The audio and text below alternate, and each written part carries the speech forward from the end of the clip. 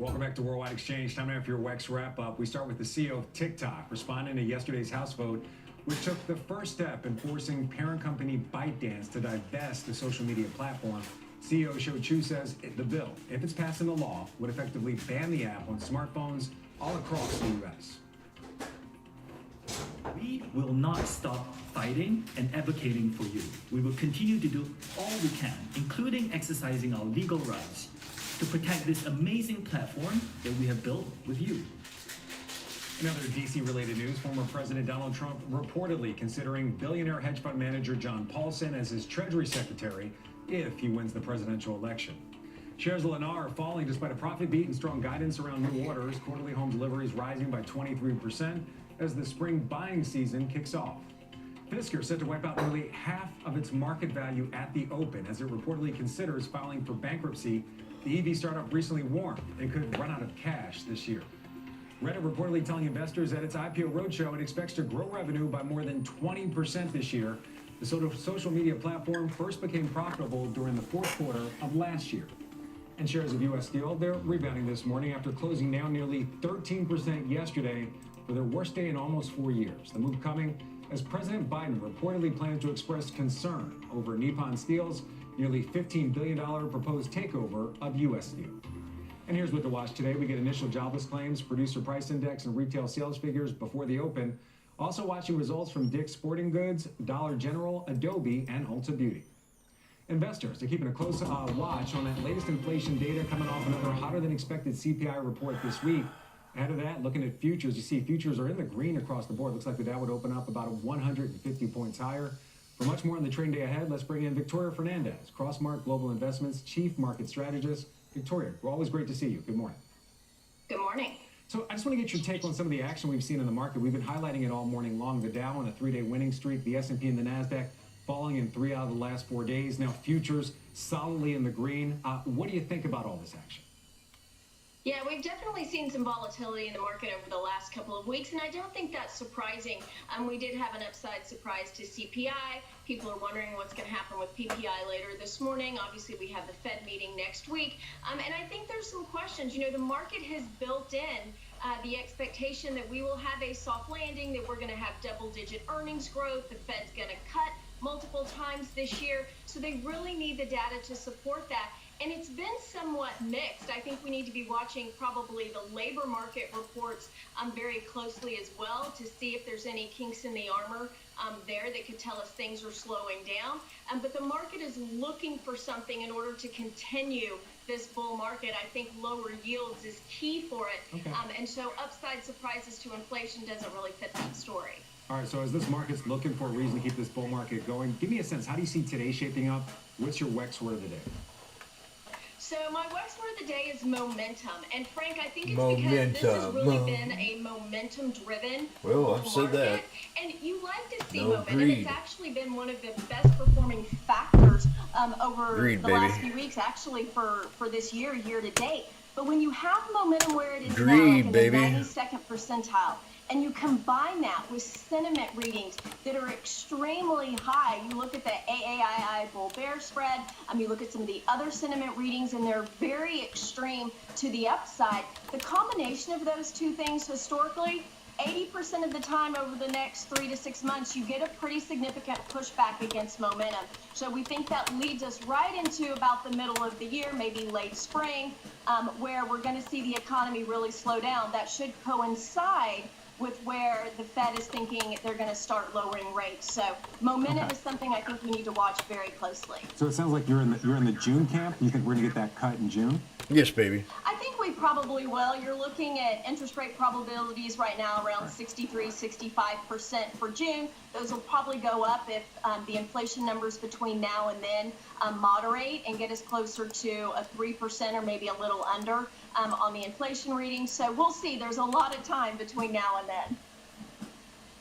So Victoria, you came to us with, a cornucopia of picks, different sectors, different things going on. Gap, Kroger, Apple, that's on your trim side. But on the buy side, Cigna, Deere, and J.P. Morgan. I don't even know where to lead into this. Come up with Why that, these man? stocks? Yeah. Why right now?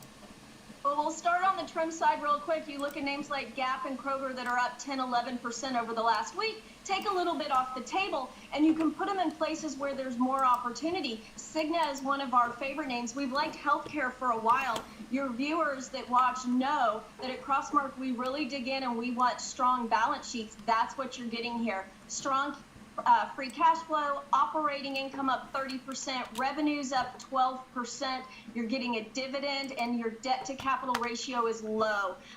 It's down, or Cigna is actually up this year, so maybe wait for a little bit of a pullback where it comes down, and it's a good entry point there. Can I come work for you? Deer, you're getting stronger balance sheets there, a beat on their earnings of about except 20%, minimum wage. and we know the infrastructure bill is coming into play this year and next, so there's some opportunities there. All right, so you're seeing some opportunities there. In general, you're saying momentum's a big factor in the market. It's always great to have you here. Thank you so much for those picks. Again, your picks, Cigna, Deere, and JP Morgan. As I said, a cornucopia, wide range of them there. On the sell side, you got Gap, Kroger, and Apple. Always great to see you. Thank you very much. Okay, that's going to do it for us. Squawk Box coming up next.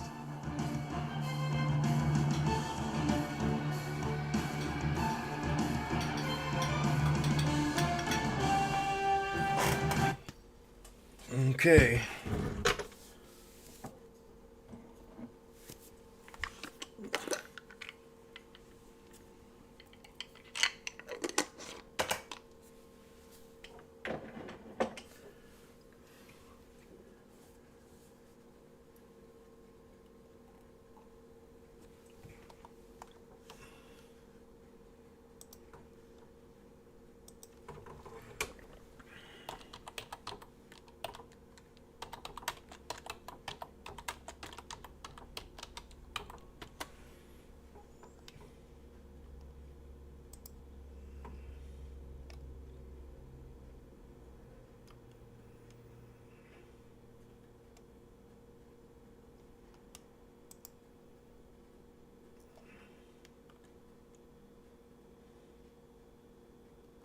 God.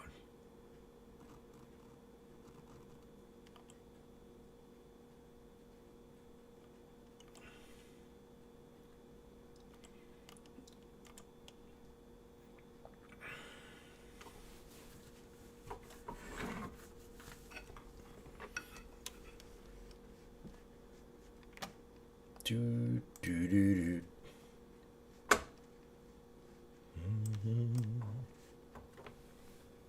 Oh, I know what I'm missing. Time in sales.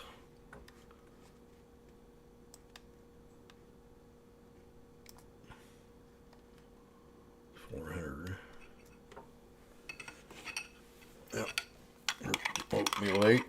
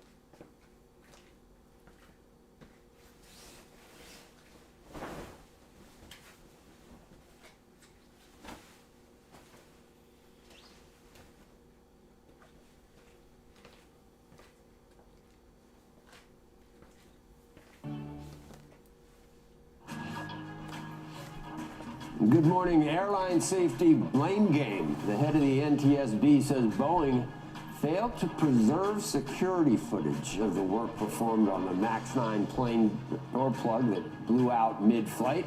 Boeing's response is straight ahead. It's convenient, though. We'll save it.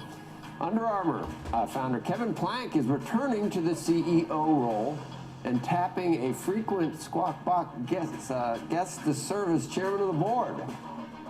Plus, we're going to talk beer and cigarettes in today's big morning stock movers. It's Thursday, March 14th. It's Pi Day. I can only go out, how many decimal points? I can go out 3.14. That's what I have. Yeah. Squawk Box. It's close enough. Squawk Box begins right now.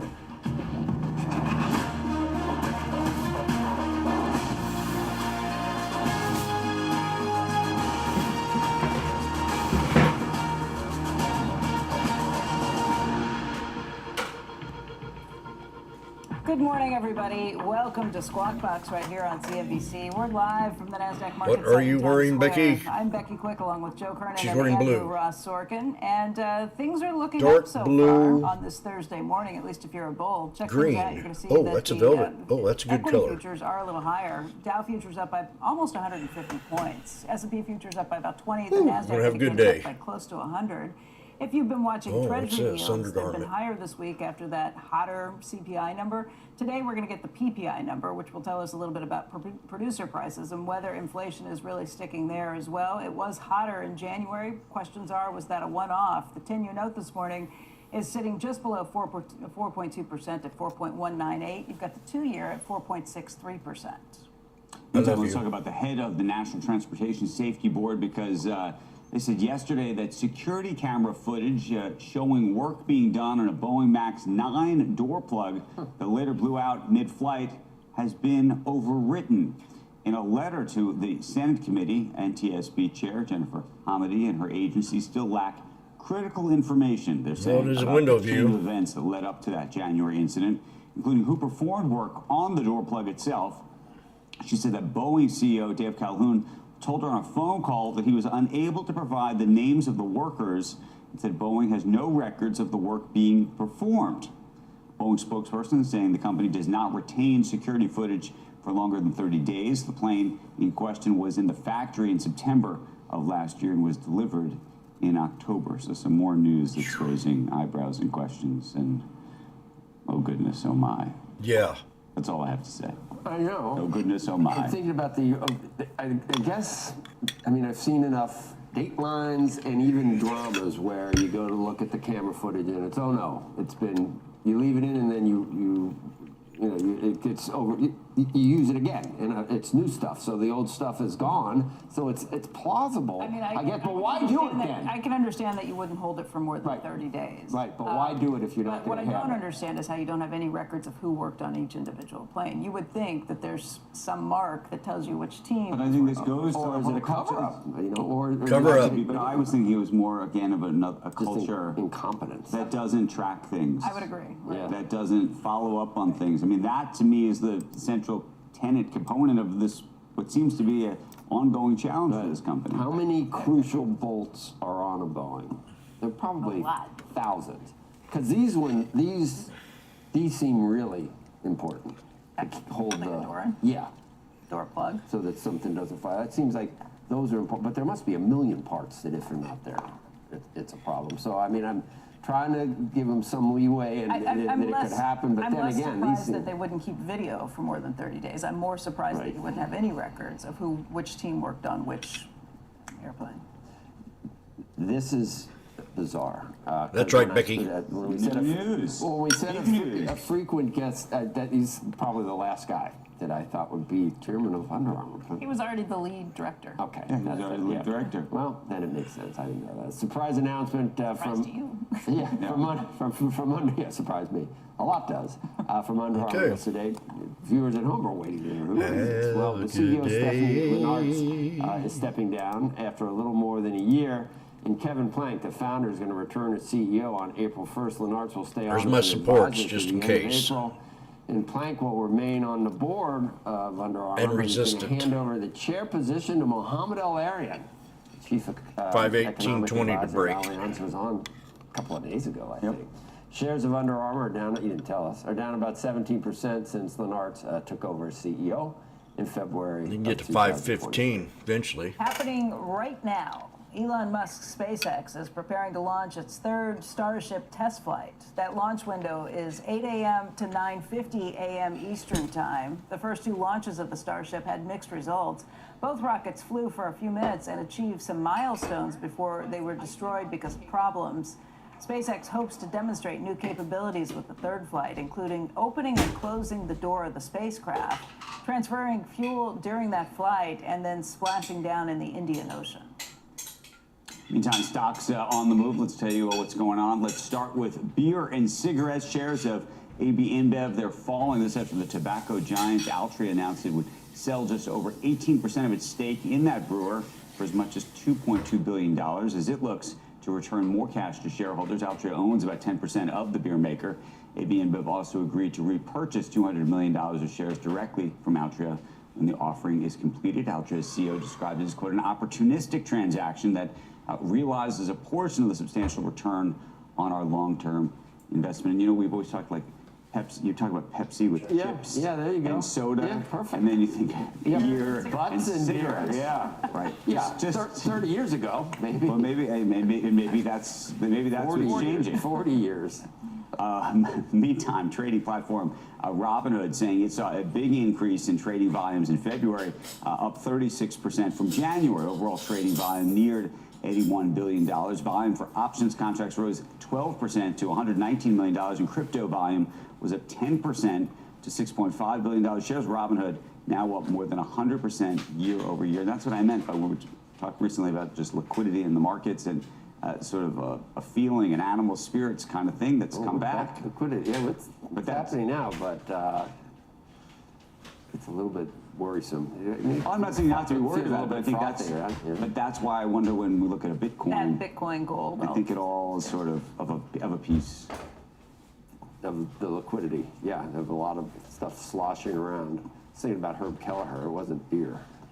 Remember that? It was like bourbon, right? Bourbon in red Marlboros, I think, or Lucky Strike. That you just don't, does that lifestyle even exist anywhere? Marlboro Man? Paris? Paris exists, and there's a lot of smoking still in Paris. Yeah. There is. Walking, yes, There was a lot in Davos when we were there. yeah. That was. There is. It's different.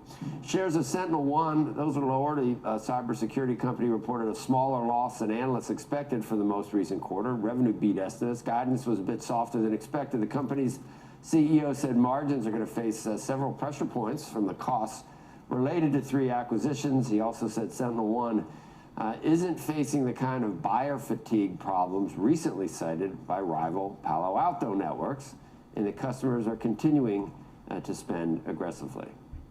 New details on Reddit's IPO from its roadshow. The social media platform reportedly telling investors that it expects to grow revenue by more than 20% this year and then break even when it comes to adjusted earnings. That would mark a turnaround for Reddit, which became profitable for the first time last year. The company is looking to raise as much as $748 million during its roadshow and plans to sell 22 million shares at a price between $31 and $34 a piece. Coming up, we got a lot more on Squawk. The White House passing, or I should say, not the White House, the House passing. We'll see whether the White House does it too, but got to get to the Senate first. Passing the TikTok divest or ban bill. We're going to talk about the odds in the Senate and what's likely to happen next. And then later, former Treasury Secretary Steven Mnuchin is going to be live with us on set. That interview coming up at 8 a.m. Eastern Time. Talk all about that and so much more. Squawk Box coming right back.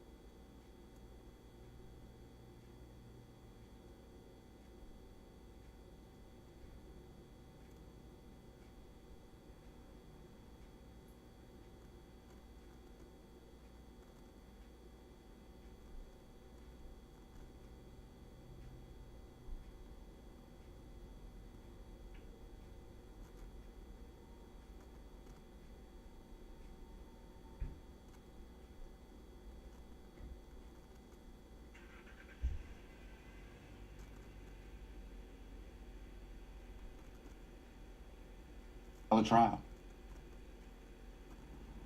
Welcome back to Squawk Box. The House approved a bill requiring China tech giant ByteDance to divest TikTok, potentially leading to the popular social video app's ban in the U.S. as it moves now to the Senate. Joining us right now is Sapna Mashwahari, and she is a New York Times business reporter.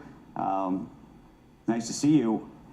Sapna, help us understand what you think happens next. Obviously, this is going to go to the Senate, but in terms of getting to the Senate, what does that timeline look like, and what kind of reaction do you think you're hearing from folks there?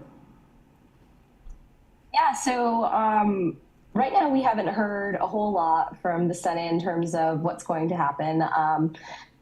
For example, Schumer has not confirmed that this will be introduced and taken on, but obviously that is the next step for this legislation, and anything could happen. Obviously, TikTok is waging a pretty strong lobby against this going forward, and they are really turning to their users to call legislators, to call senators. Just last night, you saw TikTok's CEO put out his own video calling on users and creators to really start reaching out, to make their voices heard, to be a part of the process. And so it's going to be really fascinating lead up to what goes on in the Senate. Do you think that's an effective strategy? I mean, clearly it's working insofar as people are calling, and they have every right to call. You'd think American citizens should be able to do that. At the same time, there's been some backlash because you've had some people in Washington say, look at the power of this social media platform, and look what could happen or maybe is happening, depending on who you believe, that the Chinese government could effectively influence so many people. Yeah, I mean, while people definitely have the right to call their elected representatives, I think that the Thursday stunt was met with some frustration from lawmakers. TikTok initially had a design glitch with the pop-up that they sent their users. So they sent this message that said, call your representatives, TikTok is going to be banned. And for a period, people couldn't actually X out of that, and they weren't able to do the normal swipe up to remove the message. They could only swipe right, which was not intuitive. And so you had a lot of people just clicking the button and calling the lawmakers and hanging up, or kind of prank calling. That said, a lot of people also did call and express their concern that this app that they really love might be taken away. So let's just talk about the ban versus divestiture debate that's out there. TikTok has said this is a ban, or at least from a practical perspective, a ban, given the 6-month timeline, given some of the language in at least the House bill. The folks who crafted that bill say, no, this is a divestiture bill that effectively would force them to sell it to somebody else. What's realistic? It's hard to say, honestly, because each side is really adamant that what they're saying is accurate. You even have Jeff Jackson, the congressman who is the most popular congressman on TikTok, 2.5 million followers. He voted in favor of this bill, and he doesn't think that it's going to go away. He thinks that they could reach some sort of resolution where ByteDance spins off TikTok or gets new owners. From TikTok's end, they say it's just simply not possible. And I think that the thought of a sale of the company, I mean, it raises a lot of questions. We're not even really sure, like, does this apply to just TikTok US? How would it interface with TikTok in other countries? There's a short list of who could buy TikTok, who could afford it. And let's talk about that short list. Yeah. Given also that there's something known as the Department of Justice and also the FTC, Lena Khan, who I'm not sure would be loving some kind of big merger either. Yeah, exactly. When you look at the companies who would, potentially be able to afford TikTok, not a ton of them out there. One of them would obviously be Meta. Very unlikely that would pass regulatory muster. So it's hard to see, how that works. By the way, what do you think it would be worth, given that it seems to be, I mean, one of the things that's sort of been revealed during this whole period is this is not a money-making business for all of the talk about its popularity, which it is. I mean, I think that's demonstrable. This is not a profitable enterprise, it does not seem. Yeah, I mean, it's private, and so it's hard to get a sense of what it would cost. I remember in 2020, the numbers that were thrown around at that time were like 50 billion. The app is way, way, way bigger than it was then. So, yeah, also unclear how it would be valued. I think the other big question too is, let's say all of these things happen and you get to this point, would China intervene and block a sale? Or would certain pieces of the technology, not be up for sale or export to the U.S.? So it's raised so many questions, and I think this will be a crash course for Americans in M&A. Sapna, it's great to see you. Appreciate your perspective this morning. Thank you. Thanks. When we come back, shares of U.S. Steel plunged yesterday on reports that President Biden could express concerns over its acquisition by a Japanese company. We've got the details on that next.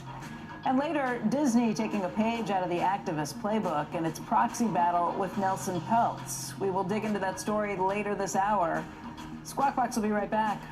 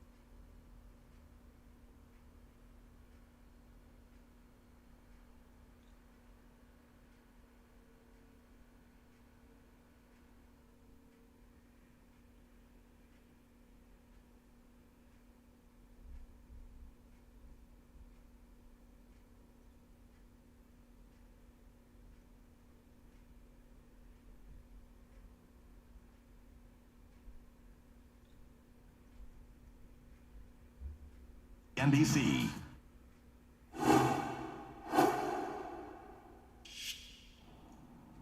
Shares of U.S. Steel closing down nearly 13% yesterday for the stock's worst day in almost 4 years. That move coming after the Financial Times said that President Biden plans to express concern over Nippon Steel's nearly $15 billion proposed takeover of the American industrial giant.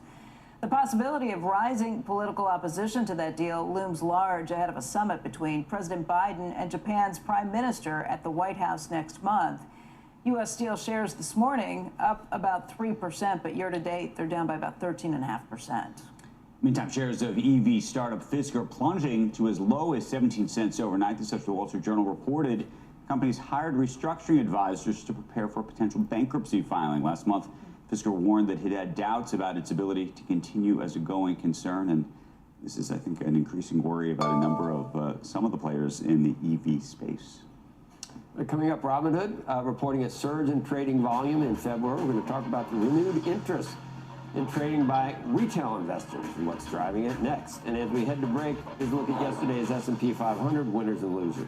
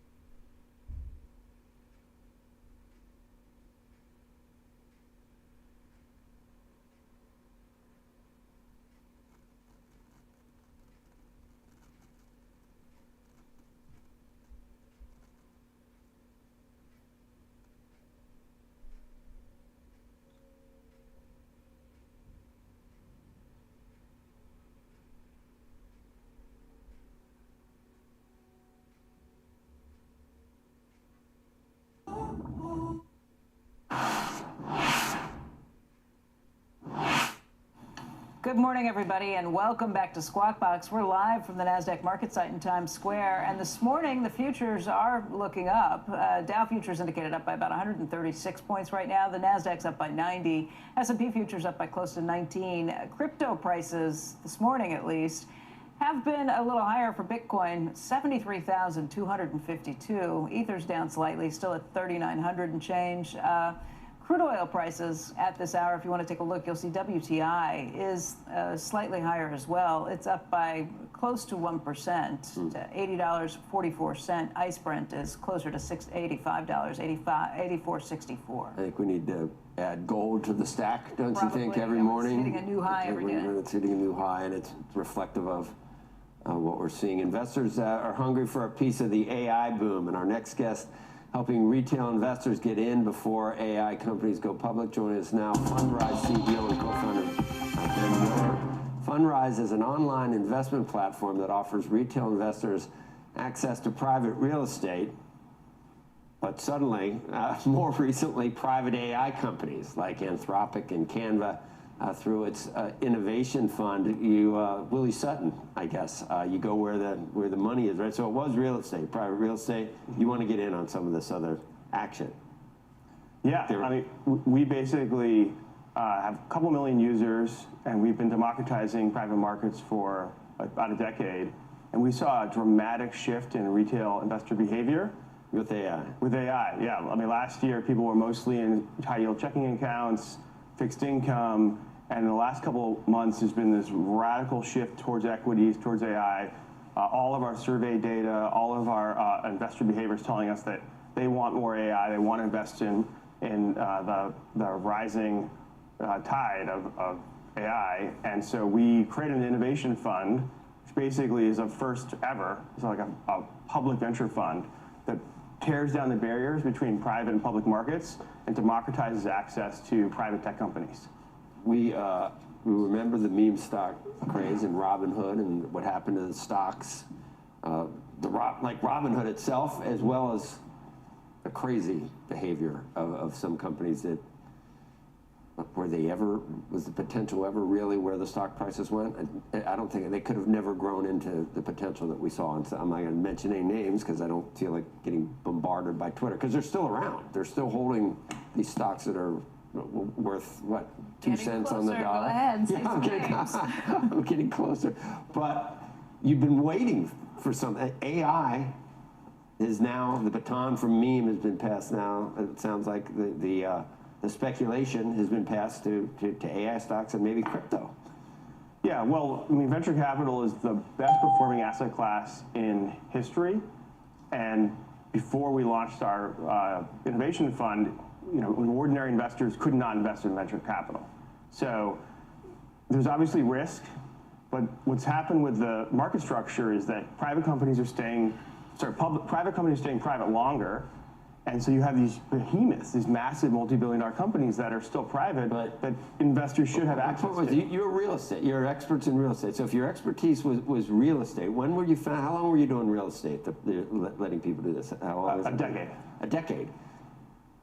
Suddenly AI becomes very hot. Now you're experts in AI, at least it's. Remember when everybody would add a .com to their name? Is it similar to that? Well, so we have 150 software engineers at the company. We have a couple million users. We have the full stack in terms of technology. It was an easy transition. So I've been building software for a long time. My first-hand experience in finance and in technology is pretty deep. And so it was actually the most natural, is where our expertise sits. It sits at real estate and technology.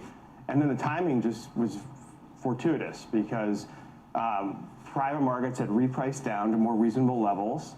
And then there's been the sort of, I think, the greatest technology breakthrough of my life. And so investors should be able to participate in that, and before us, they couldn't. Right. What kind of diligence do you do that's somehow different than anybody else? Well, so our fund's registered with SEC, so it's a publicly registered fund. So, and then we are like another venture fund. It's a fund, and we diligence companies. We have a team we hired from ex venture capital companies, and so our process looks like any other venture capital diligence process. We focused on the more mature companies that were pre-IPO. Like, if you remember, Goldman Sachs did this with Facebook before they went public. They did it with Stripe. Now we're doing it too. So there's a long history of basically providing access to people, and it just shouldn't be based only on net worth. Right. So you don't think that the net worth category is a good idea? Clearly, you think it's a bad idea. Well, yeah, I mean, you're talking about venture capital, you're talking about, I mean, these companies, if I look at our portfolio, these companies have $1 billion revenue, or more. They're all very mature. There's no reason that they should, from a purely fundamentals point of view, these companies should be barred from ordinary investors. Right. The reason why this has been the case for so many years is because people will look at an FTX, or they'll look at a company that, by the way, people thought had great revenues, And by the way, many of these companies still don't have profits, including many in your portfolio. And they'll say, what's going to happen to this company? And most importantly, can they really be diligenced? That's why I asked you the diligence question, because if you talk to most venture capitalists, they'll say, actually, we're really not in the diligence business, to be honest with you. We're in the business of investing in 30 businesses. We expect that some large portion of them actually going to go to zero. How they get to zero is actually less relevant to us. So we're not like spending all day long trying to figure it out, because some of them are going to go to zero and we know that. That's a different model when it comes to the public investor than maybe somebody who has a high net worth who might be able to absorb that kind of loss. That's the reason the question, I think, is being asked. Yeah, I mean, I get the question. So venture capital as an industry has evolved over the last couple of decades, and you're talking about a huge asset class, something like $500 billion now. And so there's a spectrum. There's early stage, that basically you're making bets, and then you have late stage. Companies have hundreds of millions of revenue. They have thousands or tens of thousands of customers, and so we focus on the late stage. I think the late stage should be accessible to individuals, and there's I think a very manageable risk profile compared to, if you're betting on three guys in a garage, that's risky. AI at the point where it is right now, I don't know how you'd compare it to .com, but it's how many are going to be survivors and how many are going to be the magnificent seven of the future? That's what I would worry about. Most of these, how many pets.com are there around in AI right now? Yeah, right, for sure. I mean, there's likely to be a boom and a bubble. The research we did, basically, we looked at all of the past waves of technology, PC, mobile, internet, cloud, and it looks like AI is likely to be about a $15 trillion market, by the early 2030s. So that's a huge amount of wealth creation. We've already seen the video go to $2 trillion. So the question is that wealth creation going to accrue to the top 1% and we'll have both AI and massive wealth inequality, or will it be more evenly or fairly distributed? And that's why you have a fund portfolio. You have a diversified portfolio, so you have some of the big companies that are really established, and then you obviously have some companies that are more risky and likely to see losses. Look, I think this is a really interesting opportunity for some people. My question is going to be about fees. What kind of fees do you put on top of this? So our fees are much lower than a normal venture fund. Normally, venture funds charge 2 and 20, so 2% asset management fee, 20% carried interest. We just charge 1.85% asset management fee, no carried interest. So the carried interest is how venture capital, that's how they get rich. It's a great business. Right. So by eliminating that, I think how are you going to get rich then? Our model is basically a low-fee model. We've always had a Vanguard ethos, which is basically if we can broaden access, use software to lower the marginal cost of each investor, right? Our investment's $10 minimum, right? How do you do that? You do that with zeros and ones, with bits. And so software can basically lower this cost like it's done with all of finance, right? I mean, the cost of stock trading used to be really high, it's fallen. So this is basically a long arc of financial history towards democracy. You have funds invested too? Your own funds? Yeah, of course. I mean, are you real estate investors like, what? Can I sell and get into your AI? Do they feel neglected? I mean, they're so 2010, aren't they? We definitely are seeing people roll over from one kind of fund to another. That's funny. And they definitely were skeptical, but if you look at the portfolio we have now, right? Yeah. We basically launched it about 12 months ago, and we basically deployed into 4 of the 5 top private tech companies. Right? And so who are the tech companies you want to own, right? OpenAI, Anthropic, Databricks, Canva, ServiceTitan, Anduril, and Stripe. So we don't own Stripe, but basically like those companies should be accessible to the individual investor. You own a lot of data centers in the real estate world that you might have learned from for this? Yeah, data centers are the next explosive growth for real estate. Interesting. All right. Thank you. Thanks for having me. You're very welcome. Good luck. Okay. I'm excited to find out what happens next. Coming up later this morning, we're going to talk to former Treasury Secretary Steven Mnuchin. That's going to happen at 8 a.m. Eastern Time. But first, new reports on who former President Trump is considering as Secretary of the Treasury. That's if he wins a second term in November. You're going to want to hear that name in just a moment. It's a name that's... No, some people in this audience will know this name very, very well, and we'll tell you. To tease, come back after the break. A reminder, you can get the best of Squawk Box in our daily podcast. You can follow Squawk Pod on your favorite podcast app and listen anytime. Squawk Box rolls on after this.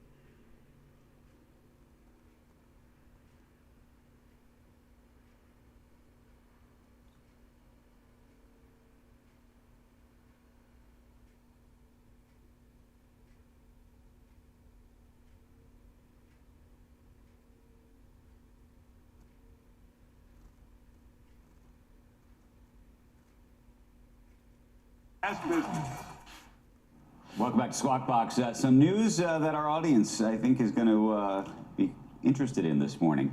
Former President Trump has now spoken about hedge fund titan John Paulson as, drumroll please, the next Treasury Secretary. That's if he wins the November presidential election. It's according to a new report from Bloomberg out that said that other potential Treasury picks include former U.S. Trade Representative Robert Lighthizer and Susquehanna founder Jeff Yass. We had talked about Jeff Yass when we spoke to the former president because he has a big stake in TikTok. Of course, the former president saying that Jeff Yass had no influence over the president or former president's reversal, if you will, on the TikTok ban or the divestiture proposal.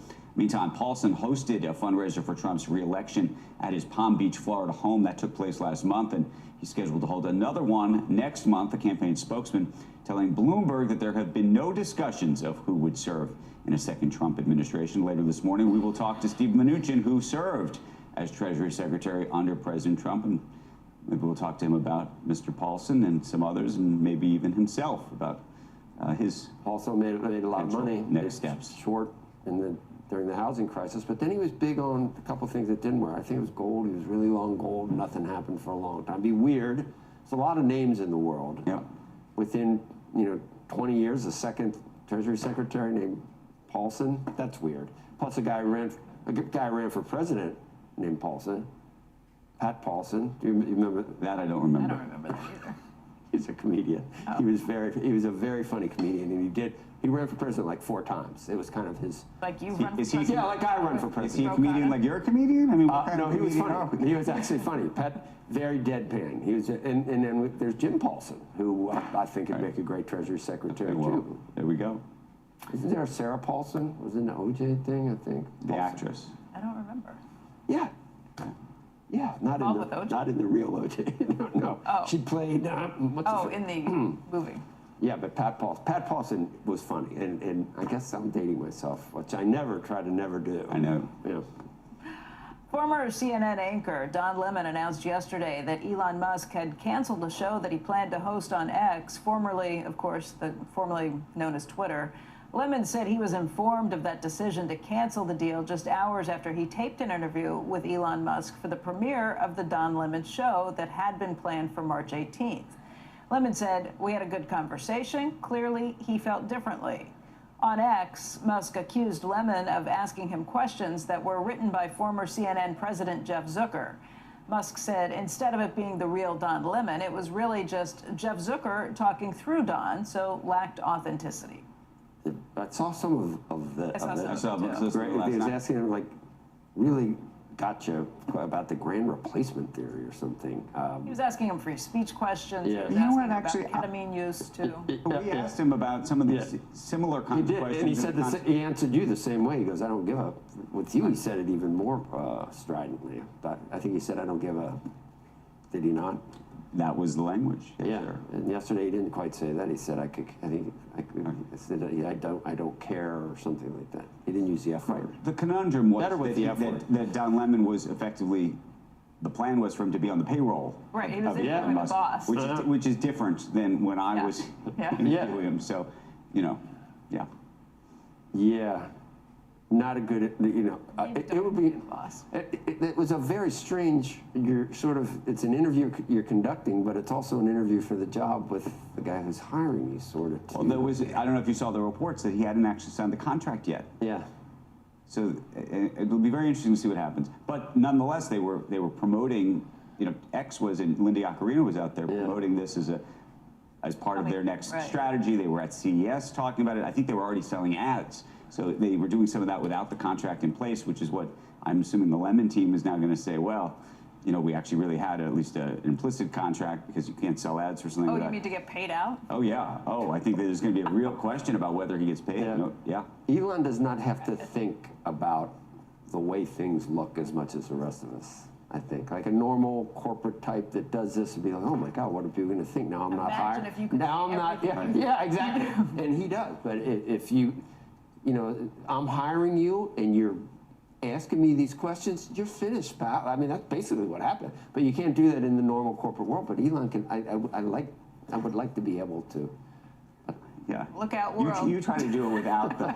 I do, without having any. Without having any juice. The same yeah, exactly. Right. I have no. I have no right to do it. He does. Yeah.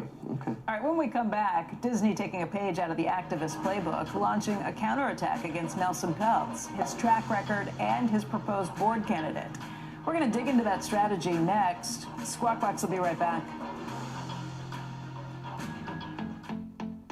One of the disadvantages that we might have as women becoming leaders in business is that there are fewer examples in the world of women in leadership positions or in certain industries. If I had dwelled too much on that fact, then I might not have had the courage to start a business in the drilling, HVAC, home construction business. And now my presence as a leader in this industry hopefully provides one more example.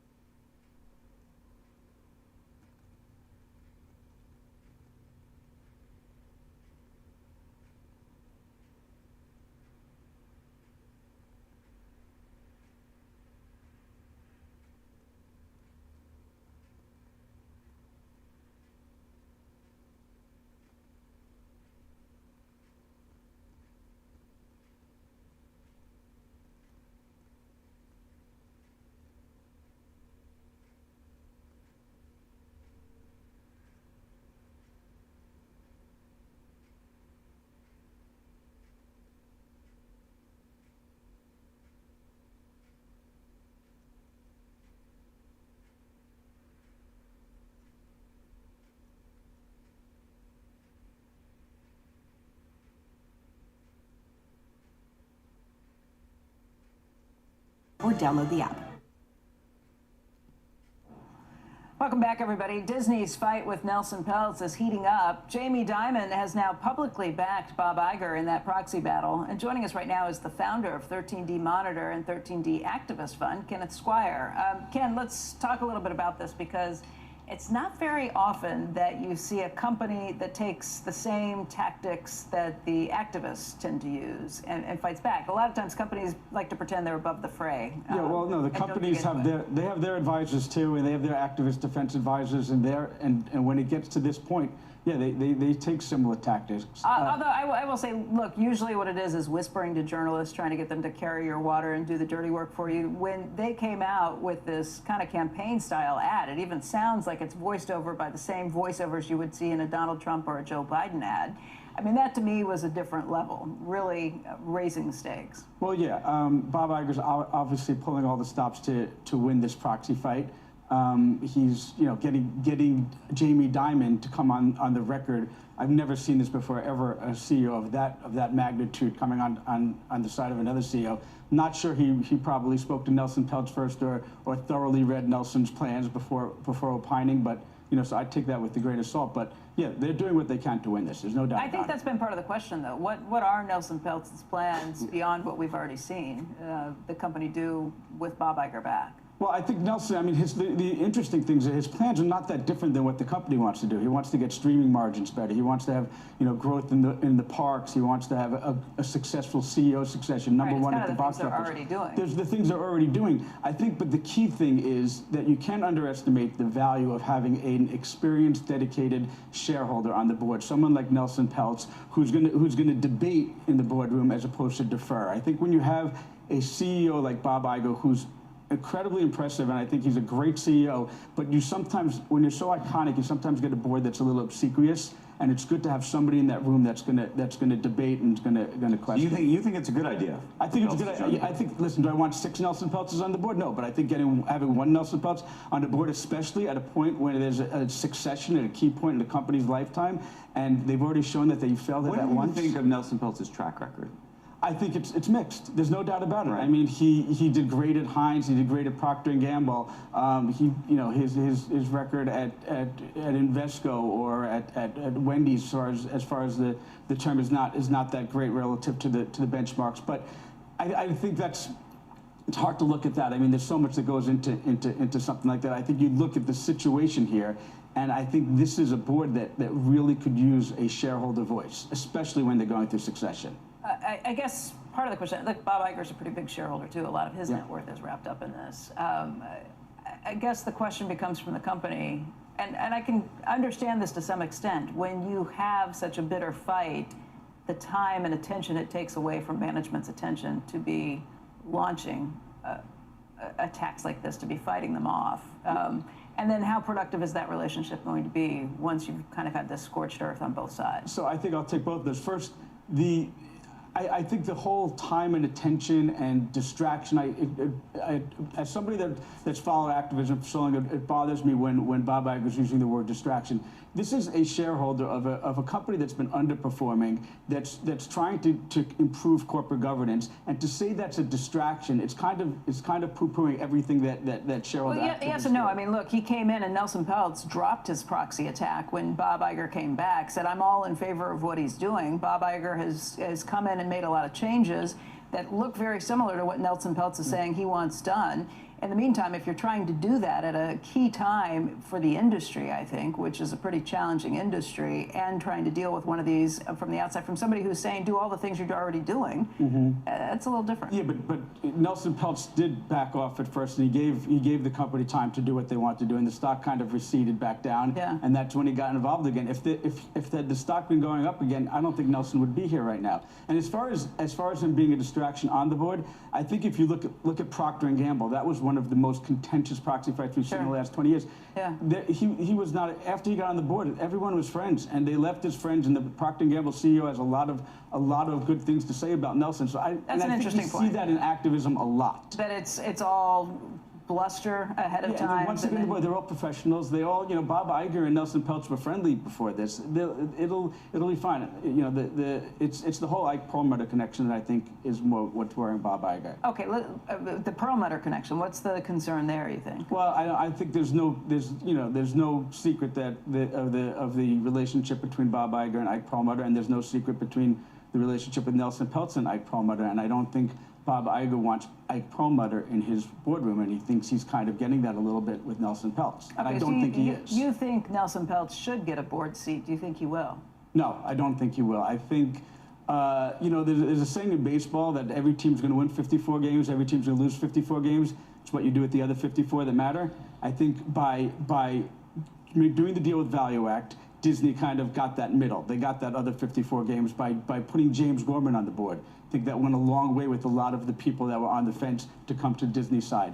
And so I don't think he's going to win this proxy fight, although I think he should. Okay. Ken, thanks for stopping by today. No, thanks for having me. Coming up, it's Friday. I mean, Thursday. It feels like Friday. Thursday's my Friday. Because it's so exciting to the anticipation of Friday. Exactly why. And it's a little further from Monday. I thought you loved being here. I do love being here. That's something you have to enjoy every day. That's what you love do. it. You don't want I love to it. get through. You don't want to get through a week. Friday's a bad day. No, you don't want to get I through actually a get week. sad on a Friday You because I don't get to do this on a Saturday and a Sunday. Well, you do other things, I'm sure, that make you feel like you're doing this, right? Or phone calls and stuff. Saturdays are for sleeping in. You don't have a DraftKings account. I do not. We're going to talk about the reports of an investment of up to $2 billion. Sleeping until 6. Yeah, sleeping until 8.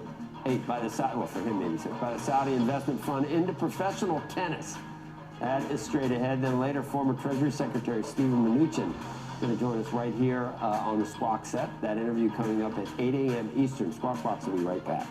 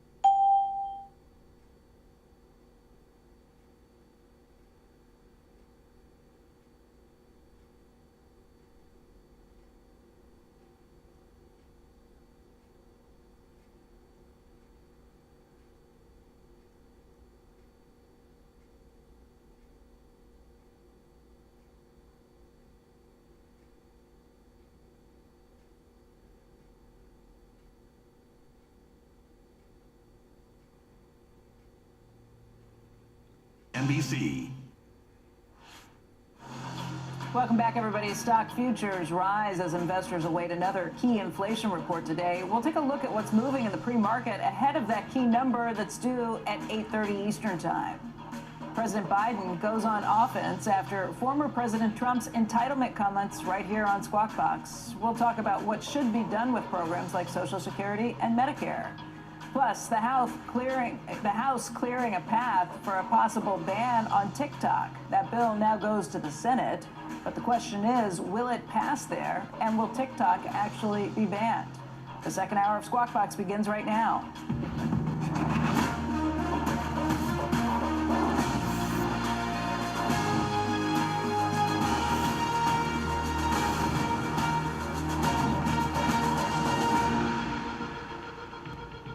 Good morning and welcome back to Squawk Box right here on CNBC. We're live at the NASDAQ market site in Times Square. I'm Andrew Ross Sorkin along with Becky Quick and Joe Kernan.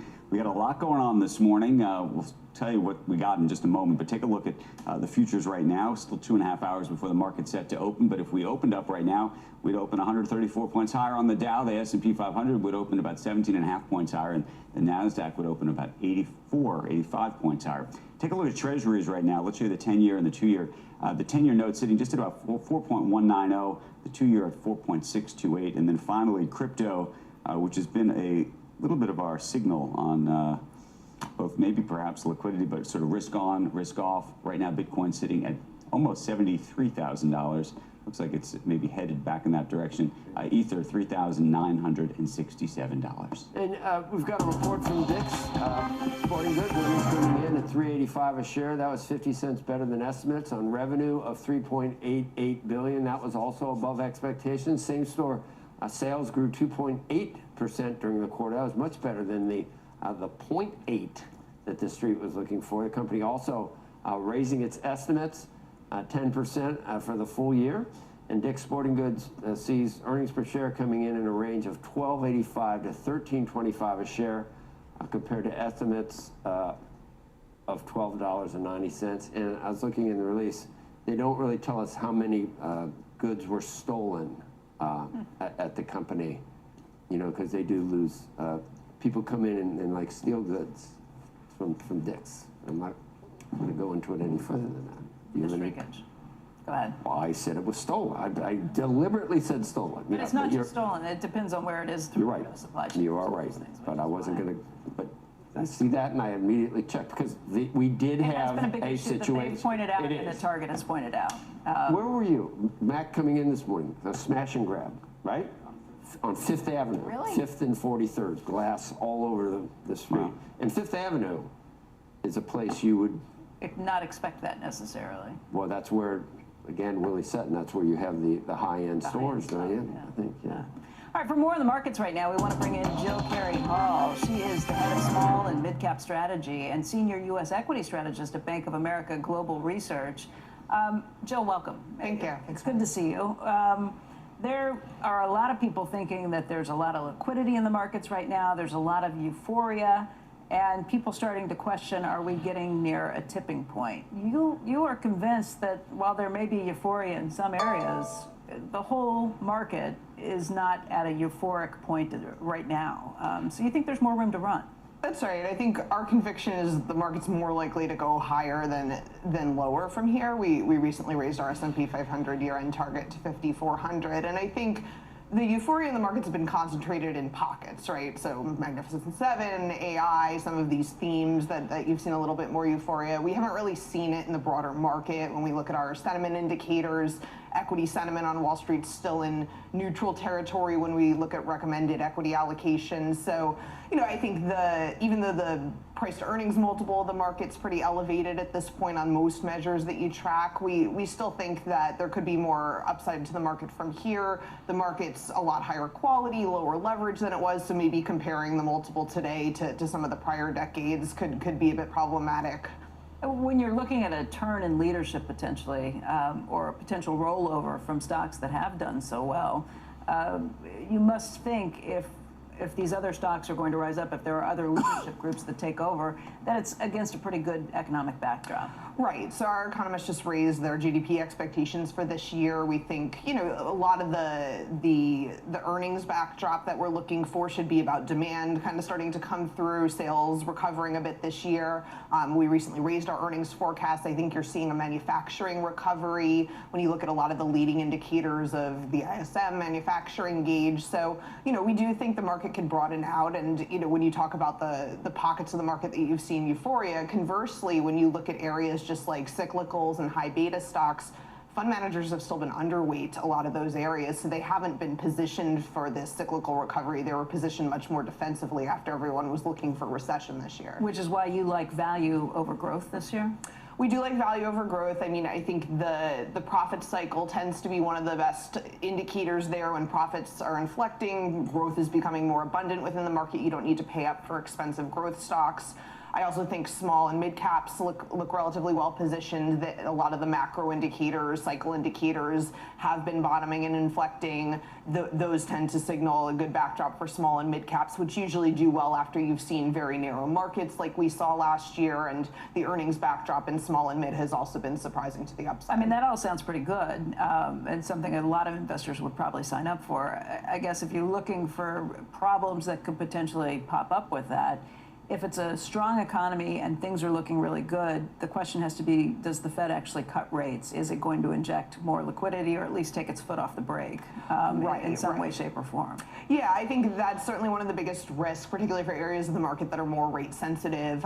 Small and mid caps still have about 40% of their debt that's short-term or floating rate. So I think if our house expectations are correct and we start to see rate cuts this year beginning in June, which is our economist expectation, we still think it's a supportive backdrop, but if inflation stays very elevated or goes higher and those rate cuts get taken out, that certainly becomes a riskier backdrop for some of the parts of the market that are more sensitive. Which means the producer price index numbers, the data that we're getting at 8:30, are pretty important this morning, because last month, I mean, we've already seen an elevated CPI, consumer prices.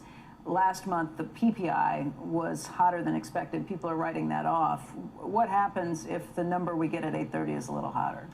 Look, I mean, I think we continue to watch the kind of multi-month trend in the inflation numbers. The CPI data that we recently saw, our economists still think is supportive of, the rate cuts that they're looking for, 3 this year beginning in June. So I think, monitoring the inflation data is important. I do think for small and mid caps, a lot of the parts of the index that are exposed to refinancing risk, some of those have priced it in better than others. But I think there are still parts of small and mid caps that look attractive. I think just having screens for stocks that have high leverage, refinancing risk, and excluding those from one's portfolio and focusing on some of the higher quality stocks, a lot of the cyclical sectors sensitive to the economic pickup could be the areas that make sense to focus on. And we think it'll be a good year for stock picking over passive. Jill, thank you. And by the way, welcome back. This is your first time with us since you were on maternity leave, so congratulations. It's really good to see you. Coming up, Saudi Arabia's tennis ambitions and what it could mean for the sport. And then later, will TikTok really be banned? John Ford weighs in on what's been a hot topic this week, both in Washington and on Wall Street. Stay tuned.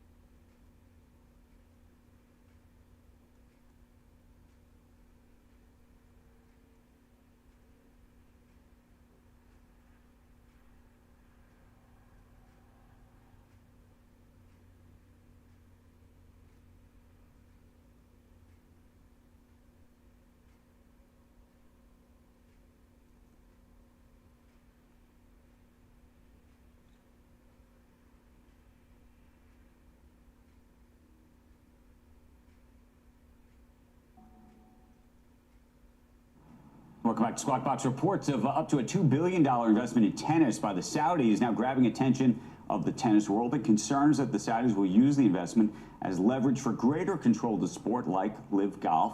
For more on all this, I want to bring in Patrick Rich. He's the director of the sports business program at Washboardjim St. Louis, founder and CEO of Sports Impacts. Thank you for joining us. What do you think the big impact of this is going to be, and do you think this is just the beginning? Andrew, this feels in a way like PGA Live all over again. Boy, it's such an interesting phenomenon. Look, PIF obviously is trying to use their resources to get involved in the sports industry. They've disrupted golf. Now you've got a situation where if we take PIF out of this, the tennis industry is such, Andrew, that, look, it's very confusing. The scheduling is confusing. There wants to be, if you look at the top tournaments in tennis, men and women are playing at the same tournament. Ironically, I was reached out for this interview. I'm in Indian Wells right now for this week's tournament. And these events where the men and women are playing at the same tournament are phenomenal events. There are financial issues, especially on the women's side. If you look at the most recent numbers, about 180 million in revenue generated in the men's tour, about half of that in the women's tour as of 2021. So you bring in PIF, and boy, does it really change the dynamic. And at the end of the day, just like some of these golfers, more money, less time on the course, more time, leisure time, you could see where some of these players would be accepting and embracing of that model. Do you think that they will, that the Saudis, though, are trying to take over the U.S. Open eventually, and the French Open, and the Australia, I mean, the Big Four? Andrew, I don't think that's going to happen, just as in the golf world, where you see Masters, the British Open, the U.S. Open, they're going to stand their ground. They are solid entities financially on their own. Their brands are too strong. I don't see the French Open, the Australian Open, the U.S. Open, Wimbledon going down that road. However, again, there's so many parallels here. If you've got this money coming in, and I know that especially in the women's tennis tour with some of the issues, major issues with respect to discrimination, with respect to the way the Saudis are treating the LGBTQ community, there can be some issues there. But Andrew, I'm here in Indian Wells this week. I've heard some interesting things from people on the ground where I have been told a large majority of the women would actually support investments from the Saudis, thinking that they can make a difference. Now, that could be part of the reason, or cynically, it could be going back to John Rahms of the world, from the golf world. Maybe they just want more resources and not have to play as much. Right.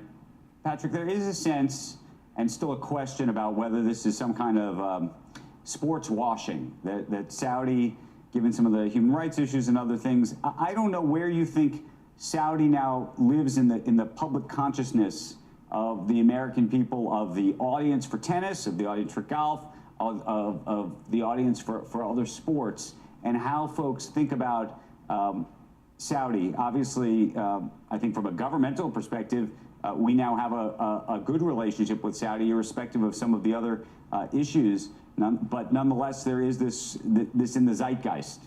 Or is there? Maybe there isn't.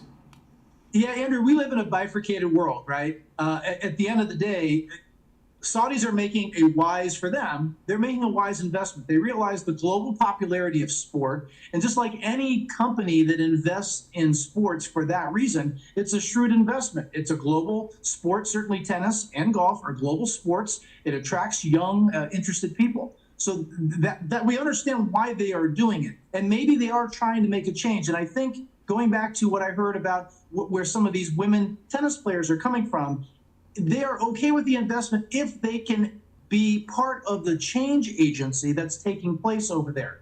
If that can happen. Now, again, we don't know if that's going to happen. But if that's part of the reason why the Saudis are making these investments to try to create a change in image, and do we actually see change down the road? I think only until then can we look back on all of what's going on, the disruption in golf, now the disruption in tennis, and say, these investments are actually changing the brand perception of what's going on in Saudi Arabia. What do you think needs to happen, by the way, more broadly to tennis? You're at Indian Wells. Do you need to see tennis on Netflix, more documentary? Like, what has to change to actually take tennis to the next place?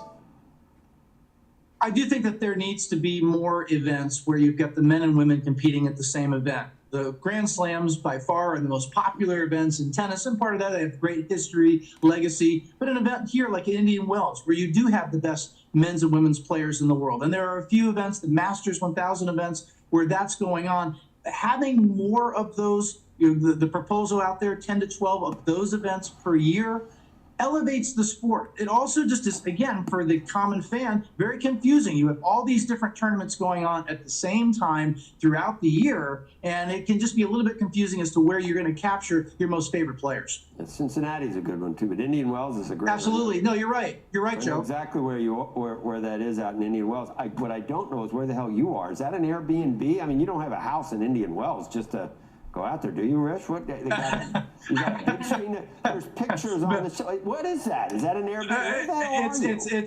It's just very good family friends, Joe. Very good family friends. I'm very fortunate. In Indian Wells? Yes. Nice. I just wondered, who are you, Joe Biden? I mean, how do you get these really nice houses? Amazing. Patrick, I want to thank you. Thank you for waking up early, too. Appreciate it. Thanks, all. All right, when we come back, stocks on the move in the pre-market. The futures this morning actually picking up a little steam. You've now got the Dow futures. What? That's different than the one I'm looking at here. Which one's right? Yeah. That's a different number. Well, Dow futures are up by better than 130 points. S&P futures up by better than 16 points. The NASDAQ futures up by better than 78 points. We'll continue to keep an eye on this as we get closer to the 8:30. Time now for today's Aflac trivia question. Big Al is the mascot for what university? The answer when Squawk Box returns.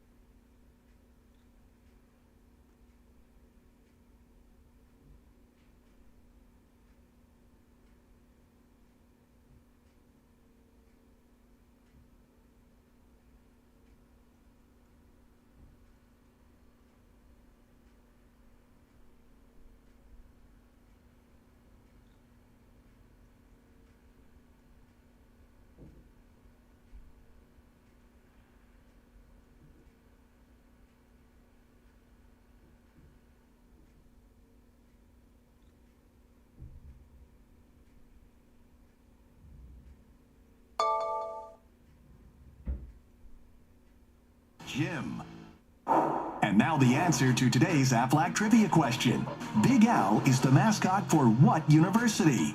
The answer? University of Alabama. Although the elephant was the unofficial mascot since the 1930s, the Big Owl costume wasn't officially one until the 1980s.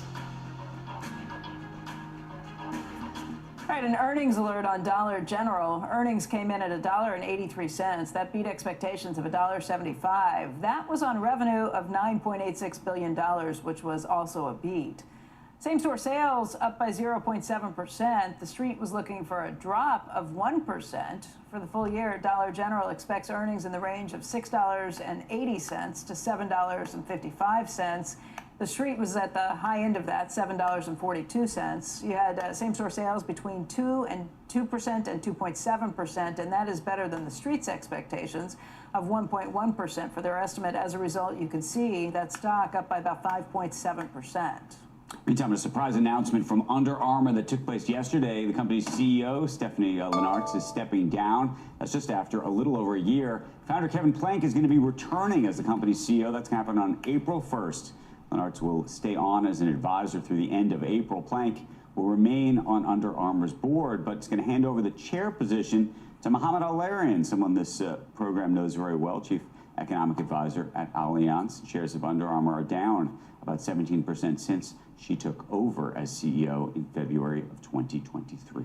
Shares of AB InBev falling after Altria announced that it would sell just over 18% of its stake in the brewer for as much as $2.2 billion as it looks to return more cash to shareholders. Altria owns about 10% of the beer maker. AB InBev also agreed to repurchase $200 million of shares directly from Altria when the offering is completed. The CEO there described it as an opportunistic transaction that realizes a portion of the substantial return on our long-term investment. Let's get to Dom Chu, who's been, we couldn't find you, Dom. You were out drinking beer and smoking cigarettes. Yes, that's what my vices out there are like that this early in the morning. It is kind of like noon for me right now. So. Doing that? No, it's good. I'm kidding. You don't do that. No. Not this early. No. I'm going to start things off this morning with a couple of analyst calls, Joe, as we talk about my vices out there. We'll start with an analyst call on banking giant Citigroup, where the shares right now are just higher by about 1.5% on 40,000 shares of pre-market volume. This is helped along by analysts over at Goldman Sachs, who've upgraded that stock to a buy from a neutral. They also raised their target price up to 68 bucks. It was 55 prior. They cited, amongst other things, Citi's capacity for possibly expanding share buybacks down the line while still being able to grow revenues and cut expenses simultaneously. So those positive comments giving Citigroup a rise by 1.5%. And then another one to watch, shares of Robinhood right now, which are higher by roughly 11%, almost 12% at this point, nearly 400,000 shares of pre-market volume. Now, after the bell yesterday, the retail brokerage company reported that assets under custody at the end of last month grew by 16% to $118.7 billion. That's a big deal, maybe the return and resurgence of retail trading. Meanwhile, analysts at Bernstein have newly initiated coverage of Robinhood with an outperform rating, and that's thanks in part to the rise in crypto interest in trading, which could power some results in the future. So those Robinhood shares up by nearly 12%. Now, if you want to know more about both that Citi Goldman call as well as the Robinhood Bernstein call out there, just head over to CNBC Pro. That's where subscribers can check out commentary and more in-depth analysis of all these big analyst calls. Joe, I'll send things back over to you. And no, I am not going to have any nicotine or alcohol in the next several hours. That clears things up. That several hours, 7:25. That could be 9:25. I guess it's 5 o'clock somewhere, right? So. Okay, that's right. Thanks, Tom. Coming up, President Biden hitting back at former President Donald Trump on entitlements. We're going to debate whether to cut or strengthen programs like Social Security and Medicare next. And then at the top of the hour, former Treasury Secretary Steve Mnuchin is going to join us. Then White House economist Jared Bernstein will be our guest. Squawk Box coming right back.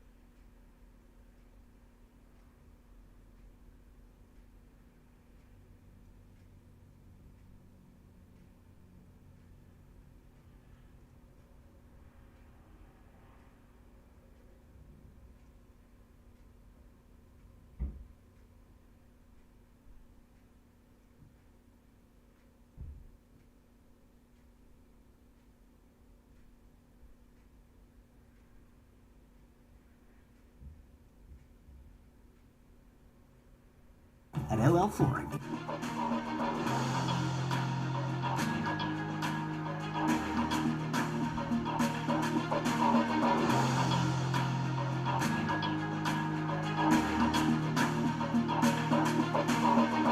Welcome back to Squawk Box, live look at Manhattan's beautiful skyline. The sun's just coming up right now. You can look right now at the futures. Sun up on the futures as well. Dow looks like it would open up about 177 points higher. NASDAQ up about 81 points. The S&P 500 up about 19 points. We've got to see how this works out here, because earlier this week, President Trump talked about cutting entitlements, which he did not do. So we're playing right into the narrative. He said there's things that can be cut. If you listen to the entire, and the campaign immediately responded and said that that's not. I wish he had said that. I wish someone would at least address it, but he did not. But we're going to run this sod anyway and mislead you.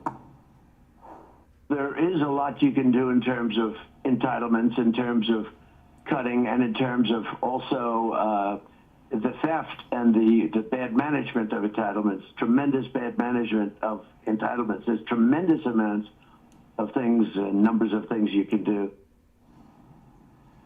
And President Biden was quick to respond, and actually it was scary because he's got 39 million followers, and there was my picture with them. Yeah, there it is. Thanks, thanks, President Biden. Saying, and they cut off what you just heard right at, there are many things to cut. So, and it's not like both camps don't do this, because when we had, you remember when we had President Biden on, Andrew, or actually it was before, and he said, I'm going to be Joe Biden. We were asking him, he says, I'm going to be Joe Biden. I'm going to be Joe Biden. That's who I'm going to be for the campaign.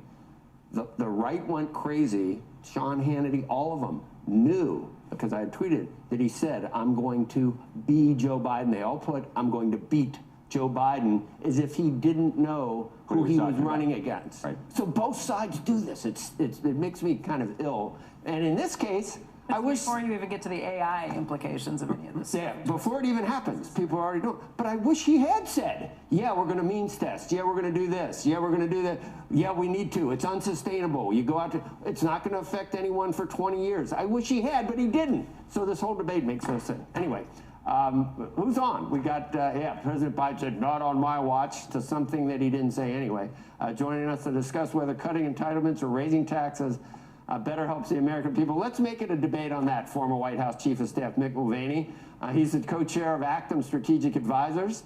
And John Hope Bryant, Operation Hope founder, chairman and CEO. He's also a CBC contributor. Let's pretend that someone, Mick, actually was. Neither one of these guys are talking about doing it. Do you think we should do something about entitlements, Mick? Yeah. Joe, watch Andrew's head explode as I say this, and I defend Donald Trump, because what he said on your show was absolutely right. Let me explain that very quickly. The budget that we did together in 2018 was the largest reduction in mandatory spending, what some people call entitlements, in history. It just did not touch regular Medicare or regular Social Security. The quickest example I can give, huge cuts to Social Security disability income, not what most people think of when they think of old age retirement within Social Security. So Trump on this point is actually right. There's a lot of entitlement spending reduction you can do before you start having to get to Social Security and Medicare. Those are the big numbers going forward, there's no question. But our argument was always, if you can't cut the easy stuff, do you really think you're going to be able to cut the hard stuff? John, my head's not exploding, Nick. I'm good for it. And as you know, or may not know, think we should too? I think we need to. I know. And I think we need to specifically means test. So, and we don't. One man's view. And John Hope, I know people say it's not an entitlement. It was paid in for your entire life. Do you want? I probably am doing well enough, John, to not need Social Security, but I remember good old Ace Greenberg. We asked him when he was still around, would you? No way. He had hundreds of millions of dollars. No way he was going to give up Social Security, John. I mean, look, Mick and I actually agree on the substance here that there are areas where you can tighten up. And waste, if you can find waste, you should cut it. I mean, it's not complicated. If somebody doesn't need it, they should give it up. They shouldn't have to be required to be told that it's not available to them. By the way, if you're living in a 580 credit score neighborhood in America, Joe, whether you're black and white, urban or white rural, you live to 61 years old. 61. If you have a 700 credit score, you live to 81. Operation used Experian data to map every zip code in America by credit score and found there's a 20-year delta. So unfortunately, you don't even make it to Social Security in communities that are struggling and need this the most. Clearly, if there's waste, we should cut it. But also this perception also that the rich are the problem and they're not paying taxes. I know that's a different issue. That's also not true. What I'm saying is both parties are playing a bit of a game with these sort of issues of who we're going to blame and where the problem is. As you know, that it's less than 8 or 10% of entitlements are, we call traditionally the poor. You can't cut yourself out of this. You got to grow yourself out of this. That's really what I'm talking about. Is that we have 4 enemies here, and none of them are us. China, Russia, Iran, and North Korea. They want our place in the world. It's war. They want us to divide. We've got to come together and grow the economy. Small business creation. This is where it should be invested in. Infrastructure and human capital, AI, new jobs, entrepreneurship, financial literacy, education for all. I mean, we got to grow GDP, and that will, I think, pay for the kind of compassion America should have for those who actually need it. John, gasoline means tested.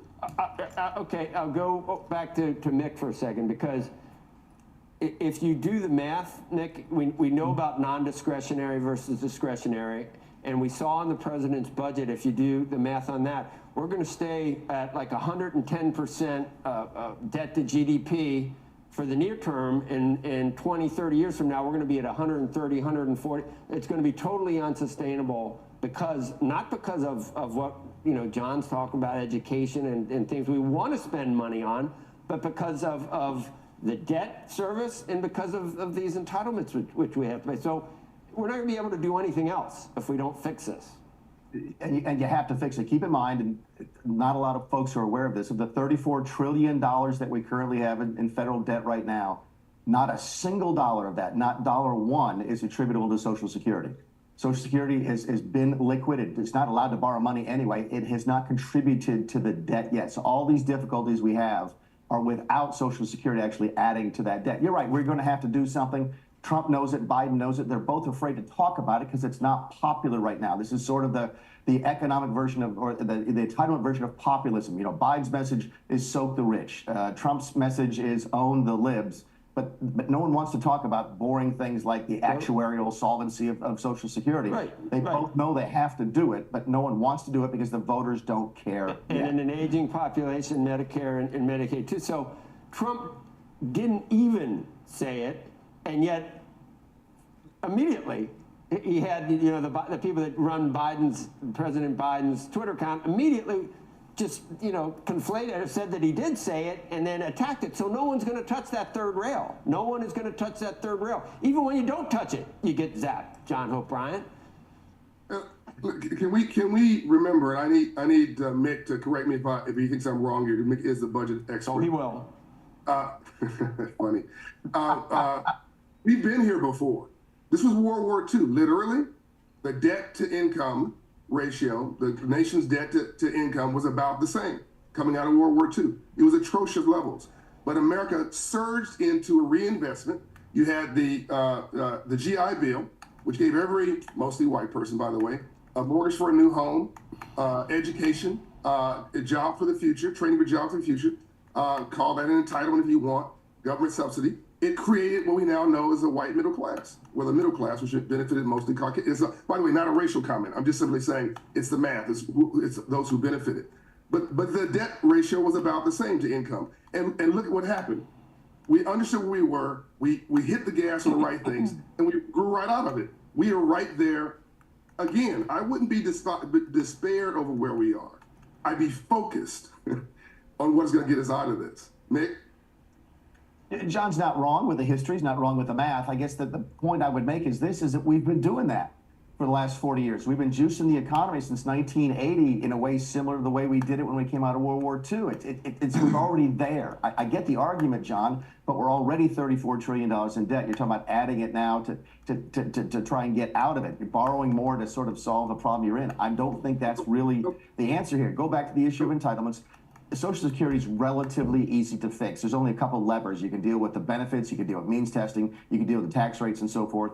Medicare is the one that's really difficult because that's going to require a cultural change. At some point, it's going to require you to tell people, look, you just can't have that hip replacement when you're 87 years old, and that's going to be a difficult conversation for this country to have. Yeah. So first of all, Mick, with all due respect, there was a little thing called a pandemic that we haven't seen in 125 years that added, I don't know, $6-7 trillion. There's never been stimulus with a T in front of it in the history of the world by any government, and we ran through that pretty well. This president, I'll give him credit, pushed through that pretty well, and we have a stable bones economy. The economy today has really good bones, and that I can talk about with confidence as a small business owner. I actually feel confident for the future. My clients at Operation on balance, other than consumer debt, feel confident about the future. That's amazing we did that. So I do believe it's different, Mick, than World War II. And I don't want to tell the 86-year-old woman she's not getting a hip replacement. We can do better. We can be the largest economy in the world. We're the only economy in the world growing, Mick. We're the only economy growing the way we are. John, I don't disagree with that. If you're going to do that, then the taxes have to go up on Medicare. They just do. At some point, if you want to continue to pay for that stuff, then you have to have money to pay for it. It's either debt, which it's been for the last 30 years, or it's more taxes. That if you're going to spend more, pay more for my auntie's hip. If you're going to spend more, you have to tax more. That's what it comes down to. Nick, Mr. Budget, you saw the budget. I know it's not going anywhere, but it is kind of staggering because, there is supposedly if he were able to get through some of the tax increases, and if it didn't hurt the economy, supposedly it would cut the deficit by $3 trillion or so, but not through cutting spending. There's really we're adding to the spending that we're already out of control on. We're just adding to it and then raising taxes to try to pay for it. But Joe, one of the ways to cut through the mumbo jumbo when it comes to increasing the deficit, decreasing the deficit, because every administration can look at the long-term projections from the CBO or OMB and say, oh, we're not doing as bad as the projections, therefore we're cutting the deficit. And that's exactly what Biden has done here. What you do instead is look at the proposals for new revenues versus the proposals for new spending. And the way it works out is there are $6 trillion worth of new taxes and $3 trillion worth of new spending. Okay, which means you're adding you're adding to what the government is spending right now. So that's how they propose to get out of it. But even then, when taxes go up, they're spending more. They're not using that money to pay down the deficit. John? If we're talking about spending, make this a question on things like the infrastructure bill. As you know, Mick, we have one of the worst infrastructures as a nation to any nation in comparison in the world, and we're the leading economy in the world. If that's what's adding to it, I say that's a good investment. If you tell them we're buying hula hoops and that's what's adding to it, then I say it's bad debt. There's good debt and there's bad debt. And there's no billionaire that became that way without good debt, and no country that grew without good debt. So I think we need to have a more intelligent conversation. You're always having one, Mick. I'm not saying you're not.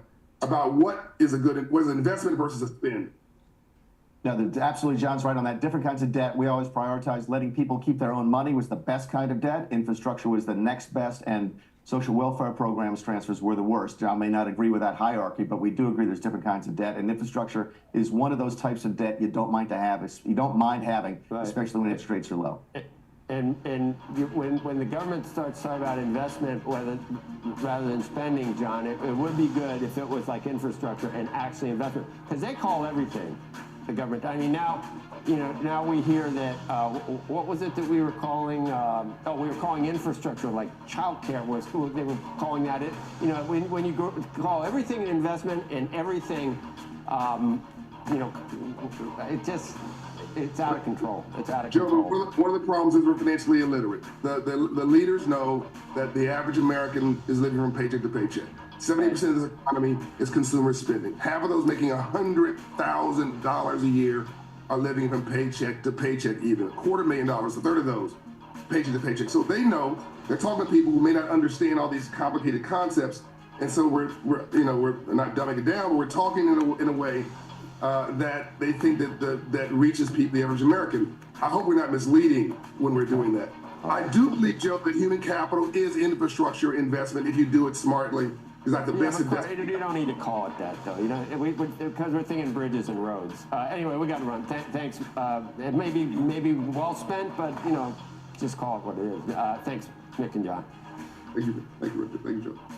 When we come back, the House passing a bill that would force TikTok to be sold or be banned. But will it really make its way into law? CNBC's John Ford weighs in on both sides of that story. Right now, let's check out the futures ahead of the upcoming inflation data that we have this morning. PPI at 8:30, that's just 45 minutes away. The Dow futures right now up by about 170 points. S&P futures up by 17, the NASDAQ up by 76. We will be back with much more right after this.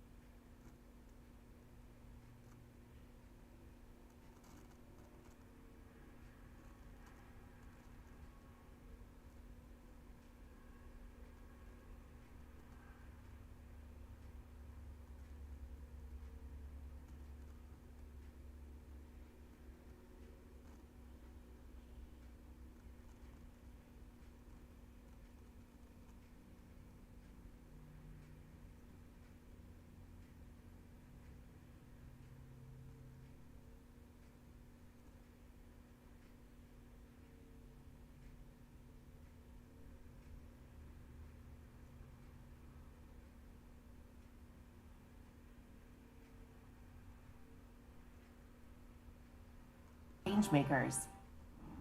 Coming up, former Treasury Secretary Steven Mnuchin. He's going to join us at the top of the hour for a wide-ranging interview. And then White House economist Jared Bernstein is our special guest ahead of this morning's big inflation number. Squawk coming right back.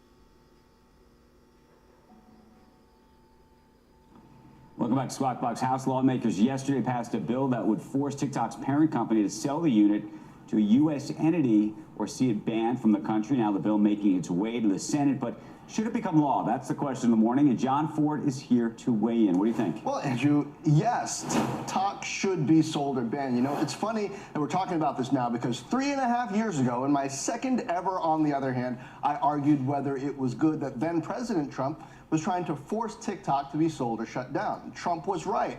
It's impossible to know how much visibility China has into TikTok's vast trove of data on the habits and interests of Americans. But we do know the Chinese government likes surveilling billions of people and using the information to support the Communist Party agenda.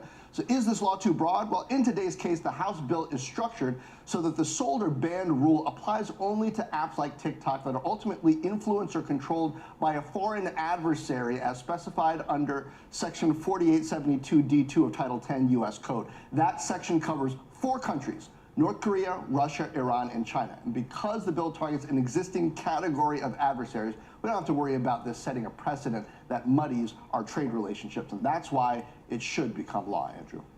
Okay, but is this what lawmakers should be focusing on more broadly, you think? Well, Andrew, on the other hand, a law forcing TikTok to be sold or blocked is a terrible idea. You know, it's funny that we're talking about this on Squawk Box because just Monday, presidential candidate Trump was on saying shutting down TikTok would only empower Facebook. Trump was right this time. We can agree that China is a dangerous foreign adversary. Chinese surveillance on our population or influence over our discourse is a serious threat. And that's why this legal TikTok crackdown is a bit of a farce. Even if the Senate passes this and President Biden signs it, TikTok parent ByteDance would have 165 days to file a legal challenge. Meanwhile, this TikTok stuff is all a red herring. Last week, a congressional investigation found mysterious communications equipment installed on China-made cranes that tower over U.S. ports. That's a great advantage to spy on or disrupt our supply chain. And the point is, if we're that concerned about Chinese spying, there are other steps we can take without upending the social media ecosystem. As it stands, this bill is more about election year grandstanding than solutions. Isn't U.S. TikTok data, though, stored on Oracle servers? I mean, this is sort of a big question about what kind of influence the Chinese really have. Yeah, it is, and I wonder how easy it would be to exfiltrate that mass amount of data all at once. So there have been stories about China trying to do exactly that. But the algorithm that gets used to surface videos to people, that's outside of it. Yes. When you say that there have been stories, I have not seen those stories. So you're aware of stories where the Chinese are trying to take the data from Project Texas? In the past. That there are. Yeah, I mean, I could be wrong about that. Well, a couple of years ago, I have not seen. No, the thing. I mean, look, there was the issue with the journalists and whatnot. I have yet to see. I'll look that up and I would love to see it. Yeah. Real evidence, and I have no dog in this hunt or this race or whatever. You're not a TikTok user. I'm not a major TikTok user. I go on occasionally as a lurker, but I wonder whether is that what it's called? A lurker. A lurker. Yeah. Is it? But I just wonder whether we have prima facie evidence that the Chinese have actually either used this stuff, tried to influence the company, or anything like it. Because invariably we get told 100 times let's say all that they it were hasn't. doing. Let's say all they the were question doing is whether it's perspective. What if all they were doing was gathering the info, but hadn't used it yet? But they have it, and it's valuable. Oh, if they have it, sure. But I'm not sure they haven't. Okay. It's hard to know, right? Unless you have one of those Edward Snowden moments, right, on this kind of thing. I want you to do the next, on the other hand, on whether the second thing that you talk about is always the one you really believe. No, it's not. I try to intentionally switch them up. I try to make the second one. Now say, yes, it is, but I don't want anyone to know, so I'm going to say, no, it's not. I try to make the second one the argument that people are less likely to expect. I must just be kind of a simpleton, that people know. But because I always, the one that's freshest in my mind is the one that you always tell me. Well, last in. And that one, what you said, you believe the second one just now. I'm not sure I believe the second one. So I'm not sure I believe the second one. On the other hand, usually I go in thinking that the first one is the one that's going to be easier to knock down. By the time I get to that's what I'm saying. By the time I get to the second one, I'm like, maybe I need to switch these. Well, that's the way it should be. But usually when you're done, I'm like, oh yeah, the second one. I sent this one in at 2 a.m. You did? I did. Yeah. Nice to see you, sir. Check out the newsletter. There's a QR code on the screen, my friend. Thank you, Andrew. Right? Yes, there is. CNBC.com/OTOH. You get the full text of both arguments and you can share them. Thanks for the assist there. You know, March Madness. Sounds like you've been up at 2 a.m. in the morning. That's what happens. You forget to toss the newsletter, but people should. Thank you, John. Thank you. Still to come this morning, the state of the economy, the presidential election, and much more with former Treasury Secretary Steven Mnuchin. We will be right back. Mean to be rich. Maybe rich is less about reaching a magic number and more about discovering magic. Rich is being able to keep your loved ones close and also send them away. Rich is living life your way and having someone who can help you get there.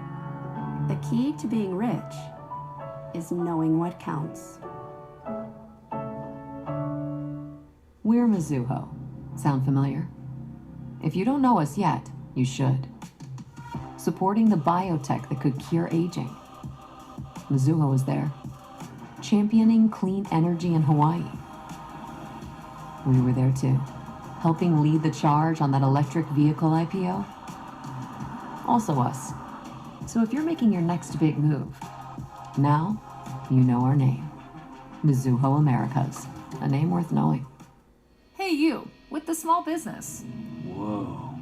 You've got all kinds of bright ideas that your customers need to know about. Constant Contact makes it easy. With everything from managing your social posts and events to email and SMS marketing. Constant Contact delivers all the tools you need to help your business grow. Get started today at ConstantContact.com. Constant Contact, helping the small stand tall. Wall Street forecasts over $100 billion in sales for anti-obesity drugs known as GLP-1. But these treatments are largely administered through cumbersome injections. Enter Luxaria Bioscience with their patented oral delivery technology. Early studies with GLP-1 suggest reduced side effects and better blood sugar control with reduced spikes. Luxaria Bioscience, transforming the future of GLP-1 drug delivery. Think big and get inspired. The Aspen Ideas Festival, in partnership with NBC Universal News Group. Join brilliant leaders and thinkers for conversations that matter. The Aspen Ideas Festival. Register now at aspenideas.org/2024.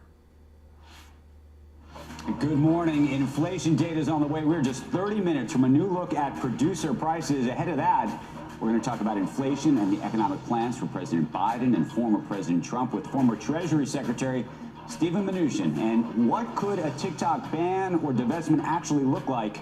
We're going to get into that following yesterday's House vote. All that and more as the final hour of Squawk Box begins right now.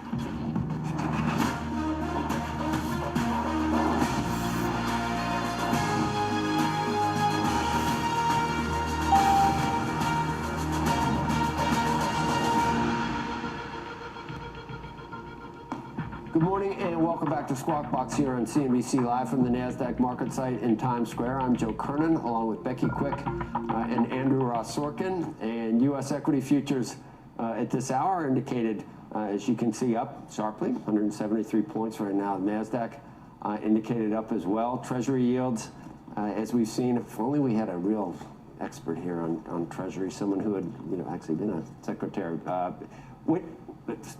You're going to intro. We've got him. We've got him. But when you came in, I looked at you and was like, oh, hey, because I was distracted, and we feel like we know this gentleman from. Because we do. Former Treasury Secretary Steven Mnuchin is here. He joins us now. There is so much to talk about: the markets, inflation, the White House's new budget plan, TikTok. You just closed the capital infusion deal for New York Community Bank Corp. Former Treasury Secretary is the founder and managing partner of Liberty Strategic Capital. I think we should start with TikTok, because I think we're all trying to understand what's happening here, whether it should be banned, divested, or otherwise. And if it is divested, who may be a potential buyer? Well, you know, when I was Treasury Secretary, I chaired CFIUS, and CFIUS approved, and I had President Trump sign an order that TikTok had to be sold. And I continue to believe that. So I think the legislation should pass, and I think it should be sold. I understand the technology. It's a great business, and I'm going to put together a group to buy TikTok. You're trying to buy TikTok? I am, because this should be owned by U.S. businesses. There's no way that the Chinese would ever let a U.S. company own something like this in China. You said, have you already put a group together? No, I'm working on it. You're exploring a group. I've spoken to a bunch of people, but who would be part of your group? I can't tell that to you now, but it would be a combination of investors. So there would be no one investor that controlled this.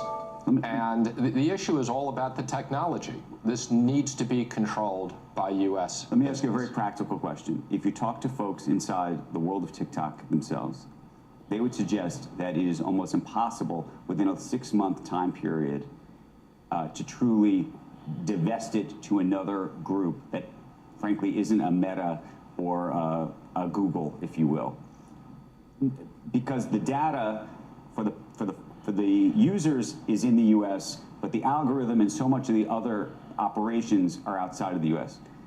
What do you know about, now that you've studied this business several years ago, and I imagine you continue to, how you would actually operationally do it? Well, let me first say, I don't think this should be controlled by any of the big U.S. tech companies. I think there could be antitrust issues on that, and this should be something that's independent, so we have a real competitor, and users love it, so it shouldn't be shut down. The technology, I won't go into all the details, but the app needs to be rebuilt in the U.S. It needs to be U.S. technology. I think there's a lot that could be done in 6 months, but I would work closely with the U.S. and with China. But do you think that the bill would need to get rewritten by the Senate, effectively, to give you more than 6 months? Is it a timing issue, do you think? I think a lot can be done in 6 months.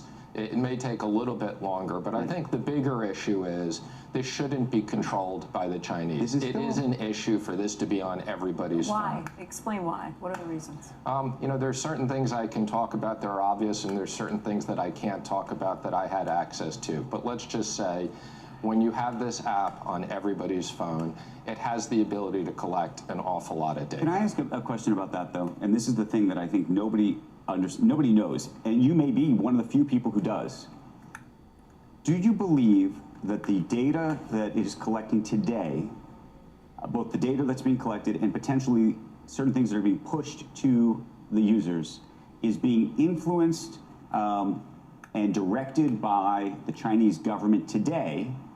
Or do you look at this as a prospective national security threat, meaning it has not been put into practice in any meaningful way right now, but the worry is that one day it could? Which is it? Well, I'm not going to comment on what's today, but I will comment. There's no question that on a forward basis, they have both the ability to influence the data and they have the ability to collect data, which is probably the bigger concern.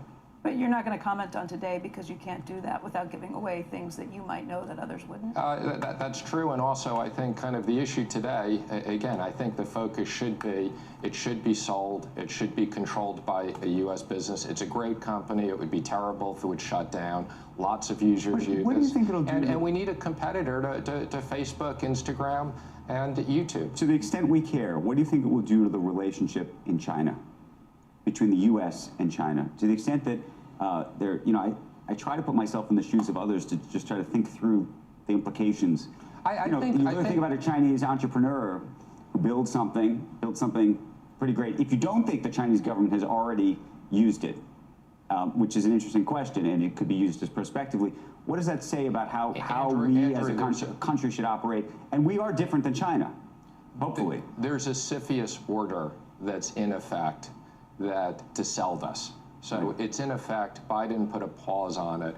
I think there's a general bipartisan agreement that shouldn't be controlled by the Chinese. I think the Chinese will be fine selling it so long as there's not a technology transfer along the way. And that's the art of the possible. Why do you think President Trump is now saying he signed that CFIUS bill, the CFIUS ruling they put before him? Why do you think he's now saying that he doesn't think TikTok should be sold or shut down? I think he doesn't want it shut down, but because he's concerned about the power that would create for Facebook. I believe he would support a sale. He did support a sale. I'll call him up later and ask him, but I think the answer is... Have you spoken to him about it? I have spoken to him, but I haven't spoken to him about this week. But I believe he would support a sale. What I found interesting about his comments about the Facebook pieces, and I appreciate his perspective on that, meaning he doesn't want one to be more powerful than the other, but I would have thought that the national security risk, if it really is a risk, and that's why I keep asking the question, if that would be a red line, a hard line. It wouldn't matter whether you care about whether Facebook or somebody else was going to get more power or not if you actually believed that this was a true and present national security threat. There have been times you have seen, Jeff Bezos, or there are times where it almost looks personal sometimes with the former president, and everybody's got their own. That's a rationalization defense of the president's thinking. No, it's not. I'm saying you would normally just write it off to, oh, he's just got it out for Zuckerberg, and that may be true. That may be true. So but just say isn't it? Well, if he has it out for Zuckerberg, do you find that problematic? National security maybe takes a backseat to a personal grudge. I think the bigger issue is getting back to, I do believe it is a national security threat. I wouldn't have taken it to the president when I did with the CFIUS order, and I continue to believe it is today. So hopefully we get to a good outcome, that we don't shut it down. Lots of people love this business. It's a great business. And hopefully we can find a solution where China will allow it to be sold without a technology transfer. What do you think the former President Trump would say that he would rather see it, if the Chinese say we're not going to sell it, how would he come down on this? If he doesn't want it shut down, but would like to see it potentially bought maybe by a group of American investors, where would he come down? I'm not going to speculate on that. I'll call him later and ask him. Okay. But I think the first choice for everybody should be that it's sold. And I think the Chinese will agree to that as long as there's not a transfer of their critical technology, which I don't think we need in the U.S. Let me ask you a different question. We keep talking about sort of who might join a former President Trump in office if, in fact, he were to win. If you were going to be teaming up with others to invest in this, and you just teamed up to buy a big stake in a bank, do you have any expectation, ambition, plan, or otherwise, and what are you telling your investors if the president were to call you and say, hey, I'd love to have you back in my administration in some capacity? Well, I'm telling my investors that I'm focused on my business and I'm very busy. But how unhappy will they be then if you're buying up stuff and then you say, actually, I got to go. I'm going to do this other thing. Again, my plan right now is to stay in the business. I'm focused on things. I'm excited about New York Community Bank and what we did there. I'm now going to try to put together a group to put together TikTok. So I have a lot to do. We talk about entitlements? Absolutely. We just had I'm not going to get into it, but neither candidate will even touch the third rail, President Biden or former President Trump. Do you think that President Trump could get elected if he said he was going to, what we accused him of saying a couple minutes ago, if he actually did say, I will look at means testing, I will look at ways of reforming Medicare, Medicaid, Social Security so that we can somehow bring it into 20 years from now, so it'll be solvent. I'll make the hard choices we have to do. Have you told him to do that? I haven't spoken to him about it recently, but let me tell you what I think. Okay. And, again, when I was Treasury Secretary, I had a big title. I was the managing trustee of the Social Security Trust Fund, and I had to put out the report. And I believe the current report says that it's going to run out of money in about 10 years. So I think there needs to be a bipartisan commission in Congress. This needs to be led by Congress. And we need to make sure that the current recipients of Social Security are protected. But we also need to look at a scenario that Social Security doesn't go broke, and that's going to be dealing with the future participants. So there has to be a bipartisan solution. I think it's probably not led by either one of the presidents. But there's no reason Congress can't start working on this now. So after the election, this can be dealt with. So you acknowledge that neither president, and actually we're both president. We rarely get to say that. So neither candidate will say that prior to the election because they can't. I'm not going to, you know, whether they do or they don't, that's up to them. But you think that they should, but don't hold our breath. I think there needs to be a bipartisan commission because this is going to run out of money. So this is not something that's a theoretical How do we get bipartisan discussion. when we can't get either side to say it? Well, Does someone have to say it first? Does someone have to? We just got a big group together on TikTok. I mean, passing this in the House overwhelmingly. I hope Schumer brings this up right away because you know there are issues that are bipartisan. You think he's been totally separately because I think you probably looked at the business. By the way, back to I want to go back to TikTok for a second. How much do you think the company is worth? And also, given the fact that one of the things I think we have learned is the company doesn't make money right now. Still a money-losing enterprise. Well, first of all, it wouldn't be a great strategy if I said on TV what I thought the business was worth if I was trying to buy it. There have been valuations that have been speculated, let's say $50 billion. Do you think it's, you know, over, under? Let's play the game. It's worth a lot of money, let me just say. You know, I think the #1 issue that needs to be solved is the technology transfer. And if we can figure out a way to solve that, which I think we can, then, you know, I think the price is some large amount of money up front and probably a big earn out. Because you're right, the business, my understanding is, does not make money today. And does that require the rollover of the current investing group into your group? And are they, I mean, will they be part of that? I have spoken to some of the existing investors. I would propose that they would roll over the U.S. investors. And my guess is they would. Like Yaz? Like your guess is that they would be on board with this and would support it? So this would be Bill Ford at General Atlantic, perhaps? Perhaps. Okay, what about Jeffrey Yass? We talked Again, to I'm not former going to president about him. I'm not going to go through investor by investor, but I would give the existing investors an option to roll over. I assume that they would want that, and we'd bring in other investors, but no one would own more than 10% of it. So how much competition do you think you're going to have for this asset? We've heard that folks like Bobby Kotick and others might also want to put together, or perhaps they're working with you. Yeah. Well, let me just say, the issue right now is really who can figure out a way to solve the concerns of the U.S. and China to transfer this without taking what they believe is critical technology. That's really what needs to be solved. Part of this, and I wonder whether you will end up being sort of the diplomat in all of this, is convincing the Chinese that this is acceptable to them too, because there's also the prospect that the Chinese could say, we're just not doing this. Well, that's what they've said. Shut the whole thing down. That's what they've said in the past. Previous proposals they've blocked because they were not happy about the technology transfer. And I would have to convince them and the U.S. government that there was a way to do this. How important would it be to bring in other tech companies or other companies? The last time that you went about even working with the private sector when you were in the public sector was Walmart. There was, you know, Walmart was going to be involved. Microsoft was going to be involved at one point as well. Well, I think, and Oracle is clearly involved. I mean, I clearly would approach some tech companies. I wouldn't approach tech companies that have competitive products because I think it's important this is independent, and I wouldn't let any tech company control this. So nobody would have more than 10% control. How do you compare that opportunity, the TikTok opportunity, with the opportunity at New York Bancorp? New York Community Bank is a lot easier. It's a lot easier to get done. I was there yesterday. I'm going to see the private bank today. You know, it's a top 20 bank. We put up a lot of capital, which will stabilize the business. Brought in Joseph Otting as CEO, and I think there's going to be a great turnaround. Let me ask you just a very different question. Put your Treasury Secretary hat on for a second, which is, how do you think the economy is actually going? I'm worried about the economy. So we're in a situation where obviously the Fed is on hold. You know, I agree that the Fed needs to see continued data. The last thing we want them to do is lower interest rates and not control inflation. But even if the Fed lowers rates to 3.5%, I think we're going to see 10-year treasuries in the 4 to 4.5% range for a long time.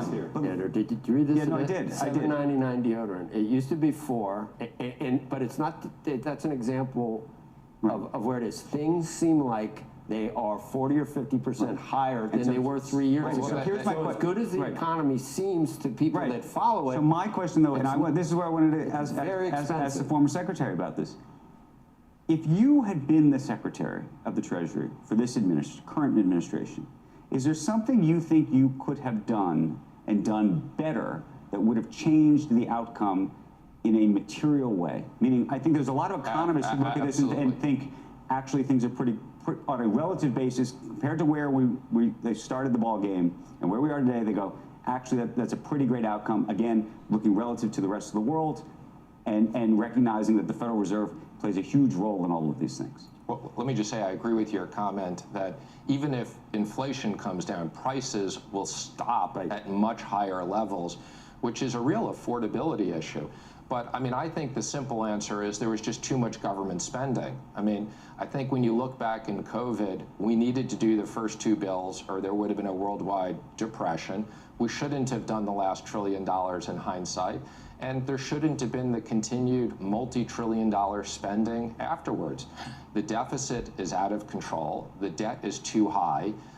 We had a debt pre-COVID that we were beginning to pay down. But do you think that attacking those issues would have had an impact on inflation? Absolutely. The government spending is what caused inflation. It started in COVID, and it continued on with multi-trillion-dollar Gasoline packages. is still up 50% higher than what it was. And if your paycheck is still below, in real terms, where it was 3 years ago, if you're buying, and it is, average weekly earnings are still below before Biden came in. If you're worried about the what are you going to economy, do? are you also you don't worried have as about much money. inflation, a stagflation situation? I am, and I think Jamie talked about that scenario. So, I mean, I think we're not out of the woods yet. So we're in a period of high interest rates. I think the economy is going to slow down, and it's something we've got to carefully watch.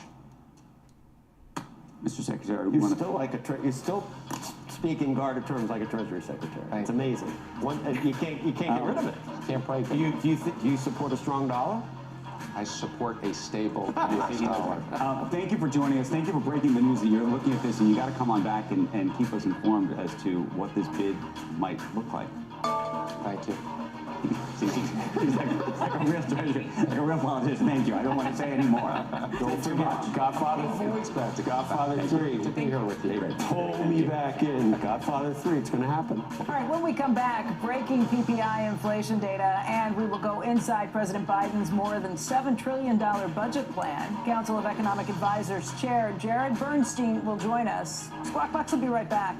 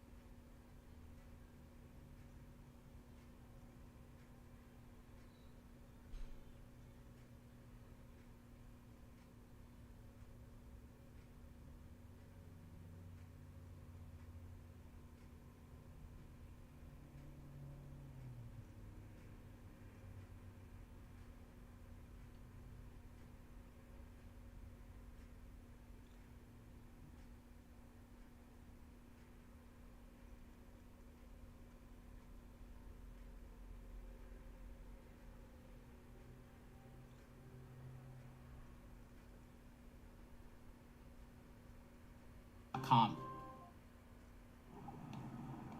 For a closer look at President Biden's new $7.3 trillion budget plan and the possible impact on the deficit and taxes, let's bring in Council of Economic Advisors Chair Jared Bernstein. It's always good to have you on the show.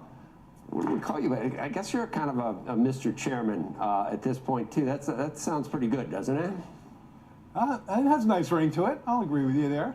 Jared, this is a lot of times we see a budget and we know that it is sort of a ranking of a president's priorities on where he wants to go and not necessarily something that is going to happen. But there are some things in that as an economist in the budget, and it's not due to this current budget, but because of our fiscal situation and long-term debt situation, there are some scary numbers there. And I'm just wondering if you have a way that we can grow out of some of these issues. And I'm talking about the $34 trillion debt and the looming entitlement issues that we have. Is it addressed, in your view, effectively in this budget? I think it is, and I can give you some numbers to, I think, support that view. I mean, I like the way you teed this up in terms of growth. I mean, one of the key concepts of the budget is investing in the American people. Obviously, this is a project that is well underway, standing up domestic production of semiconductors, domestic production of electric vehicles, of batteries. And that kind of investment, along with a very strong labor market, 15 million jobs since this president got here, rising real wages now for 10 months running. That helps on the consumer side of the economy. That's about 70%. And then add in investment, and you've got a lot of the shooting match right there.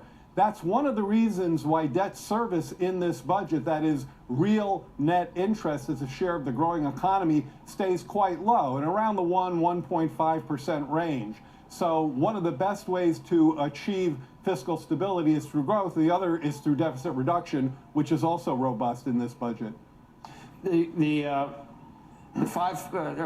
guess it's $3 trillion in deficit reduction, assuming you got the taxes enacted, and also assuming that the economic growth stayed within the range of where the projections are. But the spending, it doesn't really come down. Just fractionally, we have a deficit this year. I think it's what, 1.8 or so, and you're talking about, and that a lot of people criticize it because it's almost still emergency levels, almost pandemic levels, and you're only coming down just fractionally from that. Why spend so much? Why not do both? Raise taxes, just cut some of the spending more, Darren. Well, let's talk a little bit about that. First of all, in terms of deficit reduction, the deficit, of course, fell about $1 trillion after President Biden took office. Part of that was strong. From pandemic levels, you got to say that. I mean, I was about to say that, so give me a chance.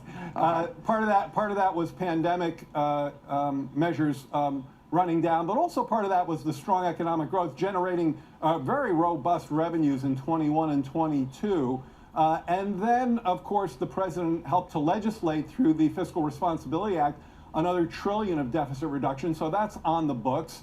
The Inflation Reduction Act more than pays for itself. That's on the books. And then if you look at the proposals in the budget to cut spending, one area that's probably been underappreciated is in healthcare, lower prescription drug costs. So again, in the Inflation Reduction Act, you had reduced, finally, after decades of trying, this president managed to legislate against big pharma in terms of using Medicare's buying power to lower the cost of prescription drugs. This budget proposes increasing that formulary, that list of drugs that we negotiate over, by a factor of 5. So that's going to be really important in future cost reduction. And then, of course, as you mentioned, raising revenues helps get us to that $3 trillion of deficit reduction. So look, that's moving strongly in the right direction. It's a strong contrast to our opponents who talk about, cutting taxes further, particularly on the wealthy, which we see as very counterproductive in this space. It almost seems like both sides are willing to look at a debt to GDP of over 100%, and unless something is done, it's never coming down, Jared. And the way I guess Republicans think they're going to do it by growing out of it, and you hear the same old thing that you don't want to raise taxes, you want to leave money in the private sector so that we get more growth, so somehow we grow our way out of it. I don't know if that works or whether your method's going to work, but I don't think either method addresses that by 2040 or 50, we're going to be at we're going to be at 150% of debt to GDP, and we're not. The interest is going to be so high, we can't do any of the things that all you well-attended. Go ahead. Yeah. So look, I mean, if you actually look at our budget, we, especially if you compare it to some of the trajectories of debt in, say, CBO or other earlier baselines from us, you see that debt to GDP settles in at around 106% of GDP. Now, you know, that may be too high for you, but the fact is that it's moving in the right direction relative to the baselines I just cited. And how do we get there? You know, we stop digging, which is pretty important, and we have some very clearly elaborated measures to move towards a more fiscally sustainable path. And by the way, again, one way we measure that is by looking at how much we have to pay to service our debt, and that stays in this budget well within historical realms of around 1.5% of GDP. So if you actually unpack the numbers, we're doing precisely what you've said on both fronts. We're both trying to raise revenue. We're trying to, I should say three fronts. We're proposing ambitious, highly progressive revenue raises. Nobody under 400K gets touched. Growth in the economy, investment in the economy, strong growth agenda, building on the progress we've made thus far, and then three, cutting costs where there's excess. Can't believe no lawnmowers. I guess because it's not quite spring yet. We'll look forward to that, but we appreciate. We'll see you soon. Good talking to you, Jed. Good talking to you, Jed. We'll see you.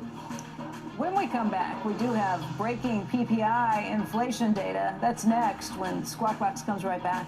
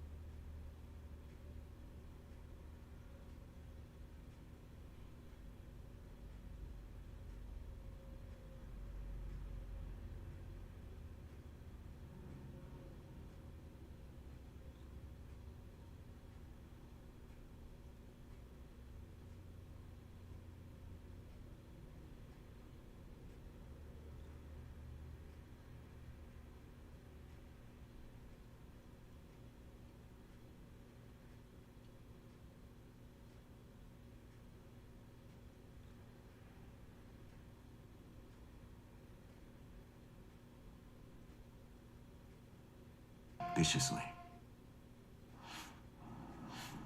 All right, welcome back, everybody. Rick Santelli is standing by with the data that we've been waiting for. It's PPI that people are waiting to see, the last inflation number before next week. The Fed. Rick, take it away.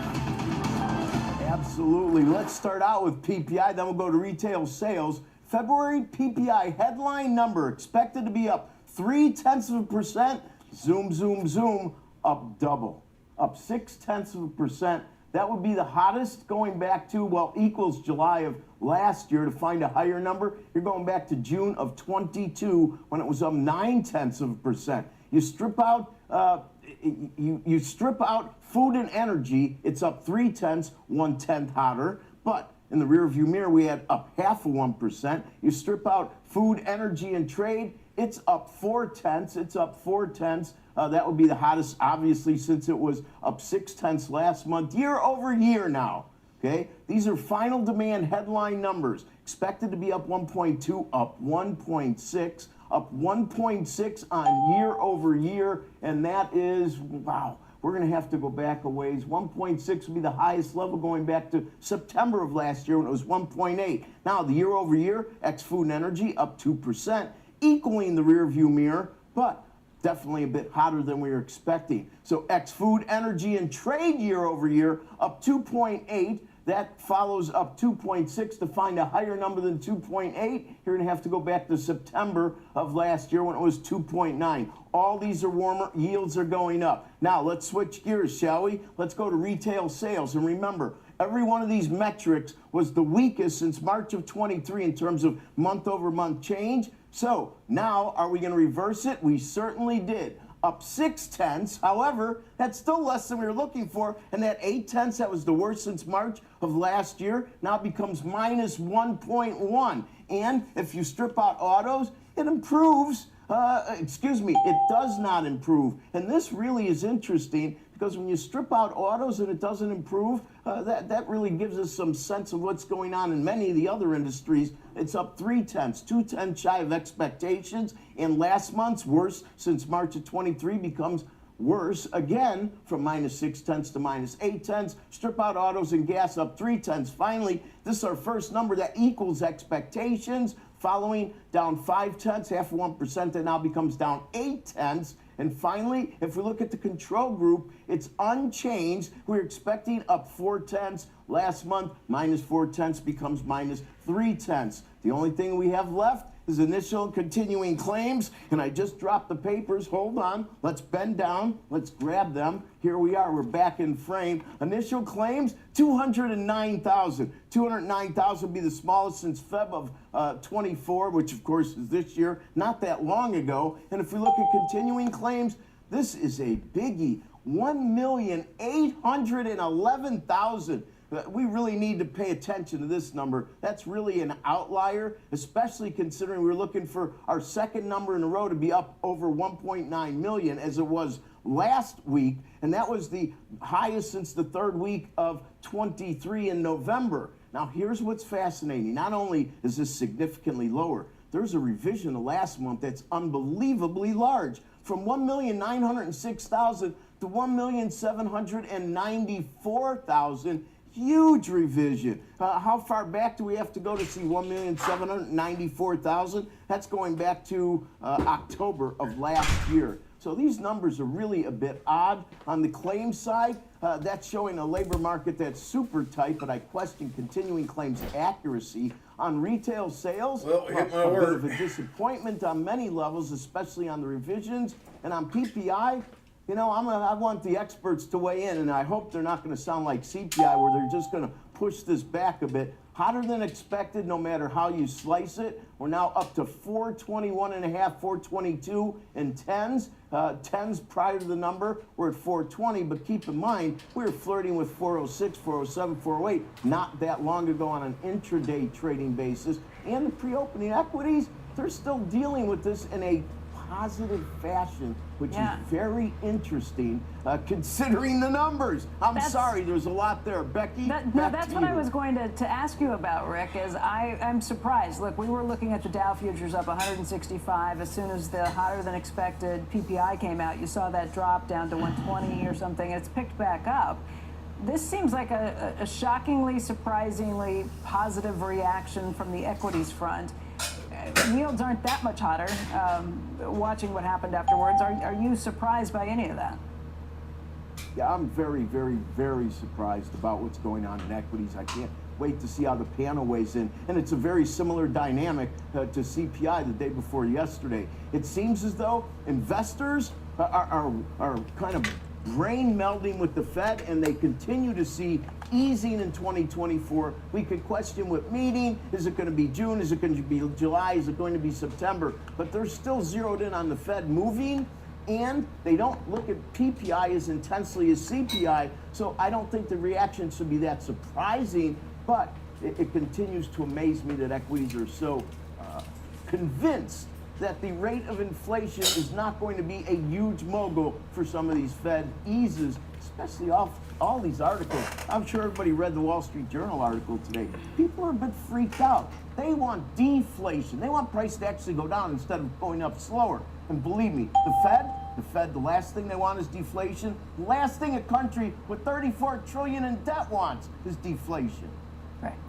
Rick, stay with us. We're going to talk a lot more about this data. For that, we want to bring in our panel, Veronique Derugy, who is Political Economy Chair and Senior Research Fellow at George Mason University. Shit's going to hit the fan. Rakeen Maboud, who is Groundwork Collaborative Chief Economist and Managing Director, and of course our own Steve Leisman. And Steve, the feds are trying to think we're back in 1970, and we're not. Everything has changed. We're in the dot-com bubble era.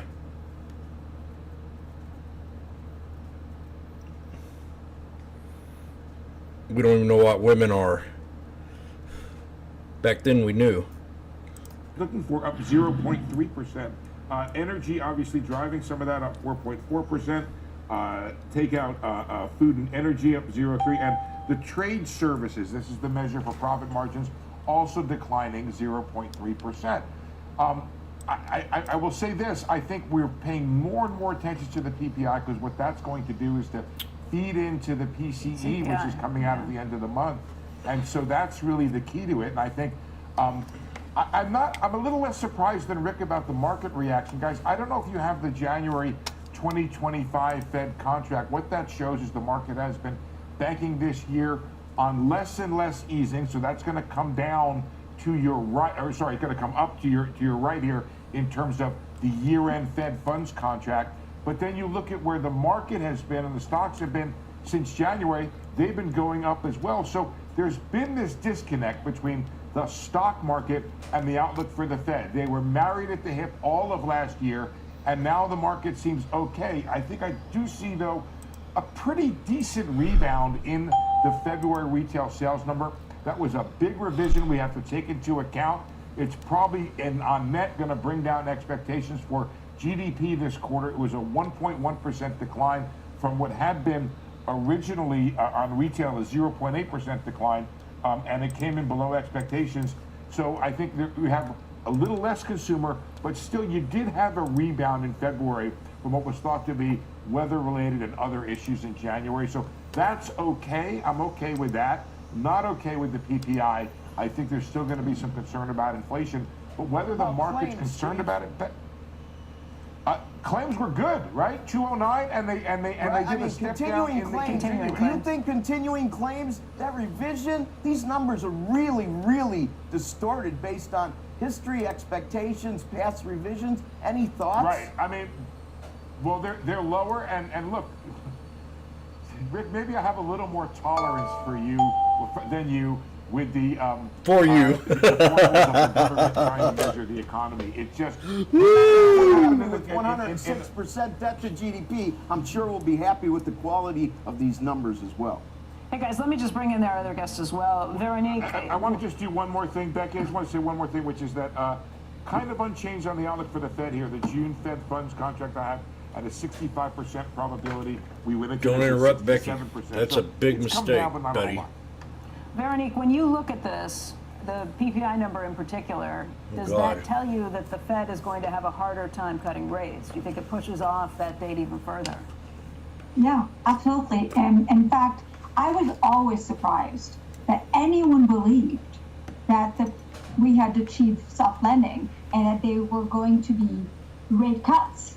I mean, we've had the CPI above 3% for the past 6 months and showing continued strength in both January and February. The PPI kind of the same. And I mean, it's just that cannot be dismissed any longer as noise or transitory or, and I've actually thought all along that the Fed can't do it alone. I mean, like, look, like there's a ton of liquidity still in the market. The Fed is still having to take in like, what, 500 billion daily from the money market fund, and there's lots of excess reserve in banks. And the federal government is pumping a massive amount of money and planning to spend even more. Like the latest budget is what, an increase of what, 6 to 7% next year. It's. I mean, I am surprised that people even believe that the plan had landed. I didn't see it. I also think we can't dismiss the fact that interest payments on the debt, $1 trillion. We don't have this money. This is more boring. This is likely to actually fuel more inflation. Or at the very least, tell investors, right, that unless there's something that really changes in terms of what the projected primary surpluses is, maybe they should just plan for not being, repaid in the long run.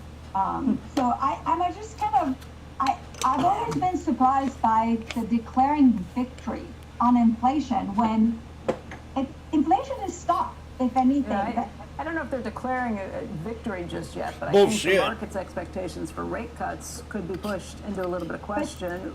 Can I add something? You people on CNBC say it every day, Becky.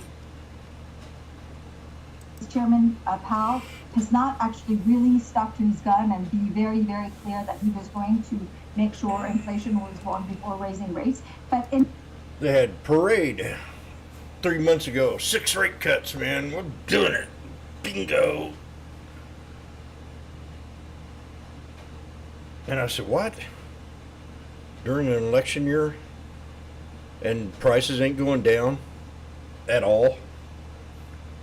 I think it should, right? I mean, I'm a firm believer that 1 month does not make a trend, and when you zoom out, 1 month. This is 2, because people looked at January as several data Becky, points don't do not make interrupt. a trend, and when you zoom out and look at the trajectory of PPI, input costs have been coming down precipitously. They are, really coming down fast. Prices are coming down, but they're not coming down quite as fast.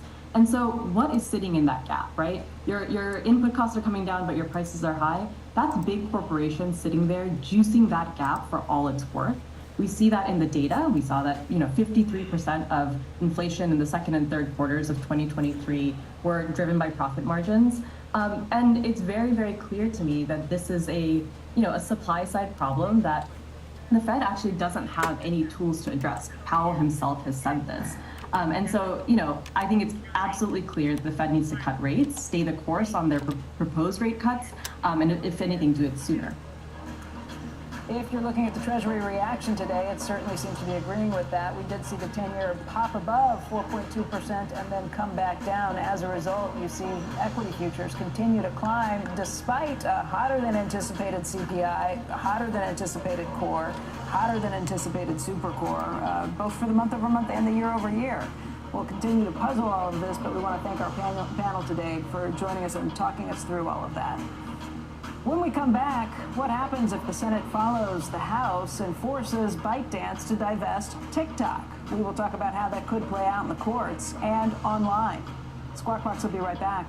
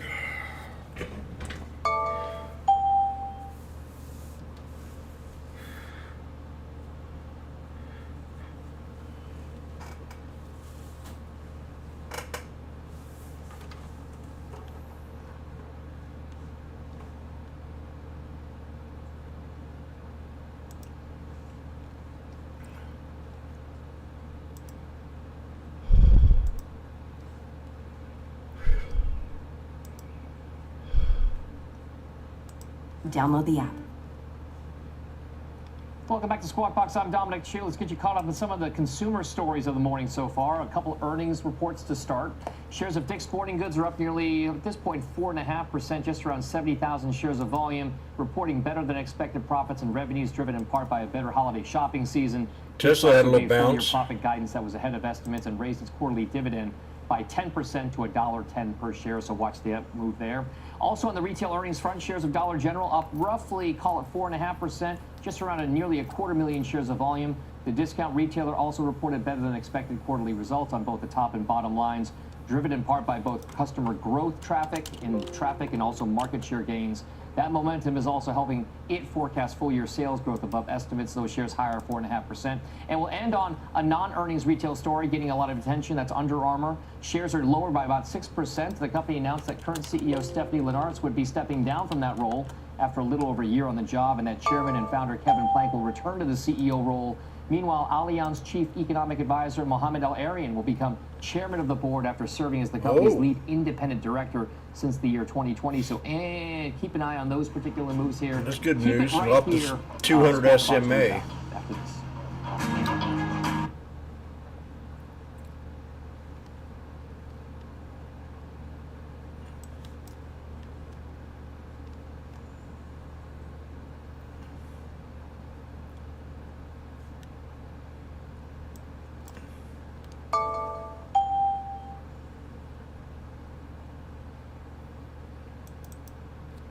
772 is the pivot point.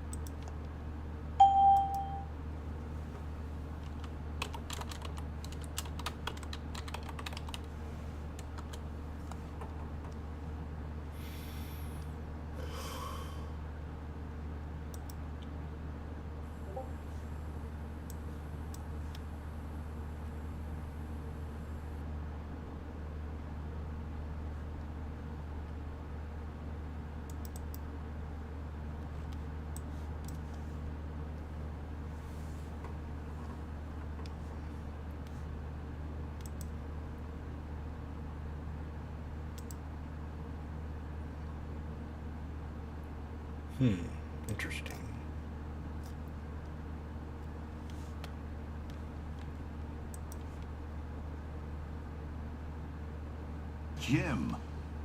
Jim.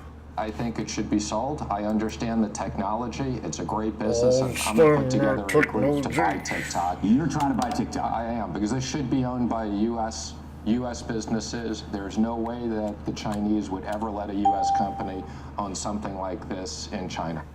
That was former Treasury Secretary Stephen Mnuchin. Earlier this hour, breaking news right here at our desk that he is putting together a group to try to buy TikTok. Joining us right now to talk about the future of TikTok after the House passed its divest or ban bill yesterday. Jessica Lesson founder and CEO of The Information. Jessica, it's great to see you this morning. Your reaction to the idea that the former Treasury Secretary may be putting a group together to make this his own? Well, I think the former Treasury Secretary has to check Chinese law. I really, Andrew, don't think there's any chance the Chinese government allows TikTok to be sold in the U.S.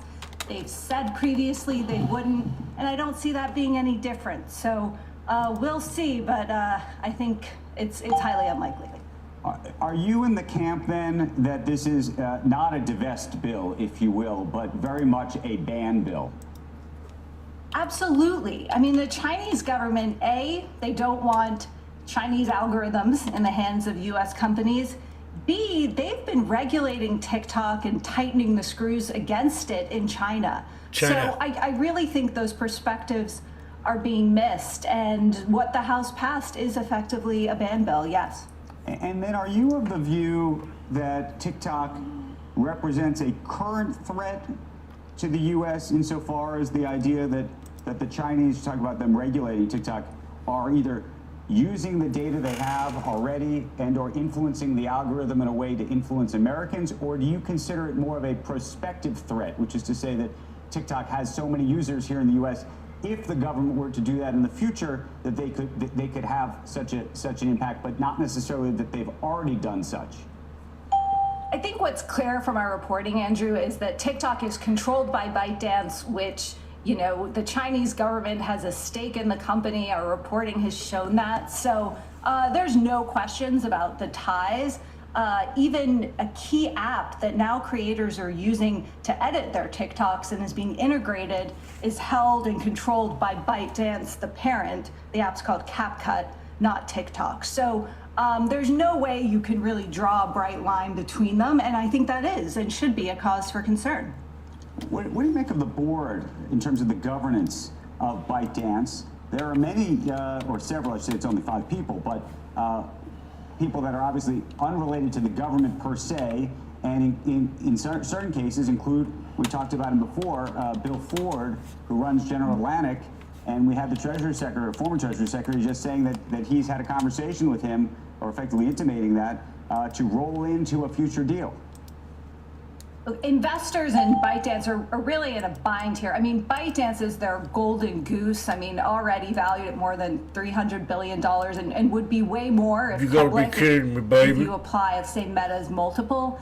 I think what's interesting now is our reporting suggests investors are actually taking more of a back seat in the lobbying of the U.S. government than they were the other times this ban has come around.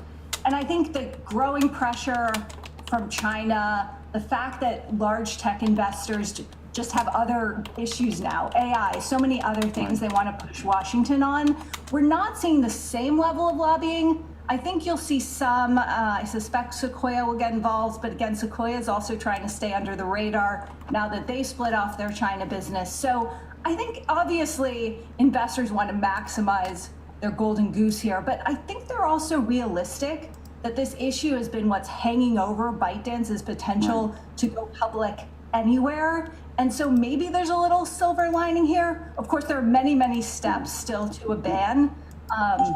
Jessica, if in fact there is we'll call it a divestiture, what do you think the value, if that could even happen, and I know that for you sounds like a big what if, what do you think the value would be of it? We tried to ask Steve Mnuchin about that. He didn't want to negotiate in public. I don't know if you have an idea of what the number would be. I know we've heard numbers like $50 billion, but then we've also heard it doesn't make any money.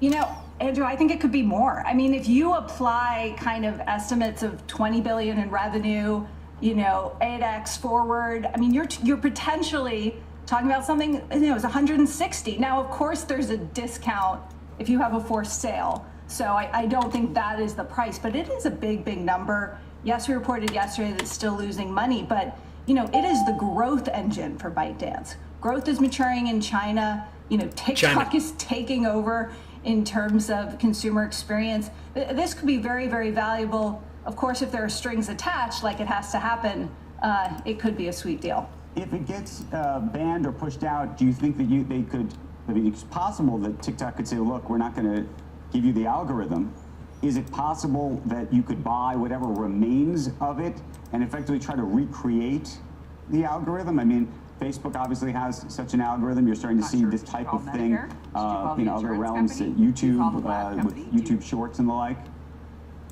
I think the most likely thing, ByteDance would say, okay, it's off in the US. I mean, TikTok does operate in other countries. It's also banned in other countries.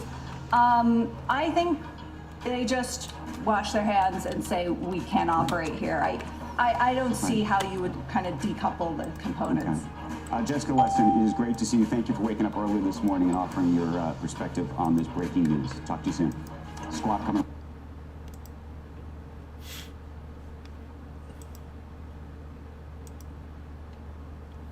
I've got a serious situation here.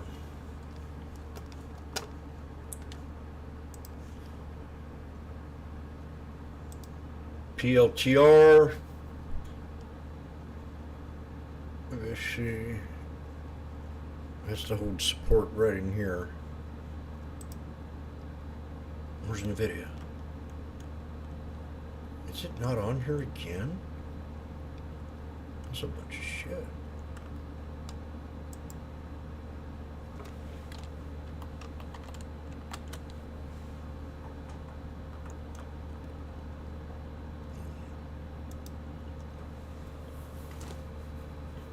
NVIDIA's at support.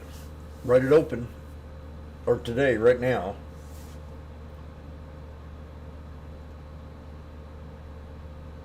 Not bullish, I mean stay bullish.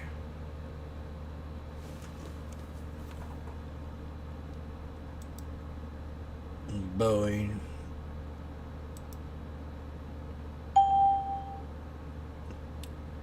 Mr. Pawn, P-A-N-W. Had a good trade yesterday.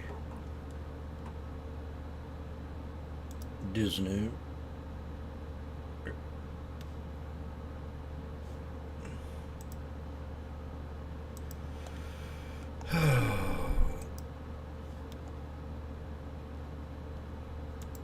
Today on our watch list, Tesla, NVIDIA, AMD, Apple, Amazon. Damn, that was a good call. That was a good one. In the video, these are all video stocks that I did on Sunday. There's another good one.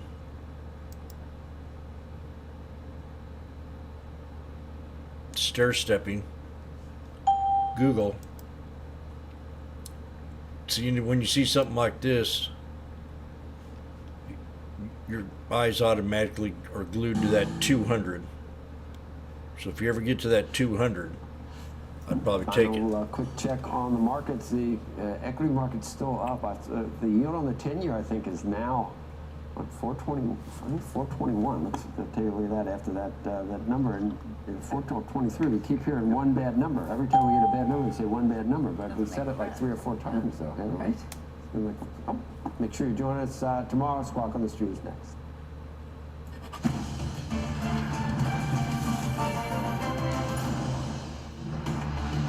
Good Thursday morning. Welcome to Squawk on the Street. I'm Carl Quintanilla with Mike Santoli, David Faber here at Post 9 of the New York Stock Exchange. Kramer has the morning off. For the second time this week, stocks taking a glass half full view on some hot eco data. This time PPI doubling expectations. Hottest annual rate since September. 10-year almost hits highs for the month. 423. Our roadmap begins with that other key read on inflation. PPI harder than expected, as we said.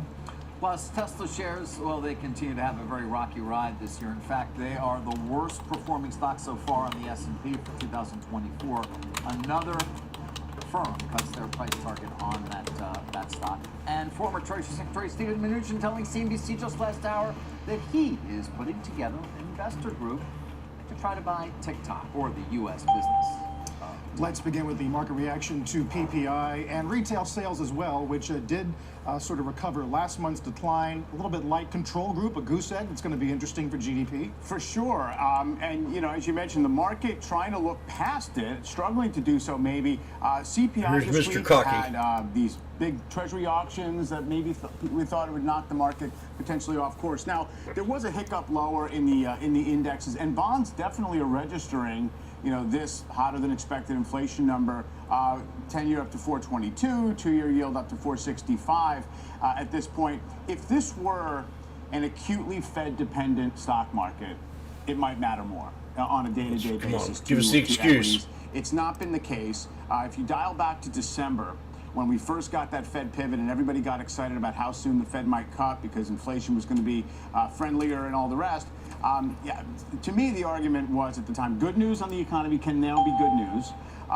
It kind of doesn't matter when the Fed cuts if they kind of are looking for an excuse to do so and the next move is lower. And then you had the criticism that this is a way concentrated market, that only 6 stocks were driving. And none of those things have actually been true. Well, good news is good news on the economy, but in terms of we need the Fed and we need only those 6 or 7 stocks, that's been disproven because the economy's done better. So you had 5% nominal GDP growth, give or take, and that's insulated this market. Although, you know, we have this kind of soft upside bias this year in the index, this week in the indexes, but it's been dependent day to day on what NVIDIA decides to do and what the excitable, you know, public call option flow is directed toward on a given day. And today, NVIDIA is going to back off a little bit. I still think everyone can look at these numbers and say it's kind of an overbought market. It's kind of an expensive market. It's kind of looking frothy in areas. But on the other hand, you know, these strong uptrends to start the year, like I said, 2013, 2017, a market that basically looks through the challenges, you can't really declare that this is the moment when it's going to matter. And I think that's where you are. I'm very mindful. Peter Lynch, what did he say? You know, more money is lost anticipating corrections than in corrections themselves. Not sure that's the case right now, but I look at really, you know, elevated sentiment numbers and stuff like that. It kind of doesn't matter because broadly speaking, the economy's hanging together, earnings moving the right way, credit markets couldn't be more flush. And you know, it's NVIDIA's market, and we're just living in it. Although we're going to be down today, and the indexes are hanging in there. So on a given day, even when NVIDIA takes a break, so far the last few, week or so, you've managed to kind of marshal, the other troops and say we're going to hang in there. So I don't know how long it can continue. Maybe we'll talk about Robinhood's numbers and how they're seeing massive volumes, and it seems like there's just an excitement around certain things, whether it's crypto and obviously AI. And on the other hand, commodities are starting to roll. Yeah. Well, your general point then is that the market doesn't We did hit a as support. much when earnings expectations are inflecting. Exactly. Earlier in the week, breakout, went to pull 250 back for higher the year low, on, boom, you idiot. S&P EPS. Today, Savita has another note looking at what they call regime recoveries, which is essentially in their view a period in which the equal weight S&P outperforms the cap weight 78% of the time. It should do so. It's doing so this month. I mean, it's obviously, barely, not even halfway through the month. Obviously, if it became a trend of progressively higher inflation readings, where the Fed has to really rethink the easing posture, sure, we might have a gut check. If the 10-year yield blasts out of this range above 4.30 toward 4.5, maybe then you have to have a rethink of the whole thing. But for now, I think there's an ability also to pick and choose what we pay attention to in the inflation numbers. I know insurance was a big upside contributor to the PPI. That's been a big one for CPI as well. You were talking about transportation services as being like, yes. Well, that's car insurance largely, right. And it's and to a degree airfares, right? And so it's not as if it doesn't matter. It's just if you want to make the bet that that's not going to continue. So we'll see. I mean, market's in a forgiving mood for now. I guess the other piece I would just more or less bring up is you do have earnings revisions higher. So you mentioned Savita doing that, but even on a company by company basis, it's managing to to kind of alleviate a little bit of the immediate concerns about, hey, this is a really expensive market. Meantime, we're watching the biggest loser year to date on the S&P, which is Tesla. Gets another note to the downside today. UBS cuts from 225 to 165. It's the third price target cut we've seen in about a week after Deutsche and, of course, Wells yesterday, which went to 125, one of the lowest on the street. Market cap, David, now below JPM, and it's a worse performer on the S&P year to date than Boeing, than Warner Brothers, than Paramount, than Charter, than Humana. Man, that's some bad company. Yeah. We've talked about it obviously often, as you might expect, and there it is. Yeah, JP Morgan's worth about $551 billion. Tesla's not. Sort of about $10 billion or so below that, at least as we begin trading this morning. And again, it was down yesterday on that downgrade from Wells Fargo that we discussed in terms of their belief that the price cuts are going to significantly impact profitability, as you might expect, and they really do. What is up, everybody? Welcome to another episode of the Horticulture Closet. Today's episode, we are outside looking at the garden. I have been terrible. You know, Mike, people are going to start to say, oh, how much is he levered on and things like that. Yeah. I kind of hear that on Musk. That's, you know, it's not part of this issue at this point, I don't believe. And they'll look at X, the old Twitter, and wonder, well, but he sold all the stock to pay for that. Obviously, the debt related to X is not related to his ownership. That's Morgan Stanley and a lot of other banks' issue in terms of what they're doing and where they've got that marked. But it's got to hurt. Obviously, his net his worth stake has, in Tesla is now worth around $65 billion. Okay. He's got everything else. Got SpaceX, Which we're on watch for another launch today. And so it's not as if that's somehow cutting close to the bone, $65 billion, but it's way down. I could work with it. I could find a way to work with it. Yeah. You know, if you're careful on the spending. I do think that what you're really seeing is just this massive premium bleed out of Tesla. Everyone's acknowledged that it was obviously valued as a lot more than an auto company. And now just the willingness to kind of give the company credit for being that much more, just because of the potential, whether it's full self-driving, whether it's AI and robotics or whatever. Yeah, although part of the UBS call is not just China risk and unit growth risk, but the notion that what if he does take robotics and AI and develop that outside Tesla? Sure. Or take away some of that, some of the parts valuation. And there's no doubt in my mind that the investor base that otherwise was excited about all those things is the reason that NVIDIA is at $2 trillion. I mean, for years they kind of moved in tandem, and then Tesla has given way, and NVIDIA blasted up. It's obviously not in the same product areas, but in terms of the place in the investor constellation, that's where it is. And so if there's less of a reason, there's no more price momentum, there's not a lot of kind of next hot thing that's about to come out. It's really about getting a more affordable car. So it's a tougher business that you can compete on. Full self-driving still seems to be around the corner, so to speak, and that, you know, conceivably, if and when they ever get there, that will be a major moment for them. But I think UBS even said that they made the cut price on full self-driving in that package, just to stoke a little more demand, and so it is. Is there any pullback that this is reminiscent of, though? Because there do seem to have been times when there's been a bit of a loss of faith, only to watch the money flow right back in, and this thing surged back to $1 trillion market value. Oh, definitely. It was just straight down into like late 2022. Right. Now you had this crazy run into through the pandemic, and then 2021 in December. Wait, was it 2021 or 2020? It was put into the S&P. Yeah. 2021, the high is 414. 2021. We're down 60% as a drawdown since then. Right. And anyway, it's still on. So this is my strategy on Tesla. We know just got to follow the trend. And we're definitely going to get down here to a head and shoulders, right around 163 something. So I think it's best I set me an alert right there. Set it right there. If I believe so much in this here strategy. But it's got a lot of negative sentiment. Sentiment.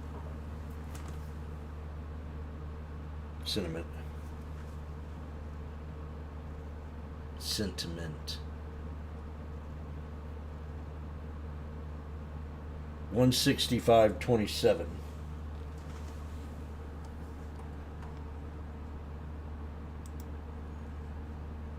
So Jimmy says inverse head and shoulders, maybe. We got the left shoulder here, the right shoulder here. Let's go ahead and retest. Then we broke out. Now we're pulled back. Do. Now it's time to invest.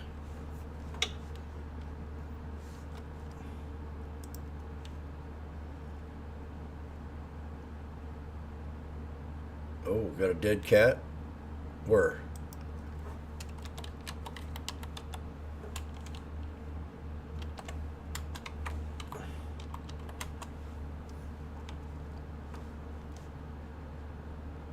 Down the horizon.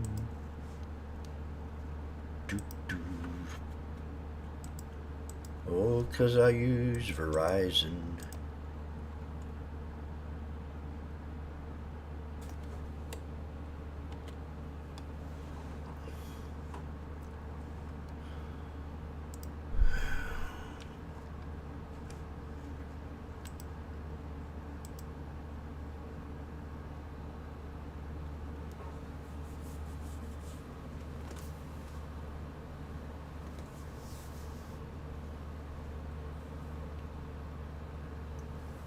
Yeah, it says kind of close.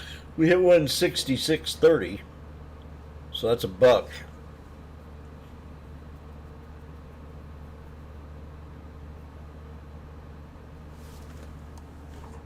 And then we got Lily.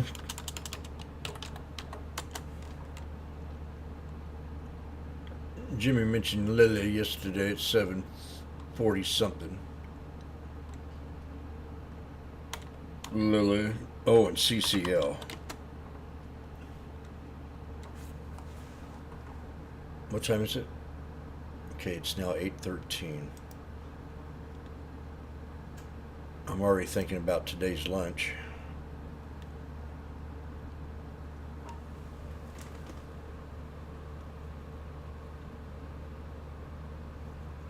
I did pull back to my first support. Now we got to pull back to my second,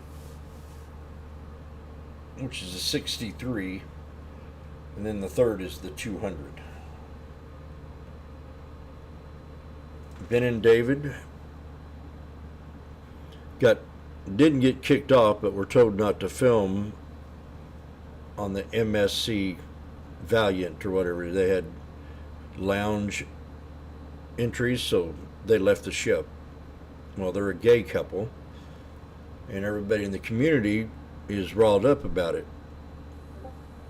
So the shipyard called them back and apologized, gave them a refund, and they're now going to be poster childs of stand up your ground. They didn't think it was fair that other people were taking pictures and they couldn't. But I can understand. They know that they're YouTube. Ben and David.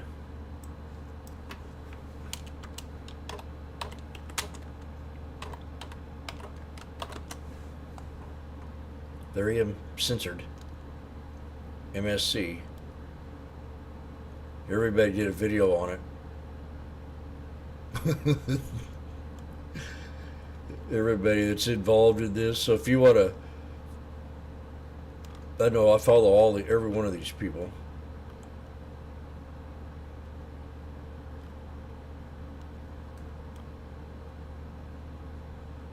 Cruise content creators, Ben and David, silenced. How dare you?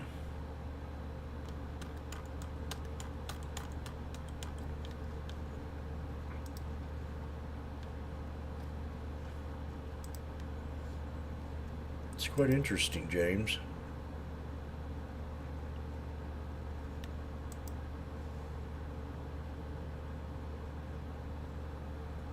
So you know what I say today?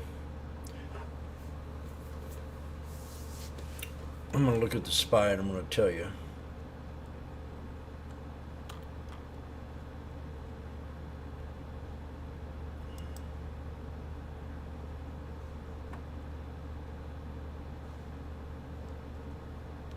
I'm Well, so far, Munich, Paris, everybody talk about pop music, talk about. Well, I would like to see us pull back to the 200 and hold that steady. I'm going to raise up my 509.73 support and put it above the 200. Does anybody disagree? And if that doesn't hold, we'll do a 1 bits, 2 bits, and a freebie down here. This counts, but it don't count because we don't have the body.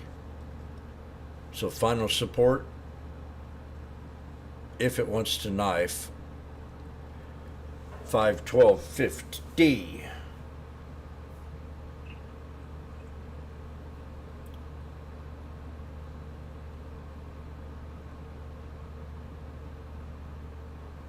So we've already triggered my first support. I'm going to bring this down to right there, above that trend line.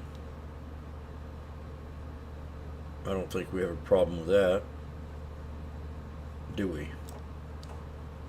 Right there. So I've made a business decision.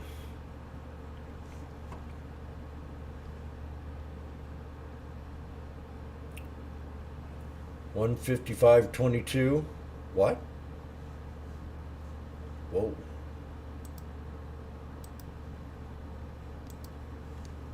Whoa.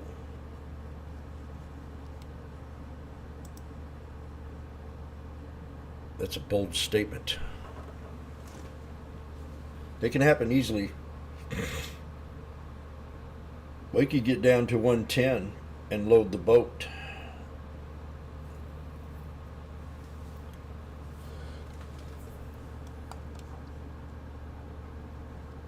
Yeah.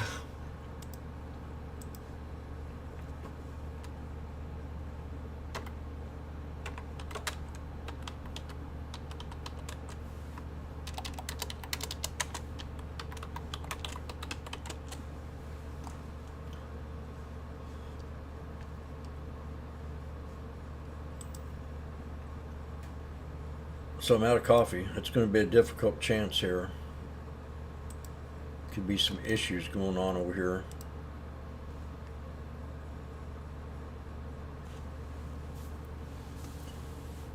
Ladies and gentlemen,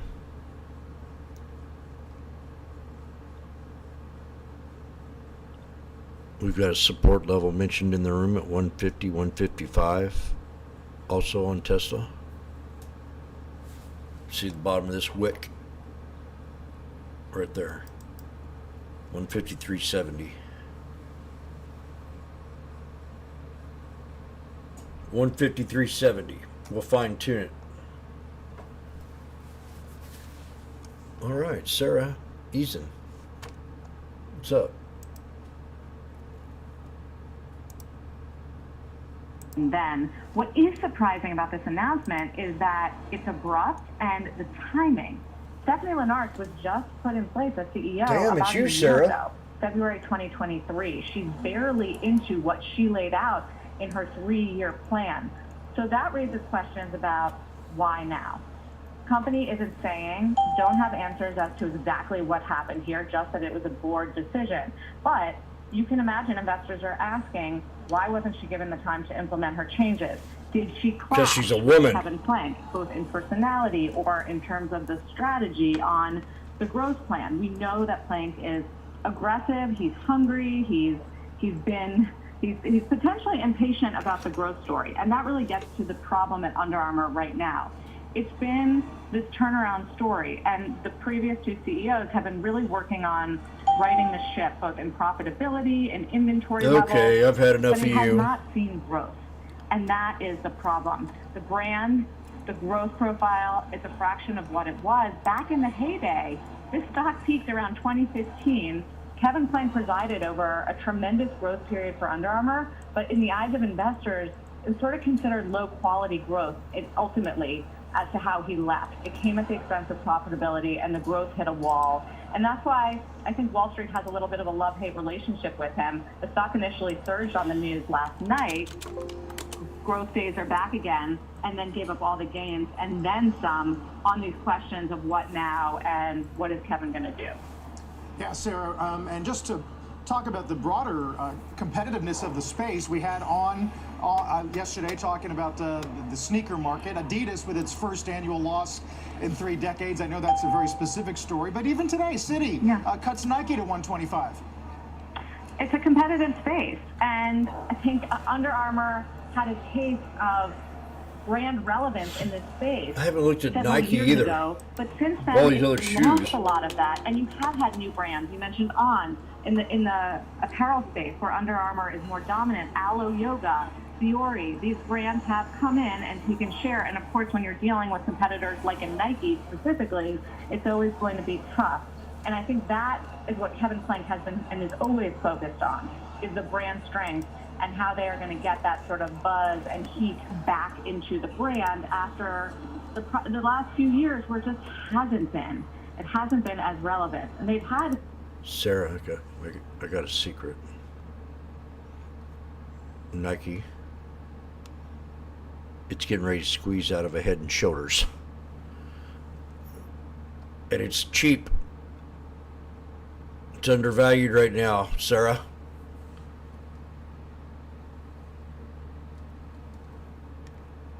Nike is.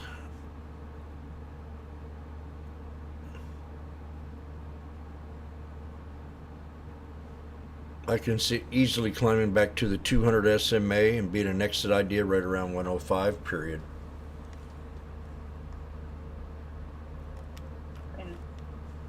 But the growth part of it has been missing. Meantime, Sarah, congratulations on lighting up the tape this week with the Griffin and then Palantir yesterday. Well, you nailed it, Sarah. I'll be back on set tomorrow.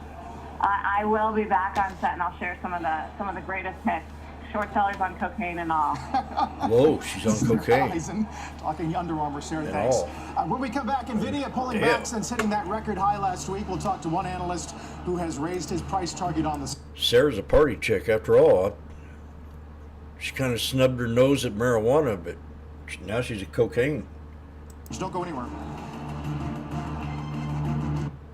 She's going to bring it all, she said. I find that hard to believe. I mean, take the world by shock. Sarah.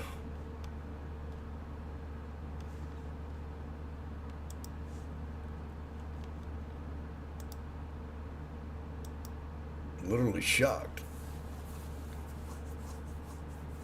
So Jimmy's just going to let the market again dictate how he wants to trade. I think I'm coming up with different.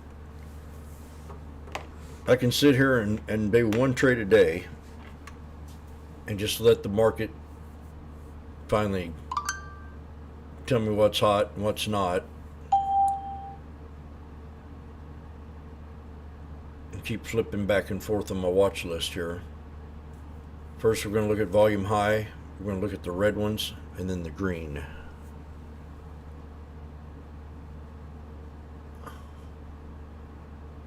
The biggest drop in percentage.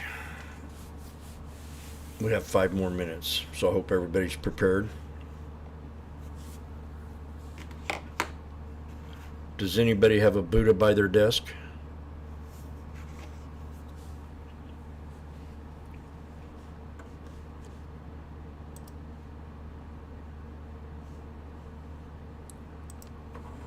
Don't be shy. You can admit it. This room won't take it personal.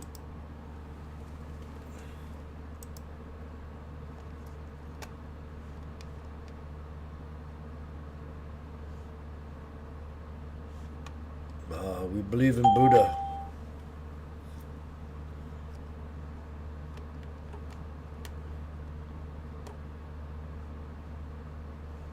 So right now I'm going to do my Buddha.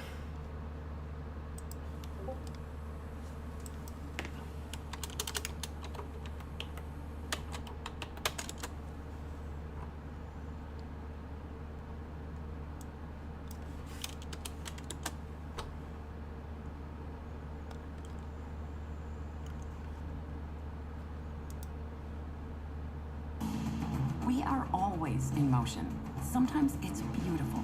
Sometimes it's a blur. 为什么我们相遇网络？为什么要拿虚拟对待我？ Take a look at some pre-market gainers. Got some retail in there. Dollar General with a nice beat. Guides. How dare you? 大声喊出我爱你，时刻把你放心里，不怕网络的虚拟等着你。点击鼠标的情谊，传达爱你的谜语，在心里从此永远有个你。谢谢你让我遇到你，谢谢你也让我爱上你。不管风风雨雨，不问明天在哪里，我都会永远地陪伴你。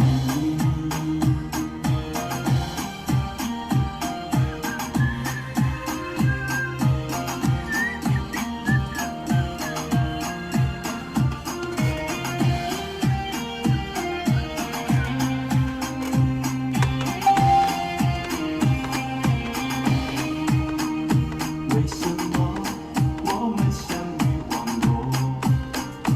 为什么要拿虚拟对待我？我和你在一起，在一起里的甜蜜，这份爱会埋在我心里。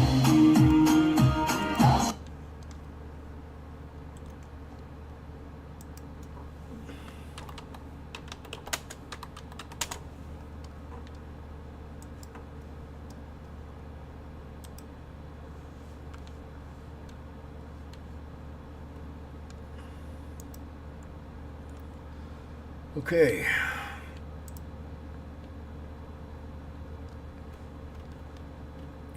Now I'm ready. Ladies and gentlemen, the IWM is now at a low, so we could get a reversal right at open. This could be a nice trade at open.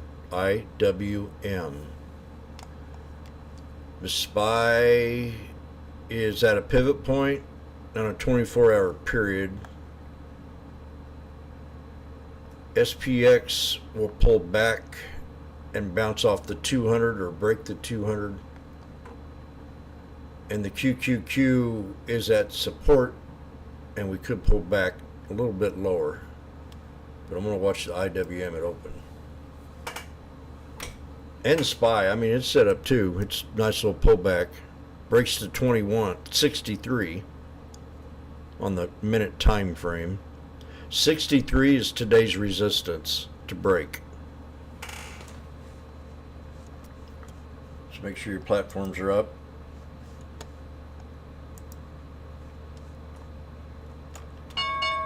And we're off to the races.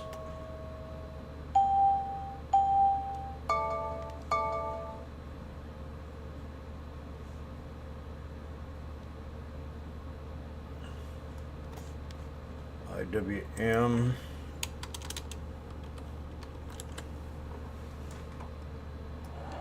Keep your eye on the home builders today. March Lennar was an 15. interesting story last night, Mike, not just for the earnings, but for ASP's down 8. The 206 strike, or actually the 205. Almost 6. Yeah, it seemed like look, 205. to close some deals in the last quarter, they did have to ease back a little bit. So it is such a strong stock. It's basically at the highs of 64% on a one-year basis. Still got the $5 billion buyback. It's a huge Scalping at 205. But there is a little bit of margin hesitation, I think, because of that pricing in terms of the guidance.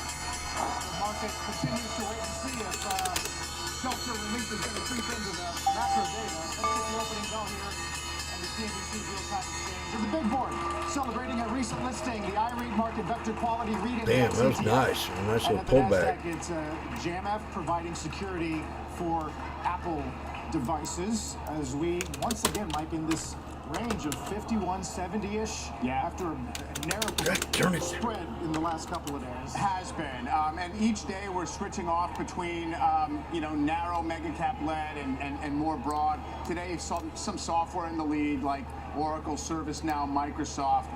And this has been a little bit of the pattern of when, okay, yields are higher, maybe there's a little bit of concern building about just the perfection of the macro backdrop, and you go to stuff that doesn't seem too dependent on it. That has been, this pattern here. I mentioned all these elevated sentiment readings and things like that. It's just one of those atmospheric conditions that says, we're not really set up for an adverse surprise, and yet the market keeps absorbing these potential, downside blips without too much trouble at this point. I would say, we're kind of sideways on the average stock for the past week, but that's after a great run. Right. We'll keep our eye on financials today. This Goldman upgrade of Citi has gotten some attention. Yeah. Essentially looking at top-line growth, simplifying the business model, freeing up some cash on the non-core international business. Yesterday it was B of A Submeyer who said technically some of the support levels here are pretty strong. Yeah, they've acted better. Citi as well. I mean, the Goldman call is kind of, the plan seems like it'll probably work. The strategy as laid out, essentially freeing up some capital by getting out of some businesses internationally and just simplifying the structure. It's been such a long haul. I know there's a general sense out there if we get some easing of the Basel endgame requirements that these bigger banks will be a little bit ahead of the game. So we'll see. I mean, up 1.5%, still super cheap, of course, on book value. But so not really as much of a macro call as it is there's basically some fundamental company-specific improvement that we can look for. David, are you going to touch on Jerry Levin? We will. I think towards the end of the show, Carl, Jerry Levin, of course, the CEO of Time Warner, passing away. We're going to spend a little time on that. What I've been spending time on this morning, as you guys know, of course, is TikTok, trying to understand and figure out exactly, as I listened to Mnuchin this morning discuss his plans to potentially, or to try to put together an investor group to buy the app in the U.S. As we said earlier, a lot of things come along with that make it highly complex, plenty of hurdles, but certainly interesting. And then keeping an eye on shares of U.S. Steel, guys. This stock reversed dramatically yesterday. Now, who said steel yesterday? Somebody worded X. Essentially indicating that the Biden administration, oh man, come on, to stay on the right side of unions, got a wedge. Pennsylvania, a swing state, would not look favorably on it's not working right now. Acquisition of the company, as is currently under contract to be purchased by Japan's Nippon Steel for $55 a share in cash. You can do some simple math there and say, $38.90 is a long way from 55, isn't it? That's what we call the spread. Yep. That is a reflection of the risk, and that risk has gone up dramatically. Reports today have the president making a campaign stop in the Midwest, in which the AP is reporting that he will say things that indicate that he's not in favor of said transaction. I don't have the Mister's down 7%. But to paraphrase, again, he sort of thinks that it should remain a domestic company. This is odd, to say the least, in many ways. There is virtually nobody who would argue that Japan represents a national security risk. In fact, the technology transfer in this case is going from Japan to the U.S., where there would be significant potential upgrades of it. But here's the quote obtained by the Associated Press that Biden is expected to share later today. U.S. Steel has been an iconic American steel company for more than a century, vital to remain an American steel company that is domestically owned and operated. That has sent shivers through many investors here who thought that this deal would close. Now, that said, it's still not clear it won't. And in part, this does seem to really rely largely on getting the unions on board. They're not. That's a big mistake, it would seem, that Nippon made. Mister's got a double bottom here. Mister. Not already received the assent. I mean, it's still way overbought. Very different from Cleveland Cliffs, the arch rival that has been working nonstop to try to dislodge this deal. But it doesn't mean they can't get them on board at some point in the near future. And maybe they will do that. Woo, IWM. There's a lot of different rumors go around. Cleveland Got that Cliffs, wrong. would they be able to buy the things that Nippon Steel doesn't want? Yeah. Would you still see a $55 deal, and then Nippon could turn around and potentially sell some of those assets? Seems very difficult, not to mention the taxes. It's going to get real cheap for me here soon. Type. We rarely see that kind of a deal where one company buys and then there's a bunch of asset sales that take place. There's your double bottom from yesterday, so let's give it a shot. This one, whether Nippon is successful, they're starting to fight back. There's a joint statement from them and U.S. Steel saying the partnership between Nippon and U.S. reflects a close alliance between Japan and the U.S. and they're confident the partnership will create shared success for American jobs, supply chains, and competitiveness of the U.S. economy. As I said, there's not much of an argument to be made here, so this does seem to be pure politics and an unfortunate case of it. Okay, let's do it. You know, I guess that messaging-wise, if you were able to say, we're going to keep the production that is now domestic. In other words, there's not any They're not moving anticipation steel of doing plants. anything They're with not this stuff. picking up a steel plant and moving it to Japan. It's the other way. We got 30 contracts. In certain areas is ahead of our own. The plan is to invest here and increase the technological capacity of the steel plants here. Right. So, and Japan is a national security risk? Well, no, certainly not. I mean, on that basis, it's hard to make the case. On market concentration, it's probably hard to make the case in any way. It is for Nippon. Cleveland Cliff Steel, in contrast, raised significant antitrust questions, particularly in terms of domestic production for steel for the automobile industry. By the way, there's also a question of UAW unions opposing that potential deal were that to somehow come back. So we'll continue to monitor this. I know we don't have a lot of hard and fast things to tell you at this point, but you know, there are those who are going to wander in here at 39 and say, I'm going to take a shot at getting 55 because Nippon's going to get the unions on board and then Biden's going to change his mind. Right. President still trying to lock down the Teamsters endorsement. The Prime Minister of Japan is coming in for a state visit. That's going to be a little bit awkward, depending on how firm this wording comes. President's in Saginaw today, as David said, making his way through the Midwest. One big buyer of steel is Boeing, and this fascinating letter from the NTSB to a couple of senators saying we still don't know who did the work on this door panel, and Boeing's now telling us they can't find the records. So it continues to get a lot more interesting. The other wrinkle on that one was this Reuters piece that the European aerospace regulator says it would pull Boeing's approval if needed down the road.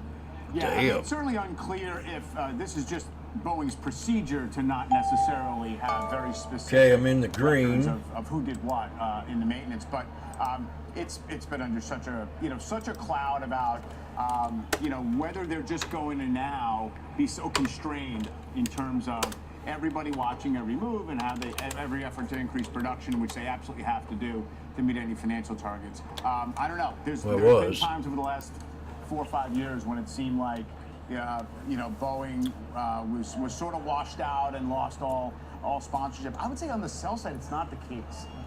There's still a sort of a loyalty to the long-term story here. Squares down. The services and the free cash flow and everything else. So we'll see if that. In CLH, they were boasting about it. It's down. Norwegian. A quick mention. I think Courtney Reagan in the next hour will have more. But NVIDIA, 6% deal to try to acquire Macy's. Macy's has given them the stiff arm, but not now. Allowing Arkhouse and its partner as well, Brigade, to. Oh man, look at that! NVIDIA was a good little buy here this morning. March 13th, they provided a due diligence request list to the company. I'm in IWM. Through their advisors, they want customary diligence items that we'll need to provide to help them either confirm or potentially even increase the current $24 share all-cash offer they have for the company. And there are negotiations with respect to a confidentiality agreement. So that is at least potentially on a bit of a different tack here than previously, in which Macy's said, we're not going to engage with you. SPX double topped. There's also a proxy fight the Arkhouse side is pursuing potentially as part of it, not Brigade. I know it gets a bit complicated. Brigade doesn't want a part of that. It's your turn now, Arkhouse does. They have different advisors on the law front, for example, on the M&A law front, but again. The QQQ also bounced and hit the 200. Retail, DKS. The chart kind of looks like Williams-Sonoma yesterday. SMCI. Gross margin beats, 10% div hike. Great stats on the tape looking at the nice little double top up here. SM triple top, SMCI. To 9.7, and sales overall are up 48 versus U.S. retail sales up 37. Work. Their guidance implies they're going to actually be able to. I'm feeling too good about this trade. Why the excitement? Yeah, like Williams-Sonoma, kind of leader in a secularly strong part of retail, I guess you'd say, in terms of specialty. There's still room, to grow. You don't have Give me 120. saturation.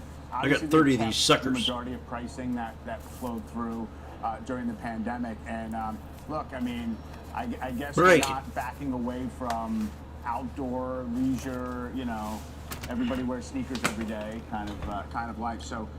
And it's still not all that expensive. You see some growth retailers that kind of, this isn't Chipotle here. It's still, 17 times earnings. It's cheaper than the market. So it does show you there's a little bit of room for it to go, kind of mid-cap range. Right. And we mentioned Dollar General earlier with the surprise jump in comp. Not by much, 0.7, but Street was looking for down 1, and they do guide above on full-year comps, a bit below on full-year EPS. But I don't know. Does it strike you that we're spending more time talking about this stuff than NVIDIA? Nope. Well, for today, for this morning, I think so, yeah. And it does show you that, we are at this moment where you're getting somewhat mixed signals from the companies themselves about the consumer. Not a lot of panic about it or alarm, but, McDonald's saying things seem soft and people are perceiving. But the other dollar stores yesterday was a different story. Dollar Tree, along with Family Dollar, which they McDonald's hit my support. It was a different store yesterday. It was. So and closing as many as 1,000 stores. Yeah, most of them Family Dollars. There's an enormous number of dollar stores in this I country. need guide It's kind of amazing. you. Yeah. So, in the retail sales, the official retail sales number today, kind of soft, although I think we were somewhat braced for it. So, a little mixed, but overall market hanging there. You speak about NVIDIA, down at 1% today. Tesla also down, and it is the more kind of These guys ain't talking too software, positive. Still slow and steady stuff that is working. But again, on a day when yields are up, you do see the Russell 2000 backing off, underperforming. Yeah, this might not end up good here. Kind of the pattern here. Of course, Mike, I don't know if there's Just one notch out of the money, but I'm down. The mega cap tech names, Microsoft by far the outperformer, Yep. 2%. Yeah. Is it this Oracle deal?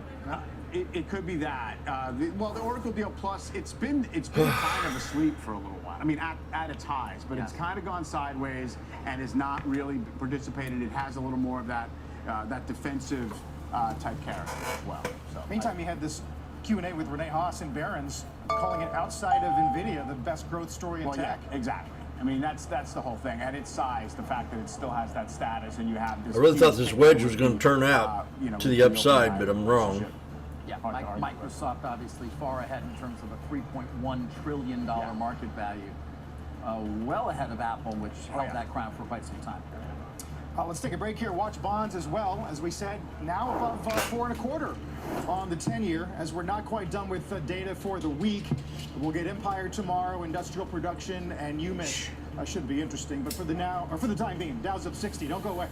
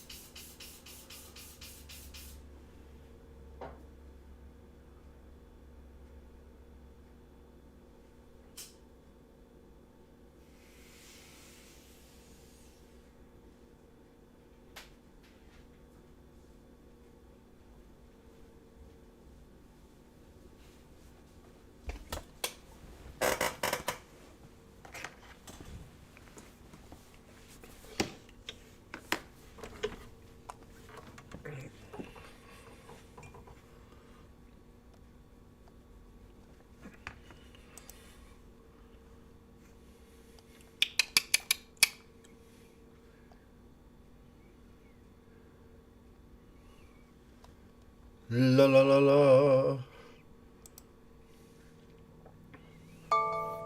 I'm still in it to win it. But it's not in my favor. I think the major resistance now is going to be 204.76.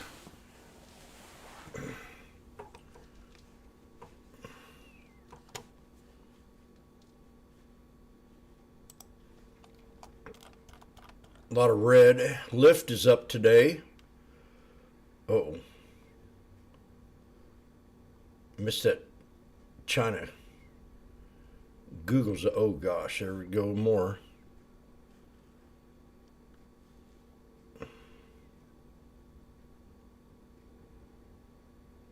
Damn.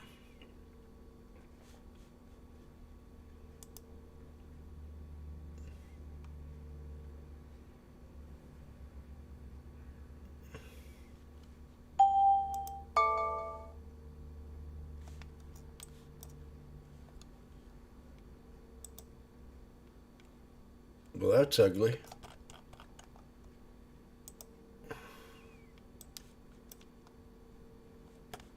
Here I am, one of them chase trades again.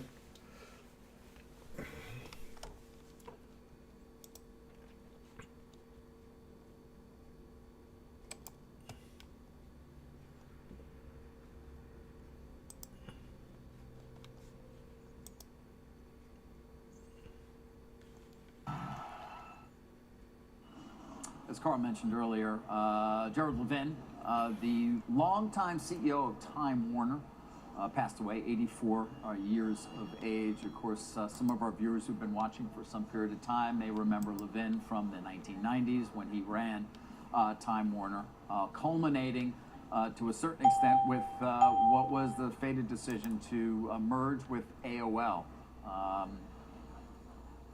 It didn't go well, as we know, as we documented in our first documentary here at CNBC. Some 20376. years ago, the failure of that deal. I think Levin did not participate with me at that point in that documentary. As you take a look, it's Steve Case and Jerry Levin shaking hands on that fateful day when they decided the biggest deal of all time, by the way, and one of the great failures. Time Warner, for its part under Levin, though, you know, HBO, Time Warner Cable, so many different assets along the way. The studio. Take a look at Dick Parsons and everybody, Ted Turner, takes you back. Levin, I had interviewed many times during the course of his stewardship of Time Warner. Didn't participate then, but then we Boy, I nailed that one wrong. A number of years later, when he was living out west at something called the Moonlight Sanctuary, a healing center that was run by his wife. And we did talk about the deal. Take a listen. I'm upset that I couldn't. Oh, look at the SPX. We got a double bottom from yesterday's low here. And in the internet. Now okay. I also I hope I got this right. Myself for believing strongly in the power of an idea. That a transforming transaction. Now, I ain't gonna be able to type this in the room real fast, so I'm making some miracles happen. Would in fact change the landscape, not only of our own company, but across an industry. I mean, that's a nasty sell-off right there. Levin also helped create HBO, along with Charles Dolan, of course, of Cablevision at the time, and then ran HBO when it was owned by Time. Not Warner, the SPX some people don't realize and HBO Spy, I mean the IWM, added on. I have fond memories of Mr. Levin and our many sit-downs through the years. Jerry Levin, 84 years of age. There it is. We just had the new low just now. Lotto. The 51.75.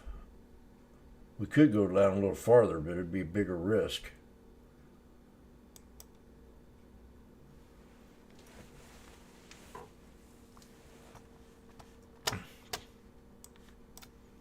Here we go, see if we got something else. Anybody calling this out yet? We've got the 51.39.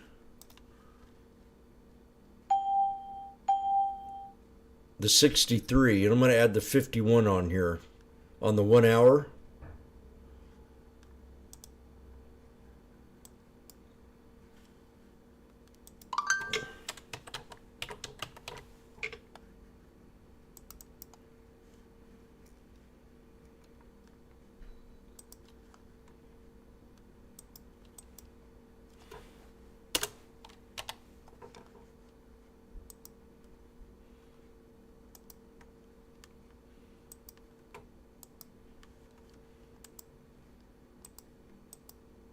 Okay, we got the 51 coming up at, oh, that's perfect. That actually is a good spot.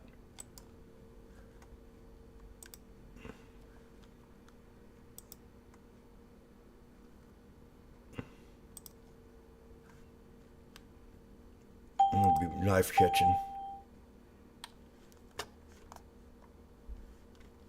What's in the news?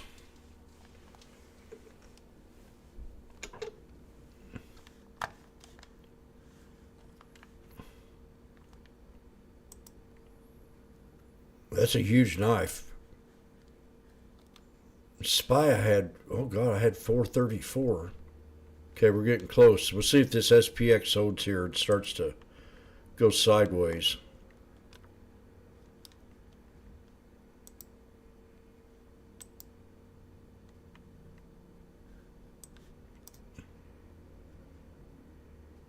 I'm just a few seconds off, a few pennies off.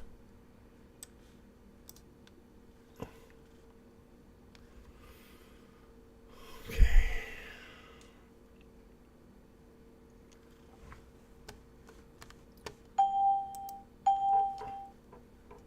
Damn, man. That's some nasty stuff right there. Just triggered. My shares of NVIDIA are pulling back in early trading. You can see some 3.5%. Still, though, up 11% just this month. Our next guest sees even more upside for the stock. He boosted his price target from $950 to $1,100. Joining us now, BofA Securities Analyst Vivek Arora. Vivek, let me, just give me the reason why the higher price target and why you continue to be positive on a stock, obviously, that has already had a historic run. So we are kind of affectionately calling next week the Woodstock for AI. So for all the semiconductor and computer science nerds out there and finance people, of course. And the reason is we expect NVIDIA to put a very strong event at their GPU Technology Conference, or GTC, focusing on three things. Number one, how rapidly the market for generative AI is expanding. That if you are able to, through this accelerated infrastructure, really lower the cost of computing, how it can enable a lot of new applications and enable them in a very energy efficient way. So that's number one, a much larger market size, anywhere between 250 to 500 billion a year in terms of infrastructure. Number two, NVIDIA's competitive position, that because of their pipeline, it's strong and it is getting stronger because of their ability to innovate across a silicon, across system, across software, and nobody else in semis can touch that. And number three, their ability to take all that sales growth and then really drop it to the bottom line. And I think this cannot be overemphasized because the company is not just growing, it's able to translate every dollar of sales into near. Anybody get in that trade? The IWM?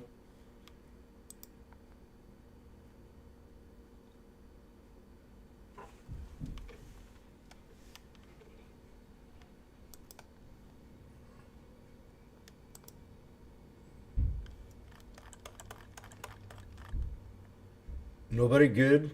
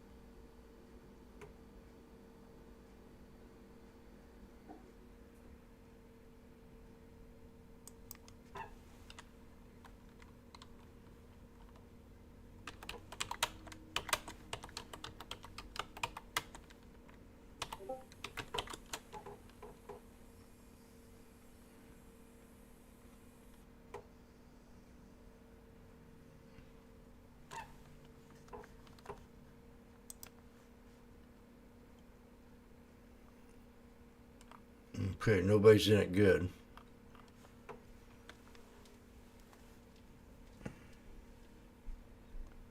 Because I'm scalping it. I got burned on it.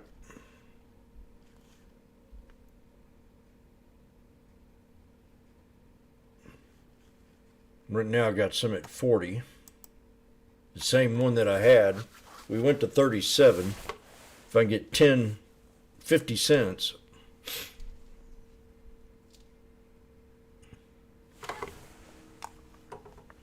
You got the SPX.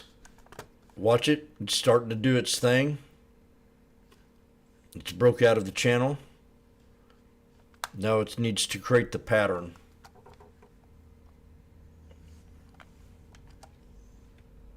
And that's the 5175.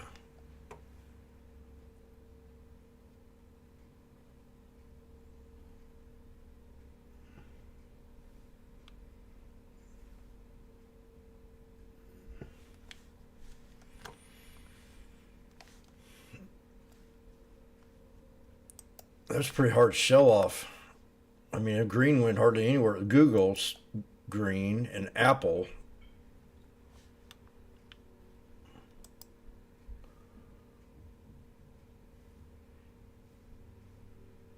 It's IWM. It ain't no joke. God. Ugh. And that's $300 on IWM right off the bat. Just boom, boom.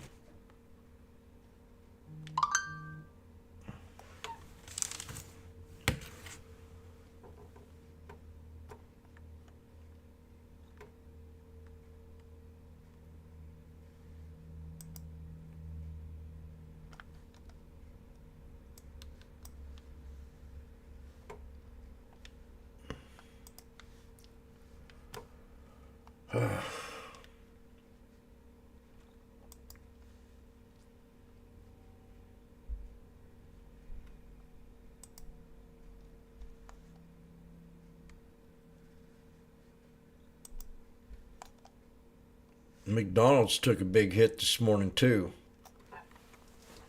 Yesterday it was at 294. Now it's at 279. McDonald's.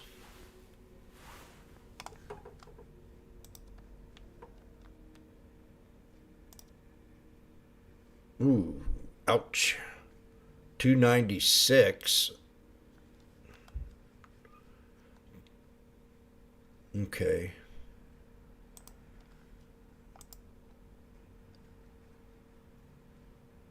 Well, I've already got alerts set in here. I'm going to wait. It's already set up. Must have done this yesterday. 27682 is what I got set.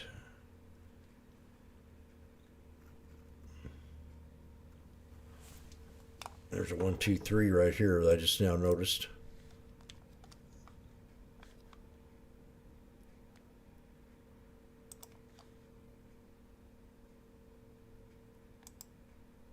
Right to support at 27544. That should be perfect for McDonald's.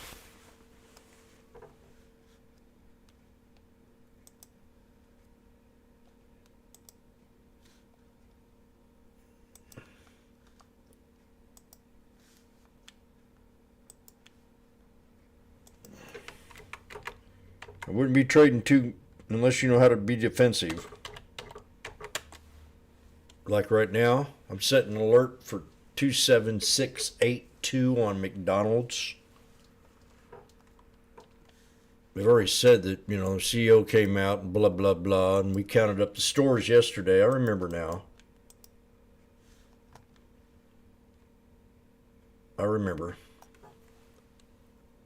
275 something.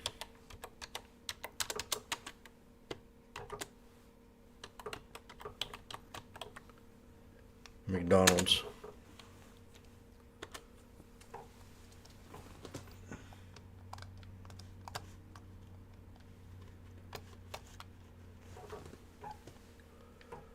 Ugh.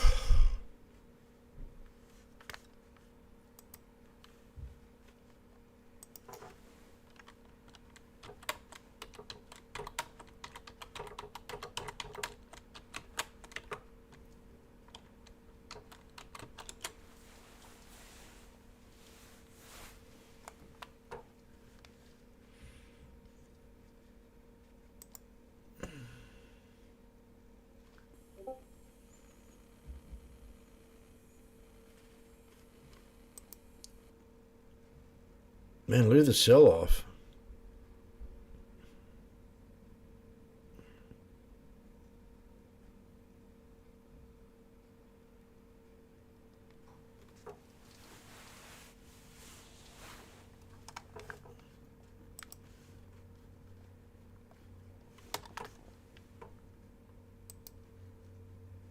Year up more than 6%. And watch Citi today, the bank getting upgraded to buy. Goldman Oh, Sachs. Jimmy alerted Citi yesterday. At this level right here. The stock's up 13% so far this year, and less than 1% from its 52-week highs, though under the slightest bit of pressure here this morning, along with the broader market down about 0.5%. Business inventories just crossing the tape right now. Oh, The Street was God. expecting a gain of 0.2. January's number was unchanged. We also didn't mention jobless claims. Ain't that horrible? This morning, David, 209K. It even breaks out revision after down hours. And continuing claims, but it's that PPI number that's the headliner today. Yeah. PPI. Another headline today is shares of Tesla, which continue their decline, down some 2.5%. That's about a 10-month low. And it is the biggest laggard in the S&P 500, at least so far this year. It overtakes Boeing for that slot. And? It's lost nearly $250 billion in market value so far, falling David. out of the list of the top 10 stocks in the S&P. To keep going here, JP Morgan is now bigger than Tesla in value. Shares also down about 45% from the highs. Okay, now that we've got that out of the way, let's talk about where the stock may go from here. RBC Capital's Tom Narayan has a buy rating, price target of 298. Joins us right here at Post 9. Not going your way today, Tom. Why do you feel like things are going to turn for this company? Yeah, I mean, look, this company is in between two waves, is what Elon calls it, right? You had the Model 3 and the Model Y, which is largely saturated. The next big catalyst is going to be the affordable car. Unfortunately, that comes in, what, H2 25. So he doesn't think about things on a day-to-day or month-to-month period, as you probably know very well. He's looking at things from a years, if not decades, perspective. So we're just in between this period of two lulls. Eventually, we'll get this catalyst with this vehicle that'll come out. And there's some long-term tectonic things that people just aren't talking about, which folks like me will start writing reports about and get folks interested eventually. So, such as? Energy storage. Nobody's talking about this. This is trillions of dollars of opportunity. Problem is, it's like decades away potentially. These guys have 15% market share in this business, and the profitability is higher than the profitability of cars. And then, of course, autonomy, right? There's just a lot of negativity in autonomy today. If you guys ever used FSD, I think it's a pretty amazing product. I think it's the most amazing product I've used since the iPhone. We're finally going to get this version 12 this year, which could get the attach rate up. The problem is not enough people have tested this thing.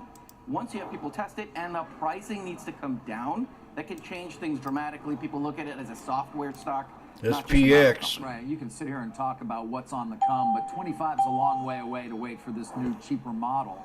And so I do wonder what happens in the intervening years at this point to at least keep the stock where it is, if not battle those who say EV sales growth is slowing down. Used car prices for Teslas, for example, are a key indicator that this is not going the way they want it to. Yeah, you're right. Things could get worse before they get better. There's no doubt about it. My job is to say where this stock will be a year from now, not next week. So, yeah, you're right. And the other issue is, while I think they'll hit the volume target that the sell side has, I don't think it's that aggressive, actually, for 24. I think that'll come from price cutting, which impacts profitability, and that's what everybody worries about. So, you're right. Near term, definitely challenging. Elon says it all the time, right? But again, you got to have a broader view of it. And I don't know about you, I can never time this thing, right? So, it pops when it pops, right? Somebody like me writes a big report and everybody gets excited, and that's the narrative that changes things.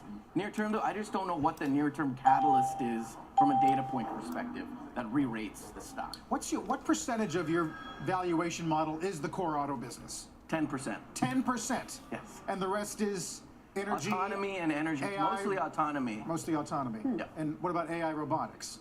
Or I don't include robotics in there at all. Because right. Because of the risk he might do it elsewhere, or something else? We just don't have any evidence of a product that's out there in the market making money. Energy storage is already making a bunch of money for them. And autonomy, they do have an FSD product, which is really compelling, and they're charging $200 a month for this product. How about China risk? If in fact things really, I mean, TikTok's just one example of tariffs what may happen a year or two from now?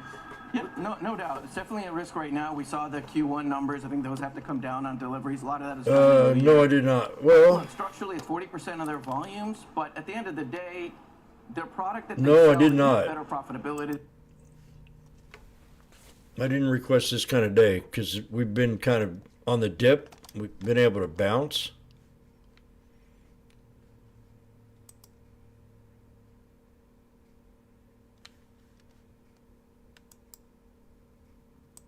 But I know we're in a bubble.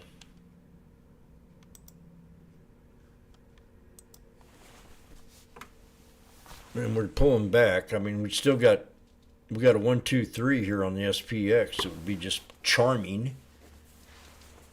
One more good sell-off, and then have like a huge contract day. And that support's right around 51.32. I'm gonna raise it up just a little right there.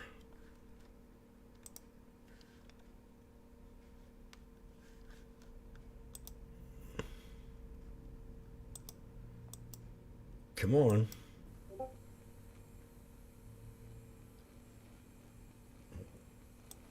Okay, hurry. Oh no. That's funny how it froze.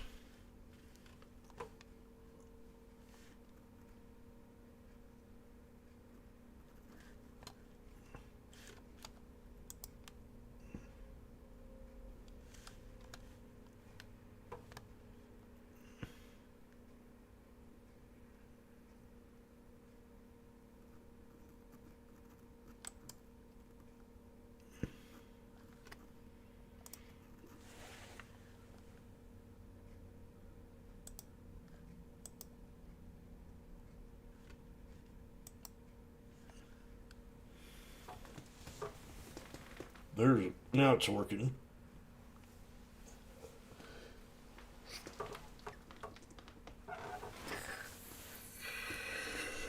Well, that'd be nice right there. Hold that gap up. Then you'll have a 1, 2, 3 at 51.32.32.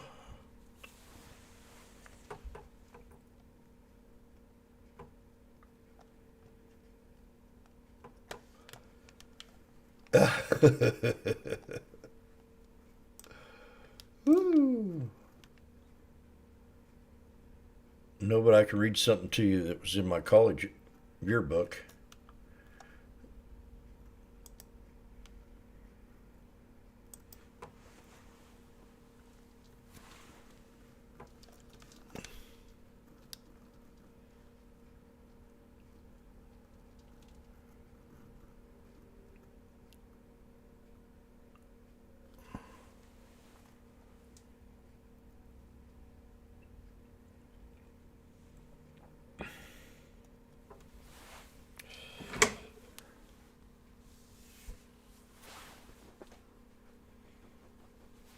Well, the day's not turning out the day I want it to be, so it'd be like oh, I forgot. SPX, I'm in it. Oh, yeah.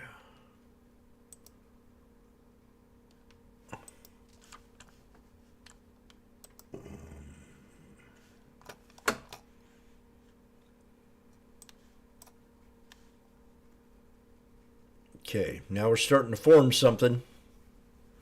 We could squeeze the 9. If the 9 squeezes above the 21, and we just get a sharp little candle here and make a head and shoulders. There's your neckline right there. Or we just go ahead and squeeze, go sideways, and that'll be your neckline off that 9. Bounce up and break the 21.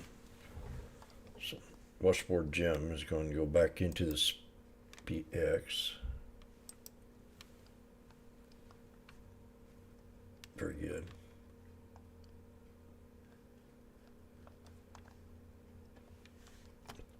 You see what's happening? You see where resistance is? Resistance to break. will be the previous low. Boom, right there. 515464. Ooh, nice. The 5175. Did anybody take it?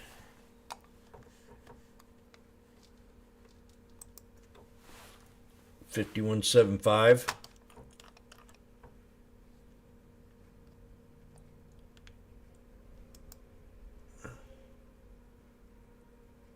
Oh, $51.90. A little farther out of the money, huh?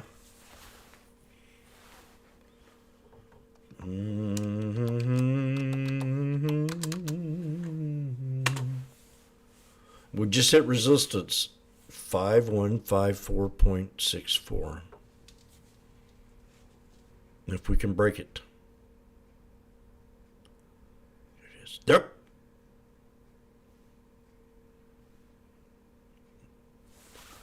Now, if you're scalping this trade, you'd be out of it right now.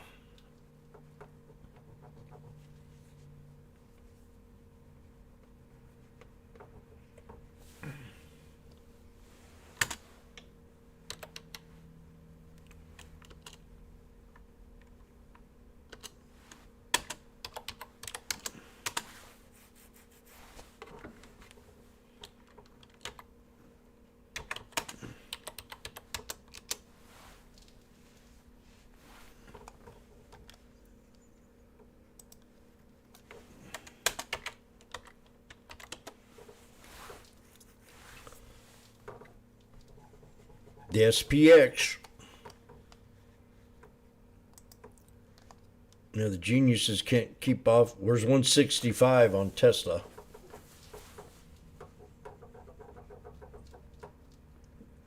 No choppy, no choppy.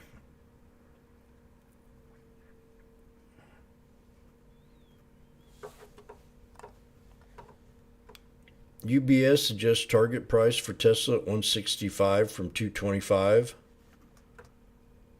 165 by UBS.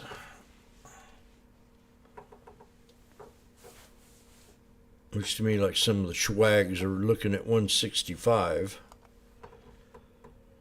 It's perfect. Right to the penny.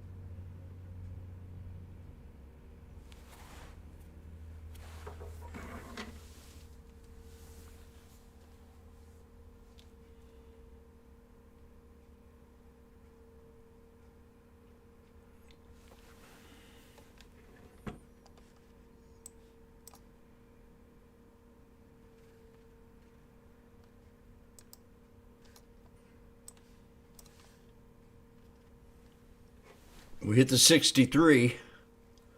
Now I added the 51 to this because I wanted to kind of see which one's the most accurate. I just stopped trading the 51 there and started using the 63 just to see, and that time it was to the 63.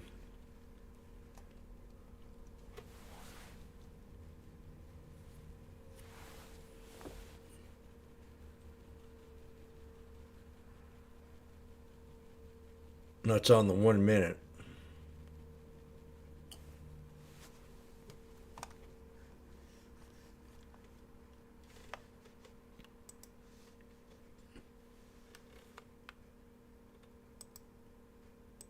So it is curious a bit in terms of the timing. That's what I think too. And obviously, you know, Kevin Plank has been very involved in the company since stepping down as CEO, but still remaining, you know, executive chairman there. So very, very curious. And I'd love to bring in some of our guests so we can talk about it a little further. We have Jan Kniffen, Jay Rogers Kniffen, WWE CEO, and we have Michael Baker, D.A. Davidson retail analyst, joining us now.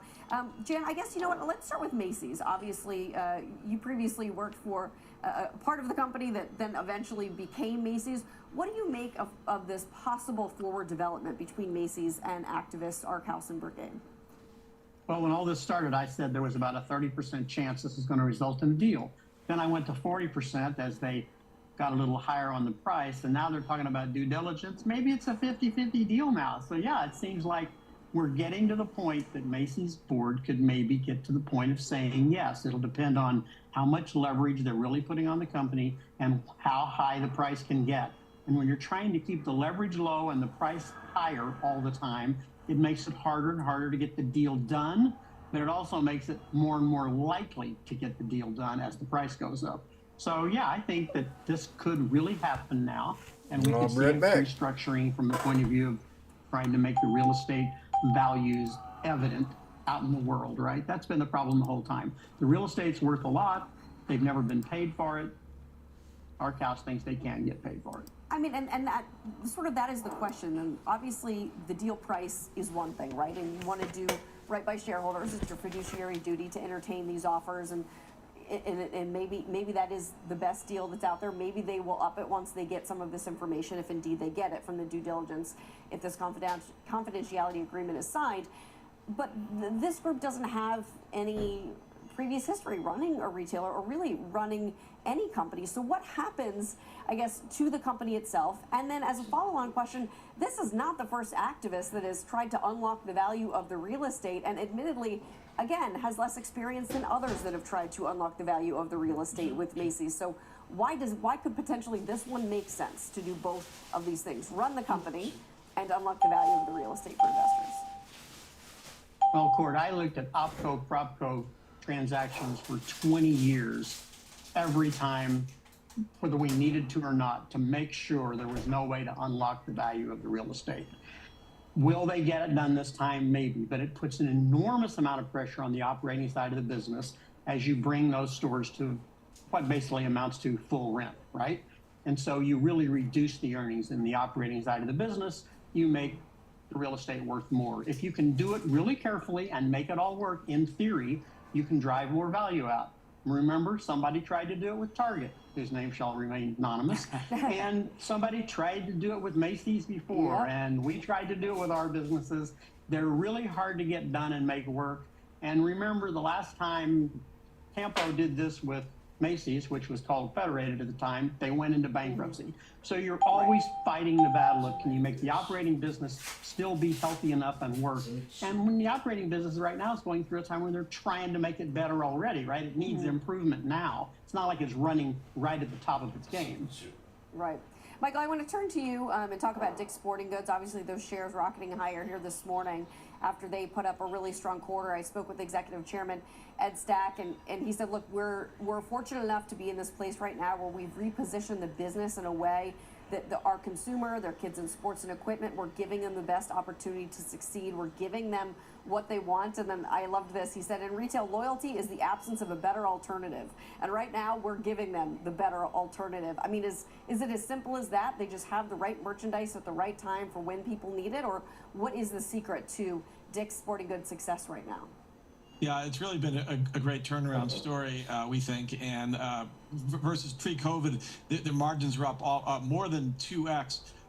They're not the only alternative, but we do think they are the best alternative. And as they've gotten bigger and better, they've gotten more access to brands, better product from the brands, and that continues to separate them from the competitors. They've also done a great job with their loyalty program, so that helps gain share and bring customers back in. So really, the double-digit margins that they're able to sustain here shows the strength of the turnaround versus pre-COVID when their margins were about 5%. Sporting goods is a tough business, but they're executing well and taking market share at higher margin. Yeah, I mean, it's been really interesting, too, the different reads that we've heard about the consumer from different companies. I know you don't cover necessarily all of the names, but we had good results from Dollar General. Dollar Tree, though, yesterday talking about pressure on the lower-income consumer, particularly the Family Dollar business. Obviously, Dick's Sporting Goods turning in some pretty strong numbers. From your view and your coverage, how would you say the consumer, maybe let's say the middle-income consumer, is faring right now?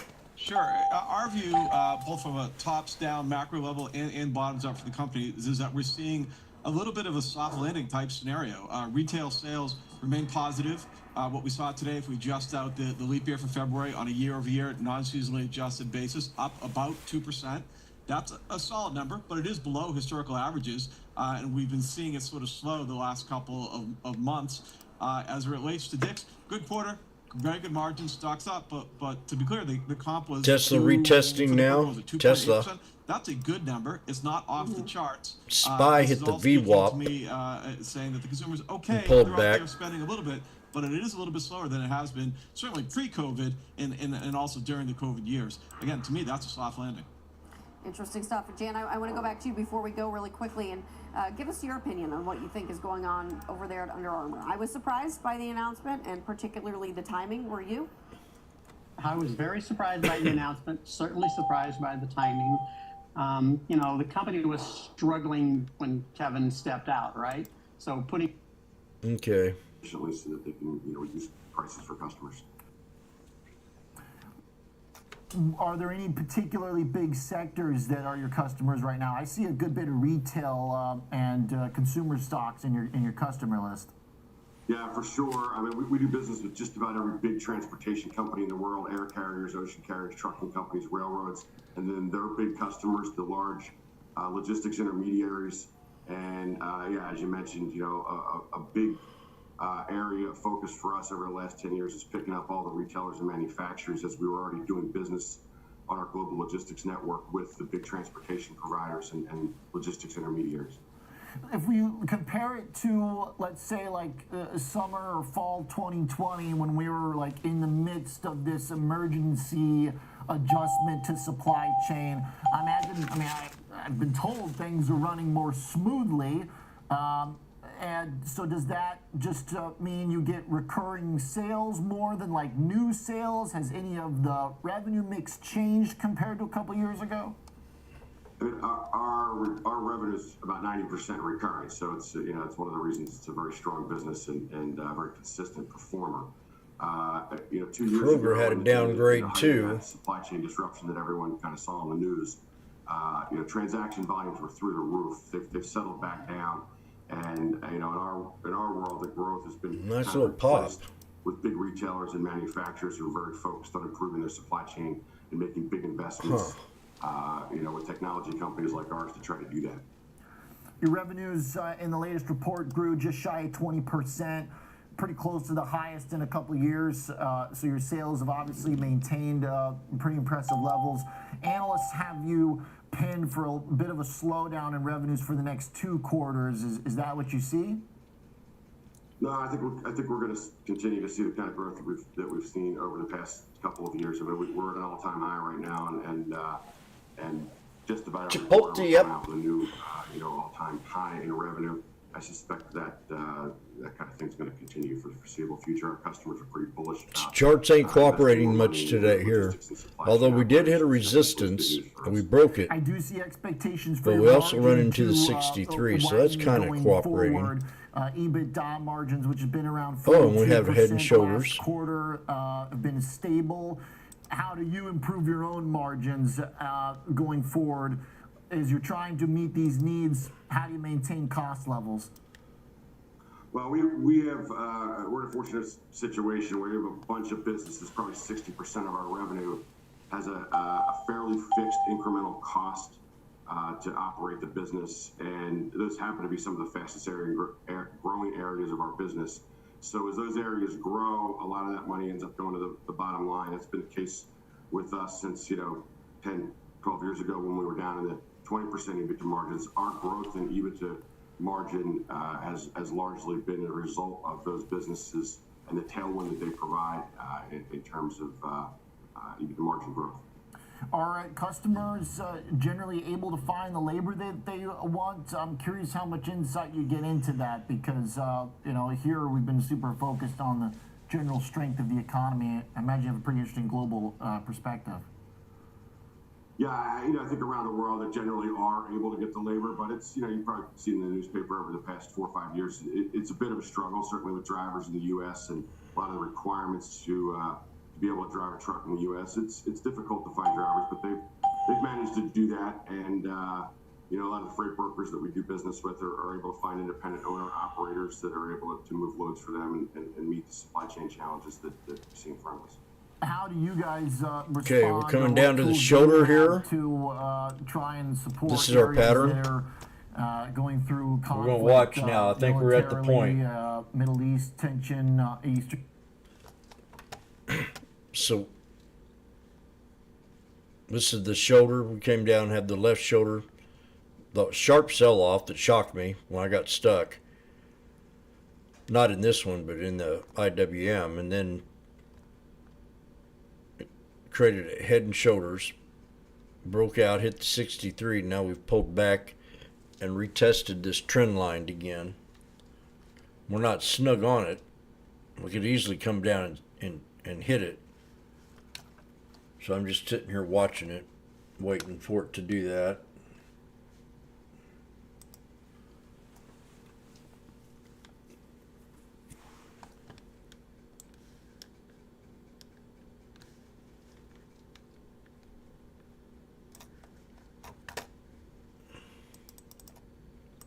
We get 5 of them. The 5175s.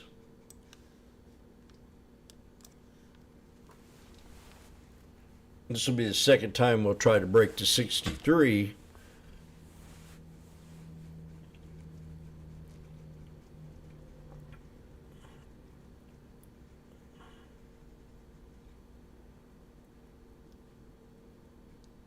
Now we've hit the 63.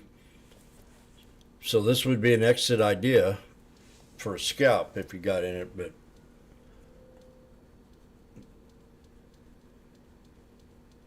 if we break it, we're going to go higher.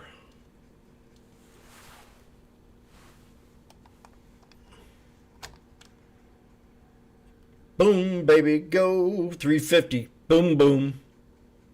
Nailed it. Now things are starting to look better.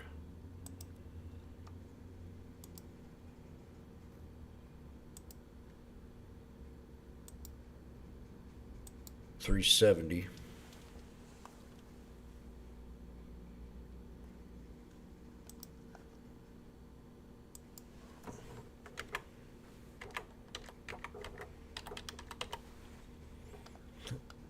Did you like that, Don Don?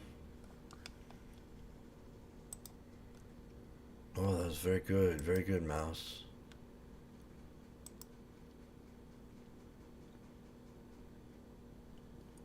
$4. Bam. Up. Magnificent. I'll take the grade now.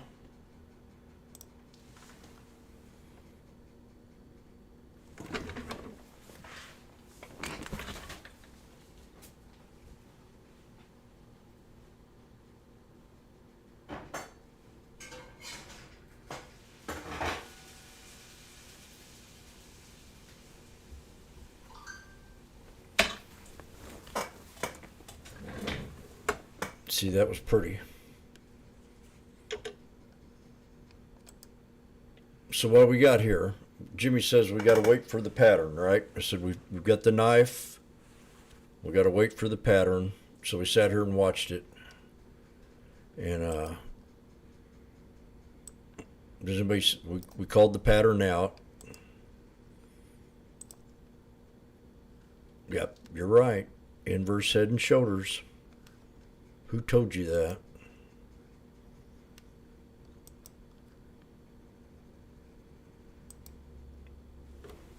And we're going to go to the next resistance.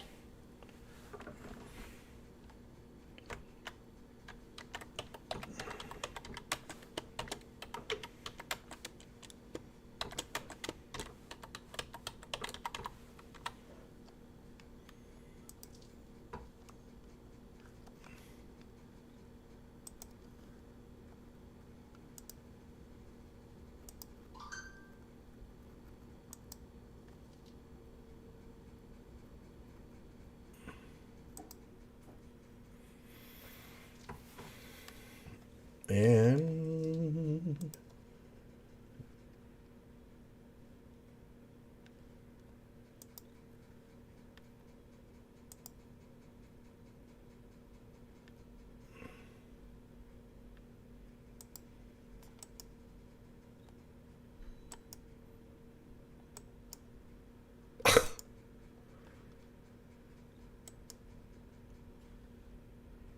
oh, you idiot.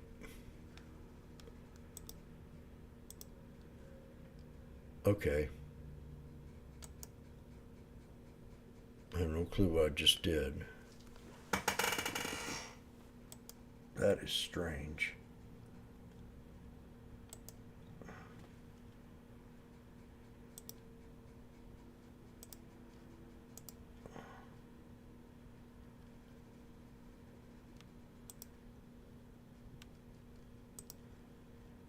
Oh, what's that line doing there?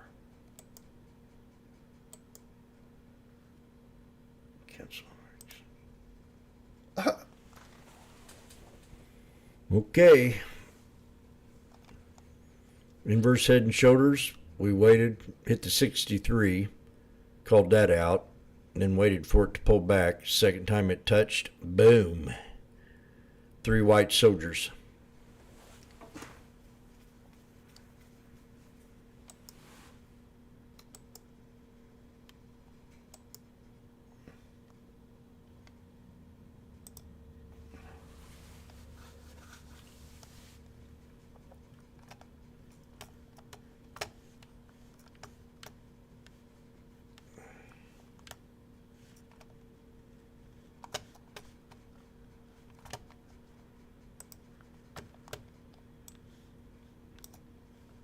I just now know something else. Oh, I gotta go.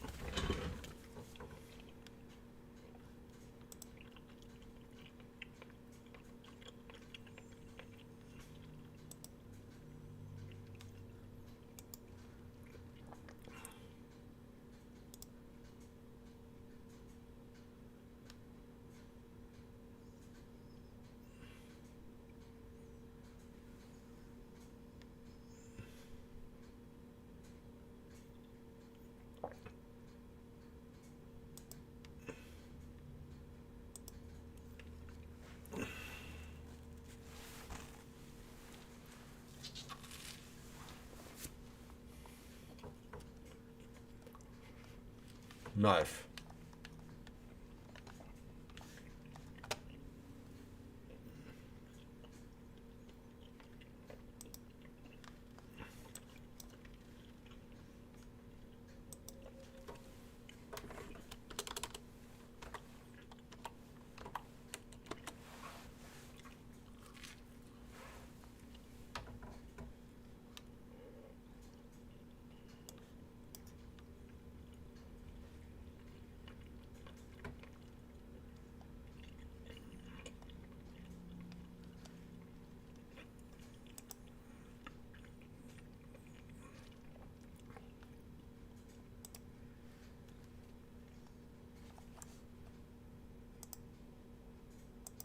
Very good. Yeah, that's a good point. But you know, the opposite. SPX hit the 200 on the 5 minute. Dropped out from under us. This one price surged up after what looked like perhaps a potential downside breakout here. So, you know, I would be on the lookout for any kind of bull flag or bull pennant type pattern here.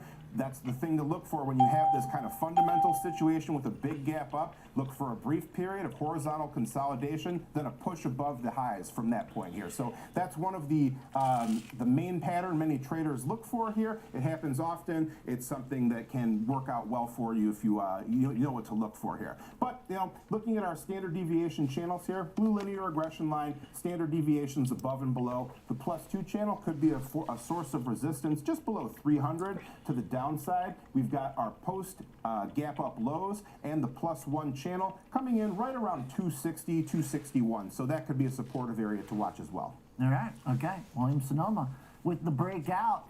You know, incredible chart. Just extraordinary. Can't believe it's William Sonoma that we're looking at. All right. Let's talk two others here. We're kind of going in the worsening direction for charts, I believe, here. Netflix next. I mean, it's hanging in there. Hey, buddy, your suit's too tight. There's an analyst note out this morning. A little positive. Yeah, definitely positive. Evercore ISI 640 price target up from 600s. They're already above the average price target right now is around $586. That's obviously below where we're currently trading. So wow. Street high 725. So there is still the optimism here. I mean, I just think it's interesting that of the 40 plus analysts that cover this name, the average still implies significant downside. Wow. Evercore, Netflix. They're behind still on the Netflix comeback. Wow. Right. I feel like that's like the theme actually of all these analyst notes today is everyone was maybe a little bit asleep at the wheel, but they said that overall their quarterly U.S. survey and annual Japan survey suggest largely neutral core Netflix trends in the U.S., well, they expect some modestly higher trends in Japan, which who would have thought that'd be a lucrative market for Netflix, but clearly they see that benefiting things. They also did add that the subscription and advertising-based video on demand continues to really drive these gross ads incrementally for Netflix, as well as increasingly becoming now this anti-churn lever in the U.S. mobility-only Netflix borrowers. So they also see that overall we could see Netflix continue to add subscribers over the next several quarters. I think that's largely the bullish thesis, is we're continuing to see the benefit of the lack of sharing of passwords and the various basically rules they inflicted on their platform, which still makes me mad, even though I signed up officially for my own Netflix. But they continue to see subscribers come in. Time to grow up. You know, hey, I can speak to that. I did have to sign up for my own Netflix in this past quarter, so. Anti-churn. That's what they're calling it. Anti-churn efforts. All right, you got anti-churn. I do have anti-churn efforts. All right. Rallying here, but kind of stalled out a little bit, right? The thing that's most notable about this chart The is SPX, the yes. distinct phases that we have punctuated by earnings. Look at this big gap up we had. Then we had a kind of, you know, nice move to the upside, but then we form kind of an ascending triangle here. Typically a more bullish pattern. We've got a upward sloping trend line and horizontal resistance that came in near 495 here. Then earnings gave us another big lift upward here. So we've got some very clear kind of sections of this chart. Now we're in another upward phase here, looking a little bit more of a steep climb to the upside.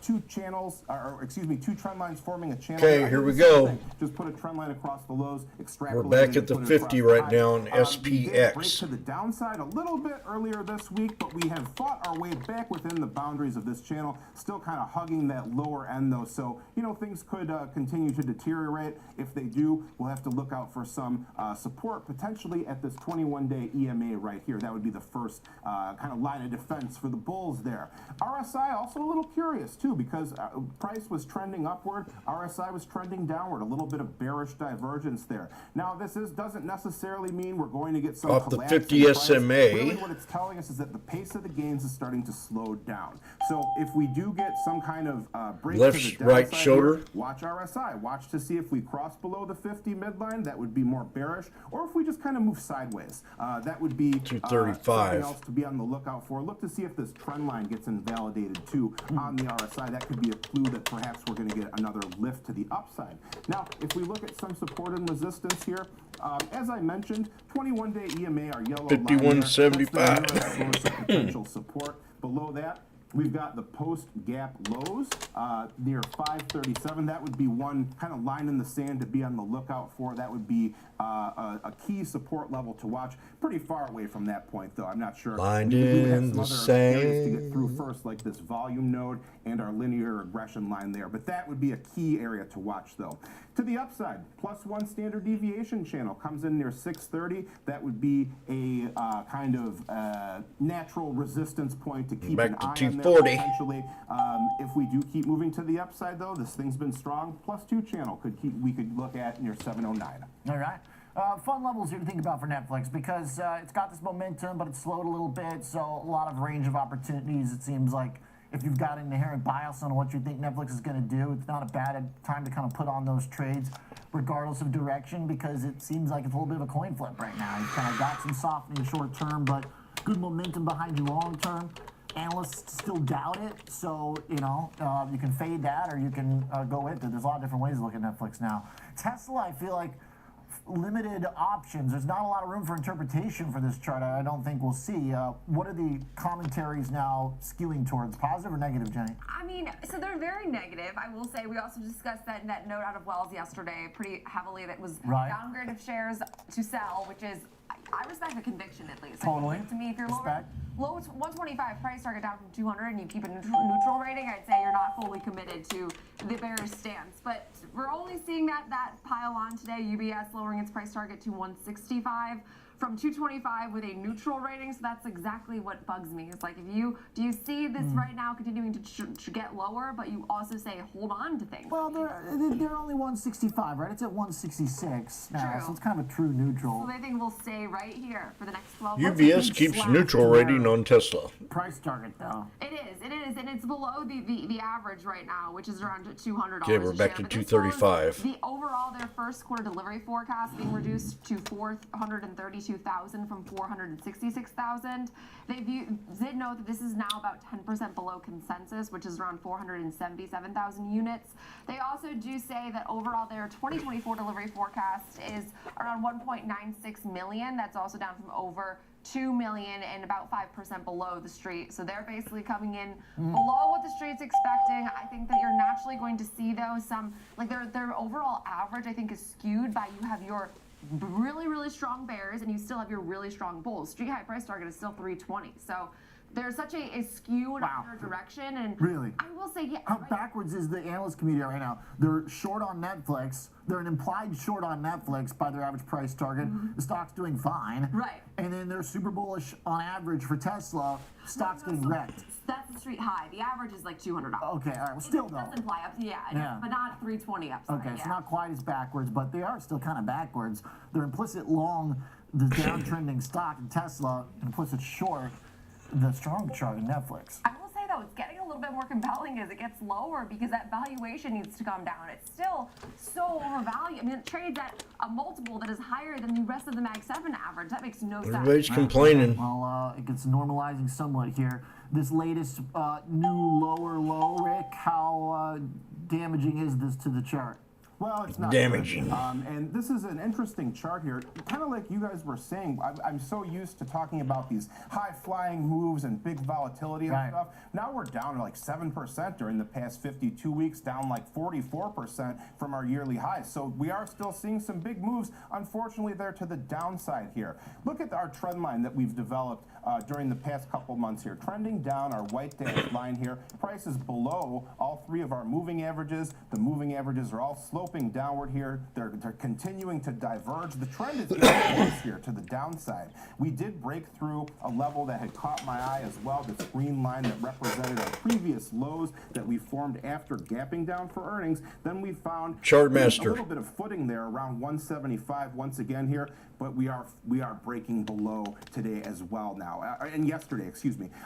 We were trending upward in RSI as well. That trend has been broken. It looked like we were perhaps going to make our way above that 50 midline with some staying power, but it has collapsed along with price. Now we're in the oversold area, another bearish sign here. So not looking real great here for our prospects, bullish prospects right now. Not really seeing any signs this downtrend is improving or even slowing down. So if we were to keep moving lower here, let's take a look at our standard. I think it would be in your best interest We're pretty close here. I kind of wonder if this to break could the be 65 here and run up to the 200 SMA and give us a 1, 2, 3. 152 or so, and we've also got our -2 standard deviation. You know what I'm going to tell you? 160. So if you don't do it, zone between you those will two not prices get no that I just named, dessert. that could be an area to watch. Also a volume node here too, so that would be another supportive. If you understand. To the upside, our old support near 175, our green line now becomes let's resistance. take it on up. 21-day EMA Blake and it. trend line, those are points to beat. Oh, did you see that switch right when I clicked it? Perhaps That was uncalled for. or so. Okay. Yeah, breakdown here for Tesla. Can you flip over the Right last when I chart clicked real it, it quick? Just switched. The previous one, because I want to go back Boom. to that oversold nature on the RSI. Okay, now we've In got the to past, respect this the has been a 63. tricky gambit because this was basically a low. This area was kind of a short-term buy, but then the last time, if you wanted to try and do that again, it broke down even further. So Jimmy's at 290 right now. He could sell. Indicator at this point. Hard to know which way it goes. When a stock is more, You know why? Why would he sell? Kind of mean reversion thing. Because you're at a head and shoulders. A mean reversion, Damn it. potential opportunity. When a stock is trending as we are now, a dip into Should the have sold. oversold area typically is regarded as more of a bearish sign. You just Okay, now so noticed. momentum building to the downside. All right, good look at the chart. Thanks, Rick and Jenny, for some of the commentary here from analysts this morning. Interesting to see the optimism still in Tesla despite breakdowns on the charts. Let's talk about another chart breakdown. It's in the booze category. Anheuser, Busch, ABN, Bev, Bud with the drop this morning. Renita Young's got the story for us. What's up? And happening right ahead of St. Patrick's Day, too. Oh, man, that's not cool. Listen, analysts flagged the possibility that Altria could reduce its stake in AB InBev last year. And we see that that's happening today. And first off, they said This will that be for a number of removed. reasons. One of them is because AB That's where I got InBev in had at. a huge stake in Altria. It's about 197 million shares total. That's around 10% stake, and the company held Might it not for a hold long time here. since I don't want to do a 2016. double If you look bottom. at a 10-year chart, even you can see that AB InBev shares have fallen since 2016, and Altria wants, or not Altria, Just like but that. Actually, yes, Altria Expansion wants pattern. to invest that money in itself, but they're planning to sell about 35 million of the shares in AB InBev, and they're using the proceeds to buy back its own stock. Now, underwriters also have the option to buy about 5.25 million They could drop additional down AB there. InBev shares, and the sale would be worth around $2.15 billion based on today's share price action. Might have actually just happened not too long ago. That would be down from that estimate that came from the closing price from yesterday, but still more than $2 billion. Bud. AB InBev agreed to buy back $200 million in ordinary shares from Altria, contingent upon the offer, of course, going through. Now, Altria's CEO, Billy Gifford, said that this is particularly an opportunistic transition that realizes a portion of the substantial return on the long-term investment. But business had not been going as great for Bud Light over the past year. The maker of Bud Light, AB InBev. In fact, the U.S. business has taken a huge hit after conservative backlash from Bud Light using a transgender influencer on one of its cans for an advertising campaign. That was Dylan Mulvaney. They had a lot of backlash, particularly in red states, but that did not impact the global picture of AB InBev, though, global sales. Yeah, they made a comeback for sure since then.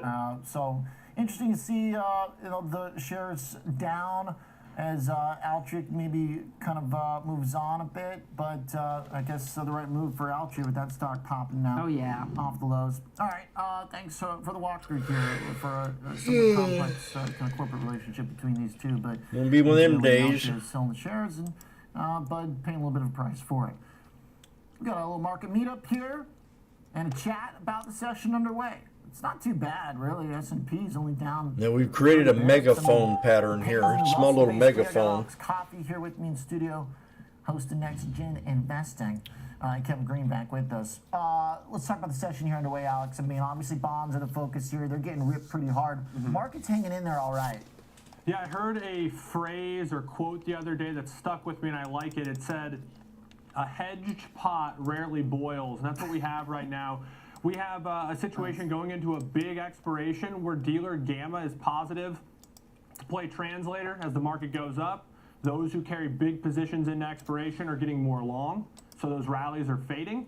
And as they get, as we sell off a little bit to a point, they get a little bit less long, and so they're buying into those, dips a little bit, and it pushes us back. So I don't expect, absent any major update, some sort of surprise, that we drift too far away from 5,200 in the S&Ps one way or another. Market's red. Until we get through tomorrow. Okay. Well, BTC just made a low of the morning here, down about 3%. So you know there's something going on when you can halt that rocket, basically. And it seems like that's kind of what today is about, with NVIDIA down about 3% too. Maybe we've kind of realized some degree of a pain point for the market when bonds do act up. I mean, the market's been absorbing basically every move in yields all year, KG, but maybe, a 60 basis point decline in the 10-year future is enough to kind of shake things up a bit. Yeah, definitely. I mean, you did see a pretty healthy re-rating in the fixed income space just across the curve. But if you're looking at the 10-year or even the 30-year here, we did continue, and we continue to actually see new highs when it comes to the interest rate market here, at least for in today's session. So I think that is providing a little bit of pressure. Also seeing the dollar move to the upside, and that's actually very interesting because we did have that rumor of the BOJ is going to end their yield curve control in the next meeting here. That actually should have provided some downward pressure when it came to the dollar, some strength to the yen here. And I'm kind of right there with Alex. I mean, we go into these volatile markets, and what do investors do? They go back into the names that they know. They start going back into the mega cap names, and you're seeing that today in information technology and communication services, NVIDIA. And so that's what's really holding the market up. If you actually looked at some of the other sectors, they're not doing too well. I would say for intraday session, 5160 is going to be a topside area of pressure when you're looking at gamma, and then 5135 on that downside pressure, which we came pretty close to the 5135, only about 3 points away from that. So the volatility provides opportunities, Oliver, but I do believe the market's kind of waking up to potentially this reinflation narrative that potentially is taking place here with CPI and PPI actually reaccelerating. Okay, so to kind of combine these, the bond market finally being recognized by the stock market a tiny bit here. I mean, it's mostly the Russell, right? It's mostly Russell, but then also some of the higher beta stuff kind of hit a little bit of a wall today with Bitcoin, NVIDIA, and others. How does that combine then, Alex, with the stuff you were talking about, the options, the gamma? Like, where is the vortex? Like, if we get low enough to a point, could it accelerate?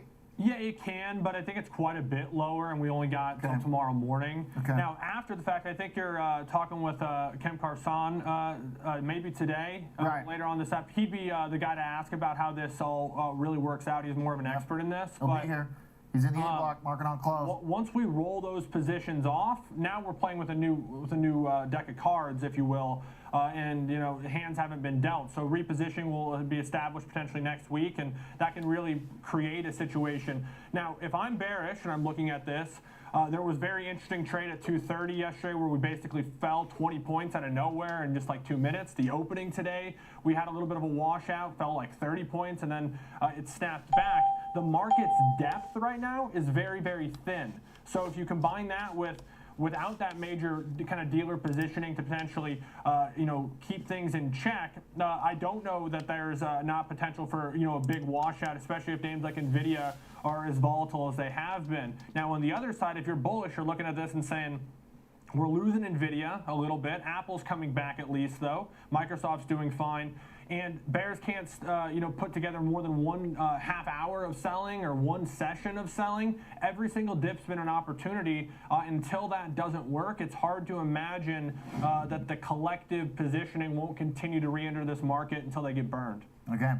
All right. Right now, it seems like we can tolerate a lot as long as NVIDIA doesn't drop too far, hanging above some of those important levels in the S&P. Crude oil, though, Kevin Green, we finally getting that breakout?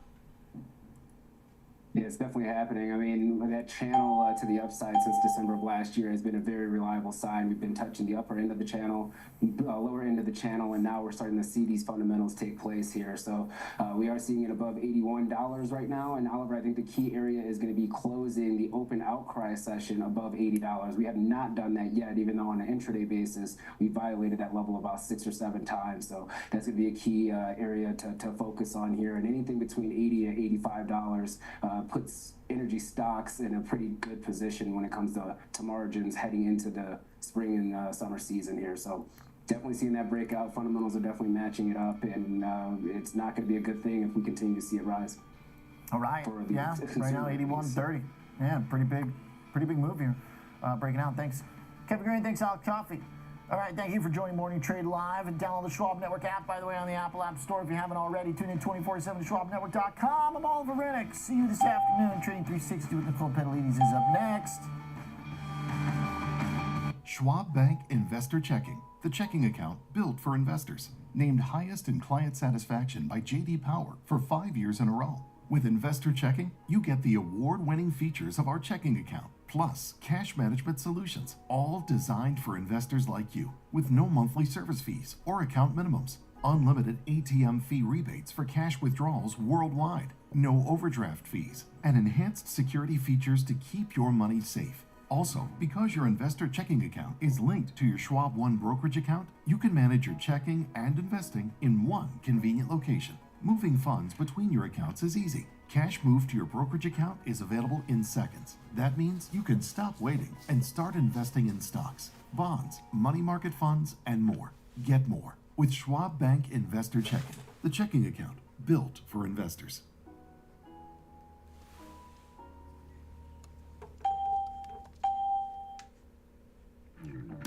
Trading the trending names every day. I'm Tom White, host of Fast Market, ready for you, ready to go at 12 p.m. Eastern on the Schwab Network. Get each and every angle, the whole picture. Everything comes full circle on Trading 360. Catch us right here at the New York Stock Exchange on Trading 360, only on Schwab Network. Welcome to Schwab Network. Daily live exclusive content tailored to today's investors. Broadcasting 24/7 from our studios in Chicago. The bottom of the And megaphone. from the heart of Wall Street at the New York Stock Exchange. Up to the minute market insights. Example trades and stock-specific analysis featuring two. the smartest minds in the business. No politics. No noise. Analysis ahead of the biggest events for the economy. From bell to bell and beyond. Now it's going to break out. We've had our 3 down here now. 1, 2, 3. SchwabNetwork.com. And on all your favorite streaming services. Available anytime, anywhere. On any device for free. Schwab Network, empowering every investor and trader. Every market day. Hello, it's Jeff. Very good. It's time to look forward. Find the next trend. From every click to every tick. Yeah. There's no fear of missing out on next-gen investing. Available anytime, anywhere, on any device for free. Empower your portfolio with the Schwab Network. He's Alex Coffey. I'm Jenny Horn. Join us for Next Gen Investing. 1 p.m. Eastern, only on the Schwab Network.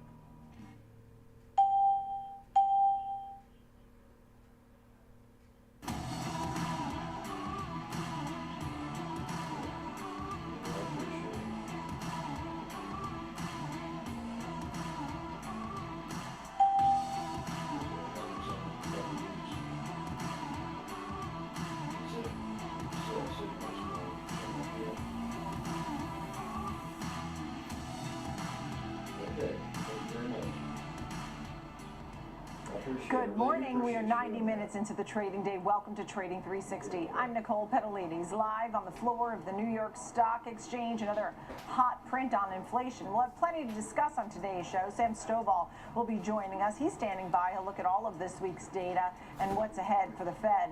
Dan Ives joining us to discuss TikTok's possible ban or sale and the overall tech world. Our disruptor is UiPath, which is falling after its earnings. In the meantime, taking a look at stocks. You are seeing stocks under pressure here.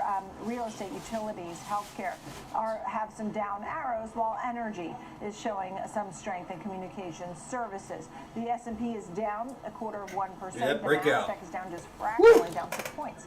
The Dow is down 0.2%, Nailed it. 38,980, and the Russell down 1.5%. Remember, In the 3. meantime, as we take a look at oil and gold, If you can count to 3, you can trade with me. Gold pulling back. US dollar 103.22. All the way back up to the top of this mega. 21.66 a troy ounce. Down over $14. And oil 81. Yep, 81.15 the barrel. That's up 1.8%. That's notable. And Bitcoin still holding it above Jimmy's the here. 70,000 mark after it's been hitting some. I just records called out a recently. trade there, Magnificent. Right What are you now, talking about, it's man? at 72,085, down about 2.5%. For some of the top moving stocks in today's market, Shoot. I'm joined by Jenny Harn, markets correspondent, taking a look at some of the earnings movers. We'll start off with What are you Dick's talking Sporting about? Goods, please. Good morning, Jenny. Good morning, Nicole. And starting things off with the objectively stronger of the two reports, because Dick's Sporting Goods saw Government shares soar informants. to new all-time highs earlier in the session. We've given back some of that initial strength, but still, overall, they reported adjusted earnings that beat expectations. Sales also did top estimates at around $3.9 billion. Come on, get on up Comparable there. sales rose about 2.8%, so that was lower than the 5.3% jump they reported in the same period last year, but still, it was at least some growth because comps have been relatively disappointing for a lot of these retailers as of late. But they did highlight their industry-leading assortment and strong execution, tapping off their year with an incredibly strong fourth quarter and holiday season. So a lot of retailers have cited this 53rd week in 2023, which was a major benefit to some of them. But I think I'm their gonna go work earnings on a as far carpet. as their earnings and sales in their fourth quarter, actually, they said would have still easily topped even without that extra week. And now they're anticipating about 13 to 13.1 billion as far as net sales for the year. That's also pretty much in line with what the street had been expecting. But they also did say the comparable sales they do expect to grow. And important to note, they did raise their quarterly dividend to 10%. So giving some of their recent gains back to shareholders, and we're seeing a nice result, up 13% here, Nicole. Yeah, really a nice move here, without a doubt. And then we turn our attention over to Dollar General. Tell us a little bit about that story. So this is quite a different story because initially I looked at this story and the post-earnings move when we were higher on the session, or at least higher pre-market. Now we're lower. So this actually speaks more to, I think, their overall report, because objectively it wasn't better than Dollar Tree, but shares initially rallied, which was somewhat odd. They did report the surprise increase in their same-store sales for the quarter, but they did provide a downbeat profit outlook and overall downbeat expectations now for their upcoming first quarter. Their CFO did say that after years of fewer markdowns, the promotional environment in 2024 will be reverting back to pre-pandemic levels, leading to this increased promotional discounting. But they also did highlight the fact that they continue to see these inflation-strapped consumers really spending less at their stores, and their average ticket size is just not maintainable to previous levels. Same-store sales growth, though, was solely attributed to their consumables category, which includes like food, cleaning products, health and beauty products, partially offset by some weakness in their home products and apparel and seasonal categories. So they've tried their best to become more of a grocery store, as there's almost 19,000 locations of Dollar Generals in the United States, so they can serve so many communities. That's paid off, but unfortunately, as of the last quarter, there's just not enough to excite and sort of spark any growth from promises here. So that's, I think, why we saw that rally not be able to hold. Is they're not pull really back to the forecasting much growth neckline. going forward.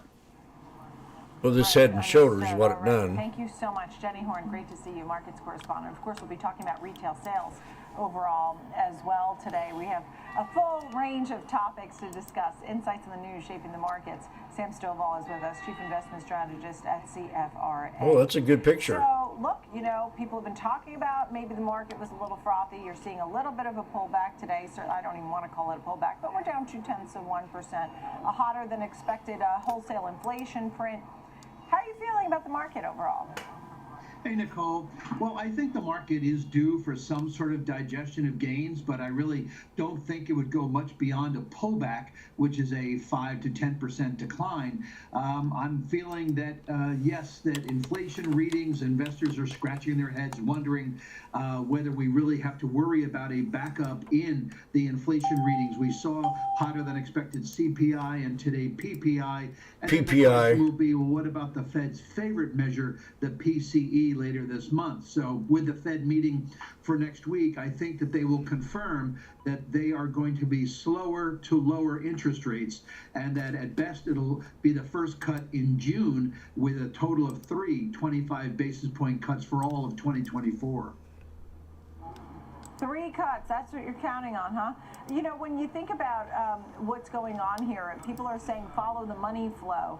And that we go back to 2020 during the pandemic and how if people bought then, but if you were following the money flow and the Fed's moves, that could also drive things. Maybe there's more liquidity. It just seems there's more bulls out there than bears these days. Oh, I would think so, and you can see that based on some anecdotal measures. The CNN Fear Greed Indicator last week was reading extreme greed. The AAII membership poll showed that the bullish reading was, in their words, unusually high. And so I think that there is overall a great amount of optimism. And for the whole year, I would tend to think that investors are correct. But I do think that in the near term, with so many people being optimistic, that we are vulnerable to some sort of downward move. Yeah, downward move. Feels like when you start to say they're all saying it, like but extreme you're late. Greed and bullishness is unusually high. They wait until we pull back 6, 7, 8% before they all. Oh, by the way, I think a little bearish here. To the presidential year, when you have the incumbent running, generally based on what we've led up here, this is likely to be a winning year, right? Oh, absolutely. Well, we've had 17 new highs in the S&P 500, which on a year-to-date basis is the greatest count going back to 1928. Since World War II, the highest count prior to this one was 1987 and 1998. So a couple of years that could be of concern, but also realizing that whenever the January has been higher in an election year, the whole year has been higher 100% of the time, with the average gain being a bit more than 15.5%. So a lot of historical indicators say that for the full year it's going to be good, but just realize that it's not going to be a straight line upward. Yeah, and what are your thoughts on earnings season overall? I mean, you know, the expectations for how companies are faring. Yeah. Well, earnings for the fourth quarter came in much better than expected. As of the beginning of the quarter's reporting period, S&P Capital IQ consensus estimates were calling for a 2.1% rise. However, now that the Q4 reporting period is almost finished, we're looking at closer to a 6% rise. So this is now the 57th of the last 59 quarters in which actual results have exceeded end of quarter estimates. So in other words, management has done a very good job of managing expectations. However, the Q1 of 24 estimate has come down versus what it was at the beginning of the year. Ditto for all of 2024. Now the estimate is for about a 9% gain versus a prior estimate of 10.5. So I think we have to start to see an improvement in earnings estimates to be able to maintain these lofty levels. And so at this point, yeah, and you know, and 10.5%, 9, even those are lofty. When you talk about the outlook, especially when we're supposed to be in sort of this tepid wait and see mode. I don't know. At this point, what's your advice to investors to position a portfolio? Do you have certain sectors that may fare better than others? We did get a hotter than expected print today. We do have higher for longer. You're expecting 3 cuts this year. What do you say about positioning a portfolio, the do's and don'ts? Well, if you are a near-term investor, meaning you are somebody who's willing to make some more tactical moves, then I think that some areas that look fairly attractive and are showing an improvement in momentum happen to be the energy, utilities, and materials sectors. Utilities right now are trading at about a 25% discount to its 20-year relative PE. So with a group that's paying about a 3.5% dividend yield, if you are an income-oriented investor, these might look fairly attractive. Longer term, however, my belief is that you're better off buying than you are bailing. So take advantage of what I think will be a short-term decline in the market that will end up righting itself fairly quickly. All right, Sam Stovall, great to see you, CFRA. Thank you, Sam. Really appreciate it. Sham.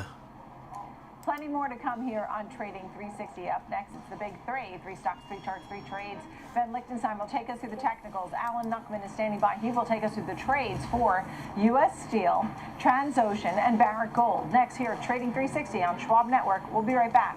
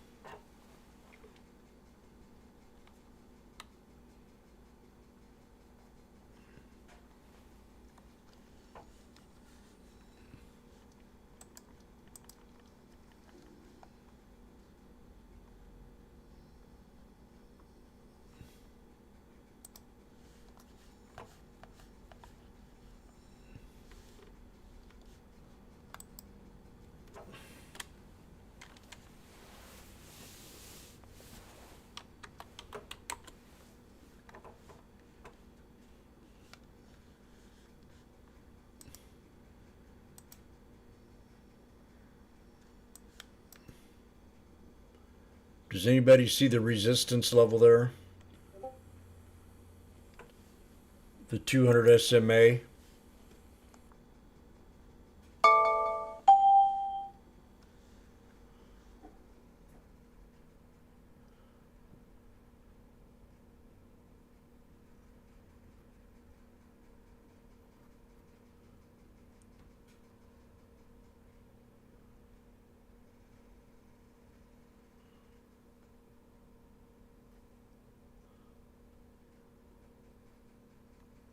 I'll be right back.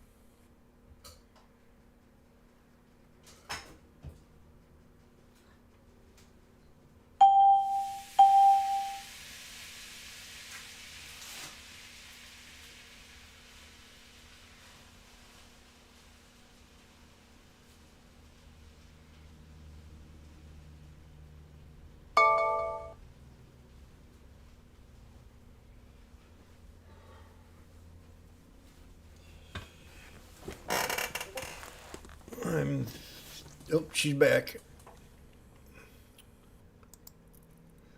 That old of a grizzled trader. So it's very much a positive, and I'm just looking for the fact that we continue to make new highs on a weekly basis. We did so again Friday. Today is already Thursday, so we haven't done so just yet. But let's see how we finish up the week.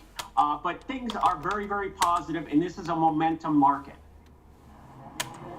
All right, I'm going to bring in the story Everybody's about saying US momentum Steel. now. So what we saw Did you was see that that? Nippon from Japan had agreed to purchase U.S. Steel. This was a $14 billion deal. Cleveland Cliffs was all. They're all wrong. Every one of these suckers are wrong. It's not momentum. It's greedy. It's selfish. It has nothing to do with momentum. I wish they'd lay off of it. Domestically, because you don't want to have the U.S. as This a is faded scalper's industrial market to the icon of T. steel. So it looks like this may not go through after all. In the meantime, U.S. Steel today is trading at $40, but 1 year it's up about 48%. So that's the backstory on U.S. Steel. Tell us a little bit about your thoughts. I know you're watching some of the technicals, you're watching the story. What stands out to you at $40 today, Alan? Well, for me, it's one word. It's price. That's all it is. It's about price. The other stuff will sort itself out. It's very similar, if you remember, to all that noise and nonsense we had with the Elon Musk takeover, but money was made, and eventually a deal was done, and the stock, is performed very, very well. Now, this is a pullback, and it's filled that gap. That's very, very impressive for me as a trader. Okay, we've come back, so this is giving us a second chance.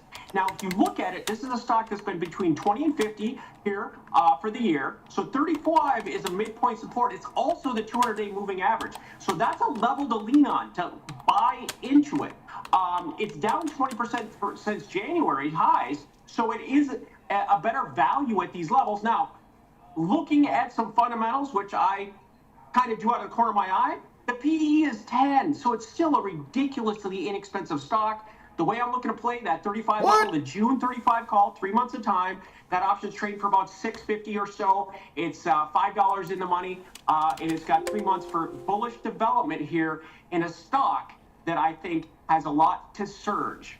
What the heck? I just said steel was All up. right, and so, will we have U.S. Steel and U.S. Steel workers back at front and center? And that's really what could really move this story.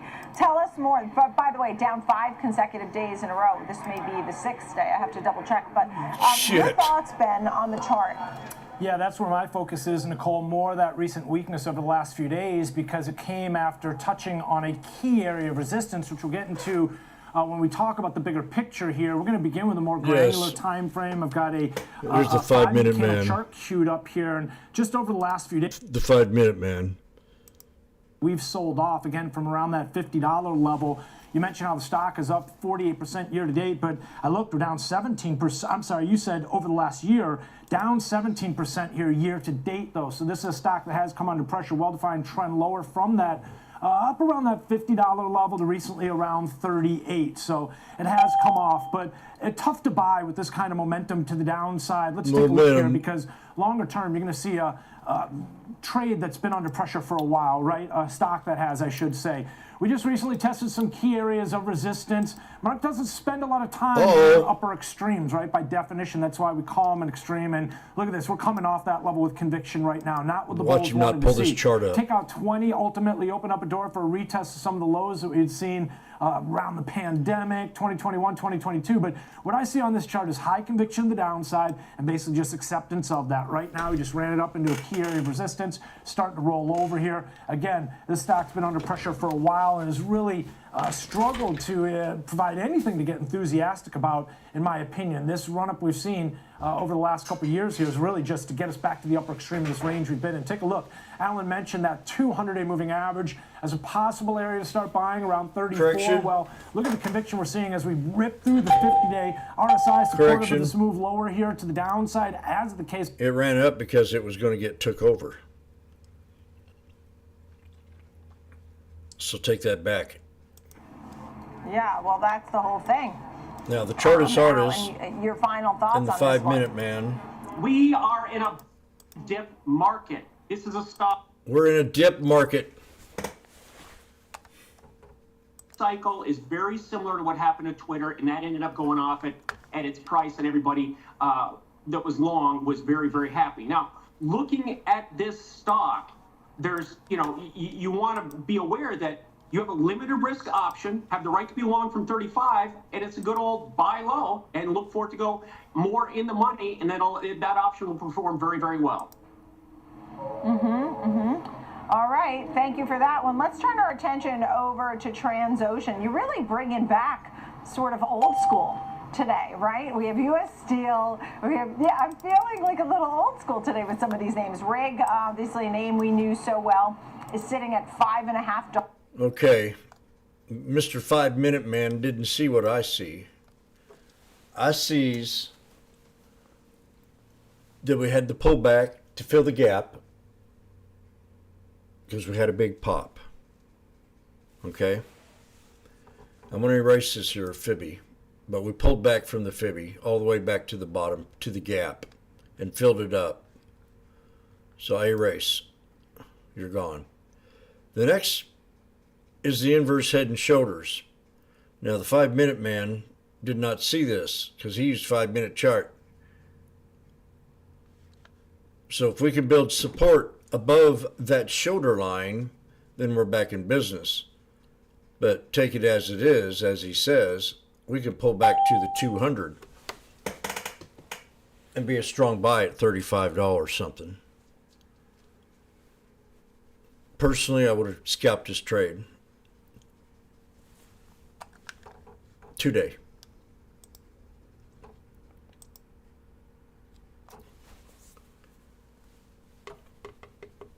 Or I would have day traded it. I'd done something.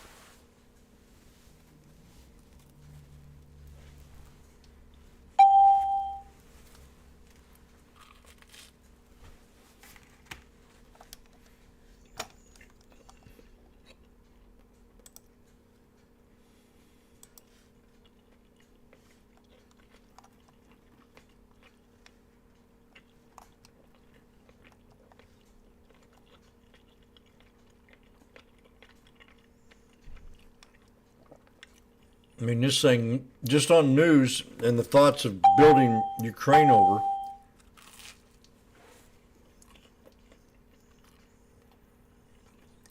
I definitely like this support spot.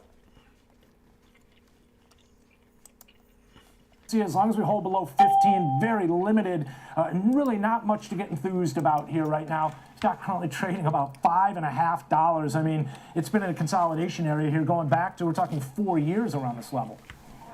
Right, right. Final thoughts on this one before we get to gold, Alan.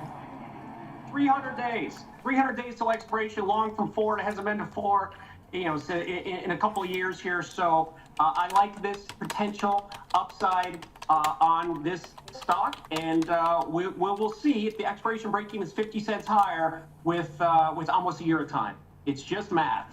Okay. All right. Okay.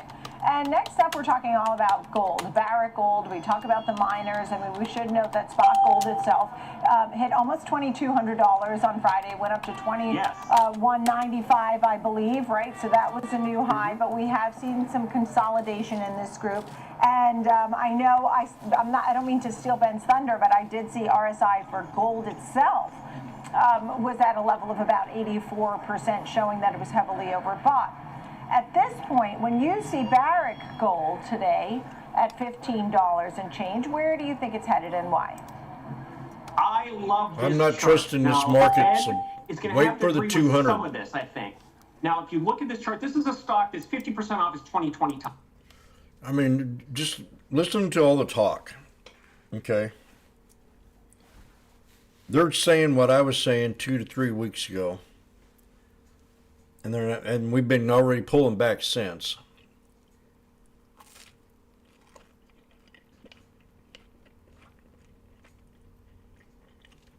Like I said, I've sat here every day for 20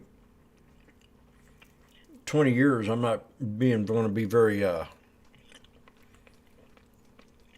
belligerent and making a lot of trades. Now it's time to do your homework. Wait for the key support levels and scalp it as the market pulls back. It's always been 6-10%. But now everybody's starting to jump on board. Just yesterday we were threatened again of being nuked.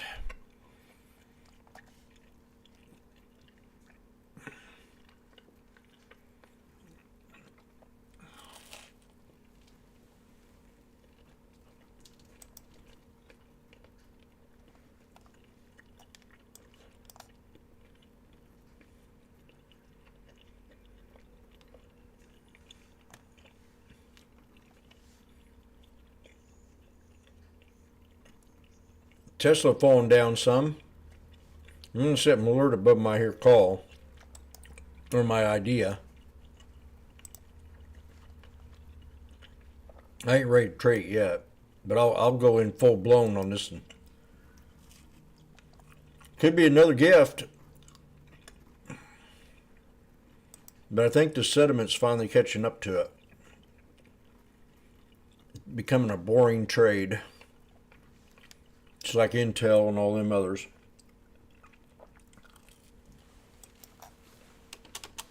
MSTR.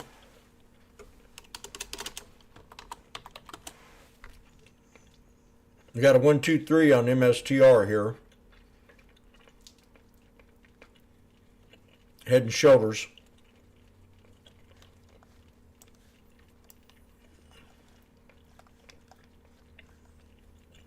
Resistance to break will be this here number right here. We did it.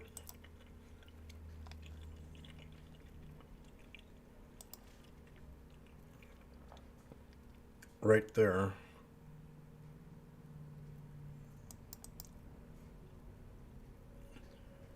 $1,641.55.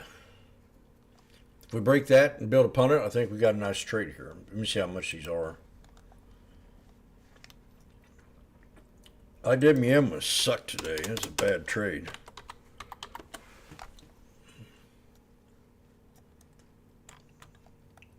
Mr. God. I can't afford these. The 2000 strike is what I get. That's way out of the money. At 420, $4.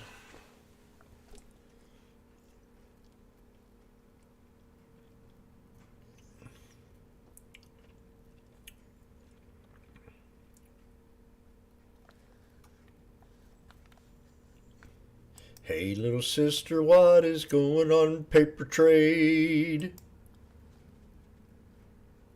Paper trade.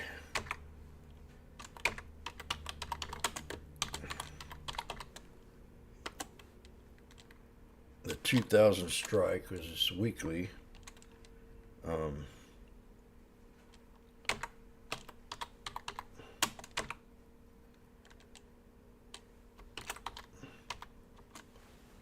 Today's what?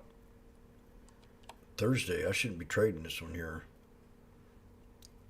I'm going to get out of my paper trade. I decided not to do it. I should be looking at next week instead of tomorrow.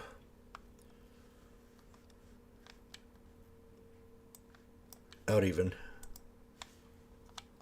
Let's look at next week. March 22nd. Oh, God. Oh, my.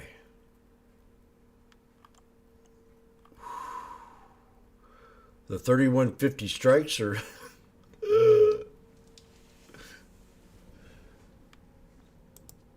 at 385. Never mind.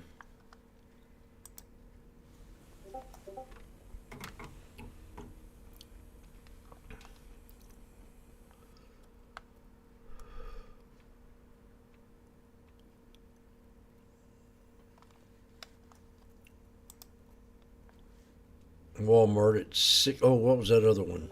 Was it Intel that lost that contract?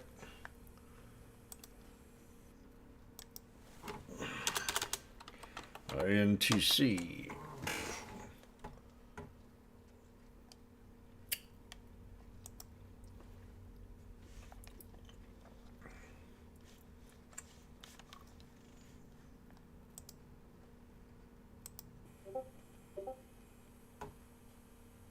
It's a very important level.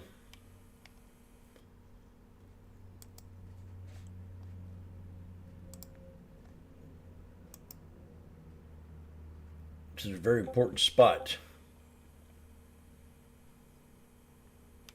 It can drop a little bit more. A buck, no more. No more than a buck.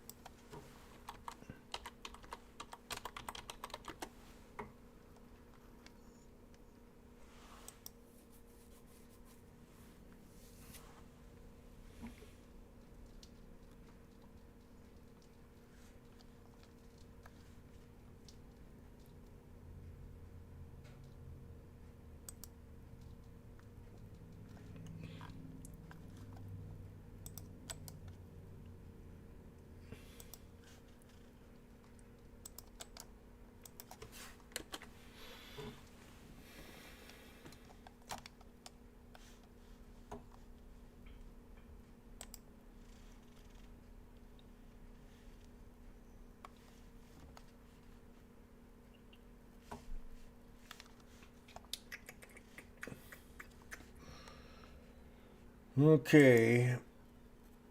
We're waiting for the SMA. Oh, gotta raise it up to the 200. Oh, yeah. Oh, that's a different time frame. Ah, grasshopper. Now I know why. What, I have that on? 5 minute? Oh, you have very bad manners at the daily. Daily will work. The daily will work. Right above the 9. I think it was on the hour, I thought.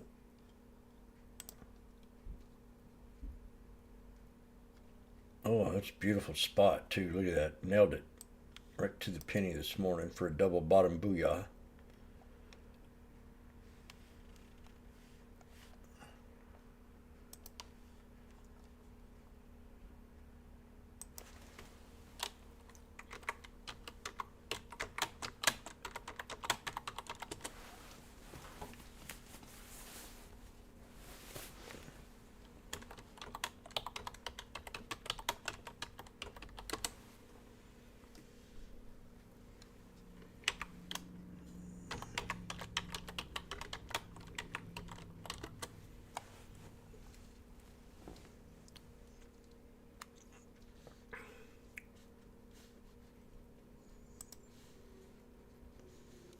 Oh, here's that one guy. Is this Dan Ives?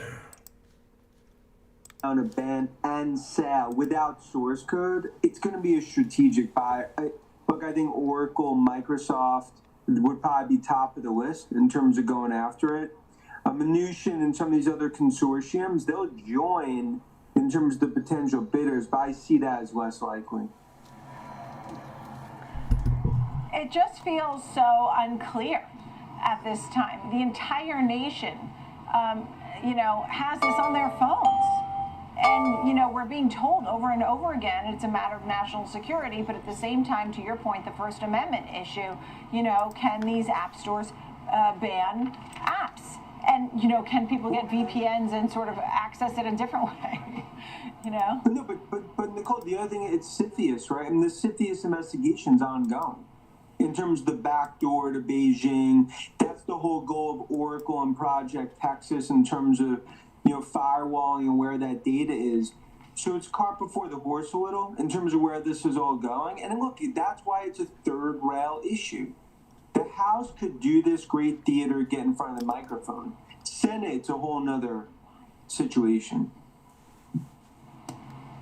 All right, Dan, I know you have to get going, but I know you still love Tesla and Apple and love them even more here, right? Look, I mean, AI continues to be the theme, right? I mean, from NVIDIA to Microsoft to, I think, Palantir knows. But when it comes to Apple and Tesla, right now, sentiment's way overreaching the negative. We firmly are bullish. China clearly headwinds. We sit here 6-9 months from now. Yeah. This was a golden opportunity, not this, what I believe, the start of a structural decline.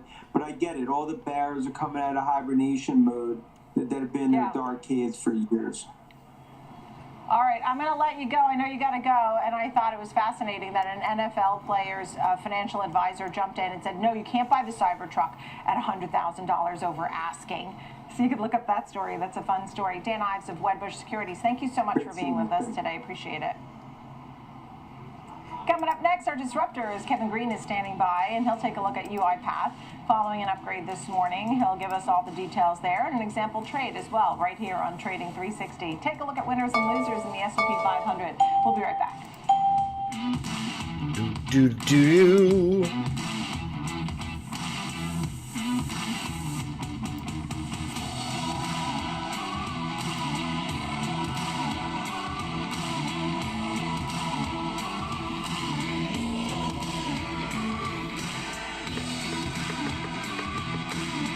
Young lady who was mid-30s, a couple of kids, recently went through a divorce. She had a lot of questions when she came in. I watched my mother go through being a single mom.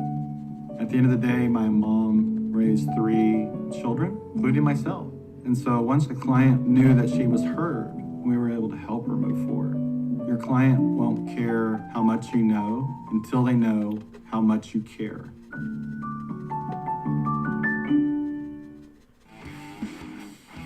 Binge watch the market with the Schwab Network. Tune in 24 hours a day, 7 days a week at schwabnetwork.com and on all your favorite streaming services. Schwab Network, available anytime, anywhere, on any device for free. Schwab Network. Spotlight the biggest market trends on Trading 360. 11 a.m. Eastern, only on Schwab Network. Kickstart your morning with a full dose of commodities, technical analysis, economic data, and live reaction in global markets. Available anytime, anywhere, on any device for free. And available on all your favorite streaming services. Futures with Ben Lichtenstein every weekday, 8 a.m. Eastern on the Schwab Network.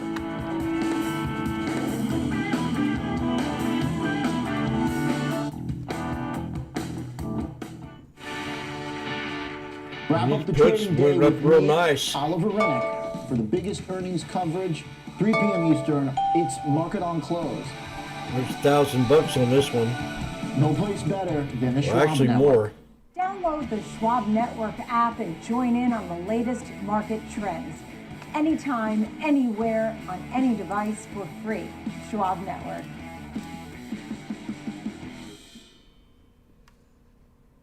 I wish I'd have caught that.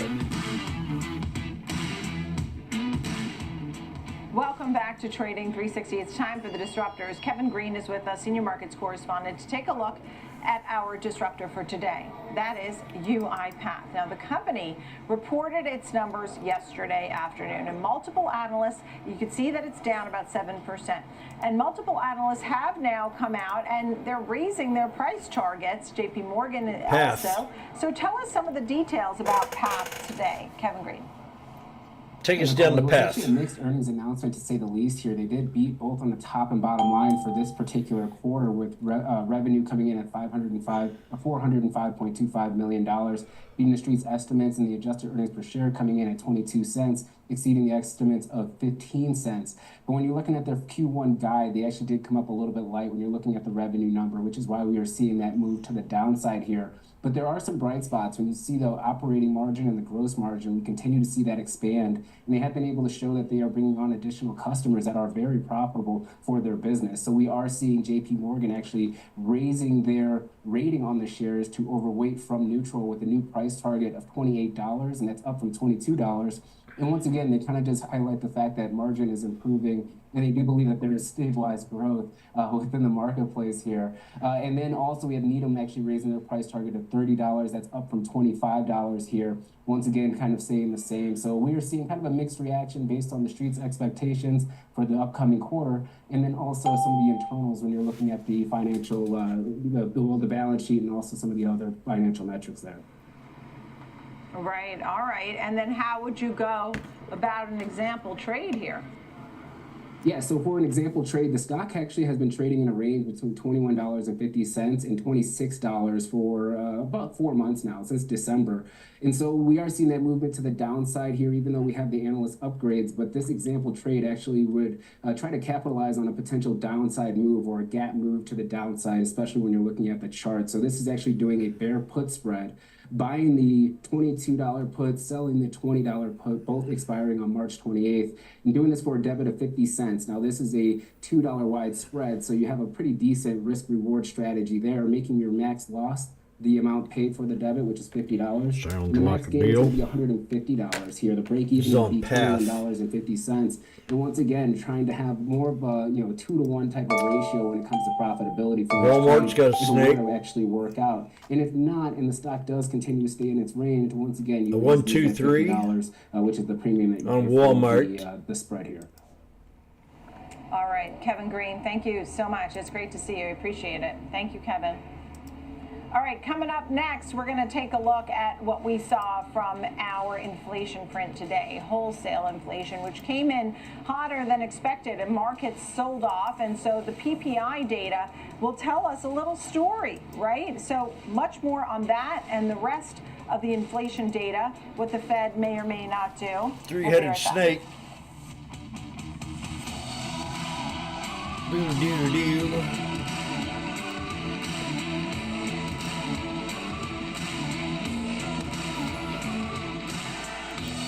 Market's red, yes it is.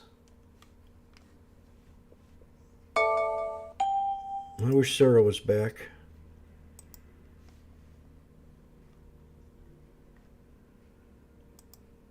So that one guy likes, Dan Ives likes Tesla, right? Ooh, we hit my number.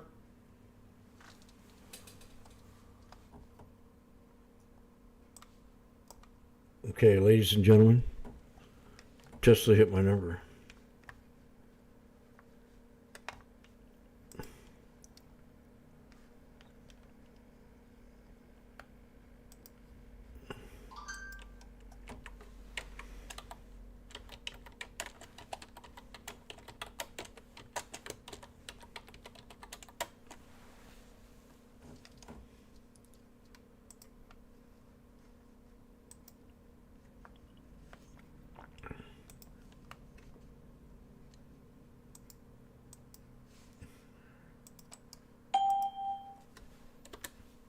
The crowd doesn't know what to say.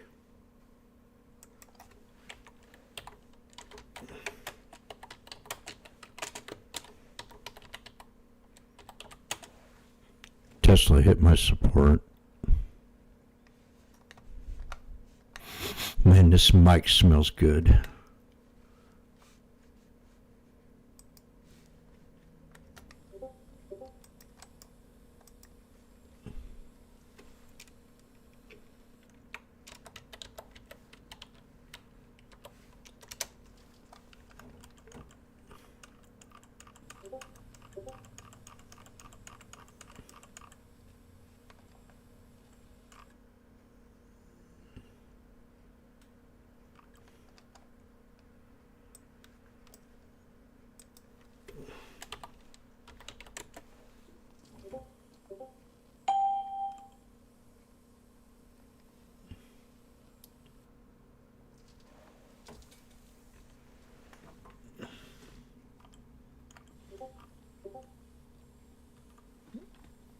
The crowd doesn't know what to do right yet.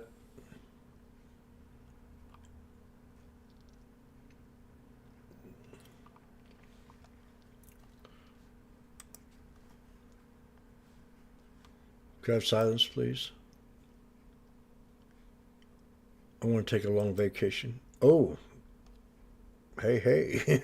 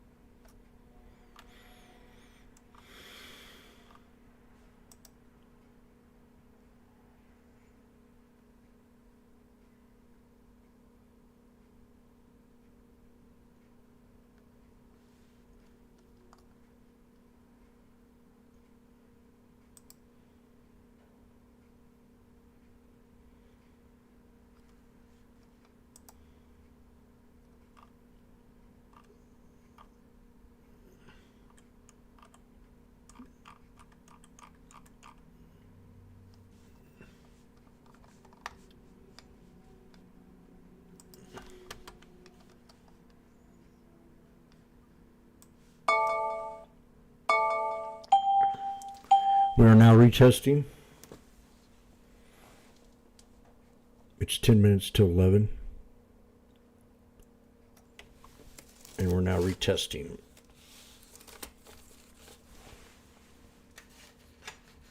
Where'd I put them? Texas.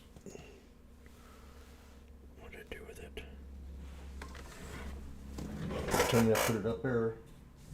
Oops.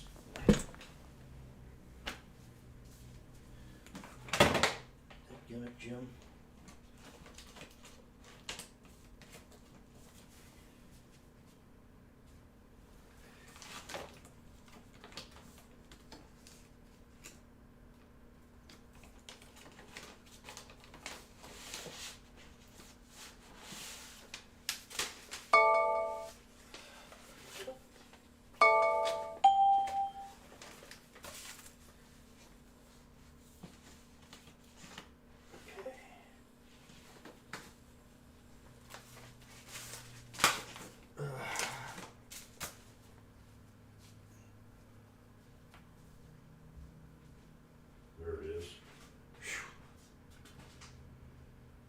Okay.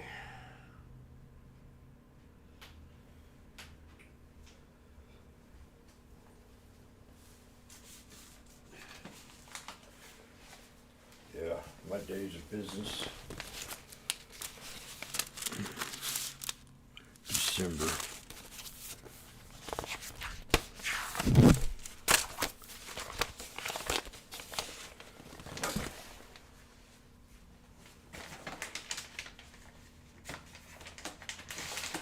That's better.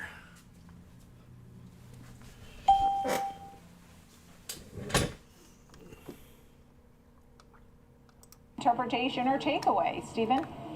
Yeah, it is. You start to empathize quickly with the Fed in terms of how difficult interpreting the data is, to your point.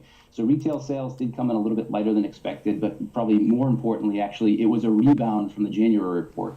So actually a pretty significant rebound from the January report, which is lower than expected as well. So the consumer starting to come back, but also showing some resiliency, to your point. The job market continues to hang in there. Consumer confidence, consumer sentiment continuing to hang in there. But what we are seeing, maybe more importantly, is the economic growth starting to slow. So as you know, I'm a fan of the Atlanta Fed GDP now.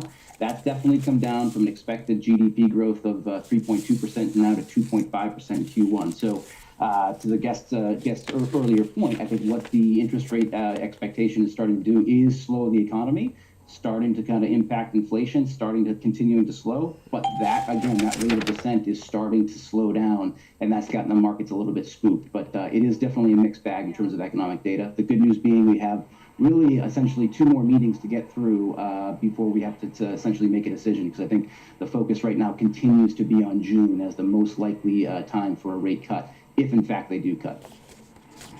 Right. I mean, right, we could see another pause.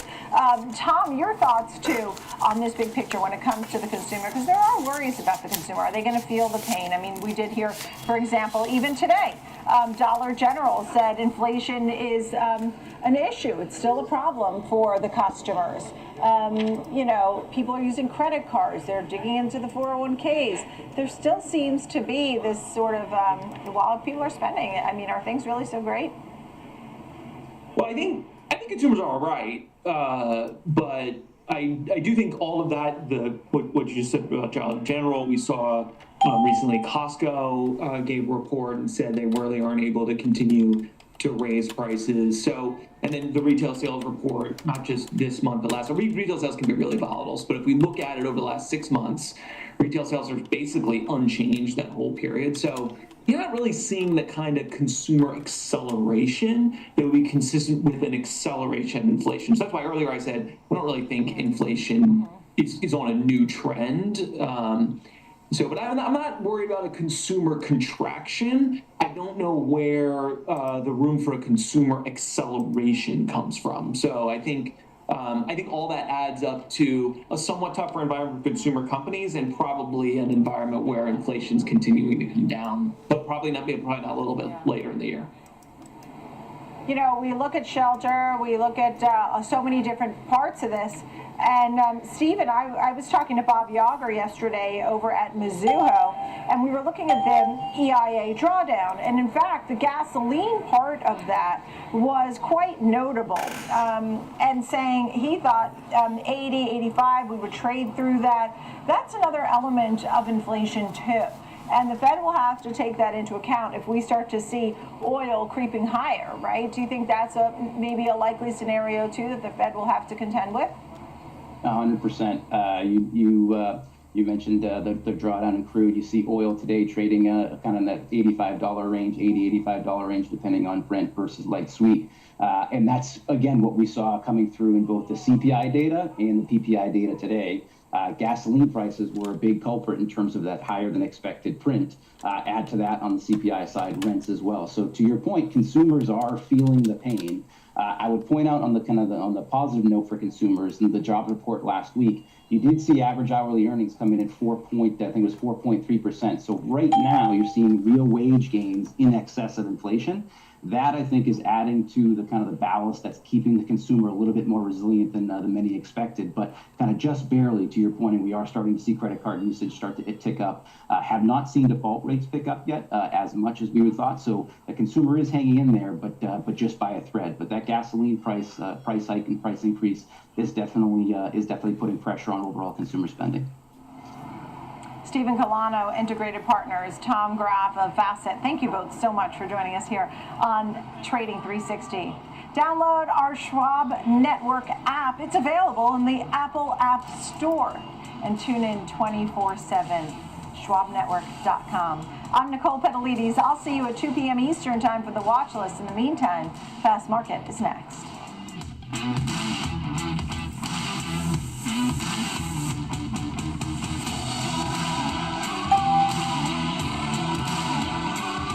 Schwab Bank Investor Checking, the checking account built for investors. Named highest in client satisfaction by J.D. Power for... I don't know who this J.D. Power is, but I don't trust him.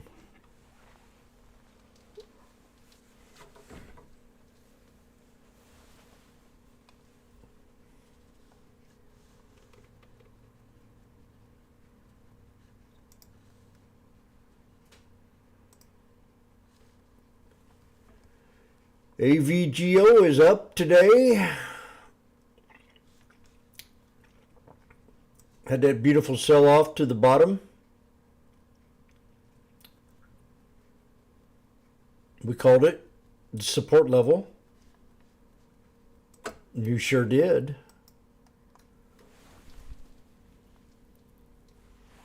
Look at this. Snake. Breakout.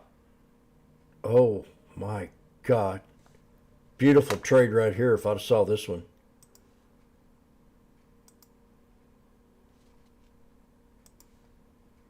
You know how to count to 3? 1 2 bits, 3B, boom. Snake, breakout, pullback, boom. AVGO.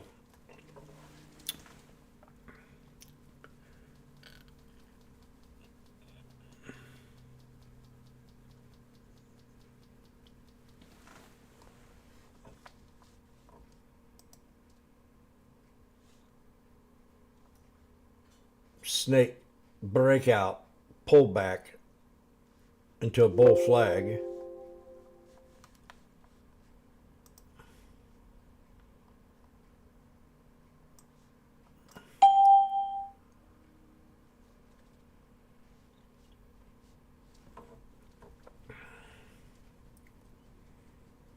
Here we go to the 200. If you can count to 3, you'll be man enough to, or woman enough to trade with me.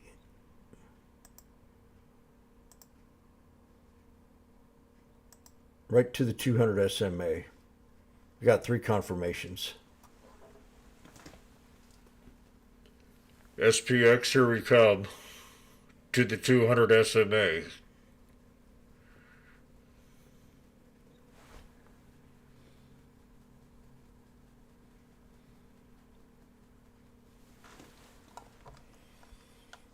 Toll Brothers.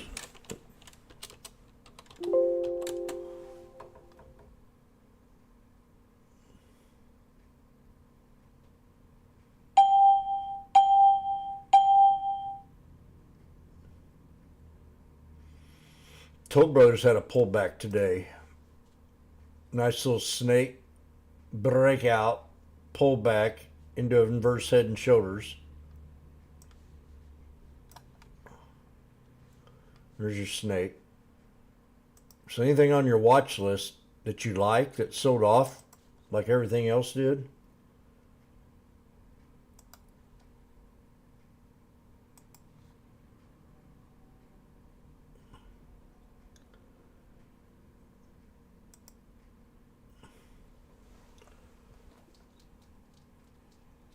Snake breakout. And then we have the famous inverse head and shoulders.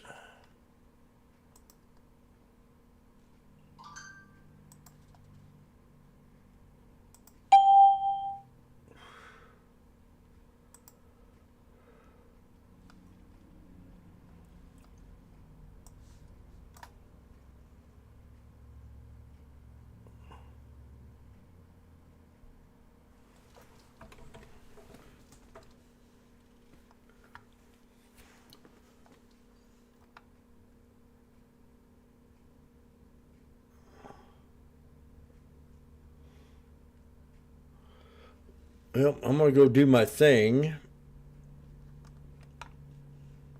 We're talking about SPX now.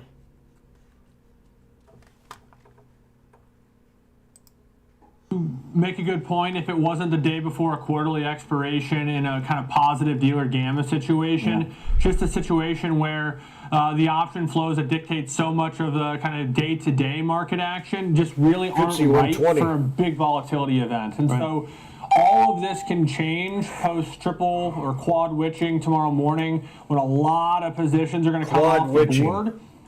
And then the market's sort of free to kind of digest this recent information. I would say, to your point, I'm also surprised the market's been able to stomach a 3.5% decline in NVIDIA the way that it has, but it helps a lot when you have a 2.5% rally in Microsoft and a 1.25% rally in Apple to kind of brunt that, really almost perfectly offsetting it one for one. When I look at this market, though, like I said, just not a situation right now that's right for volatility in the S&P 500. But all that can change once this expiration rolls through, absent any major surprises, of course, that can change those dynamics in what's less than 24 hours at this point. Yeah, it's almost like a rotation trade in that Magnificent Seven. Tesla down over 3% again. NVIDIA down over 3%, but being made up by Google, Alphabet, Microsoft, Apple, Amazon, and Meta Platforms all positive. So kind of pushing back against that narrative that NVIDIA is the market. But some news this morning on TikTok. Former Treasury Secretary Mnuchin came out and said he's trying to get an investor group coming out to buy a TikTok and create new technology here in the U.S. because China's not going to let that go. Let's bring in Jenny Horn, markets correspondent, here to help us break this story down. Jenny, I immediately look, yesterday when the House voted to ban TikTok, now it's going to go to the Senate. I immediately start looking at Meta Platforms, Snap, some of their competitors for digital ad dollars, and both of those stocks are actually down this week. Tom, I think that this is truly the exact issue is that the market does not understand social media. That's frankly what it is. I think you have people that are not familiar with the way social media is and the way it works, because if you were to tell me TikTok is going away entirely, that doesn't mean that a whole flock of users is now going onto Facebook or Snap or Instagram. That's just they already are on it. Actually, they right now, I saw a statistic that estimates that about 90% of TikTok users are already on Instagram. So it's not like this is going to be an incremental, massive surge in users because typically you're already on every single one. And I think that's why you have people making decisions about social media that don't understand it at all. You see that. I mean, House approving this bill, like you said, Wednesday, calling for the Chinese tech company ByteDance to divest TikTok, or it will be banned from the U.S. The measure did pass with a resounding 352 to 65 vote, and one member voting present. But the legislation, which has been dubbed the Protecting Americans from Foreign Adversary-Controlled Apple. Okay, Jimmy has been saying we've been at definitely a real high resistance level. Big time. Irrational exuberance. I've been the kingpin when it comes to that. So I want to the way I feel about the minor stocks with Bitcoin and the ETFs. Now, when the ETFs came out, they became the replacement of Mara and Riot and all these minor stocks. They turned into from a Class B to a Class C, where the Class A is the Bitcoin itself. So these things can sell all the way back down to the bottom where they were. We broke a major support level here on Mara. It's 1, 2, 3 on the way up. And the next volatile bottom support, it would be this triple bottom right here where we had the breakout at 1481.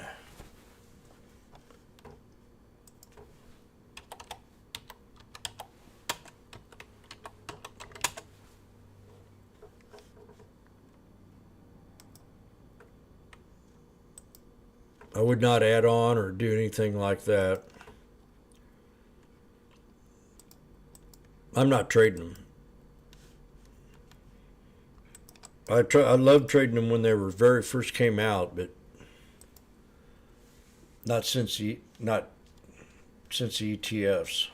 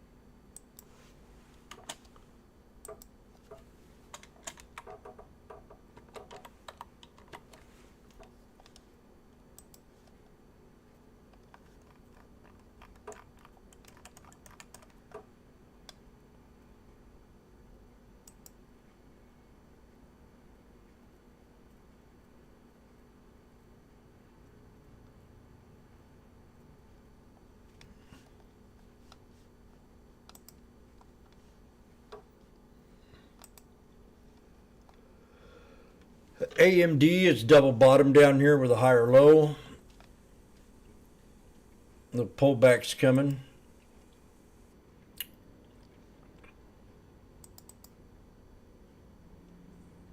So Jimmy called resistance on the SPX at the 200. We've now pulled back. So Jimmy got out. Now Jimmy's looking at it again. We definitely broke support.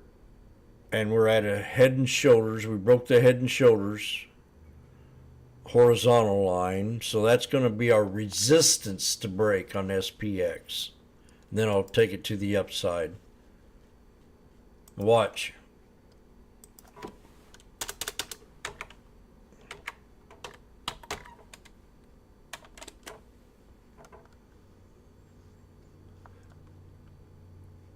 Now's the best time to be doing your homework and looking for good trades. So here's how I'm going to trade this. I'm going to go to the head and shoulder right here. And that's going to be my resistance to break. If we break that resistance, I'll go ahead and take the trade and run it up to the 21. I mean to the, 21.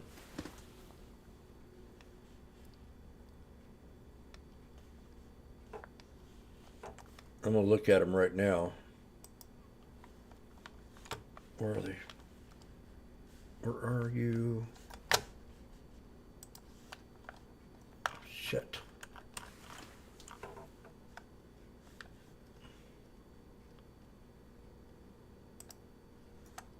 $51.60s.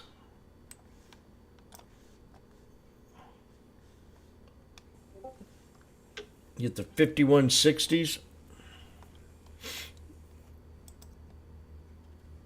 Is what I'm looking at. I had it 350. Here we go.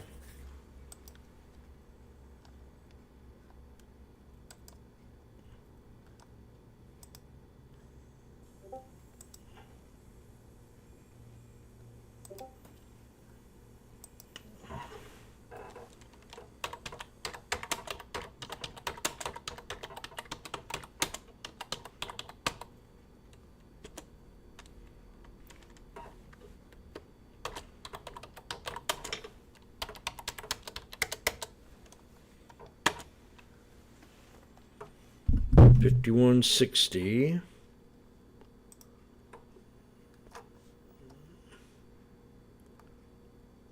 There's a little trend line down here that could fall.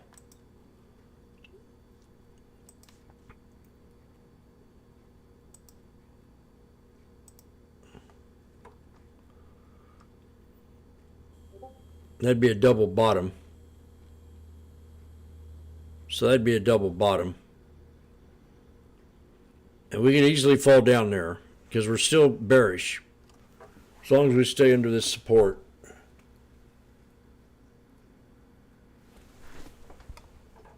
I could grab a couple at 320. But I'm going to wait. I don't want to take a chance. I should have. Let me see.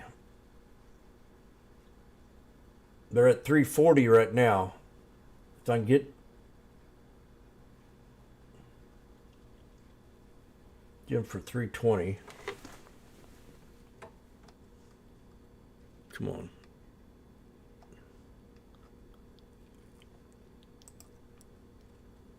There we go.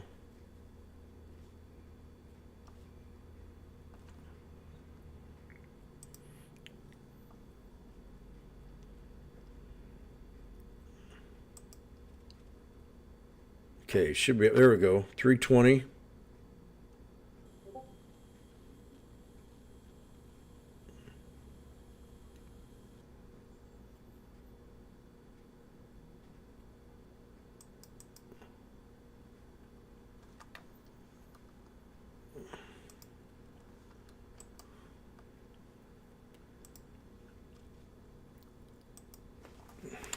This is kind of risky.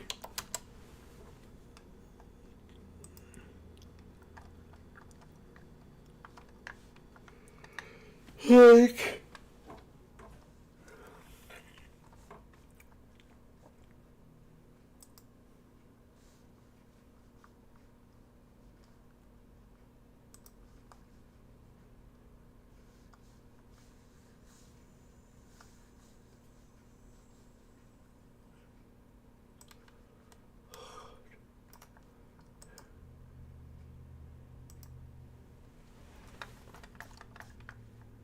we're at 310.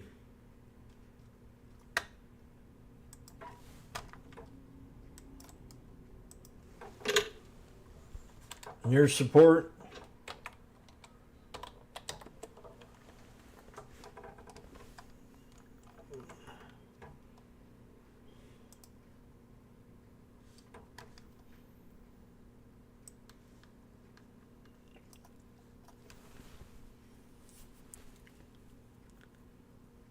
Oh, it's going to work.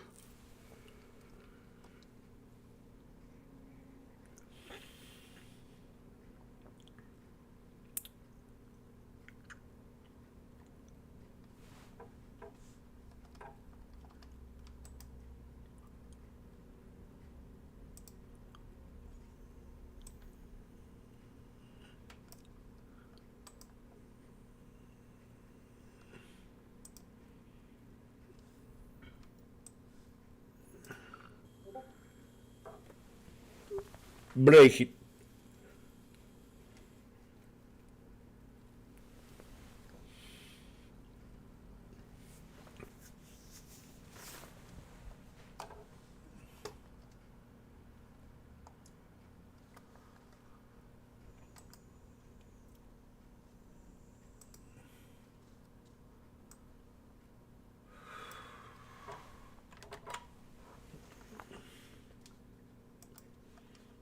Break it.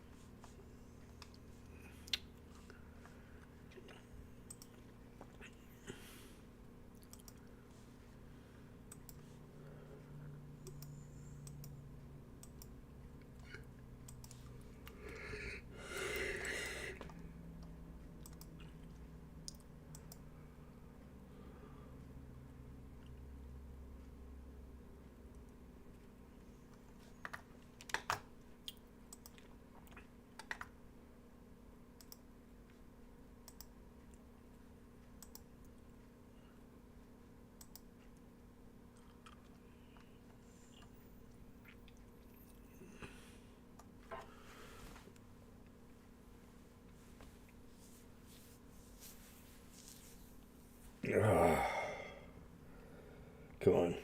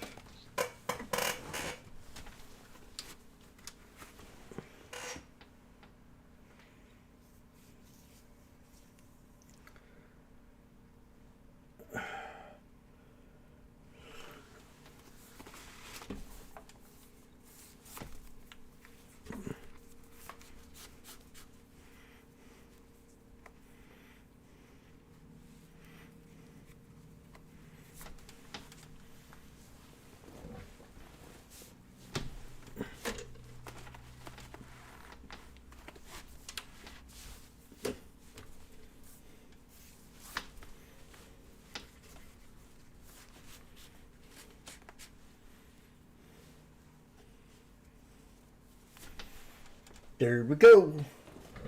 Break it. 360. There's a room to see the chart. No, this is the real thing, man.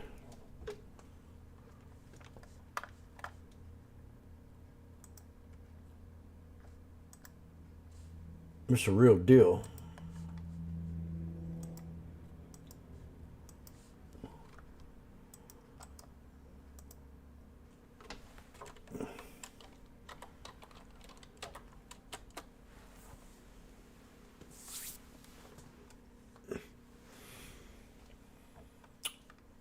Hey, Ocean, I'm forming a team. And I'm getting ready to play the game. And first thing I ask my players is, are we ready to win?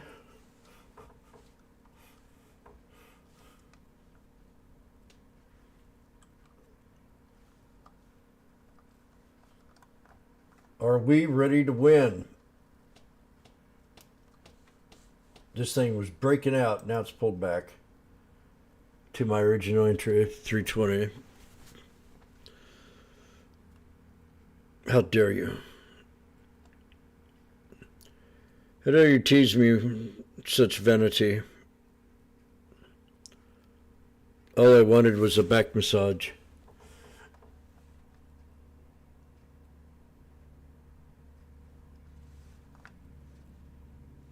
But I can.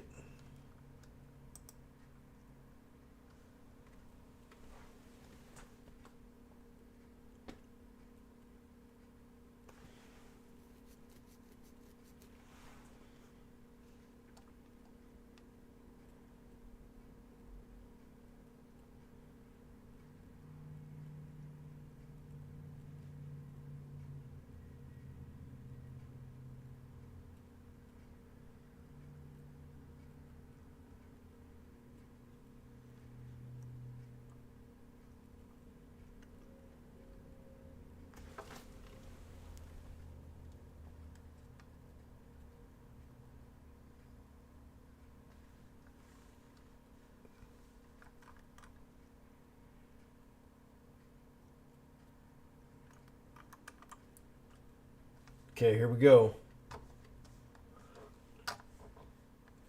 Bam, baby. May I say $4? Ladies and gentlemen, it's time to sniff my mic.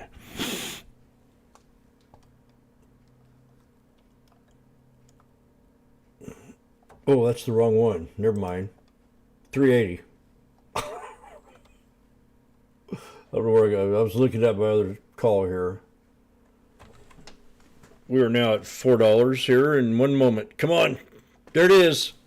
$4.10. 20. Make a business decision. We hit our target. We hit our target. 51 EMA. Now I'm going to make 2 changes to this chart.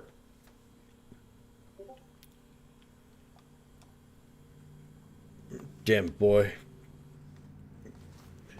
You're one badass.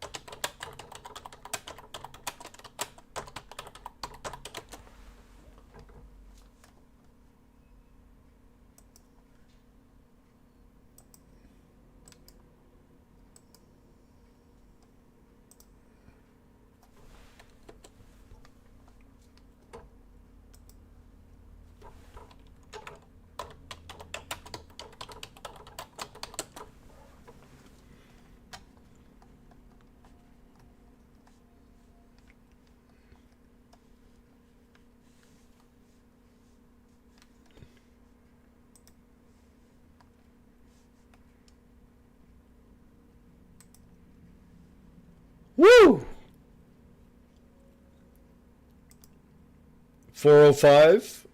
Oh, that's the Mr. Never mind. 510. Ladies and gentlemen, 510.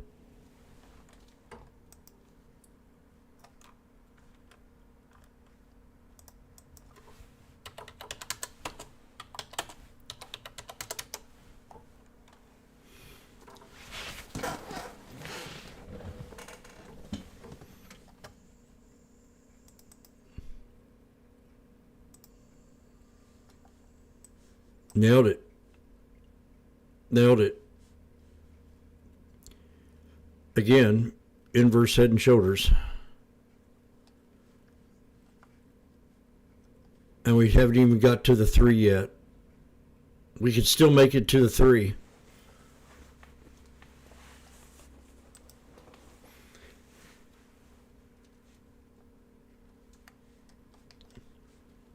You are so beautiful to me. Can't you see? We're just waiting for the 200 SMA because I want to go to Coco K.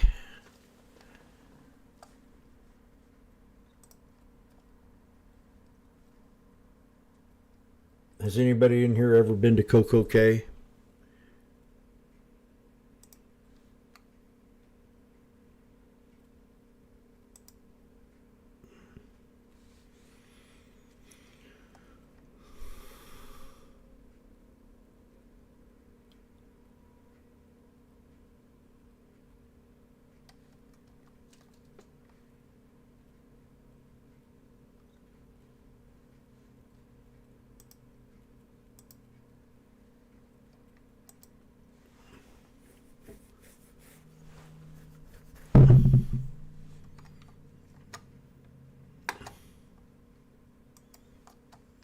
Say what?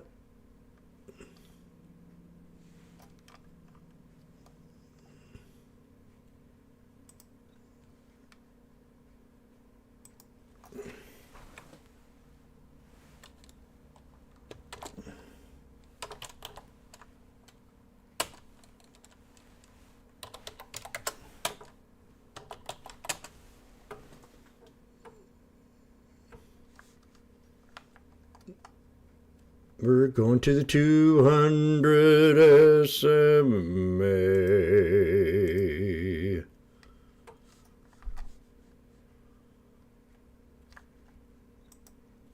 Jim, that was such a beautiful call.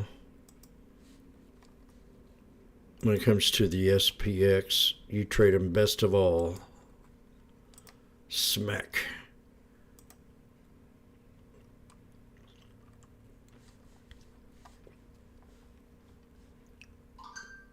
So I got out of the trade. It's a droomy, groupy day in here, listening to the podcast and CNBC and Schwab.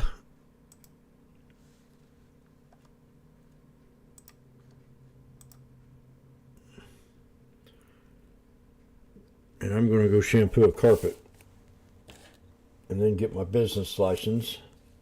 So I might be gone most of the day.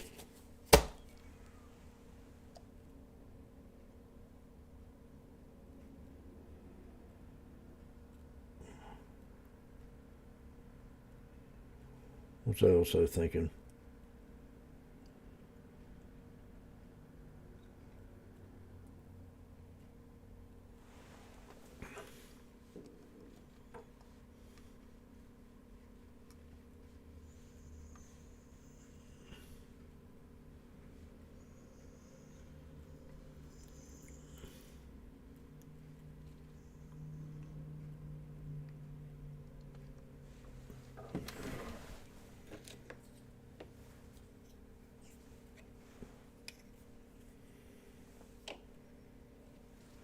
Coffee.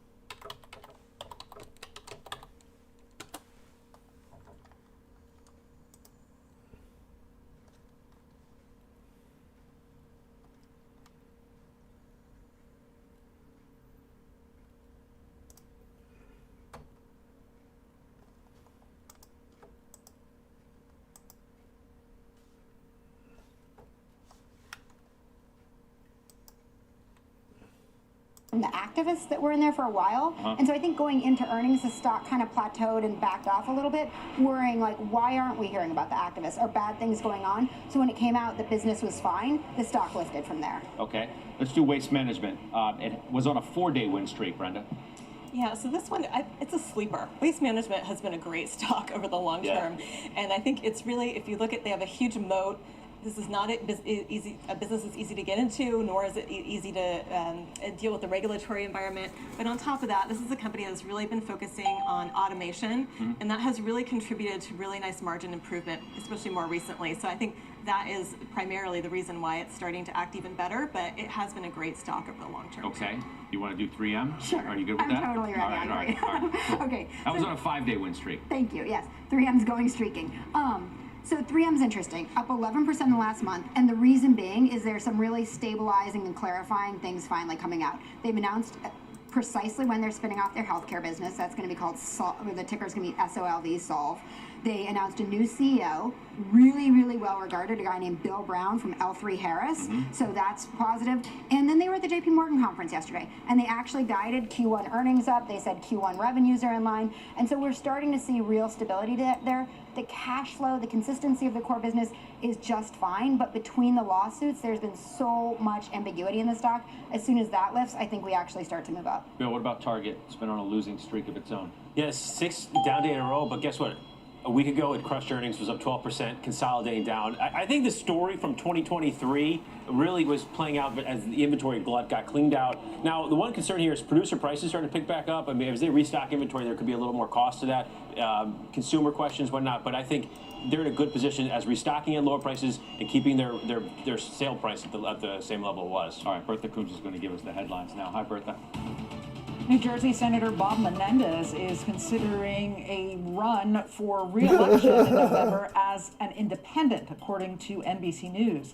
The Democratic senator is currently facing 18 federal counts in a bribery case where he allegedly used his political influence. I was a Democrat, and then I was corrupt, so I had to become independent and wipe all my sins Vermont away. Senator Bernie Sanders will hold a hearing today on a bill that pushes the U.S. work week to 4 days. The 32-hour Work Week Act would gradually reduce the work week over 4 years without impacting pay or benefits. Sanders says that Americans are working for longer with less pay, despite being far more productive than in the past. And a piece of history from the development of the atomic bomb has sold at auction.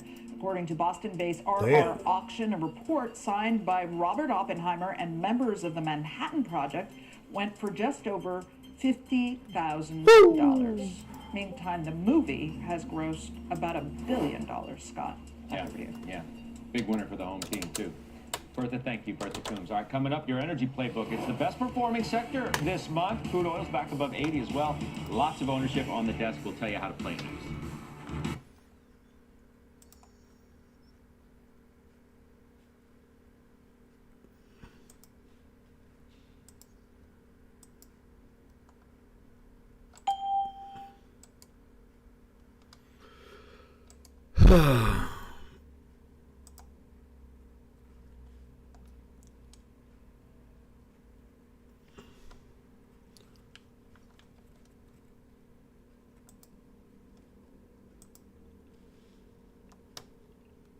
I've really hit another plateau by learning this strategy. If you apply it to any tickers that you like and wait for the pullback,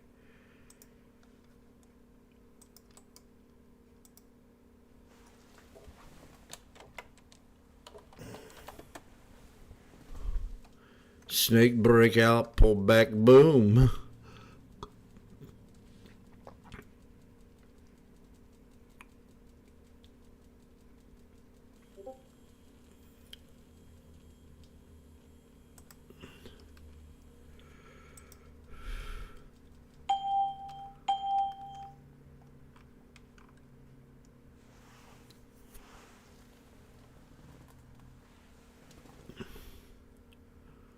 To the 50 SMA even.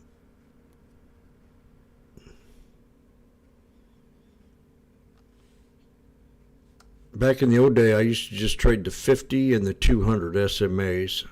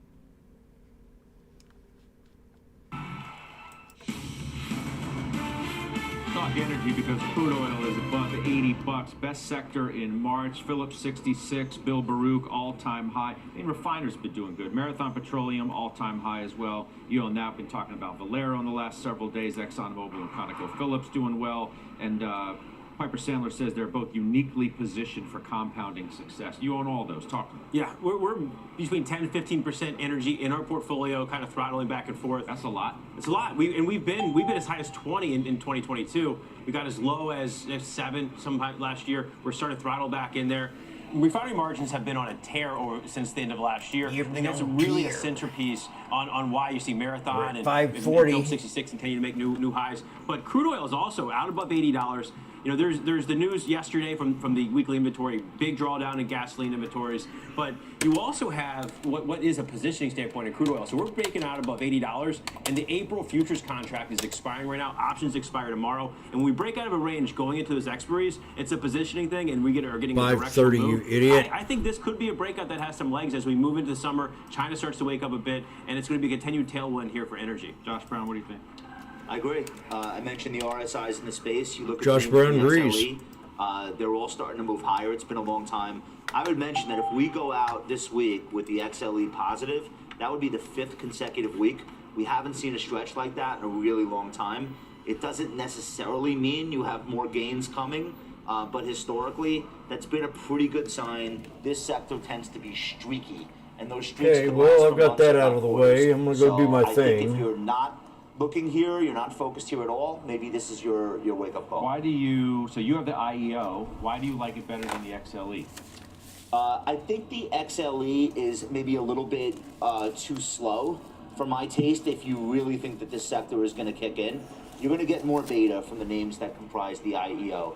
They're smaller, they're less dividend-oriented. They do pay dividends, but that's not really what the shareholder base is looking for. Okay. So if you're a believer that there's upside in the space, you're just going to get more bang for your buck in the IEO names. 40% of XLE is Chevron and Exxon. Yeah. That's really the thing there. So you're not really getting that oomph from the refinery Yeah, markets. they should both work. Yeah. But do you want the beta? If you want the beta, you're not overweighting Exxon. So I like playing it a little bit of a different way. I like Excellent. saying, to all of us, we know that the U.S. is awash in LNG, right? I hate the price movements. We know that it seems You don't like LNG at less than $2? No, but you know what I love? I love that we still use LNG and that it flows through all the pipelines. Well, So I like playing the midstream side of it better because then I don't need to worry about LNG at $2. I don't They need to do worry. move with the prices, though. Not like barely at all. Do you remember 2016? Yes, and that they was all went to single digits. That was a totally different time, and you shouldn't refer back to that because what happened in the midstream space then, this is like a history lesson, maybe we should have an offline on this, but what happened was kind of like 08 to 16 when there was a chase for yield. If you look at the number of MLPs, they exploded from a couple dozen to several hundred. I was there. And then they all came down because they weren't real MLPs. So what you have now in the midstream space are the actual pipelines, the old school ones like Enterprise, Energy Transfer, One Oak, Kinder. Those guys just transport the fuel. So if you look now versus the prices of oil and natural gas for the past 5 or 6 years. But the problem is natural gas. When you have a market moving like this in the futures space, it doesn't stop until there's a capitulation. Okay. I like Cheniere as a holding of ours, but we reduced it because it could be thrown out with the bathwater if you get that capitulation. So it was around our top 10. It's in our bottom 5 right now, and I want to add to it once we get that capitulation natural gas. Brenda has Cheniere and Chevron. Wait, can I just finish my one thing? After Brenda. Okay. The show is an hour. So. Brenda. Yeah, so we have Cheniere and Chevron. We don't have a huge commitment to the energy space, but from our perspective, Chevron, it hasn't acted as well. It's had, some operational problems. But when we look at the amount of cash being returned to shareholders this year, it should be around 10% yield. And in our mind, that's attractive.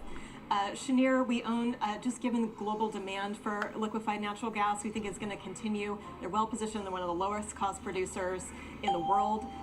So not acting well today, but we think it will, maybe after we get that capitulation. Yeah. But what I just don't... Thank you. I just don't like needing to hinge on these things. That's what keeps me up at night. So I think if you play the midstream space, you can have things like Williams, Kinder, One Oak, Enterprise, Energy Transfer. The yields are between 5 and 9%. Like that's a really nice way to double your money every 7 years or so, every 10 years or so. without needing to stay up worrying about those. I think, you know, You do the K1s for your clients, or You do know what? their Thank you so accountants much for send you Christmas gifts? so you might have noticed some of those are midstream things that are incorporated as a C Corp, no K1s. So Yeah. if the clients want the K1 and they want the tax deferral of that income, they can have the K1 payers. If they don't, they have the other part. So it's the client's choice. All right, we'll leave it there. Don't ever mention 2016 again, okay? You'll get a history lesson. That's my takeaway. I won't. All right? Seriously. All right, coming up, calls of the day. Caterpillar, IBM, RTX, Chubb, all right in front of me. We'll trade them next.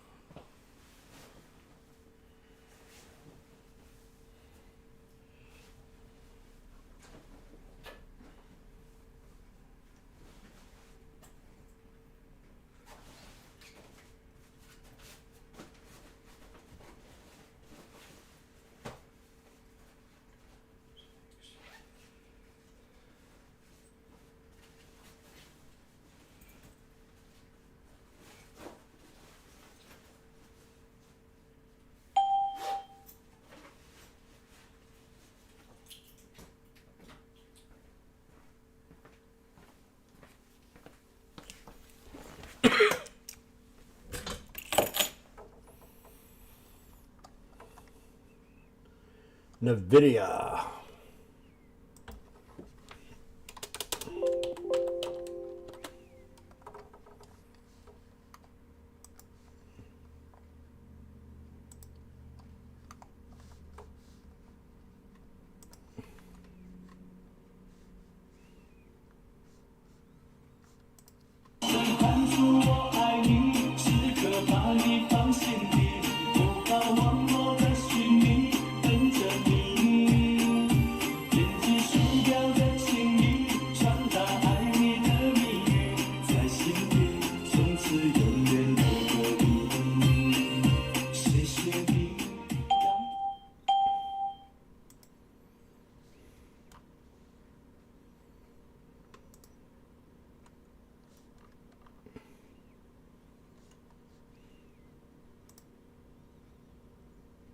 Everything changes the moment you step on board.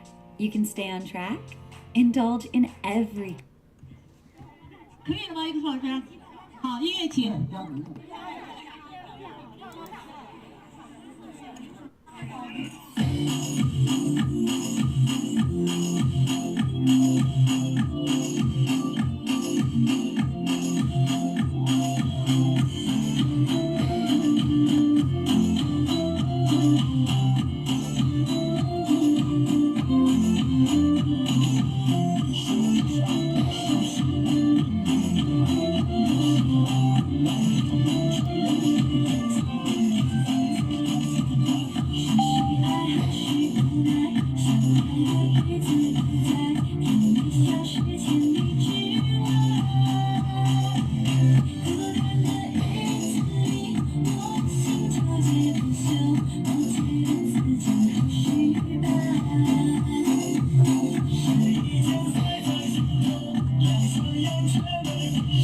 遗忘够离开。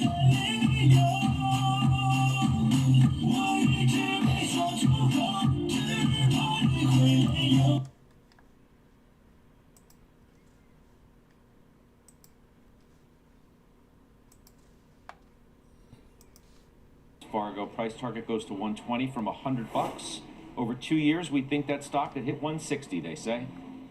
Yeah, it had fallen out really hard. July, and then again, it got tanked with bad earnings. We had the engine defect, and with what's been going on with Boeing and just kind of following that stock forever, going back to then, I wanted to get out of it. I actually used the money to buy more Caterpillar and rotate within the industrial space then. But I mean, it's definitely on my radar coming out of this now, and it's a stock that I've loved for many years. I think if they could put that news and the bad news behind them, which they have, then there is definitely some upside, and $100 at least should be reachable here. All right, what about Chubb, Brenda, which you used to own? Say you sold it a little too early. All-time high yesterday, back to 93. Price target gets raised to 275 at Citi. Did get downgraded though. So what's your take? Yeah, so we sold this in June of last year. We replaced it with Autodesk, which arguably has done okay as well. But if we look at all of the insurance companies out there, they've really benefited from a year where they've been able to raise premiums in many cases pretty substantially. And that has obviously contributed to a lot of growth. CHUBB. I just don't think that's repeatable going forward. So I agree that probably taking some off here for anybody who owns it would make sense. Also maybe taking off some Nick Chubb. I don't even know if he's going to start the season. I don't even know who that is. He had a second surgery in November, and now they're pulling more running backs onto the team. Okay. So, a little concern in Cleveland. A lot of running back movement in free agency, too. That's right. Back to you, Judge. All right, thank you very much. Mike Santoli's next.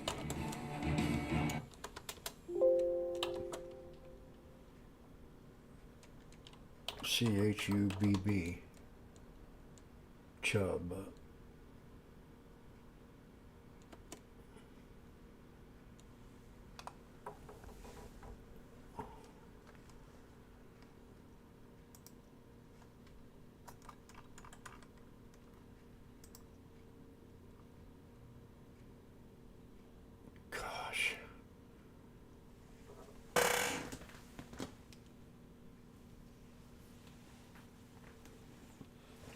What is it?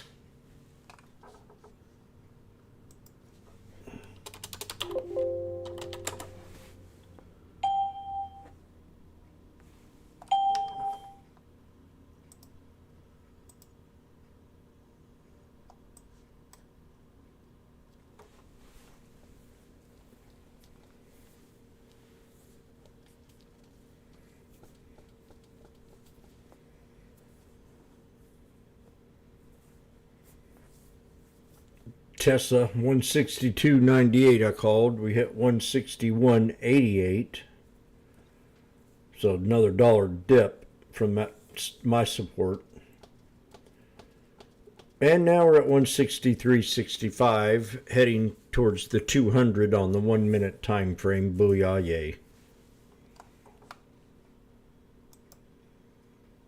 McDonald's resistance is 280.83.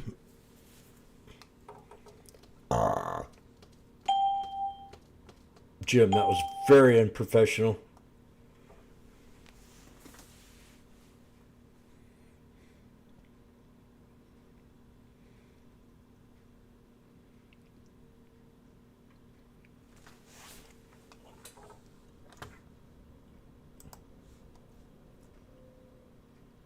Watch SPY here.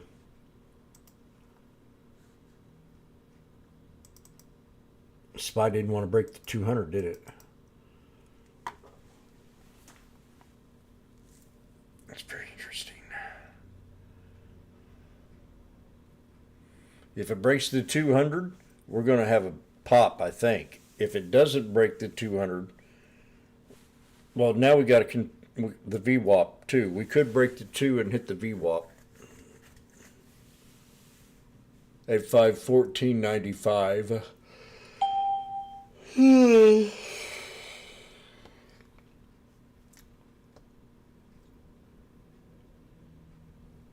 Oh, I was supposed to go a while back. Shoot.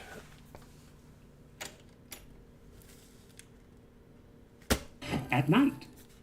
I have time. Educator Mike Santoli joins us now for his midday word. And after PPI, I guess we're turning our attention now to Powell midweek. Yeah, for sure. I mean, the initial attention has to be on the bond market's reaction to PPI as sort of the second, or depending on how you count it, the third hotter than expected inflation report. And, you know, Scott, I've been talking about giving the market credit for being able to protect itself through rotation over this period. But the last couple of weeks have also thought and said that it's a lot to ask for that choreography to be perfect and to completely hold the index harmless. You're working on the 6 down S&P 500 day in the last 9. So quietly, the market has been digesting and pulling back, and it's happening at a time when you probably need to cool off sentiment and positioning a little bit. If that's all it is, you got another couple percent down. You're still just at the 20-day average. Not a big deal. But I do think you have to be alert for the idea that it changes the story enough on the yield front. Maybe just this higher metabolism economy we have to get used to, and all of that implies about asset values. Yeah, well, I think we're pretty much at the highs of the day or thereabouts in terms of the yield on the 10-year note. I guess one thing that we definitely can't afford if you're bullish this market is any suggestion by Powell next week, or frankly anybody else, that you got to start thinking about the possibility of another hike. I know as foreign as that sounds to people still today, people are going to be talking about that. Probably some people will. I think there's just a huge distance between the published forecast of 3 cuts this year and then dialing that all the way up to a potential hike. Maybe somebody in the committee does, and it's going to be, the median's going to move. Who knows? I don't think there's been a great cost for Powell to keep kind of deferring the timing of the potential first cut. But yeah, it gets a little trickier to try and figure out exactly where we are here, especially when it seems as if in most measured ways, the economy's not struggling. There we go. With rates at this level, though, I do think you have to look at things like decelerating labor demand and consumer spending. Yeah, if anything, it just complicates the window, whatever window exists with the election and the distance, too. Mike, thanks. I'll see you on Closing Bell. We're right back after this. We are asking the SPY to break the 200 SMA. I don't know if we're really concerned about the VWAP right now, but we could be.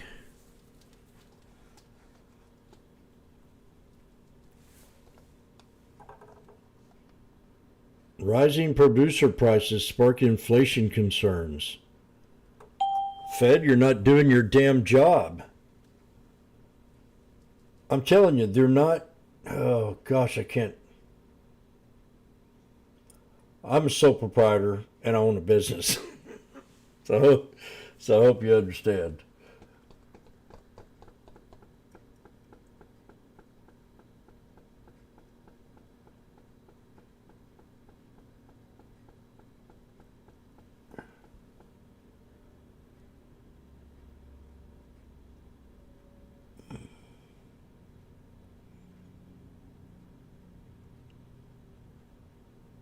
Can you imagine raising the rates and this market crashing, selling overnight? Or no rates at all this year until after the election?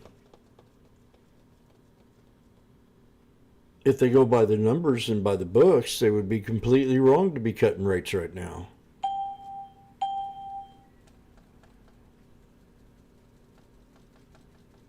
If that's the game they're playing, but ugh.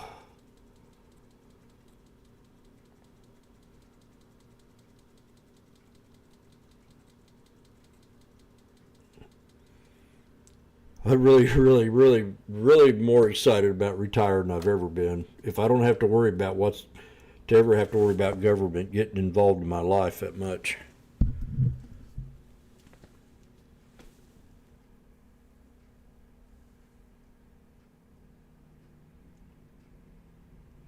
But then I don't think it's working. I really don't. It's been, 2 years now? Talk about 3 years, 2 years at least.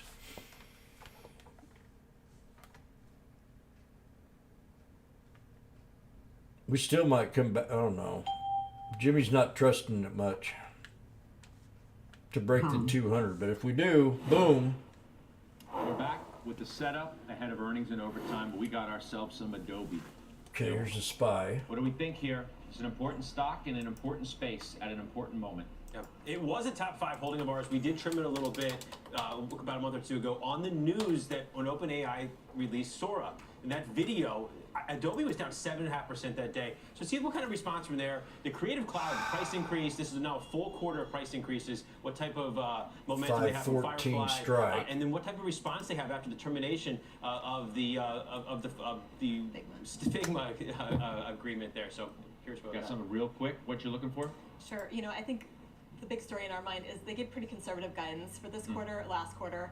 And so I think the market took that and then along with these other competitive issues and said, oh, there is competition coming, business might be slowing. I don't think that's really the case, but obviously we're going to get Quad more clarity on witching. that tonight. Yes, we will. We'll do Oh, did I put that in the room earlier? About quad witching?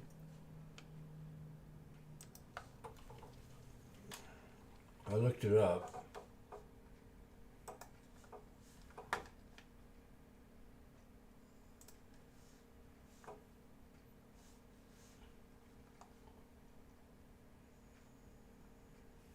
I guess I don't have it up.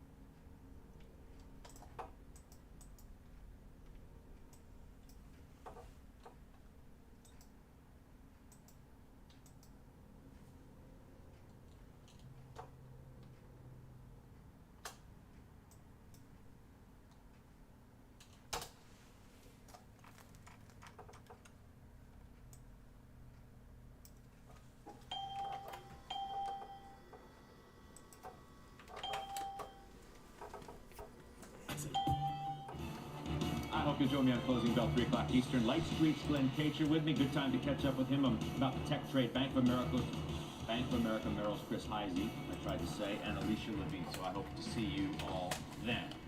Final trades. You want to talk Live Nation for a minute? I do, because it's a new 52-week high. Stock is 103.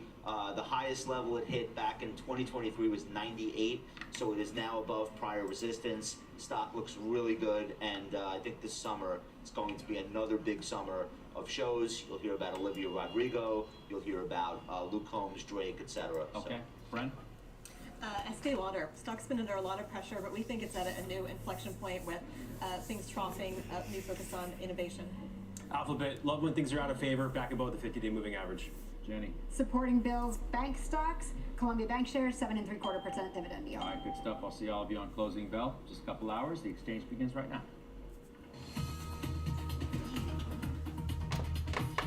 Indeed it does, Scott. Thank you very much, and welcome everybody to The Exchange. I'm Tyler Matheson. Here's what's ahead on a busy hour. Inflation is sticky, the labor market showing signs of resilience, and the consumer is still spending. The market now sees the Fed's first rate cut in June, 3 maybe for the year. But one former New York Fed analyst thinks that may be an overestimate. He'll tell us why. And the so-called TikTok bill now on its way over to the Senate. Will the Senate take it up or not? What we do know is that one billionaire has laid out plans to buy the social media company if that bill becomes law and China is forced to divest it.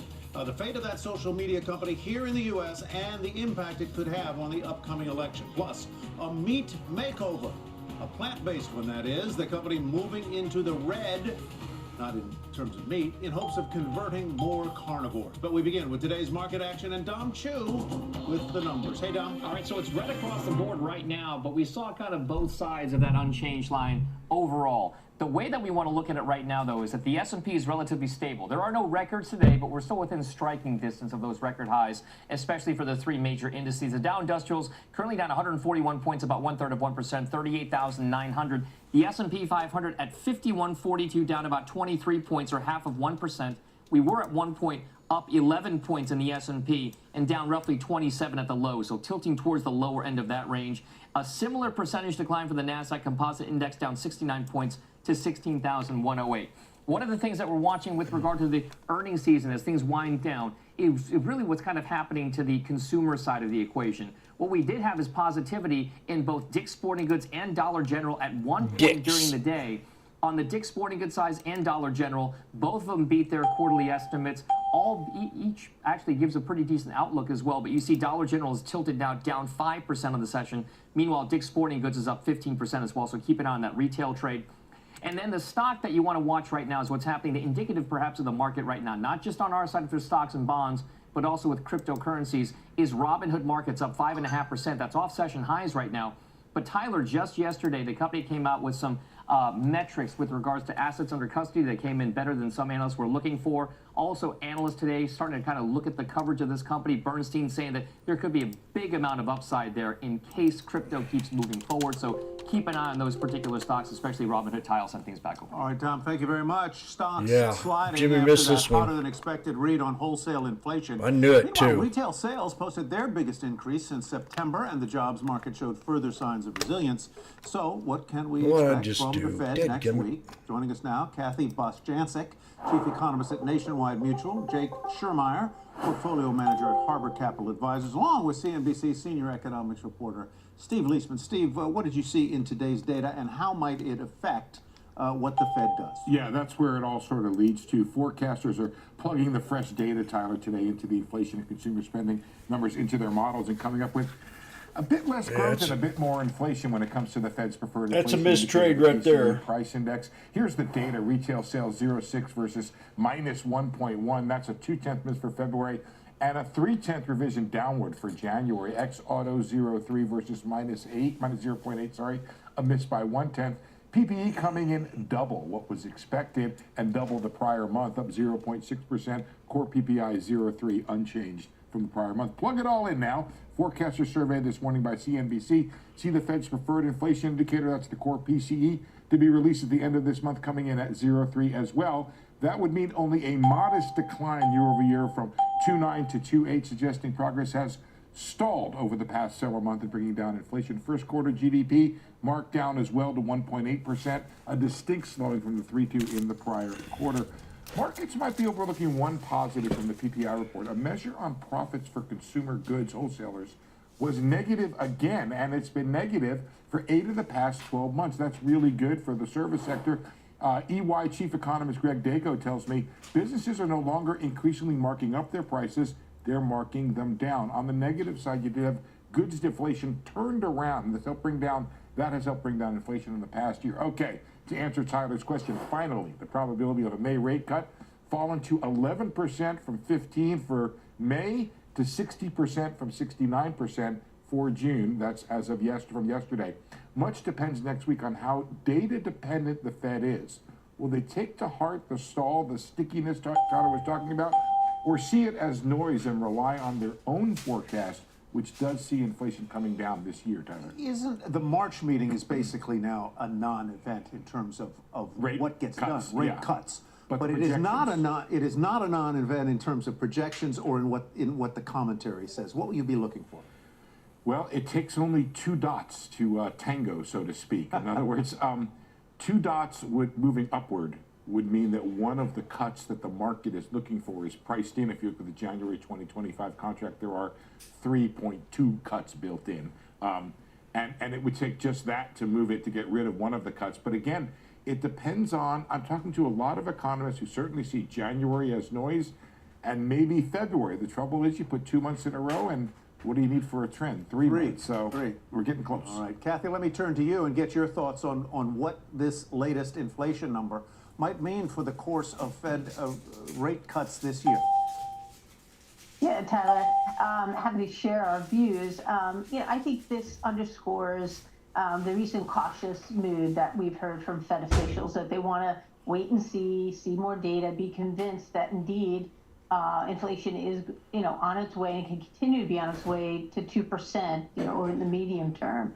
I think overall we're still in a disinflationary trend, but I do think it delays the timing of Fed rate cuts. So we actually were thinking it was May. We revised that after seeing the CPI data, pushed that back to at least until June. So we would be in agreement with the markets. I think June is still on the table. Remember, we'll get 3 inflation reports, and we'll actually get the May CPI report the morning of the second day of the meeting. So that's going to make it very interesting for the Federal Reserve. But I think, later, sometime in the summer, and we still have 3 rate cuts in for this year.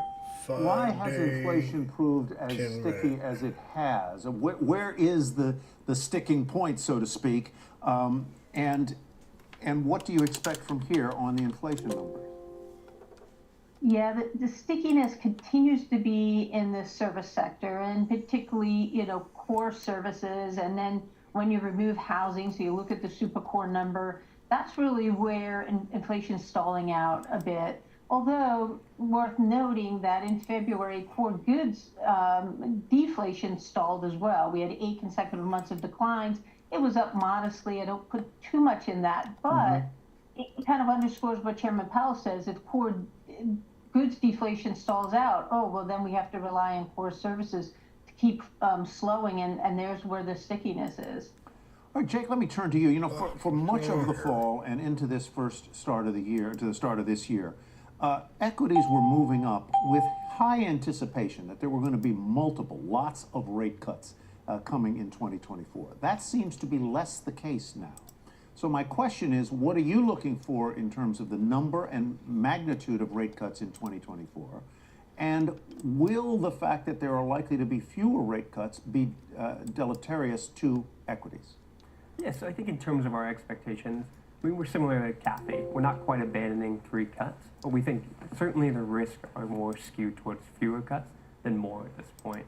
And we think it's really that we've made no progress on that second stage of disinflation. The first part was really about supply chains healing, energy prices coming down, commodity prices writ large, profit margins coming down as well. But we just haven't made any progress on that second stage, which is shelter finally coming in as we expect, and core services coming back to a level that's consistent with what the Fed thinks. And I think the big problem for the kind of the panoply of data today is really that we had retail sales data that came in quite weak. And so if it's the story about strong demand that we'd had year to date alongside slightly elevated inflation, that's still a pretty benign backdrop. But if you kind of shift back towards that more stagflation. So can stocks keep moving up if inflation and interest rates aren't moving down dramatically? I think it's going to be more difficult here, given the run-up that we've had, and kind of that a lot of equity markets seem pretty fully valued by our take at this point. Let me ask the same question to you, Steve. How dependent do you think, from an economic standpoint, are the equity markets to a decline in inflation and a decline in interest rates? Until today, they haven't been. I don't know if in the back they can get together the January 25 Fed funds contract. What you'll see is that's the mark that I use to figure out where they think the Fed's going to be at the end of the year. And that number has been creeping up. 3-second delay. At the same time, and that's been for most of January and February. At the same time, what's happened to the stocks over that time? They've gone up as well. So there's a real question. I think there's the Fed funds target rate. There's a real question, Tyler, as to the extent to which the market cares that much about And you those click rate cuts in coming 2 seconds. as long as earnings are happening. And You click my it in 2 understanding seconds. is that the Then you make your earnings decision. forecasts have 2 more gone up seconds. over So that's time, 4 which seconds essentially makes wasted. stocks less Then expensive. you got to make So another I, in decision. the first Then order, you got to make always another keep my eye decision. on Then you got to earnings make 5 or before I 6 even look at the decisions. Fed. Of course, And by that Fed's time, gonna you're think 30 drastic action seconds ends up mattering more for the market than the earnings does. But before that's you not can where make we're your at right now. where you We're having should an be able argument to over make it 1, within 2, or 3 cuts, and when 3 they or may 4. happen, 75, 50 basis points. It's going to matter a lot to some companies, not a whole lot to a bunch So, of others. you know, I slower think the key here that I'm platform. really interested in is what's happening with profit margins. This chart, this data today in the PPI suggests profit margins are in fact coming down, which is good news. Then you got for me the inflation mistypes. numbers, and I don't know the extent to which that translates into the earnings that are reported by companies in the months ahead. Kathy, let me turn back to Singing you and triangle. ask what I guess on the surface is a fairly simple question, but maybe a hard one to answer. And that is, should we really be concerned, and should the Fed really be concerned, if inflation is moving down and it's there in the 2.7, 2.8, 2.9% range, not at 2%, which is what the Fed has said for much of the past 15 years. We couldn't even get to 2% inflation. Now we're a little bit above it. What would be so bad about inflation at 2.8% as opposed to 2%? Well, it is a good question, and in practical terms, there's not a lot of impact really. I think on companies and consumers, but because the Federal Reserve has targeted 2%, they can't abandon that because that would be really worrisome to the markets, right? And say that now they're being less vigilant about inflation, but in reality, not a big difference in my opinion. Terry, can I just chime in? There's something called the sacrifice ratio, which is what you'll give up of something to get something else. And the question becomes for the Fed, I think the thing you're hinting at in your question is, what would you give up in terms of the unemployment rate? What would you give up in terms of growth to get down to 2%?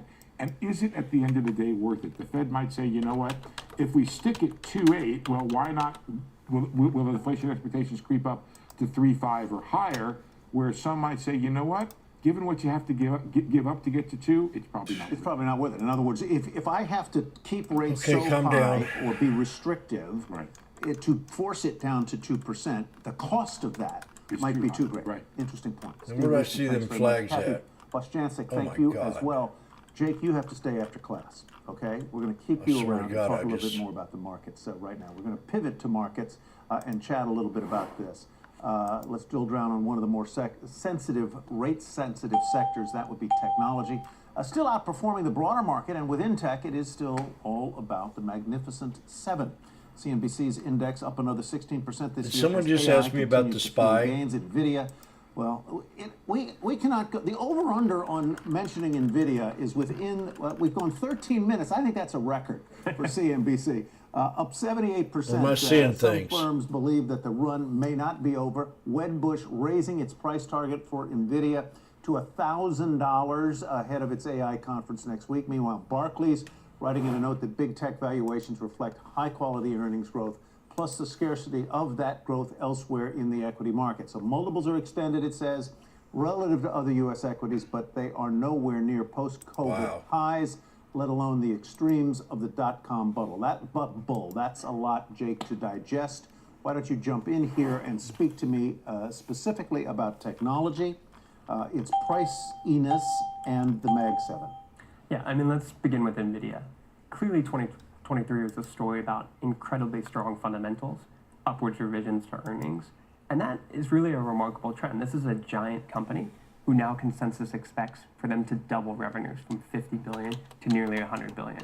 And that's an incredibly high bar. And if they meet that, I think that's perfectly reflected in the price here. But the risk is really, that's a monstrous leap for a very large company. And they're swallowing up almost all of kind of the economic gains from the semiconductor sector and the kind of the AI boom. And so at some point, we think those gains are going to be more dispersed. So you're starting to see AMD get more chatter. They're coming to the market with a GPU. You're seeing kind of a broadening out, whether it's Intel, Dell, other beneficiaries. And so how much will an NVIDIA capture of that market share in the AI space going forward? And so those are just remarkably high standards to beat. And we think that's in the price. And if they do it, well, that's good on them, but you know, it's a difficult thing to do. Speak to the question of this market resembling, to the extent it does or to the extent it doesn't, the market of 1999-2000. That was a period where technology and growth stocks were zooming. I swear I ahead. saw someone ask me if The this was a market blowhorn pattern. concentrated in a few stocks there. Dell comes to mind, others, Cisco comes to mind, others as well. Is that a fair analogy to today's market, or is today's market sufficiently different that we needn't worry about there being a bubble and a bursting of the bubble? I think the biggest difference today, these are much higher quality companies than what we saw in 2000. That's funny. Not in terms. I was sitting here, I thought Tony asked me about a chart here in the main chat. Success, but I don't see you know, it. NVIDIA is making tons of money. These are huge companies at scale that are very profitable and high quality and very long track records of execution. So that's really the biggest difference. So as a result, we don't think valuations are quite as stretched as we saw then, but they're certainly kind of, we're approaching that rather than kind of saying we're cheap here. Where should I put my tax refund to work right now? That's a difficult question. I think there's a lot of opportunities beyond the U.S. large cap sector. So whether that's U.S. small caps, where I think, you know, if you really focus on profitable names, they're trading at a really large discount to large cap peers. You can see that in tech, you can see that in other industries as well. And there's also opportunities abroad. Japan's obviously had an incredibly strong year to date. We think that's likely to continue. If you look at kind of their return on equity relative to whether it's the US and Europe, there's a lot of things they can do. They have the levers to pull in order to increase returns for shareholders. And we think they're taking those measures. We need to see them actually realize that, but they're at least talking the talk. Let's see if they can walk the walk. How do you factor into your forecasts and your sector choices the election? And global elections. There are a ton of them happening. There's one happening in, Russia later this week. Yeah. Big suspense there. But there are going to be lots of elections around the world, most especially here in the U.S. I think it's really difficult right now to put a price on anything related to the election, but it's obviously something we can't escape from, and we're going to be continuing to follow it closely. But you know, the difference now between 2016 and 2020 is we have a playbook for both of the leading candidates. Yeah, I guess one way or another, the United States, it seems to me that the market is kind of playing past the election in lots of ways. We'll see whether that holds up. But right now, I think many investors might well come to the conclusion that the country's going to have a president that half the country doesn't like very much. Either way it goes. And so, either way it goes. Focus on the fundamentals of investing. That's profits, that's dividends, and that's a speculative. That's funny. With us, Harbor Capital Advisors. All right, coming up, TikTok may have found an unlikely buyer in former Treasury Secretary Steve Mnuchin. We'll tell you what a deal could look like and what it could mean. Okay, we're at support. Social media regulation. Let's see if this here Plus, holds. an inside look Spy. at one company using artificial intelligence to help people design their future home, and the technology could change the field of architecture forever. Tony, did you ask earlier about megaphone pattern? This is The Exchange on CNBC.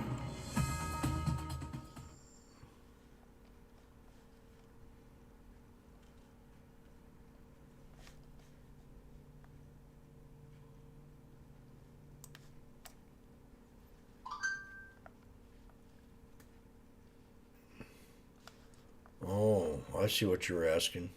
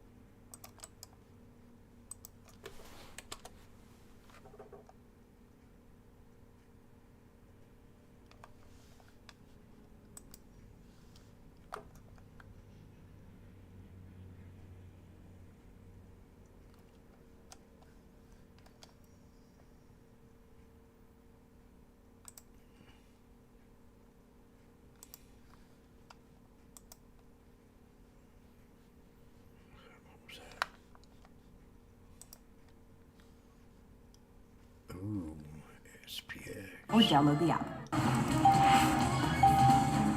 Welcome back, everybody. The general election has officially started, the campaign run up to it, but it is big tech taking center stage this week. The bill that would force the sale or ban TikTok now heading over to the Senate after passing the House by a large margin yesterday. And former Treasury Secretary Steve Mnuchin has come forward as a potential buyer for TikTok. Here's what he told Squawk Box this morning. I think it should be sold. I understand the technology. This could be the it's a support great business, and I'm going to put on together Spy a group today. to buy TikTok. You're trying to buy TikTok? I am, because this should be owned by U.S. businesses. There's no way that the Chinese would ever let a U.S. company own something like this in China. But TikTok is not the only technology company that poses a potential threat to the elections. AI-generated images and audio continue to misinform voters. Joining us now to discuss tech's impact on politics and the intersection of the two is Heidi Heitkamp, former North Dakota senator and a CNBC contributor, and Hao Li, CEO of AI art company Pinscreen. Welcome to you both. Senator, let me begin by asking you, why the urgency all of a sudden to ban or force the divestiture of TikTok from its Chinese parent, ByteDance? You know, this is complete speculation on my part, but I think that the warning came through the Intel committee saying, look, you now have a direct pipeline to over half of Americans from the Chinese government coming into this election. It's time to do something fairly dramatic to address national security concerns. I know that there was a briefing in the SCIF. A lot of people came out in the House saying, oh, not much there. Let me tell you, I've been in those briefings. They don't tell a lot of the commoners who aren't on Intel committees or committees of jurisdiction much. And so I expect that given that Mark Warner and Marco Rubio have really come out strongly for this, both chair and vice chair of Intel, I think there's some information that the American public's not hearing directly. We love when you speculate for us, Senator. That's just great. Hal, let me ask you, what is it about TikTok that makes it uniquely, in the view of some senators and congressmen and Mr. Biden, who said he'd sign this bill? What is it about TikTok that makes it so uniquely a threat compared with other Chinese-owned internet infrastructure that Americans do business with every day? Shein, for example. Right. So I think there are three reasons for that. The first reason is that, first of all, it has an extremely large user base. It has hundreds of millions of users. The second one is because of such an impactful access to a lot of users. It's it's a potential platform for spreading disinformation. So that is one reason for causing national security concern. The third one is, since it has access to all the data, one of the concerns is that because TikTok is owned by ByteDance, and which is government owned in China, and the data can be accessed to them and could potentially be used for potentially influencing politics. I guess I get the difference here between a shopping platform and a platform like TikTok that is involved in transmitting and sharing content. So that content could, in and of itself, be nefarious content, I suppose. Let me ask you, Hal, on the data question, doesn't the CCP, if what we're worried about is data reaching back to the CCP, doesn't the CCP already have all the data it might want from the users of TikTok? Well, I think it could contain more sophisticated data. We're talking about data where, you can do machine learning analysis. You can, really understand what the behavior of users are, how they may be able to react to certain information. This is one of the things that, social media platforms are really sophisticated at, right? They really can, if you have all the data, you can actually predict people's behavior. Senator, if you were back in the Senate today, what would you be asking about these kinds of companies that may be controlled by or domiciled in a country like China, or maybe in the Middle East or somewhere? what would you be asking, and where would you come down on this idea of banning or forcing the divestiture of TikTok? Well, first off, take a look at how TikTok has responded to these threats. They basically asked their user base, which is half the American public, please weigh in, please tell your congressman. That's very threatening to people who sit in that room, who all of a sudden will get tons of calls saying, why are you doing this? I think the other piece of this that you would look at if you were in the United States Senate is, what's the potential for mischief? I think on the privacy of the data that basically ByteDance already has, I mean, that cat is out of the bag. Right, exactly. It's in China. Yeah, no, that was what I was thinking there. I mean, you were closing the barn door after the animals have all fled. Let me ask you as a technologist, if you were to solve this issue in a way that is responsible for national security interests, for privacy interests, for the clear interests of small businesses which use TikTok as a platform to help them make money, what would the responsible solution be from where you sit? Right. So I think, first of all, I think that a ban, I mean, supposedly a ban would be like a very extreme measure. Forcing it to sale may, also seems a little extreme in my opinion. I think it's important to impose regulations that could cause harm to the public. But I think, it is important, first of all, I mean, it really depends what problem we're trying to solve, right? If it's disinformation, if it's manipulation of elections, then I really think the right solution is to, put campaigns and force, these companies to put on extra information to warn people and to educate people that, they need to fact check information, right? We need to control, how people are receiving their information. The problem, I think, is if we target, companies like TikTok, then there is a fair market competition problem, right? And it could be affecting other social media platforms as well. Hal Lee, thank you very much. Senator Heitkamp, thank you as well. See you again soon. Appreciate it, folks. Alrighty, speaking of AI, it is now moving into the housing space, specifically architecture and construction. The company that brought us the first 3D printed home community is now unveiling new AI technology that could eventually replace architects. Diana Olick joins us now with the details. Hi, Di.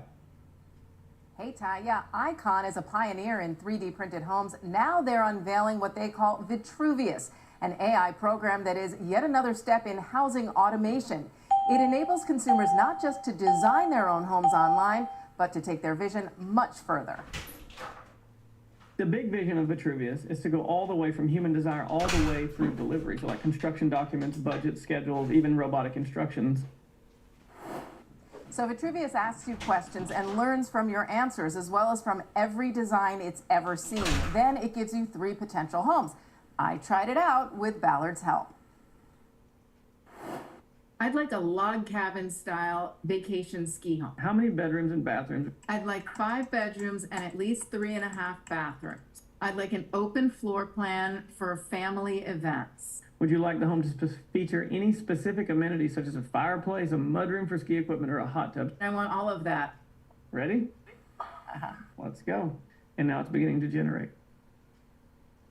Oh, I like the second one. It's got the fireplace in your bedroom, as you have asked. This is a 1-story right now. Okay, I think I'd like 2-story. And you'll notice it put the bedroom on the 2nd floor because you said you wanted the living area downstairs. And so it's really understood quite a bit. Can I change it right now to see what an affordable home would look like? Let's see.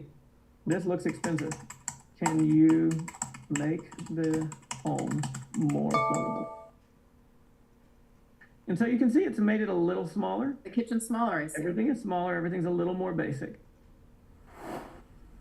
So the program can also show you what the home would look like if it were 3D printed, and it would put in the specs for the printer itself. It can also design the home in the style of a, say, famous architect, living or dead. And of course, Tyler, that opens up questions of copyright issues, as always with AI. So you say it can copy an architect's style, but isn't it eventually going to put them out of business? Well, that is actually possible. Yeah, Ballard says architects themselves can use it as a tool, but he admits it is going to change their business a lot. And we actually spoke to an architect who tried it out at South by Southwest this week, where it was unveiled. I think it's going to be more of a tool.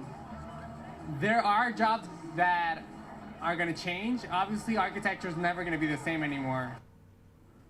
So architecture will never be the same again, but what this really is aiming to do is make the entire process not just faster, but a whole lot cheaper. Because Tyler, if you've ever done a renovation or built a house, you know how much those plans cost. That paper is expensive. Yeah, it sure is. Thanks, Diana. Diana Oleg. Coming up, Reddit's IPO roadshow rolls on ahead of its highly anticipated public debut. We will go live to Silicon Valley with what the tech world is saying about the first social media IPO in 5 years. The Dow now at session lows, S&P off 31.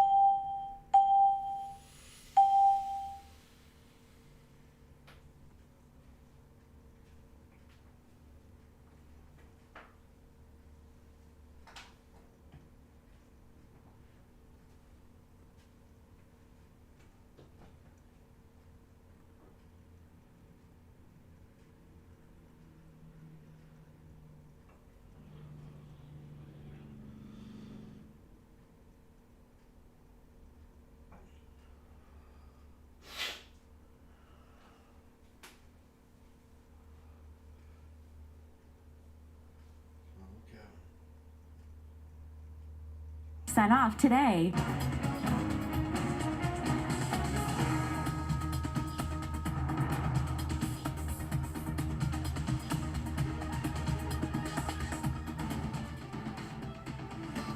Welcome back to The Exchange. I'm Bertha Coombs with your CNBC News update.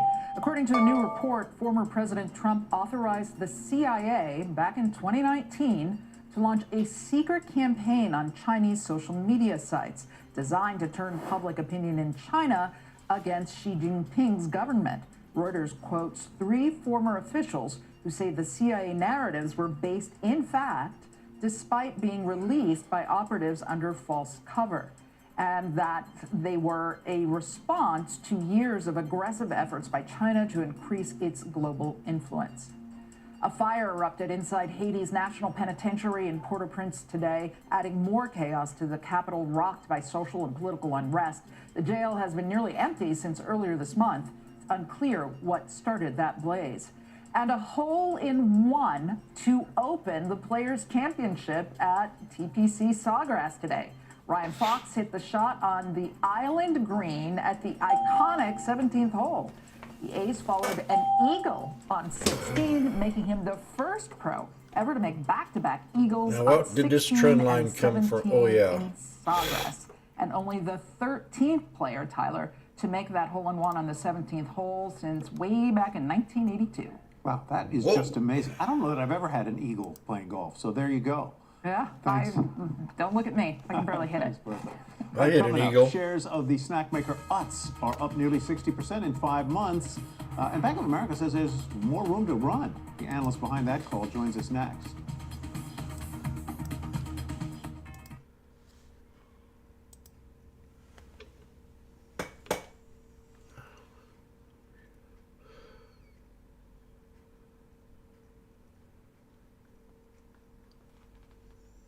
What was I just going to look up here? Spy.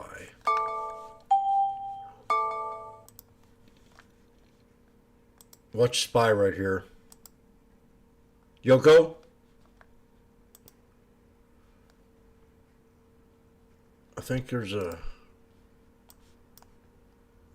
Oh yeah. We hit the 200. Did I not see that earlier? What is going on around here?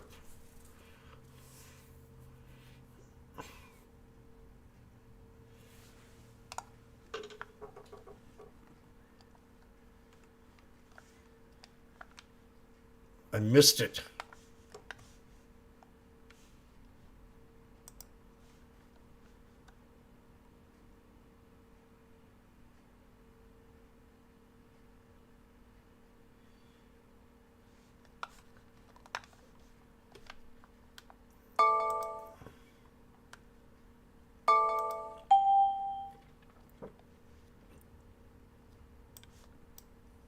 Pretty good spot.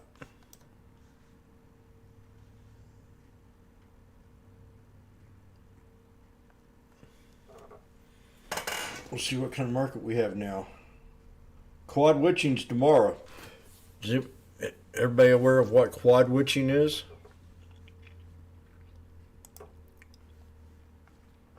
Quad witching dates March 15. Quad witching is an event of financial markets when 4 different assets of futures and options expire on the same day.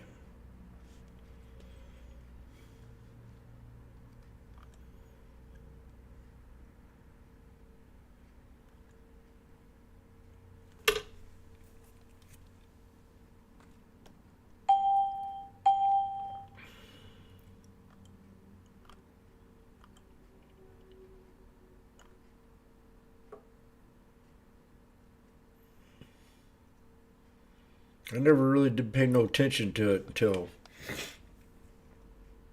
about 3 years ago, 2 years ago. So what? Quad witching. Purpose. Welcome back to the exchange, everybody. Shares of What are you talking Utz about? Brands higher today after B of A Securities upgraded the stock to buy, seeing 16% upside ahead. The note citing debt reduction, increasing market share, and a potential acquisition as reasons to be bullish. Shares are up about 3%, as you see there, 3.5%. Joining us now, the analyst behind that call, BFA's Peter Galbo. Peter, welcome. Good to see you. What intrigued me most here was the idea that you see Utz potentially as an acquisition target. Who would the buyer be, and what would they bring to the party, apart from chips? Yeah, thanks, Tyler. Great to see you again. Look, I think one of the big factors we've been talking about this year, coming into the year, was a need for a number of the large consumer packaged good companies, in particular the food companies, to be looking at potential strategic M&A.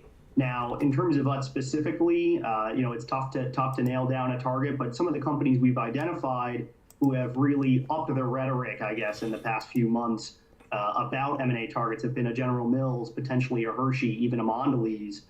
Guys who maybe look at Utz as an adjacency in a category, or salty snacks as an adjacency that they can add, where they bring kind of some more synergy targets to the party. What do the fundamentals of the business tell you right now? They were part of a SPAC, as I recall. They had a lot of debt. Have they succeeded in paying down that debt? Walk us through some of the fundamentals. It looks like he's overdosed on chips. Let's see if he comes back, or if he's just going to go into a food coma. I think that's what it is. Oh, that's low, man. That is a food coma. Is he back? He's back. I don't know whether you heard my question, Peter, but the question. I did, okay. Tyler. Go ahead. He's digested. Yeah, You've digested now. You're good. I heard the joke in there as well. Look, when this de-SPAC'd at 6 times leverage, I think the big issue for a lot of folks was the lack of conversion from some of the operating improvements into cash flow. New CEO Howard Freeman has come in, a pretty shrewd move on his part to sell off some of the assets, some of the lower performing brands and plants that he's taking the proceeds and using that to help de-lever the company. We actually think they'll get closer to that 3.5 times leverage by the end of the year, which puts them in line with basically most of their peers. So that takes that kind of headwind off the table. On the fundamental side, I think what's particularly interesting around Utz is, look, the salty snack category has been going through a bit of a sluggish period here. You've seen volumes from some of the peers really fall off. What's interesting to us on Utz in particular, is they kind of control their own destiny. This is a distribution story, and so Utz is pushing from being more of a regional brand on the East Coast into some... Okay, get ready. SPX, snake, breakout, pullback. If we boom, we're going to boom. I got Mr. on here. SPX on the 14th. 3rd month of 2024. Jim strategically looks at the 5150. 29,500 contracts been bought. Can you pick it up at the $3 level? This is the 5150. Come on. No, no, no. Not yet.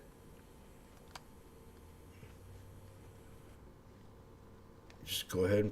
Not yet. Just kind of just say second chance. Give Jim it $3.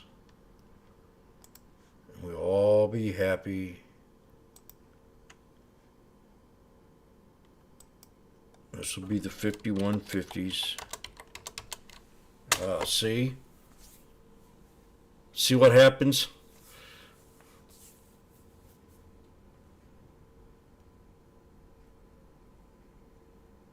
You spot it just a minute too late.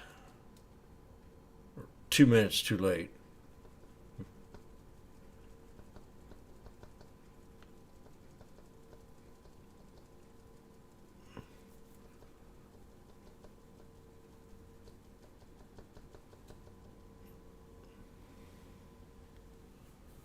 Okay. Hey, it's coming back down. Snake, breakout, pull back. $3, yay. 280 maybe? Okay, here we go. Come back to the 9. Come on, 3. There it is. There it is. Okay. The crowd does not believe it.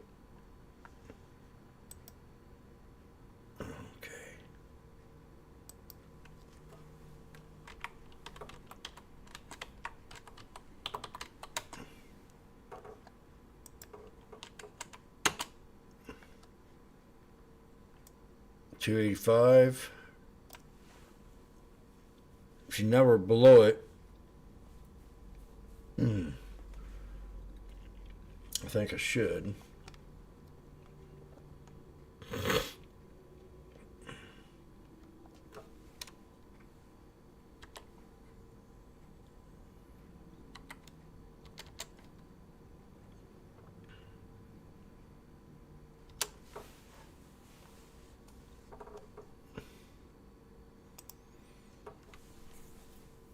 $3, baby.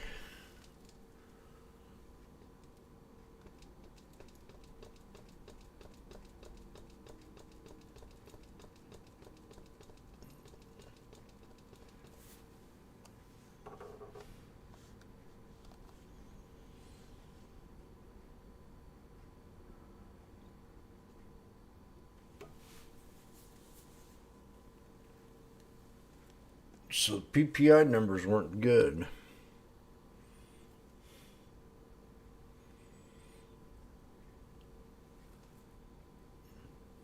Bearish market. Okay, there's 330. Now I can get out here and be happy. And that'll be the head and shoulders. And if we break it, oh. See, 340, 360. Now you're talking. See. Right here. As you hit the 63. 360.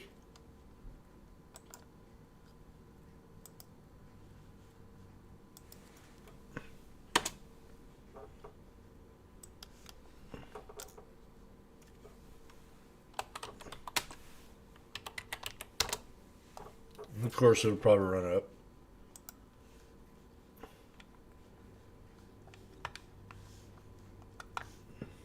So that was nice.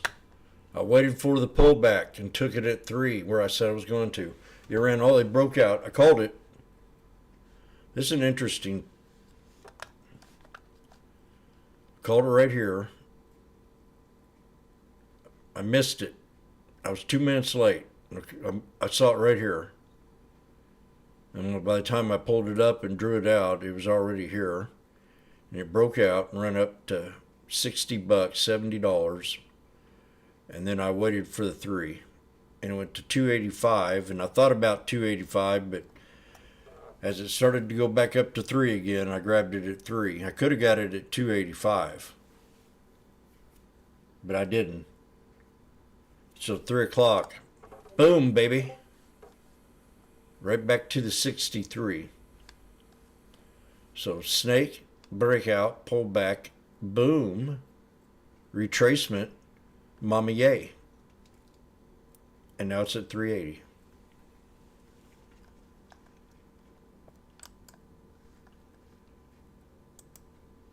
Snake, breakout, boom.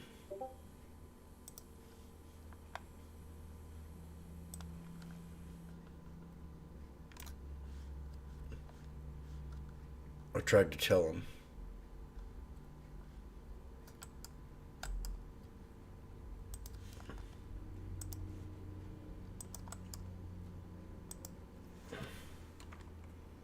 Yippee-yay.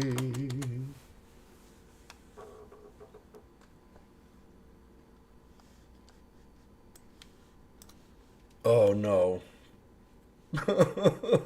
It's it magnificent. Oh.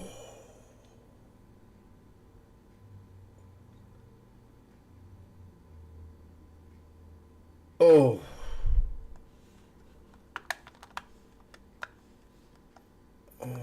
Oh.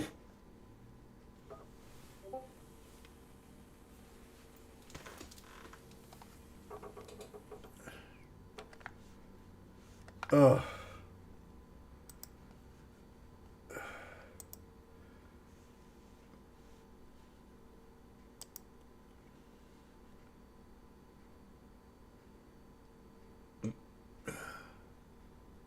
Did you call it?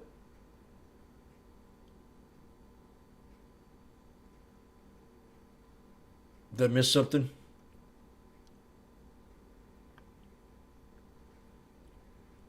Oh, Jim, you need to be paying more attention to the board.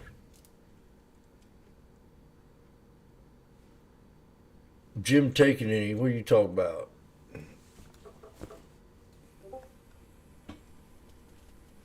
Jim sold it like an idiot. I just threw away $550.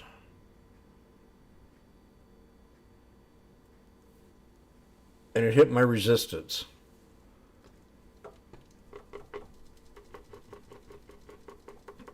$480? Are you kidding me?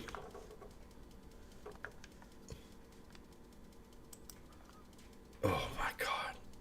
5.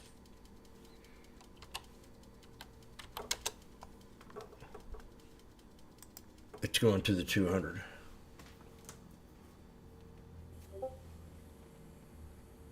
Okay.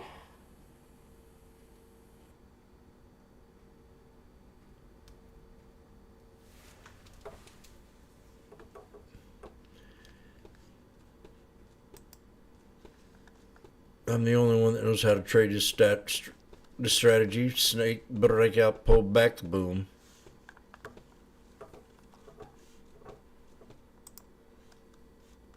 Great calls, team.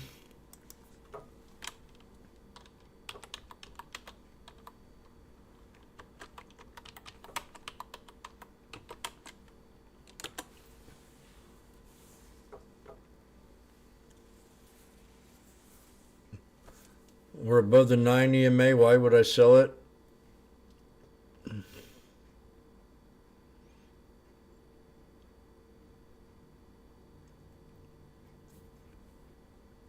That's a good question.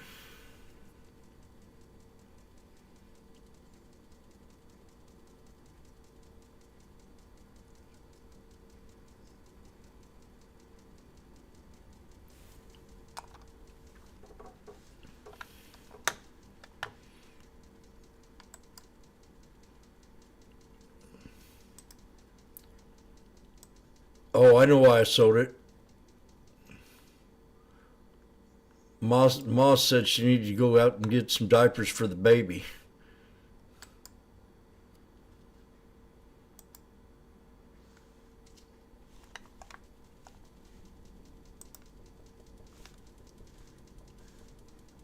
May I say $5.60? Can you believe this?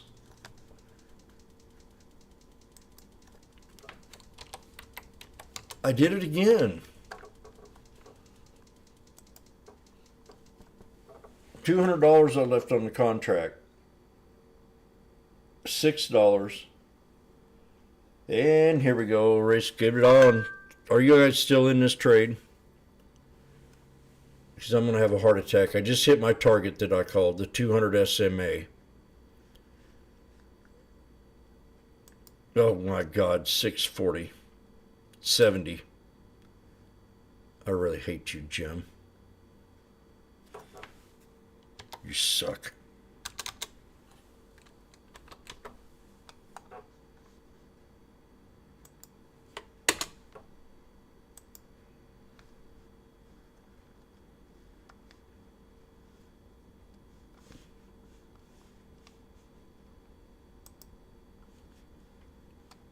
I'm out.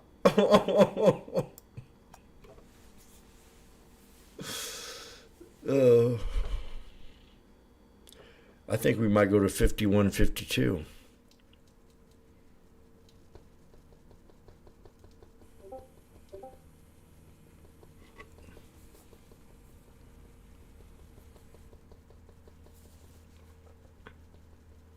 Okay, here we go. I'm so upset.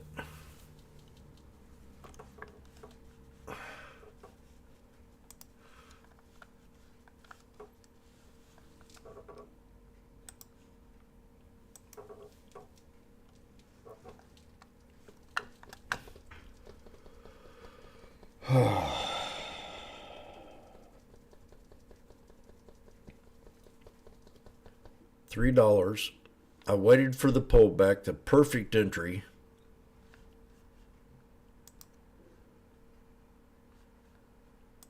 I'm going to say it.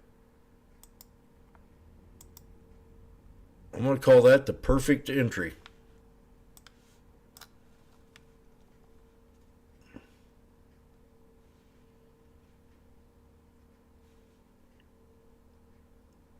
I don't think I got enough room. Oh, yeah, I'll put it right here in small words.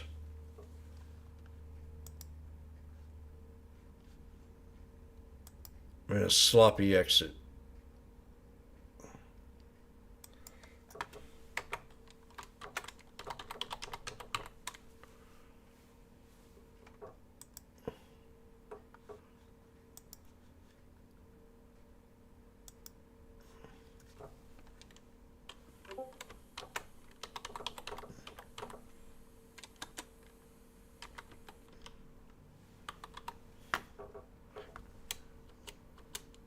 It's entry, you dummy.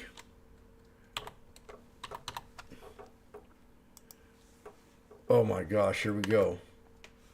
Like I said, 51, 52, runway 51, 52. Please fasten your seatbelts.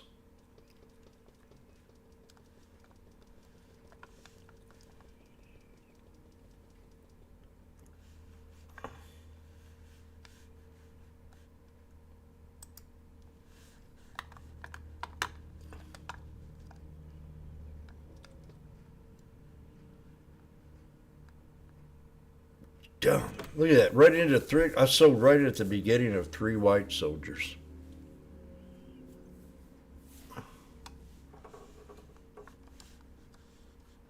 Yeah. That even makes it worse. That's. Oh.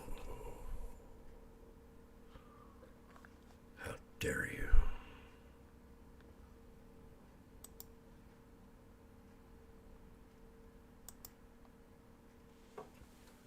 Can't see the soldiers.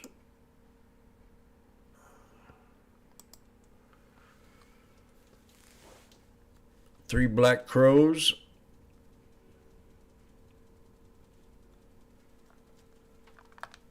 Man, that was a beautiful call room. Who called that?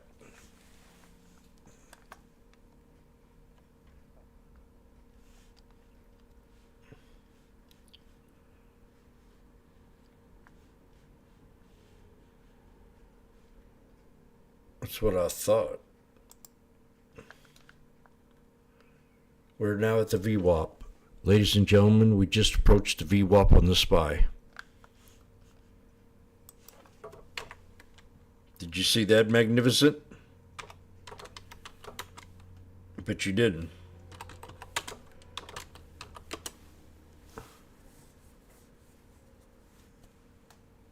Oh, he did see it.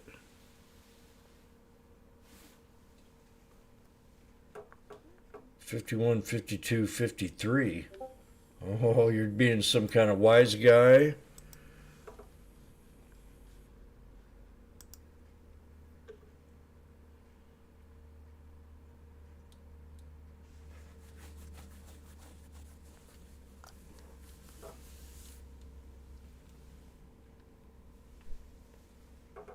Do you have access to, never mind. Never mind. It is now 2 o'clock. Fat Cats came in at what? What time was it? 12:30? 12:25? Let's see what that time is. 12:25 is right here.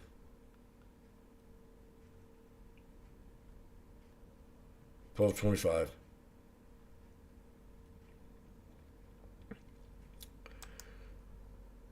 Oh my gosh, look at that option. Can you believe this? I want to type in $7.60. 70. 770.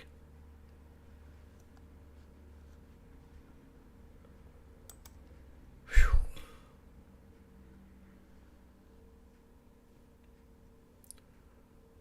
They just don't know what to do. He tries his bets to teach, and then he hits his target. 51, 52.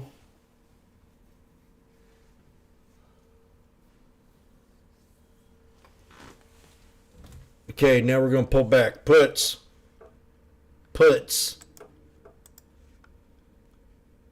I'm glad I thought of that this time.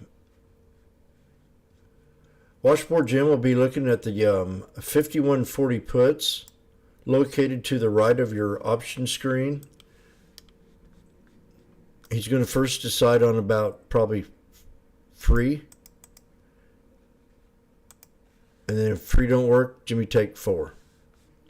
3 more.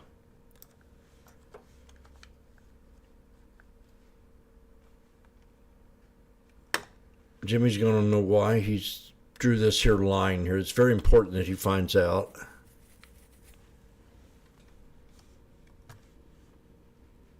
Unbelievable. Again, So much money on the table. See, I want to quit. Oh my God. You know what? This thing can go a lot higher.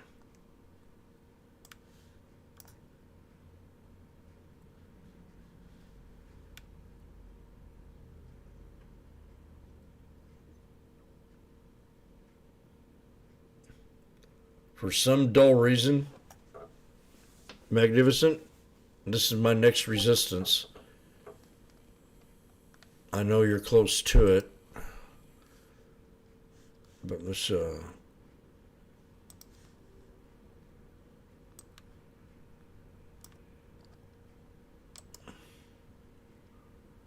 I ain't buying no put on this here chart.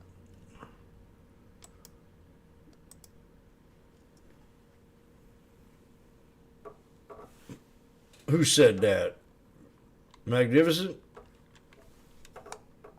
You keep making things up.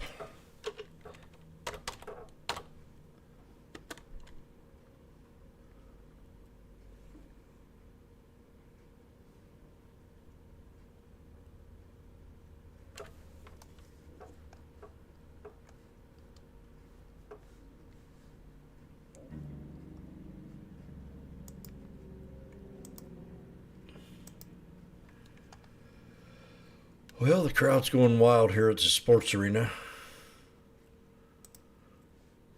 Jim's looking for the right candle here. This reminds me of irrational exuberance.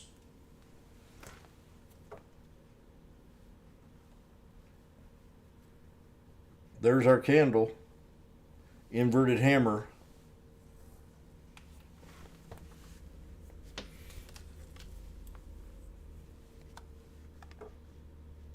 I can't believe.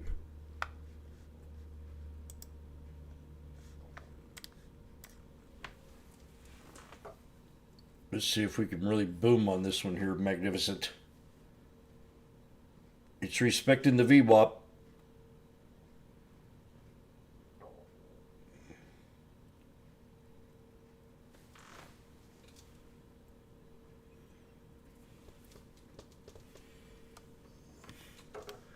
VWAP chart. VWAP chart.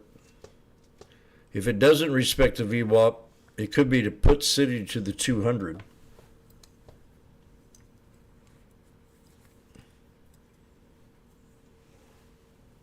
And I'm going to use this as a reference tool from trading the SPX.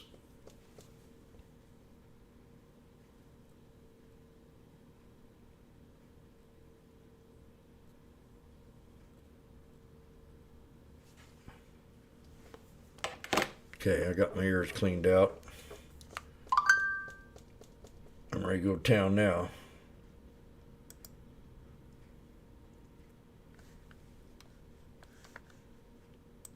What time is it? Whoa.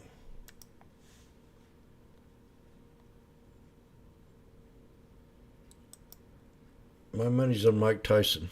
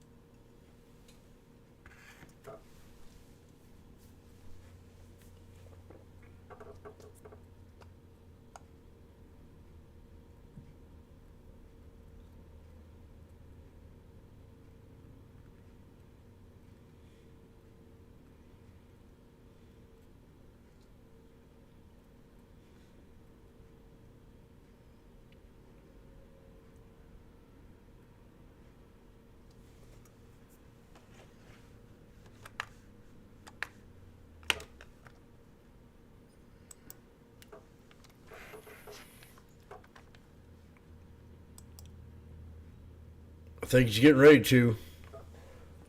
Spy. Looks to me like it wants to squeeze here.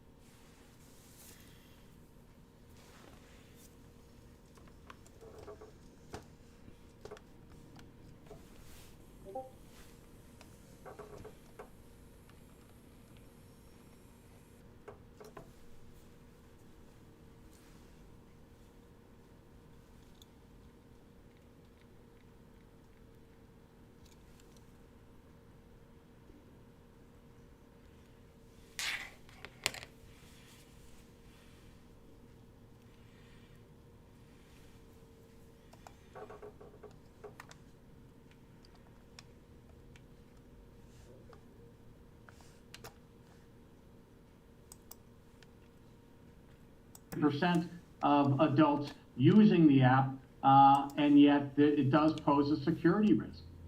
When you look at the TikTok. potential for a group of investors to go in and buy this, you heard Emily say that largely on Capitol Hill and maybe on Wall Street too, that there's a discounting of the chance for Meta or X, or maybe even the big Alphabet, Microsoft, and others to come in and take over TikTok because of the antitrust sentiment that's running through Washington, D.C. right now. Would you give how much chance would you give a big tech company of being able to go in and purchase TikTok?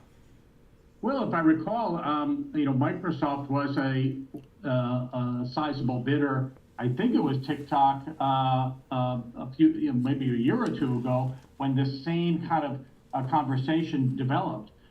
It really depends. The thing about it is yes, Congress is very wary of big tech for a lot of good reasons. Certainly, we've allowed these mega companies to get even bigger. The interesting thing is that a lot of these donors has now been really downstream. And in fact, mega cap donors, big company donors, are a much smaller share of Senate and congressional candidacies campaigns than they have been. And so perhaps all of that together suggests maybe it's a broader group. But either way, having a TikTok as a domestic company, I think would be a boon to the U.S. Let me turn you just a little bit to get your reaction to this morning's inflation number, what it might mean for the course of interest rates in 2024, and then what it means for the kinds of stocks you favor right now and why.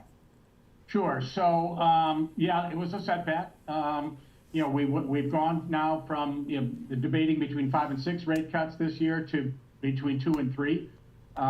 We had not only a strong PPI report suggesting that inflation is a little more stubborn than we expected, but we also had a weaker than expected retail sales report. So not a great combination. But I think that the way we're playing it is, look, we love private credit. Private credit is direct lending to middle market companies. It's floating rate, and it resets every quarter. So the higher the overnight rate stays, the better private credit will continue to be. It's currently yielding between 12 and 12.5%. On the other hand, once we start to get sense that the Fed is going to start cutting interest rates, and I do believe they will, I mean, real rates are as high as they've been in more than 20 years, then we think that financials, ex-regional banks, will benefit the most. So we actually think REITs, which have gotten absolutely hammered in 2022, really didn't, I mean, they bounced back a little bit in 23, but way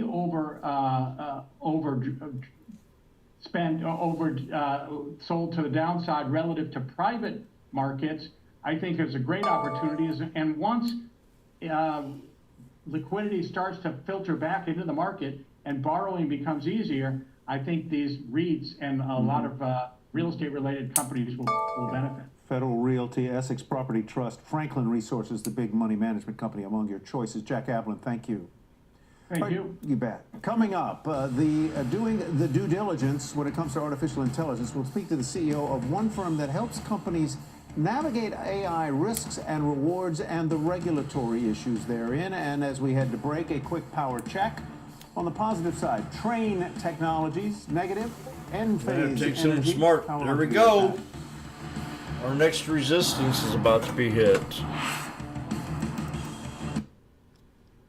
5157.52. Yes, I said it. Do you remember?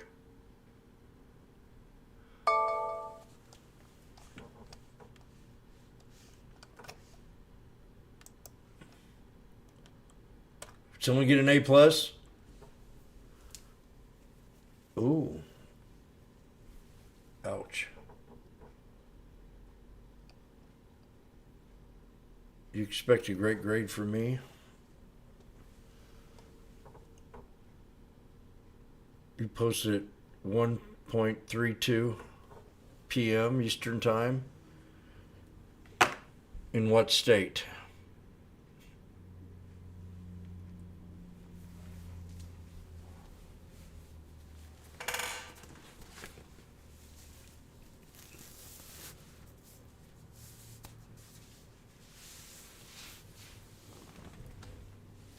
Snake breakout, pull back, boom, don't matter.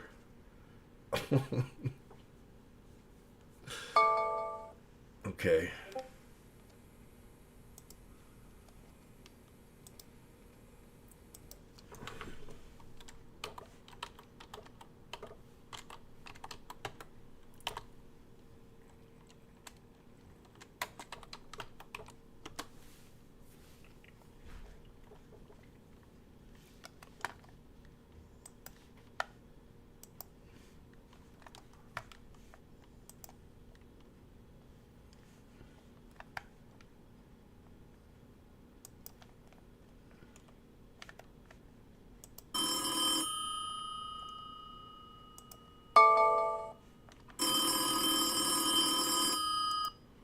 Retail traders, may I help you? This is Jim.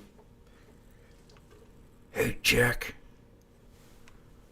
Who's that magnificent person in your room? Well, I can't find his audit. I just see he made a magnificent call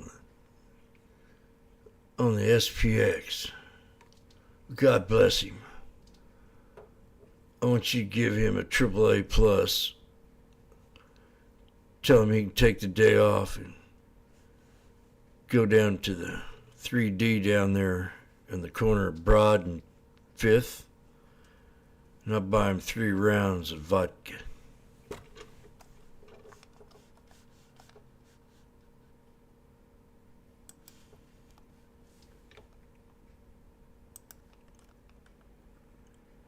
Well, thank you, Mr. President. Also, tonight at the banquet, I want you to tell him to come to the dinner. I'll give him the presidential honor of freedom.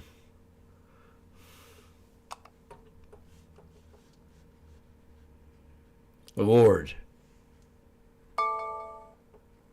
Jack. AI in Europe, and could the U.S. do something similar? Let's ask Navrina Singh. She's the founder and CEO of Credo AI, a platform that helps companies manage AI risks. Navrina, welcome. Good to have you with us.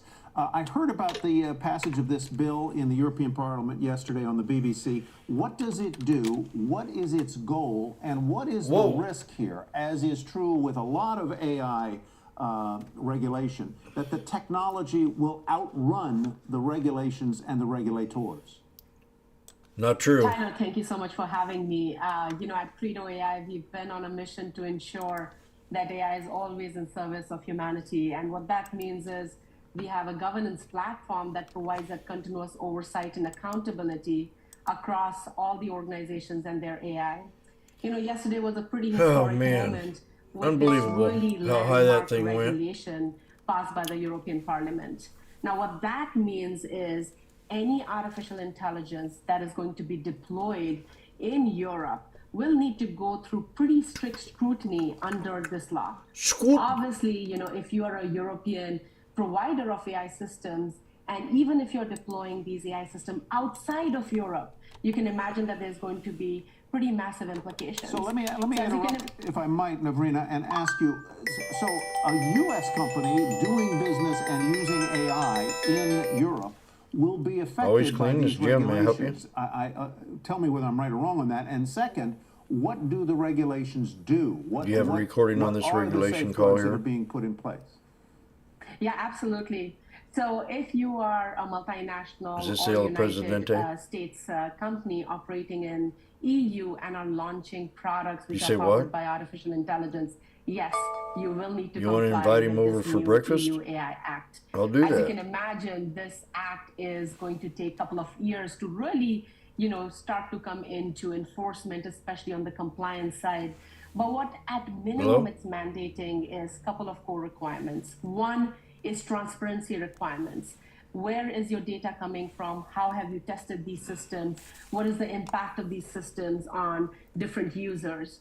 Secondly, it requires a You very interrupted me. comprehensive risk management framework associated with any AI that is going to get launched in Europe. And what that means is, obviously, if you have an artificial intelligence application which is high risk, it requires higher level of scrutiny and oversight before it goes on the European market. And then lastly, what is really critical is a need for quality management Oh, system is again. key part of this Europe's Artificial Just Intelligence hate Act it. as well. And there is going to be conformity assessments and notification associated with any application that is going to be put on the European market. None of that. Oh, go ahead, please. None of that seems though that onerous. It seems fairly common sense, and yet I know that there were big business leaders that pushed back and said that if Europe passed this, it would put European businesses at a disadvantage competitively globally. I'm just curious. We've seen Europe lead the way in other ways. For instance, every time I go on a website now, I get asked whether I want these cookies to track me or not. That was led by something that Europe did, but now I benefit from it in the United States. Give me a sense of what you think the impact will be competitively, or does this just sort of lay the groundwork for everyone else around the world? You know, that's a great question, Contessa. I think this is going to have a similar Brussels effect to GDPR. So if you recall way back in 2018, when the privacy legislation was passed by Europe, we saw, you know, landmark shifts across the globe, including in California with the launch of the CCPA, and then in other countries like Brazil, a lot of privacy regulations. So, you know, I think a couple of things to pay attention to here is first, any organization, any enterprise that is looking to use, deploy, build artificial intelligence will require continuous oversight and accountability. And one of the best ways to build trust is by using the frameworks that are being laid out in the EU AI Act. So is it onerous and cumbersome? I don't think so. I think it is necessary to build that trust with this powerful technology, which is pretty much becoming the infrastructure of our entire society. So you do not see it, to pick up on Contessa's point, these regulations as excessively onerous. I assume there will be some costs involved here one way or another, but let me... Investor checking, the checking account built for investors.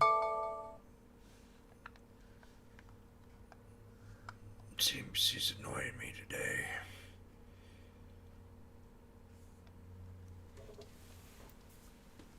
It's now 1:21.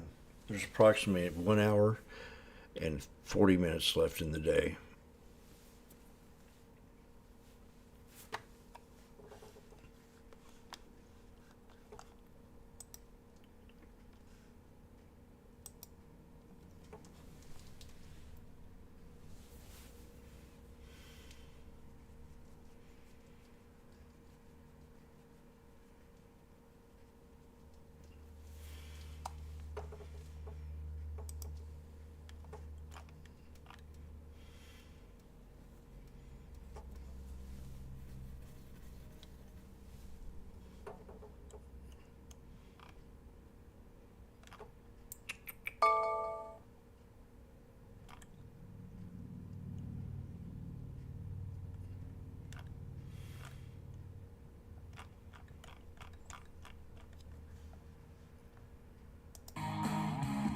He's Alex Coffey. I'm Jenny Horn.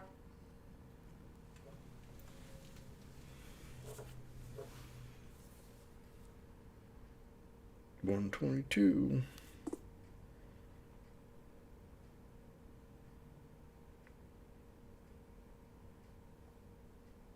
Been an hour already? I'll be back.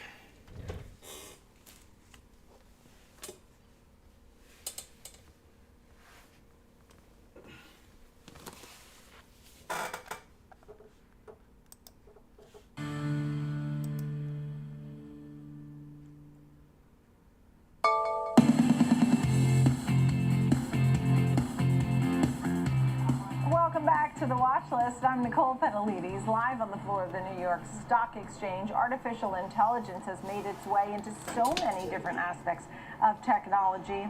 Now, predicting the weather. Companies are taking advantage. They're paying attention. So I want to dive into this a little further.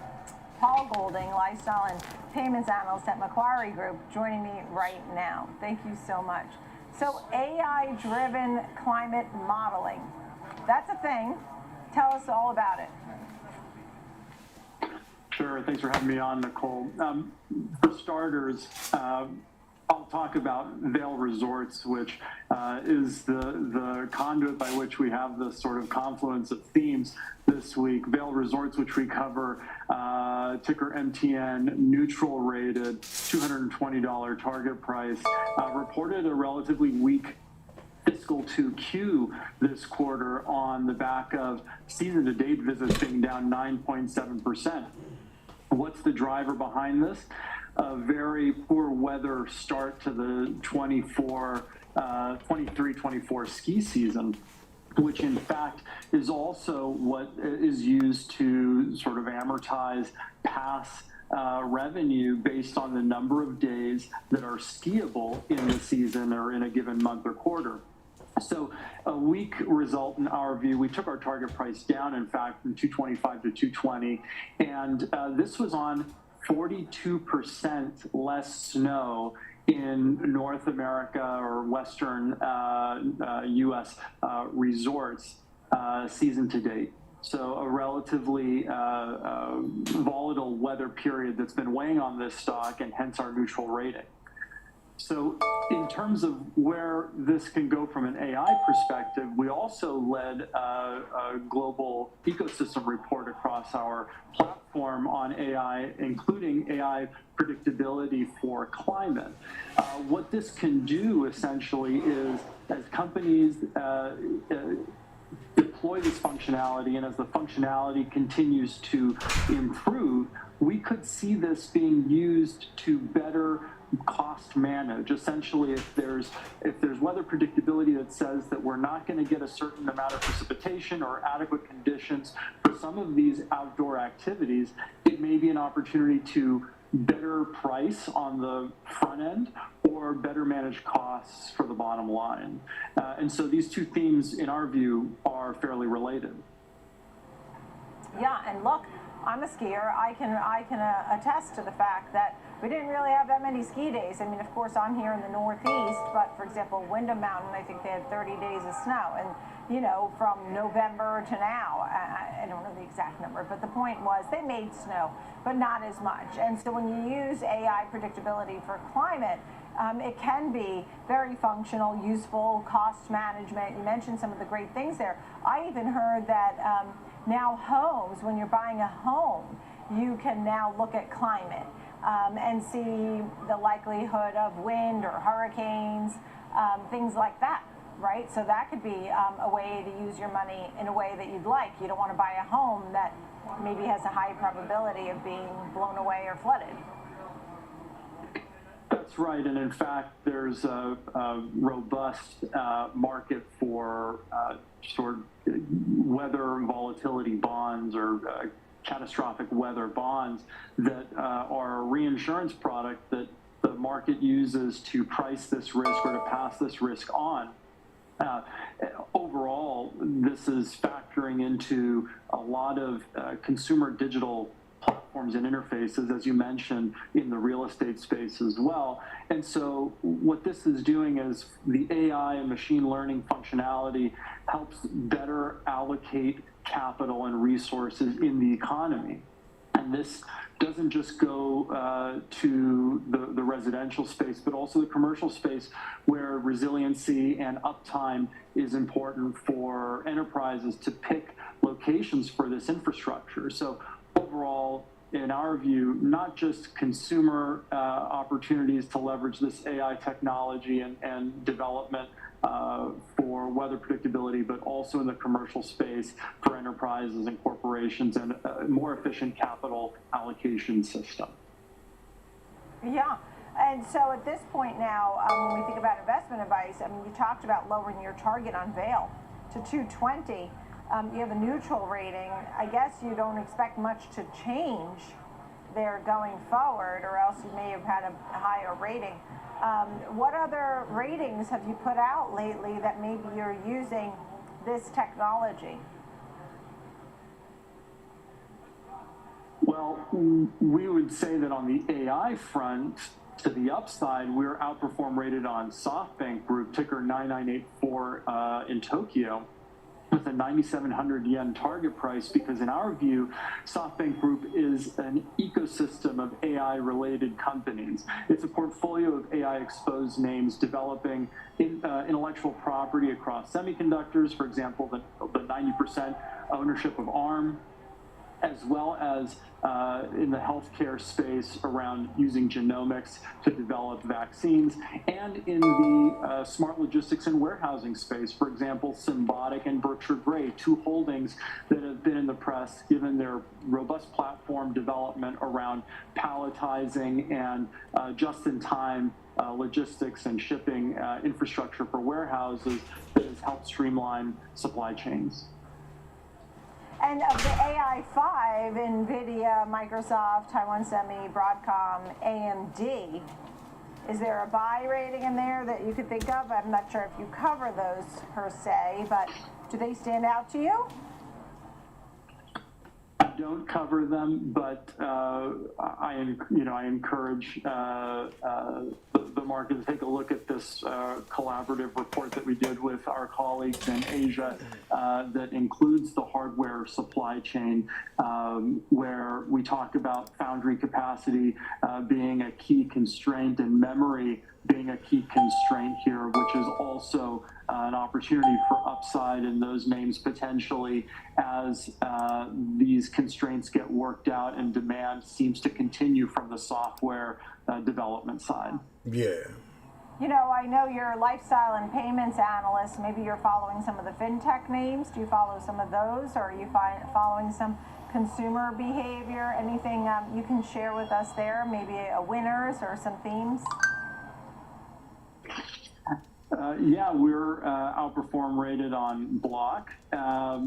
There's the opportunity across marketplaces to increasingly use AI and machine learning to understand how to promote certain merchants or products or promotions that can be paired, for example, as Block has discussed at length, with buy now, pay later offers that help sell that merchants offering more seamlessly into the marketplace, and through the Cash App interface, where just the Discover tool can be a way to find things. You know what? AI. It must be explosive to think that all you got to do is have an AI to pick stocks. You don't have to think or do nothing. Little program, AI, boom.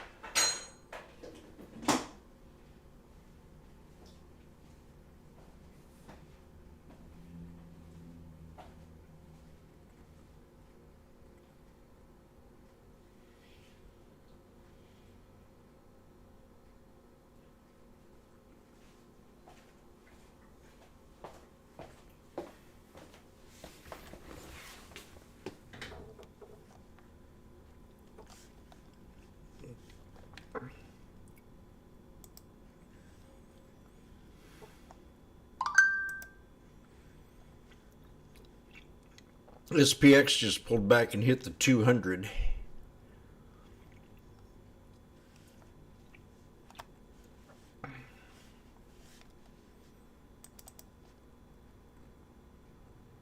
It's almost, I'd say it's close to a pivot point. If it didn't break it.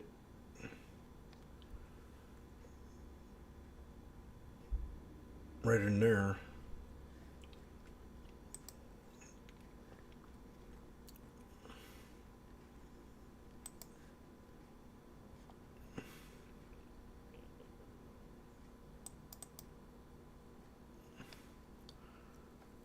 $51.48.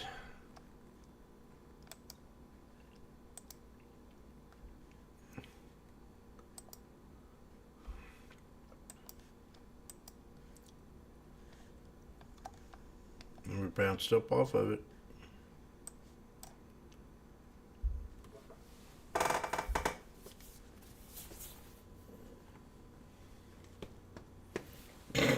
Oh man.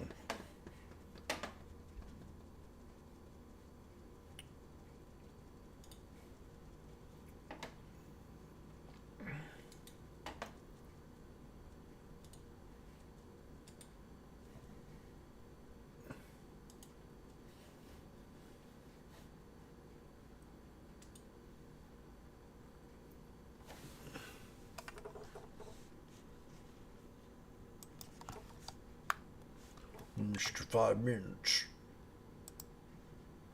To participate relative to the other three majors.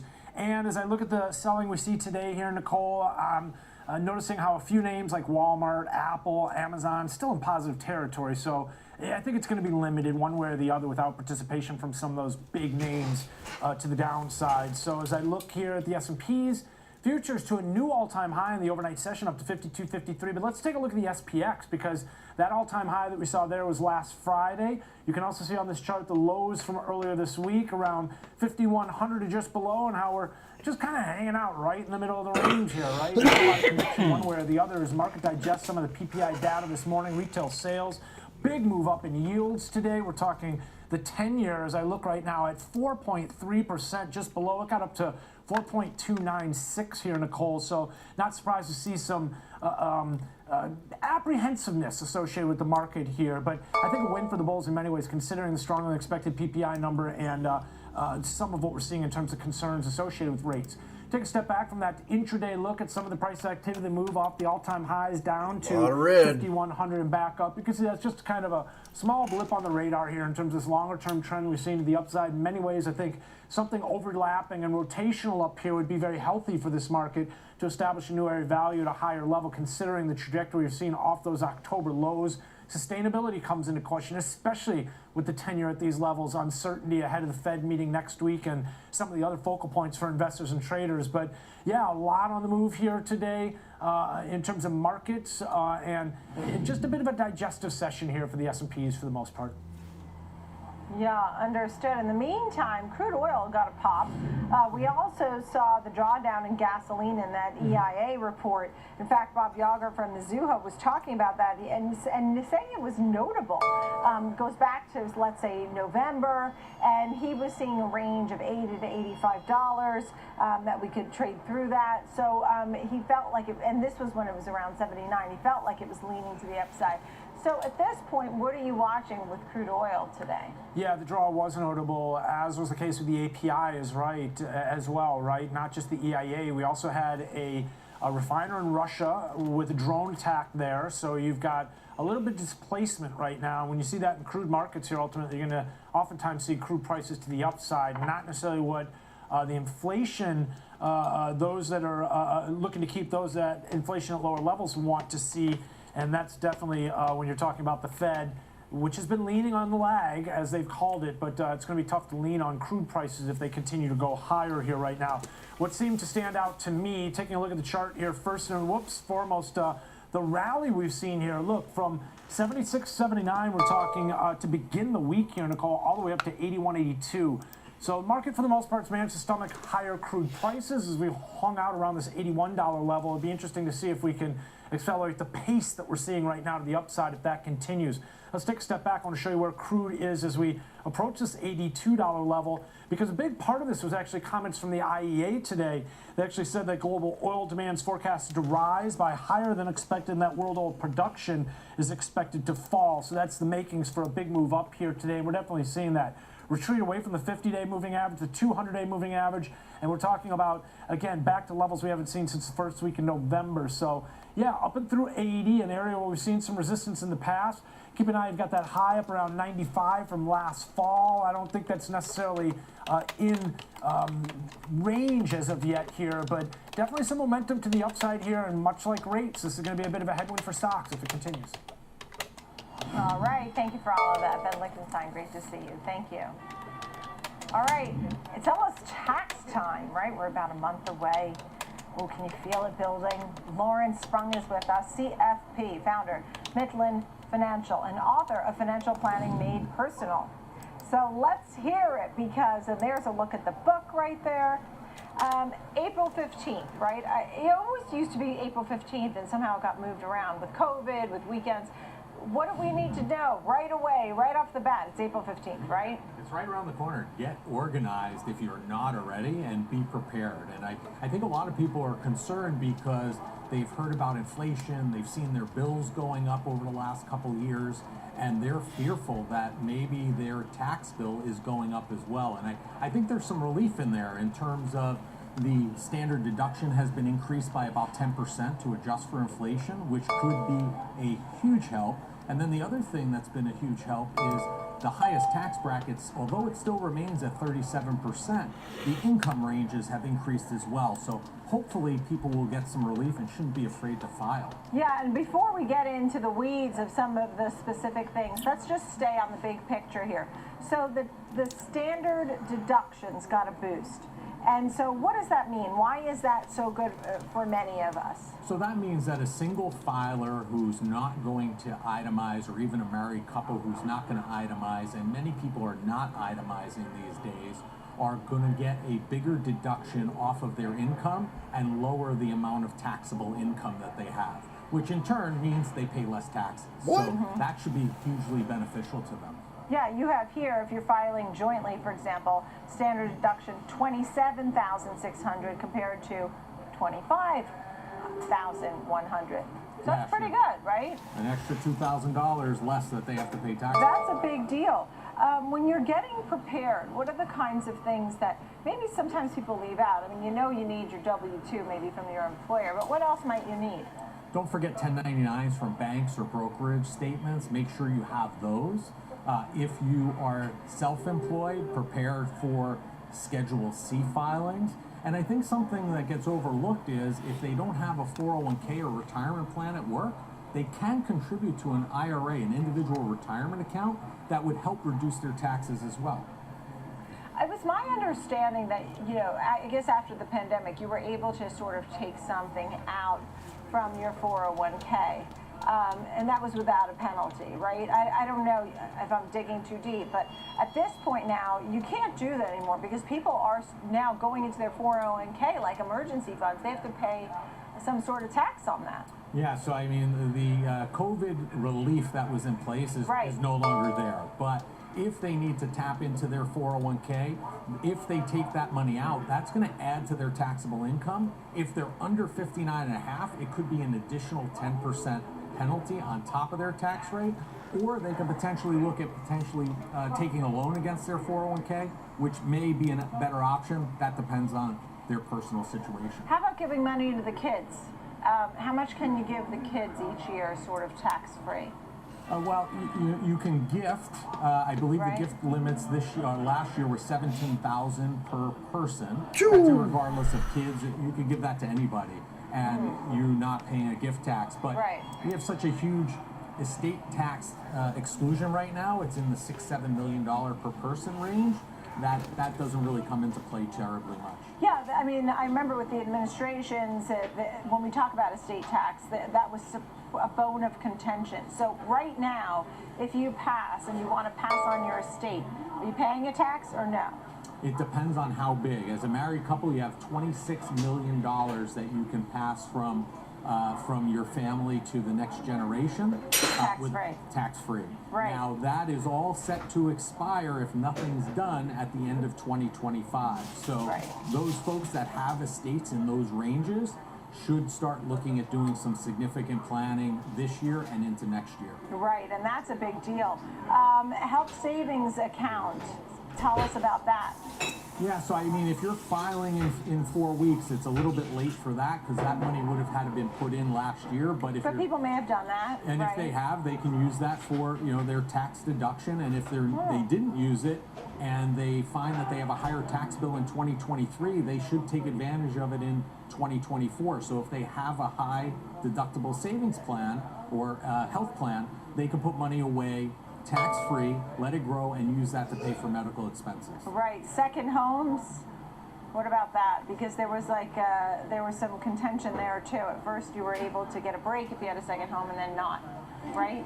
I'm You're not focusing on that one. I'm not aware. How about SALT deductions? Tell us about that. SALT deductions are a big bone of contention, especially for people living in high real estate tax areas like New York, Bounced up off the 200. California, because those are still capped at $10,000. So those people that do itemize and don't use that standard deduction that we spoke about earlier, they're only going to be limited to $10,000 on those SALT deductions, which in those high income states and high real estate tax states are not too helpful. Yeah, and I think that's a big deal too. I mean, when I was talking about people with the second homes, that's sort of what made me think about that, because you're gonna, it's capped at 10,000, and it had been obviously a little freer, I guess. At some basically, point. there was no cap, so right?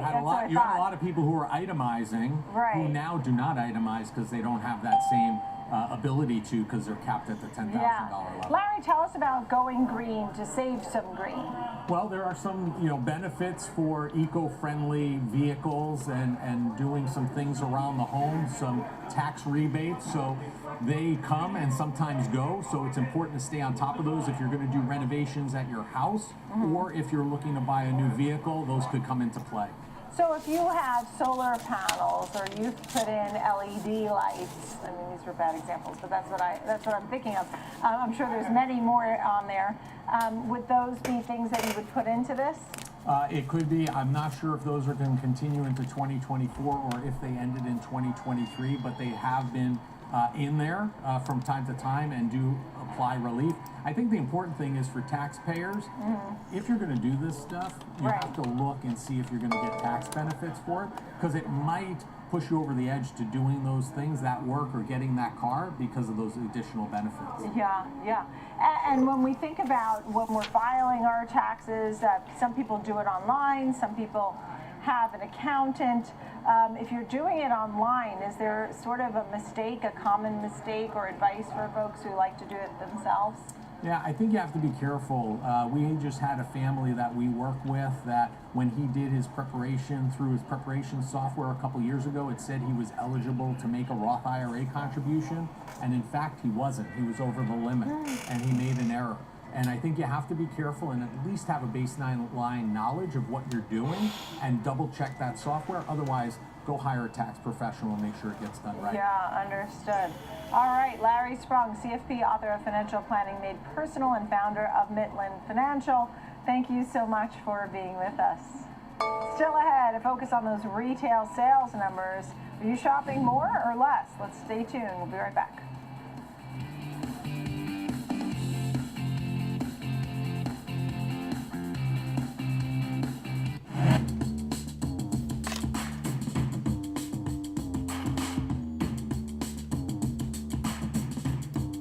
Boom, boom, boom. Well, here's our watch list.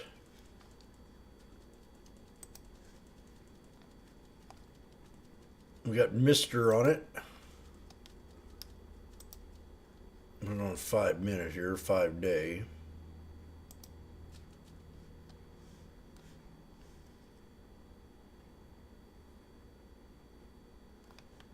It's had a pretty good run today, and then we pulled back today to a pivot point area. Mr. Tesla, we're just kind of patiently waiting.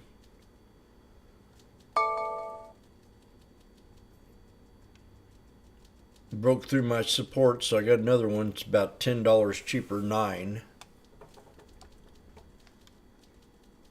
AMD I'm bullish on, but it's got to wait. Another pullback on it. Chips are starting to sell off, which is good.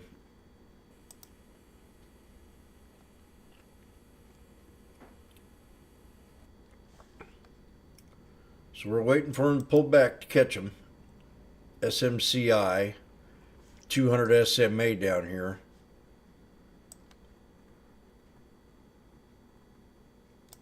Keep raising it, my alert up until we catch it. NVIDIA. Josh gave out the secret on that one today. We're almost to the 200 on it. That's got an alert.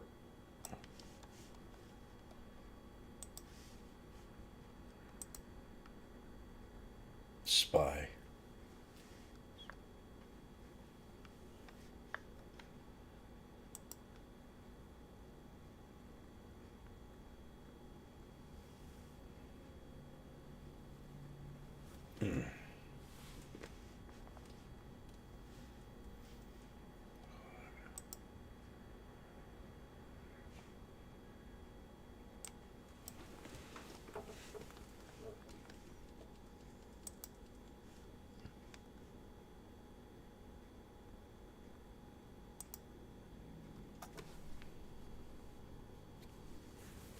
Google's breaking out.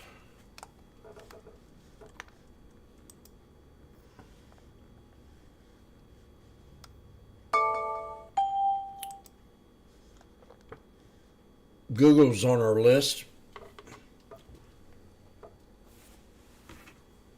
And Microsoft up 11.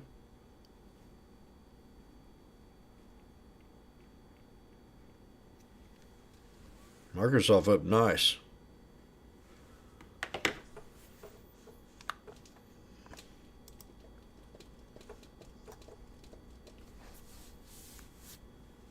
This week. Had a 1, 2, 3, boom.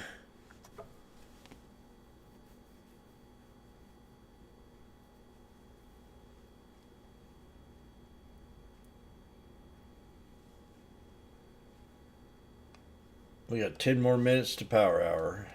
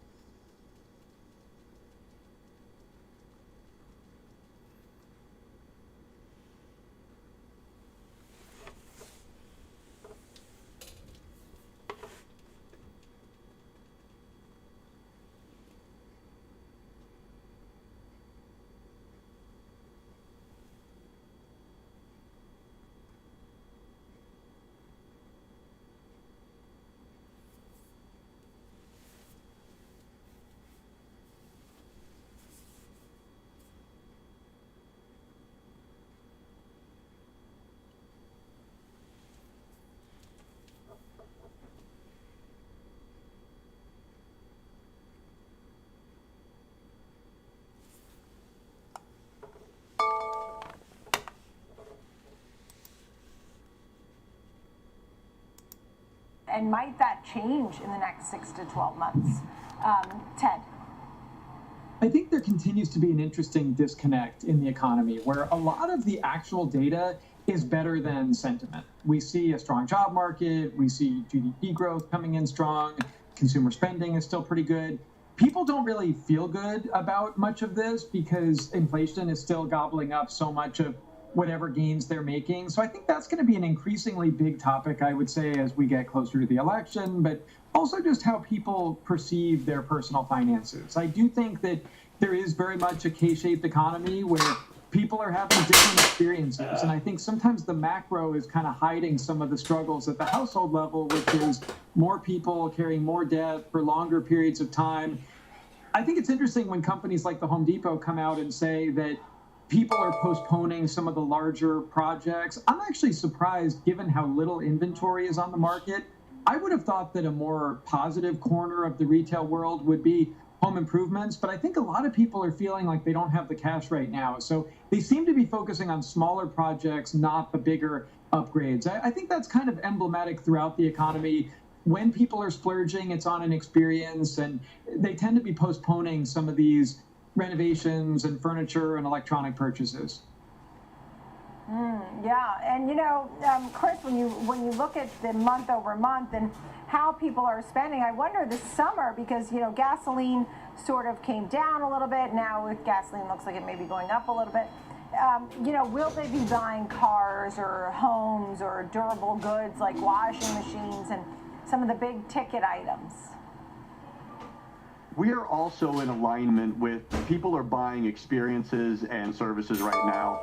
That seems to be confirmed by the data, but it's not all that unexpected. And the reason I say that is that when you look at the COVID era, when you look at that 2020, 2021 period of time, so many durable goods purchases were brought forward. People did those additions on their house. They bought that new furniture. They bought the things to make the area around them that would be expensive and big at that point in time because they planned on using the heck out of them. And so same thing with, and as an example, maybe even laptops and other things that made being around the house more enjoyable. Now we're starting to see the brakes come off of that pent-up experiential type of demand. And that's very service related, and we think that there's a nice contribution to wage growth that's going on there that's actually helping the consumer survive this inflationary environment. So there's nothing really shocking going on right now, and I don't expect to change as we get into the summer. I expect hotels to be good, airlines to be good, barring something new in the data.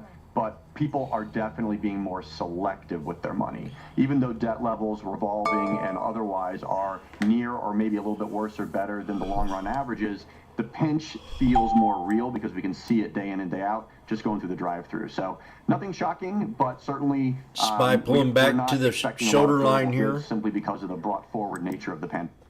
Spy pulling back to the shoulder line. So we'll see if we get a reversal on the SPY. Pay attention.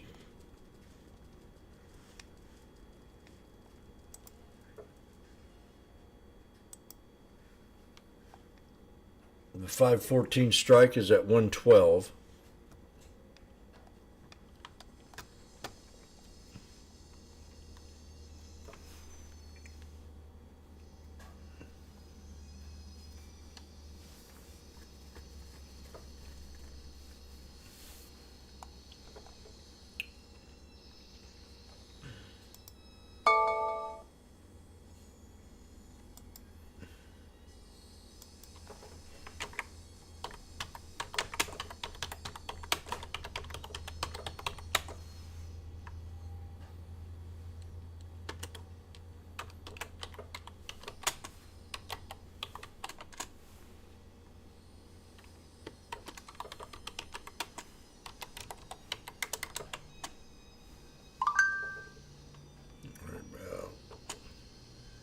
Right in here. Nope. Shit, I was gonna do it. 103. Now we broke support.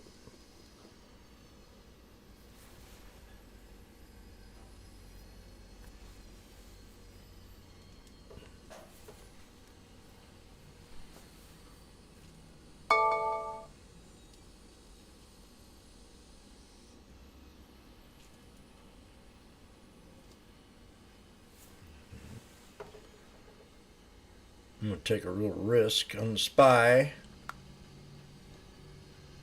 The 514 strike at 104.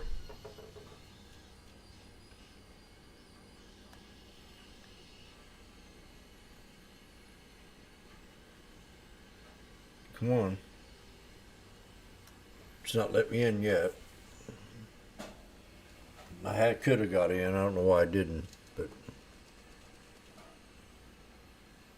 I didn't. 514. 106.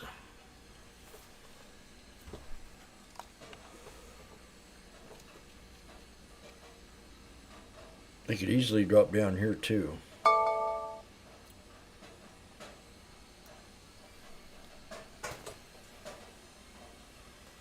There it is. I'm gonna fall.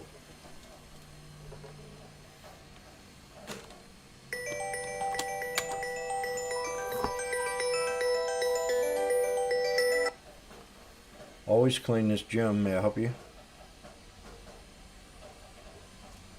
Hello? Yeah.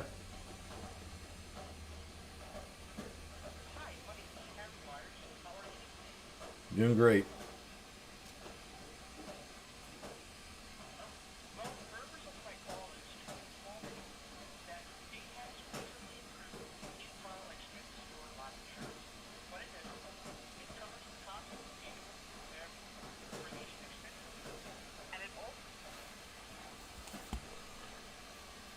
That's starting to get sad now when you get phone calls on cremation.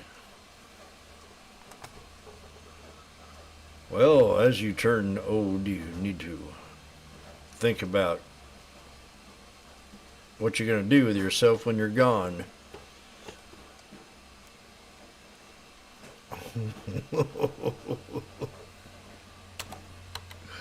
Woo! In the middle of a trade.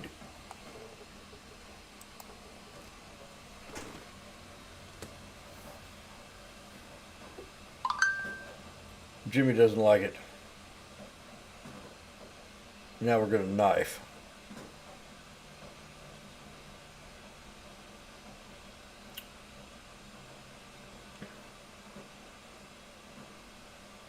I can't believe they asked me that. That's the first call I've ever got on that one. Well, we're running a special on burial plots.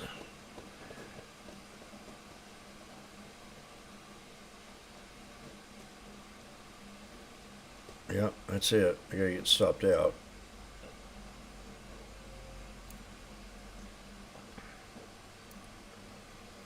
But,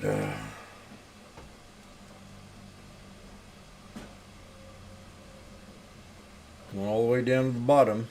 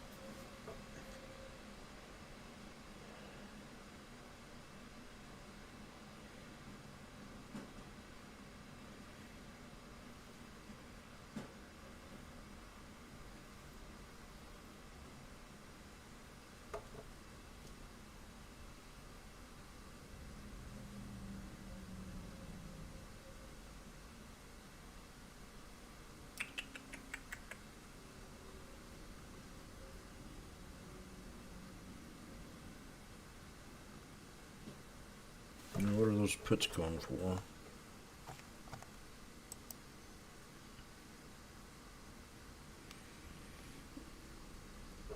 Not too bad.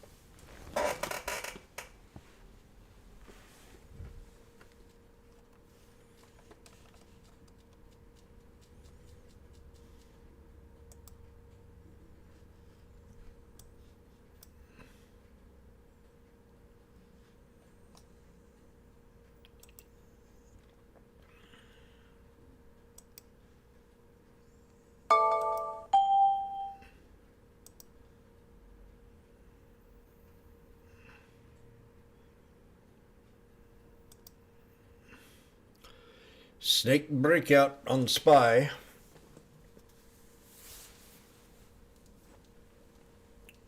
On this pullback, we had a fake out on a bull flag earlier.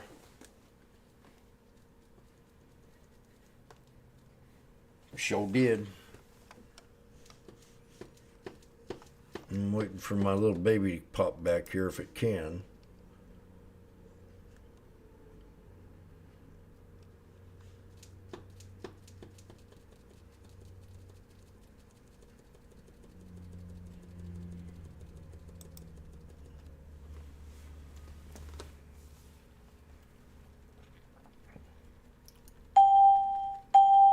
There's the pullback. Market's going to sell off.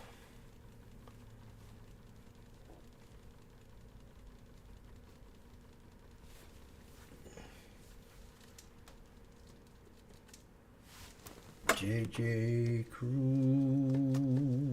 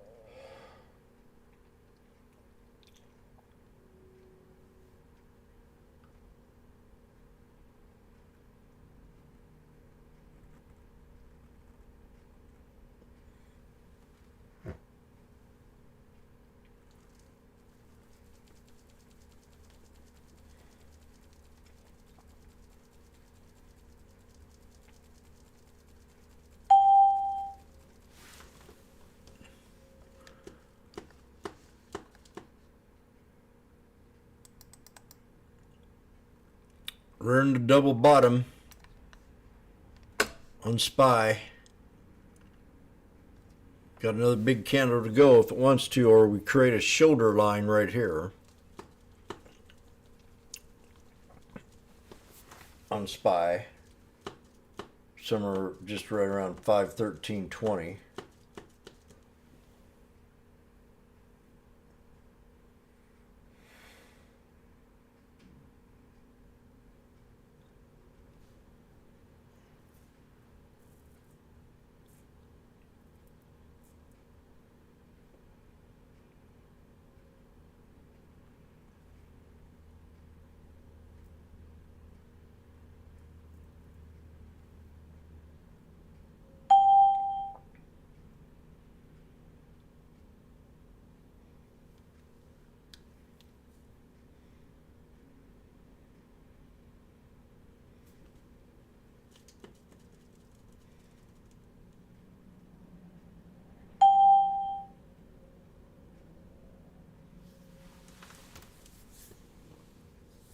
There it is. It's coming down.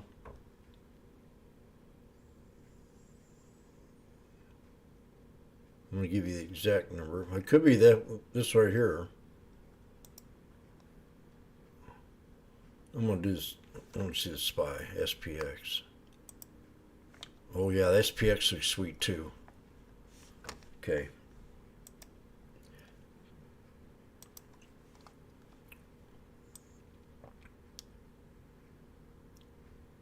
A 5140.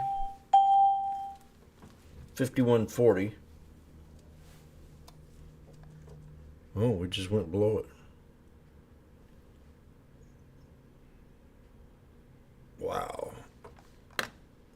discount. 1, 2, 3.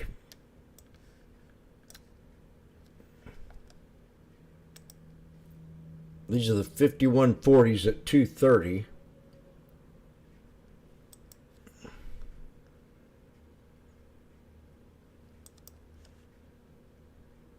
Oh, perfect.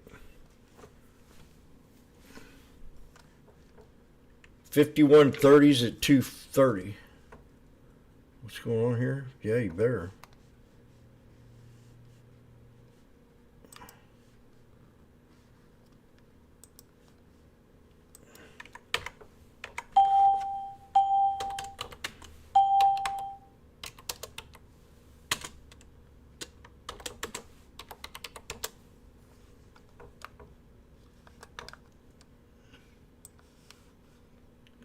Unless we don't get hit with a nuke.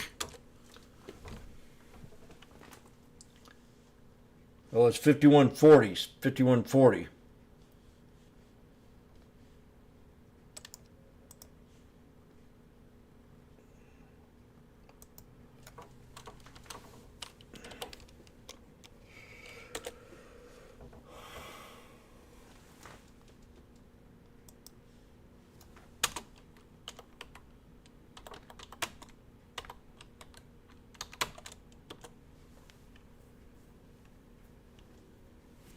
One, two, three.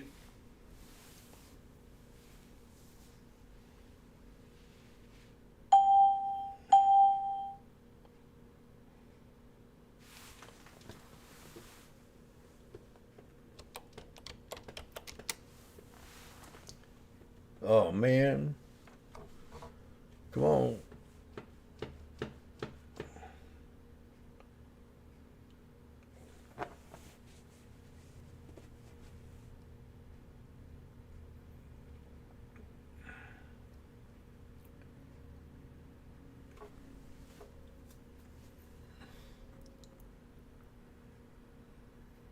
I wouldn't be throwing a lot of money in it.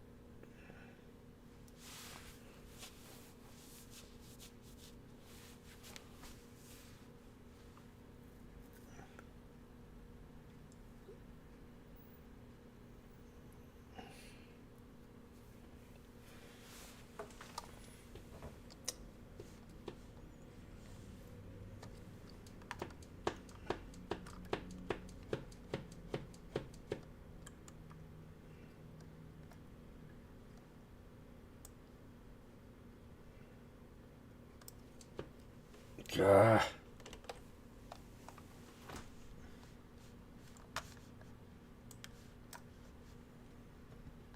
Break you, bitch.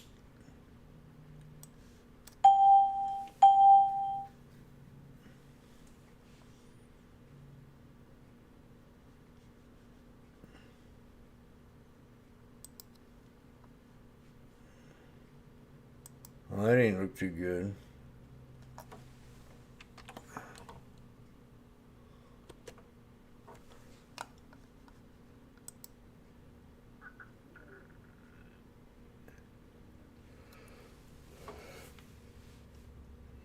I don't know if it's going to work or not. Things are too bearish.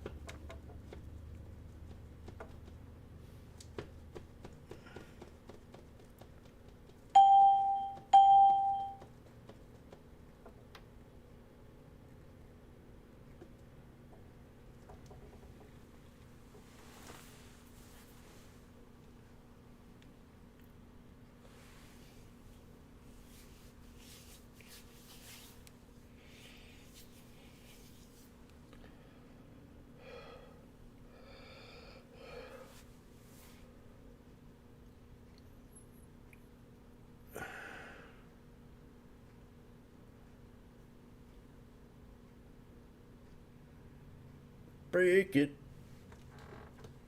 I don't have too much confidence.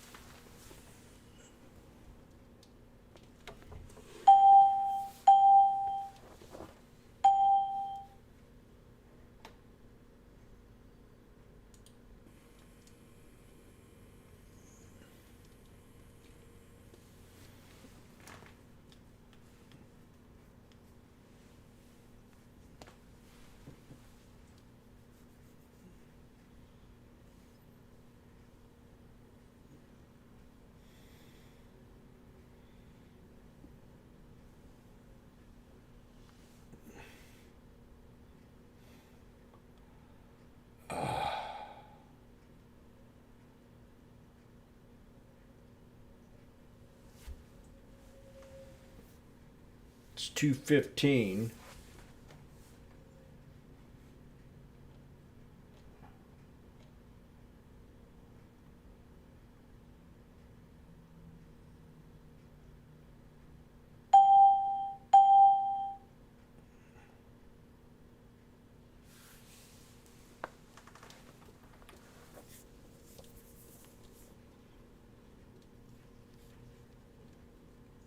Now break.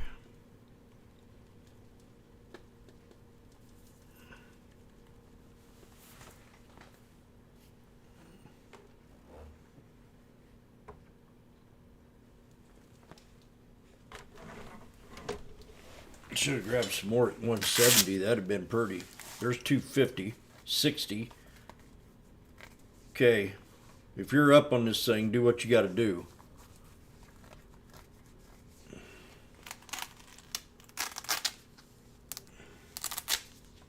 Make a business decision.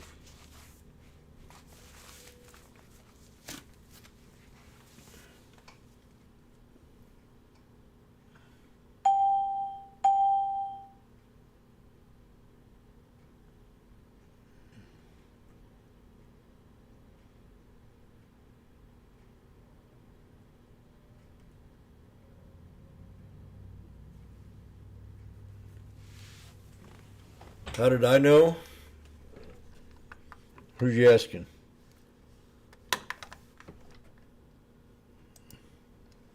One, two, three.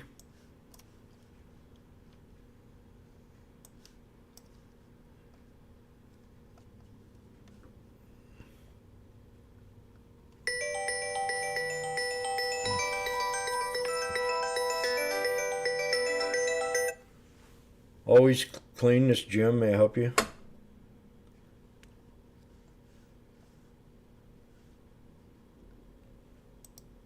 Yeah.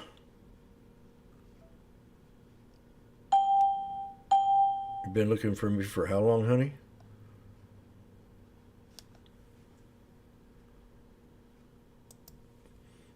We dated back when? How many kids you have now? I'll catch you later. Bye-bye.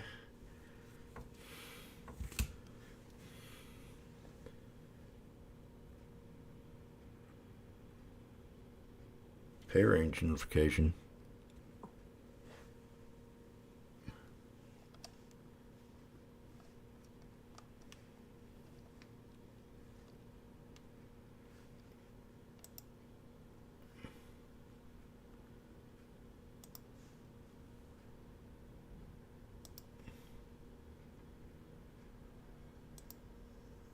Spy.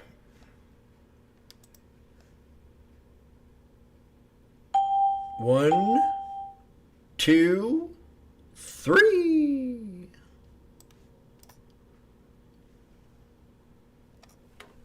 Snake breakout. Pull back. Now we're going to see if we're going to get the boom.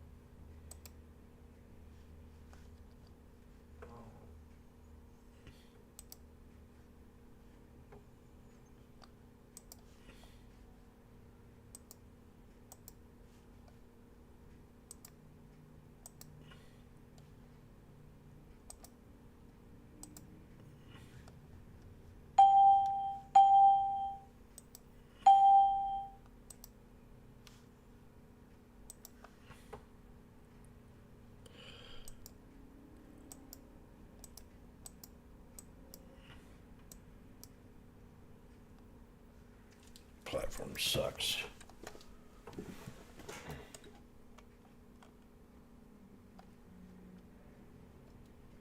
I'm having problems everywhere. Platform, problems with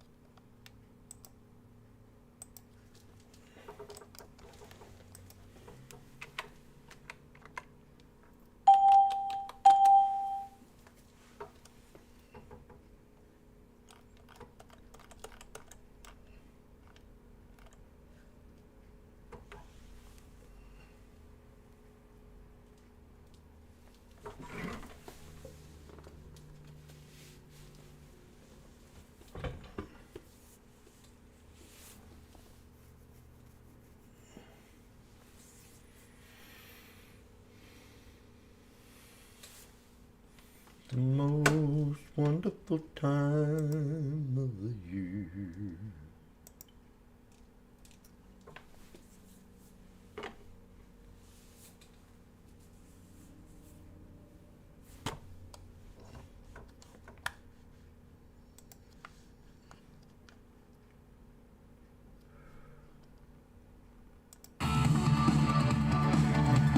My dad was a hard worker. He used to do side jobs, installing windows, charging. Yeah. I remember your dad. I bought 10 Flemish Giants from him. And by the time I got home the next day, I only had 9. He only gave me 9 when I ordered 10 Flemish Giants. Your dad was a con artist.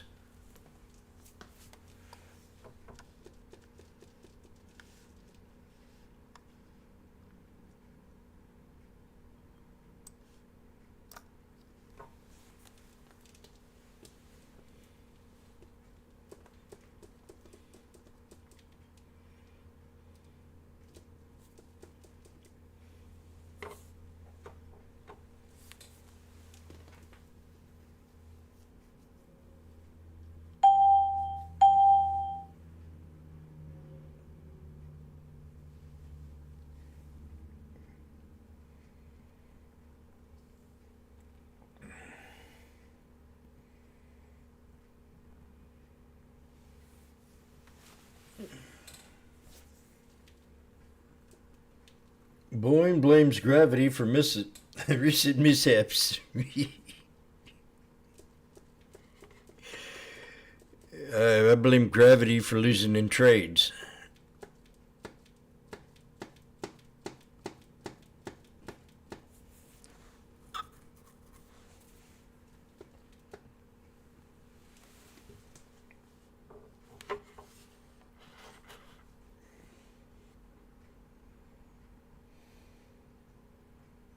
Oh, it might do it.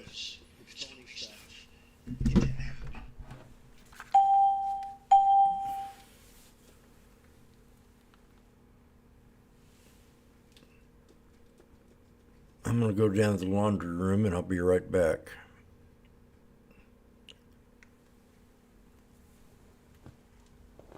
Clickety-clack, clickety-clack, clickety-clack.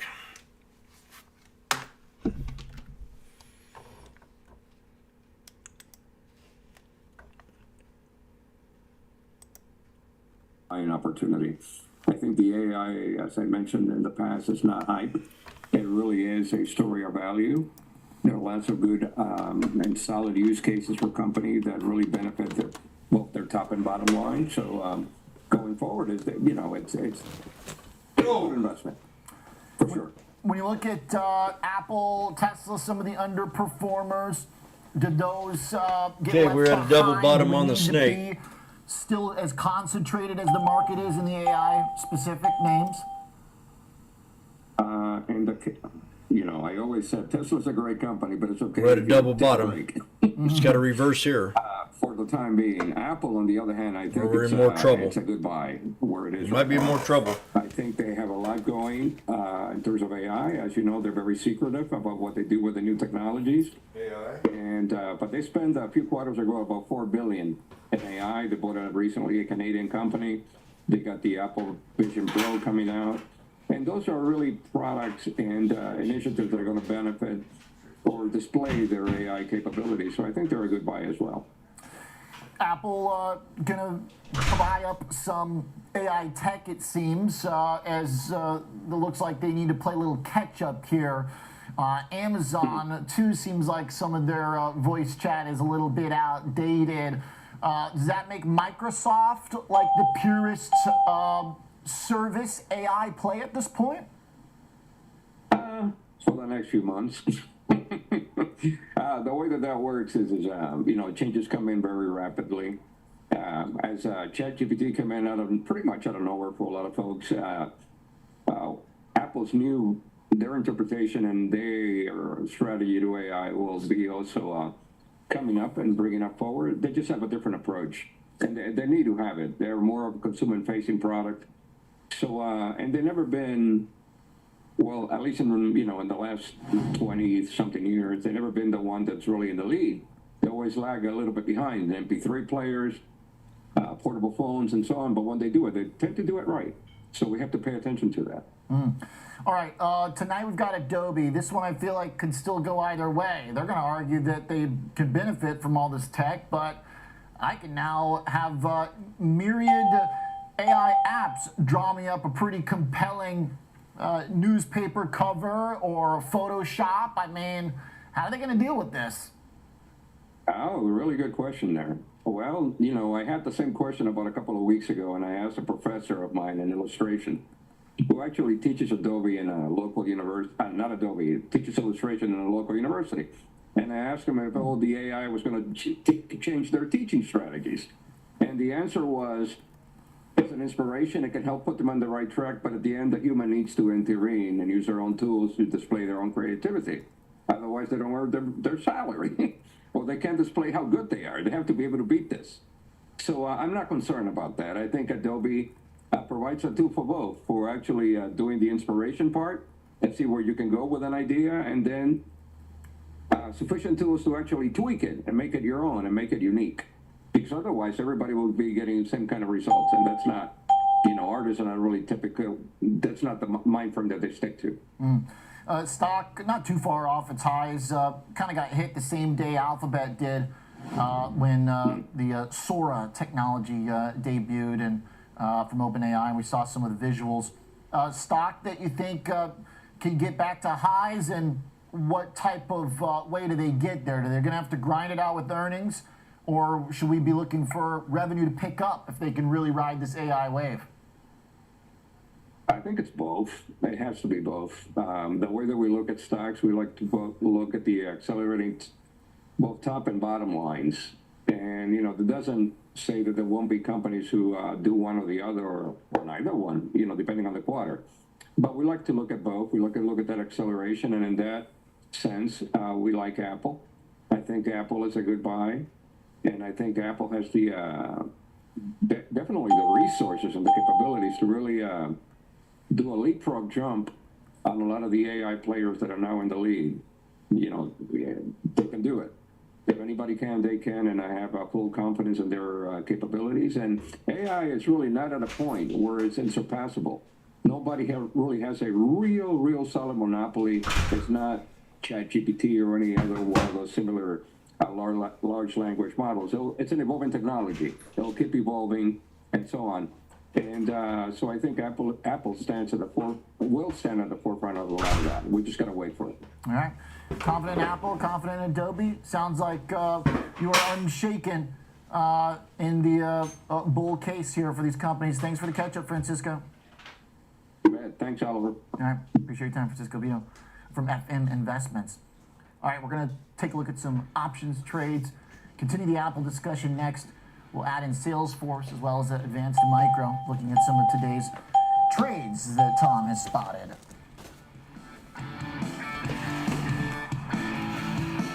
And say be careful. We're going to know here any minute. and we would experience. Oh yeah, you turbulence. saw those lights in this. I saw them too. They look like bats.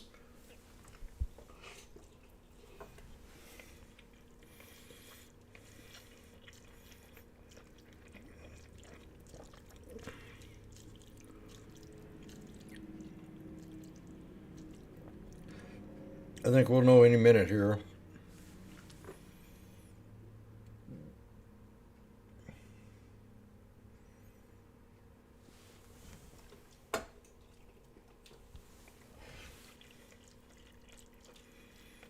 Been more of a difficult day today.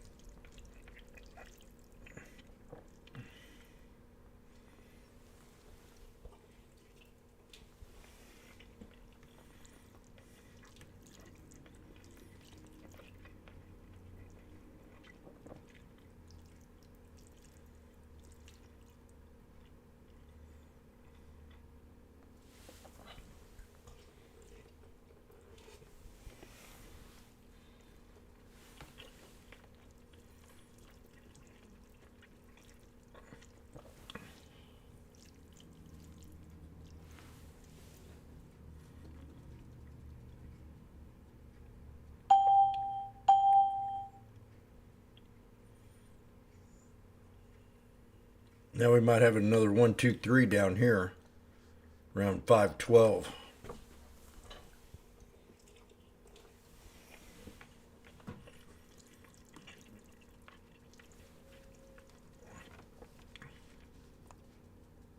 The AI disruptors, Tom. What do you see in today's action? Something a little optimistic, a little hopeful? In Apple? Yeah. Yeah, in Apple. Not a little bit optimistic. This week it's been doing better than some of the other ones after falling pretty Finally precipitously. acting as that kind of like tech staple. Yeah, but it's still down 10% so far this year, so severely underperforming the major averages. And remember, it's in the Dow, it's in the NASDAQ, it's in the S&P 500, down 4% so far this month, even with the good week that we're seeing now. They did acquire Canadian artificial intelligence startup Darwin AI. It's probably not really big as far as how much they spent on this private company. Three things driving the underperformance, right? It's that risk on skew over to NVIDIA, AI, which have been down this week also. So you've seen that rotation into Apple a little bit. China worries. Remember, they said slowing phone sales over there, decreasing. That's going to hurt their margins. That's 20% of their business. And then also regulatory issues at this point. Epic Games asked the U.S. judge to hold Apple in contempt for its failure to abide by the court order to open its app store to outside payment options. So a lot on the agenda here for Apple. It is bouncing back. I think it found a little bit of support, just below 170. And I think some traders are starting to figure out that, hey, even if the overall market goes down, maybe the Magnificent Seven or Fab Four starts to slide a little bit. Maybe Apple is a place to hide. Did see some put sellers in here. Now, this is neutral to bullish type of strategy. Not a bad way to play it if you're comfortable owning the shares if the stock continues to slide. March 22nd weekly, so 8 days to expiration. Traders sold over 10,000 of the 175 strike puts. Collected a credit of $3.60. That's all they can make on it. But if the stock remains below 175 at expiration, you get to buy the shares at that break even, which is 171.40. That's less than 0.5% below the current share price in there. And you've got 8 days in this position. But if you're seeing a stock that's pulled back, and as I mentioned, it's off about 10% so far this year, you want to own it at a lower price. So selling some downside puts when implied volatility is starting to rise, not only in Apple, but the overall market. Fair enough. Yeah. And the 170 strike seems to be a pretty well-established floor. Yeah, they sold the 175 strike puts on this. Sold the 175. Yeah. But the stock has slid off the session highs, remember that. This is definitely a more bullish version of a put. It's aggressive. Because it's already out of the money. Yeah, you got 8 days, though. They're selling, so they need to rally back. Yeah. It's an interesting approach, okay? Yeah. All right, nice. How about Salesforce? Salesforce. And you got a bullish one in AMD. Yeah, you know what? It's really thin. I think I said that at our desks earlier. Is the volumes out there really thin? You're starting to see some outsized moved on a minute-by-minute tick basis because it doesn't feel like there's any depth or liquidity out there right now. I don't think everybody's kind of scratching their heads. Which way are we going to go into Triple Witch tomorrow also? So some positioning may be there, but it just seems like there's not a lot of option volume, not a lot of stock volume right now. It's pretty thinly traded. But this shares are down today in CRM, but up 15% for the year, up 65% from year-ago levels. Last quarter, it had positive results, but it seems like it was more based on efficiencies than maybe the top and bottom lines on that earnings report. Did hit all-time highs afterwards, pulled back just a little bit. We did see some call buyers out here, just a couple weeks out, 14 days, the March 28th weekly cycle that expires in 14 days. Trader bought over 2,500 of the 310 strike calls for an average debit of 450 on these. So the break-even 314.50 to the upside over the next 2 weeks, about 4% above the current share price in there. Call volume is double normal daily average volume that we've seen over the last week of trading. So this is one of the bright spots. I was trying to look around for unusual option activity in all the big names, and it just doesn't seem like there's a lot of people sticking their neck out and taking big shots right now. Well, I think maybe that's why they like the CRM charts. It's holding in pretty good today. Yeah. But then, of course, it looks like your next trader scooping up AMD. CRM, nice pullback. Looking to buy upside there. How far are they looking? How aggressive is this trade? Yeah, down 10% so far this week with that 5% slide today. So under pressure with a lot of the chip names, Micron, NVIDIA, AVGO, and some others. They went out to the March 22nd weekly cycle. So this is a really short-term option position. 8 days to expiration. New low on MU right 7,000 of the 195 straight calls in AMD. On 5-day. Average debit of about 520, right? So they're paying a pretty hefty option premium. So that break even just over $200 First support over the next week is about 8% above the current share price in there. Call volume, 89 about bucks. 490,000, nearly 500,000. So more, even with that 5% slide today, we're seeing call volume outpace puts, which is traded about 315,000 puts on the session today as we hit session lows. But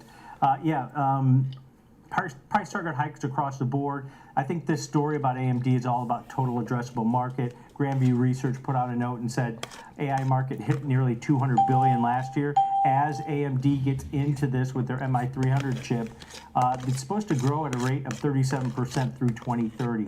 So that total addressable market is why you're seeing that optimism in a lot of these names that, AMD doesn't even have, metrics yet to kind of quantify their projections as far as sales go.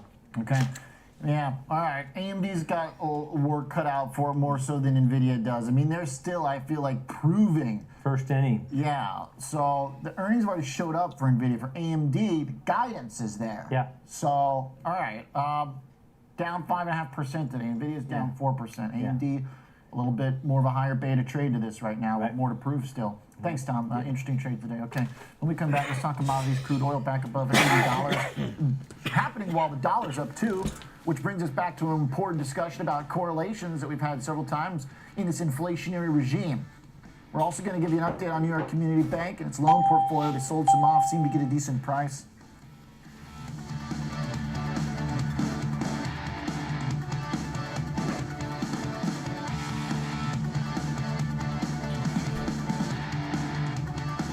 Schwab Bank Investor Checking, the checking account built for investors. Named highest in client satisfaction by J.D. Power for 5 years in a row. With Investor Checking, you get the award-winning features of our checking account, plus cash management solutions, all designed for investors like you, with no monthly service fees or account minimums, unlimited ATM fee rebates for cash withdrawals worldwide, no overdraft fees, and enhanced security features to keep your money safe. Also, because your investor checking account is linked to your Schwab One brokerage account, you can manage your checking and investing in one convenient location. Moving funds between your accounts is easy. Cash moved to your brokerage account is available in seconds. That means you can stop waiting and start investing in stocks, bonds, money market funds, and more. Get more with Schwab Bank Investor Checking, the checking account built for investors.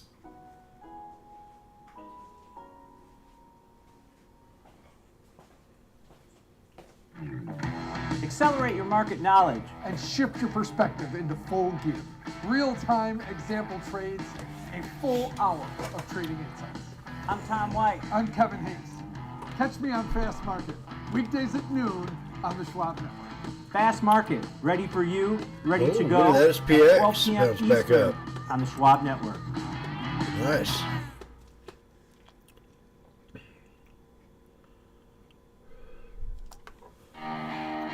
It's time to look forward. Find the next trend. From every click to every tick. There's no fear of missing out on next every investment. pick. Available anytime, anywhere, on any device for free. Empower your portfolio with the Schwab Network. He's Alex Coffey. I'm Jenny Horn. Join us for Next Gen Investing. 1 p.m. Eastern, only on the Schwab Network.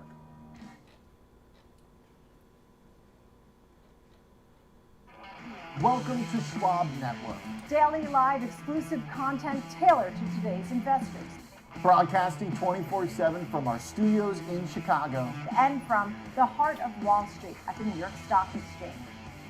Up-to-the-minute market insights. Example trades and stock-specific analysis featuring the smartest minds in the business.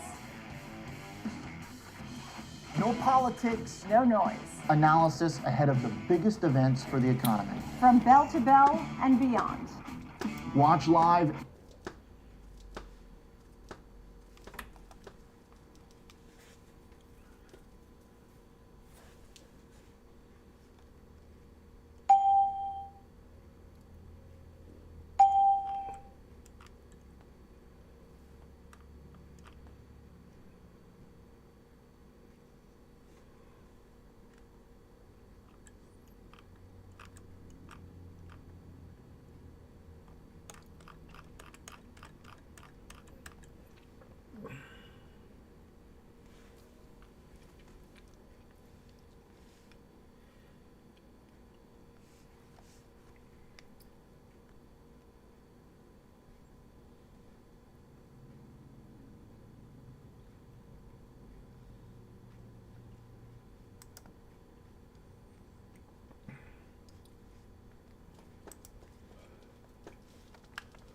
$180 now. We're at the 63.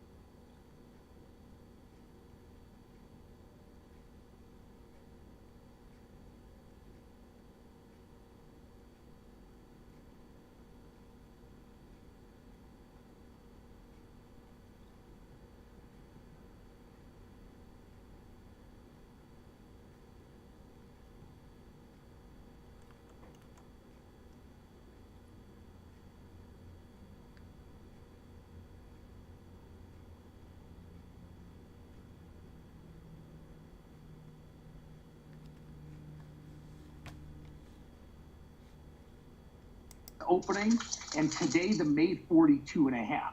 So there's one big trader out there, not the 50-cent guy that people talk about. There's one big trader out there that likes to do a 1-by-5 ratio. So selling one of, a lower strike call and then buying a massive amount of these out of the monies, he's back. So that could be some of the reason also why we're seeing VIX elevated. All right, nice, good, nice. All right, appreciate it, Scott. Sounds like that dog needs to dry off over there. Yeah, he does. All right, appreciate that, Scott Bauer. A good conversation on some of the trading action today. An important development in the world of regional banks. For our developing story, Renita Young's taking a look at New York Community Bank after its annual report this morning. And some loan sales, Renita, how'd they go? Some loan sales. But first, let's address the share price action, because I think it's more of a reflection of the series of events that have exposed some of the weaknesses in New York Community Bank's loan book. And today we learned from that 2023 annual report that the bank is selling, or it sold nearly $900 million in consumer loans, and it sold a commercial cooperative loan for an undisclosed amount during this latest few months as well. Now, the bank, of course, is trying to cut that exposure to some of the real estate sectors, especially commercial real estate when it comes to that last point. And these sales will be recorded in the first quarter, and the company says that they'll result in a gain. But New York Community Bank also said that it's taking a first quarter provision of credit losses of about $20 million, and that's relating to a $20 million corporate bond issued by Signature Bank. Of course, we know last year, New York Community Bank, it acquired some of the assets of Signature Bank, and it's been working pretty hard to integrate the bank into its financial reporting process. So quite a bit happening there. The info, of course, like you said up at the top, came out of the 2023 annual report for New York Community Bank, and it's really coming at a time when analysts expect New York Community Bank will need to raise more capital to be able to cover potential losses that are happening in its loan book. All right. Sounds like it could have gone worse. It could have, on one hand, but I think it's more about the fact that, again, it's another situation again, is what investors are trading on today. Yeah, they still have a lot. They've got a mountain to climb here still. But they're doing better than the sector. Regional banks down. They are, true. Sizably today. Now, NYCB, little change. So, all right, the Mnuchin magic, perhaps. We'll see if it works. They did get that $1 billion infusion, so we'll see. See how well the wand still works with the former Treasury Secretary. Thanks, Renita, for the look here at NYCB. Coming up, let's talk some technicals. Let's talk volatility. Nate Peterson and our big picture discussion going into the bell. By the way, since this show has been on this afternoon, we made new lows of the session. Not terribly noticeable, as the declines here in the S&P are not big, but we did hit below 51.90, which was about 20 minutes ago. So watch stocks to see if there's any dip buyers into the close, but it's been softening throughout the day.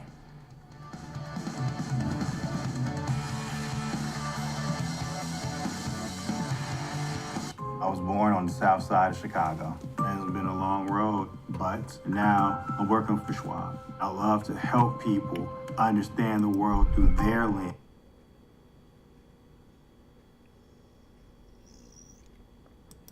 We're gonna always make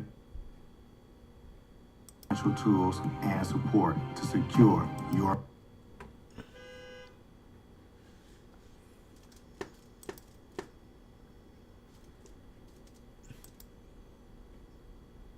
nice setup on some of these stocks. And where'd Target go? Let's set that fucker here.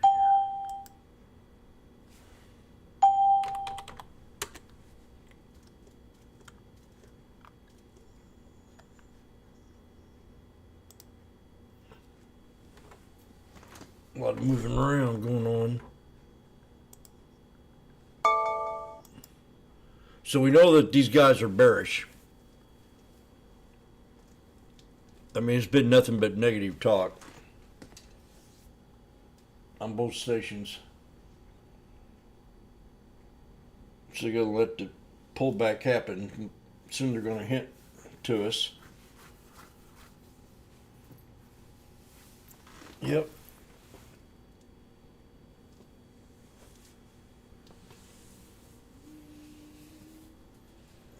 Go Green Spy.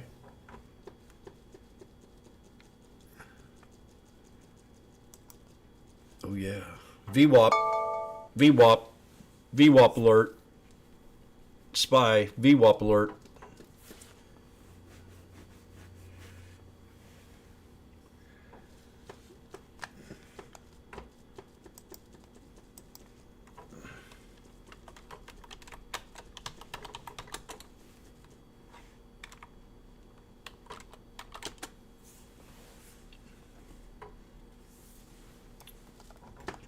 Now,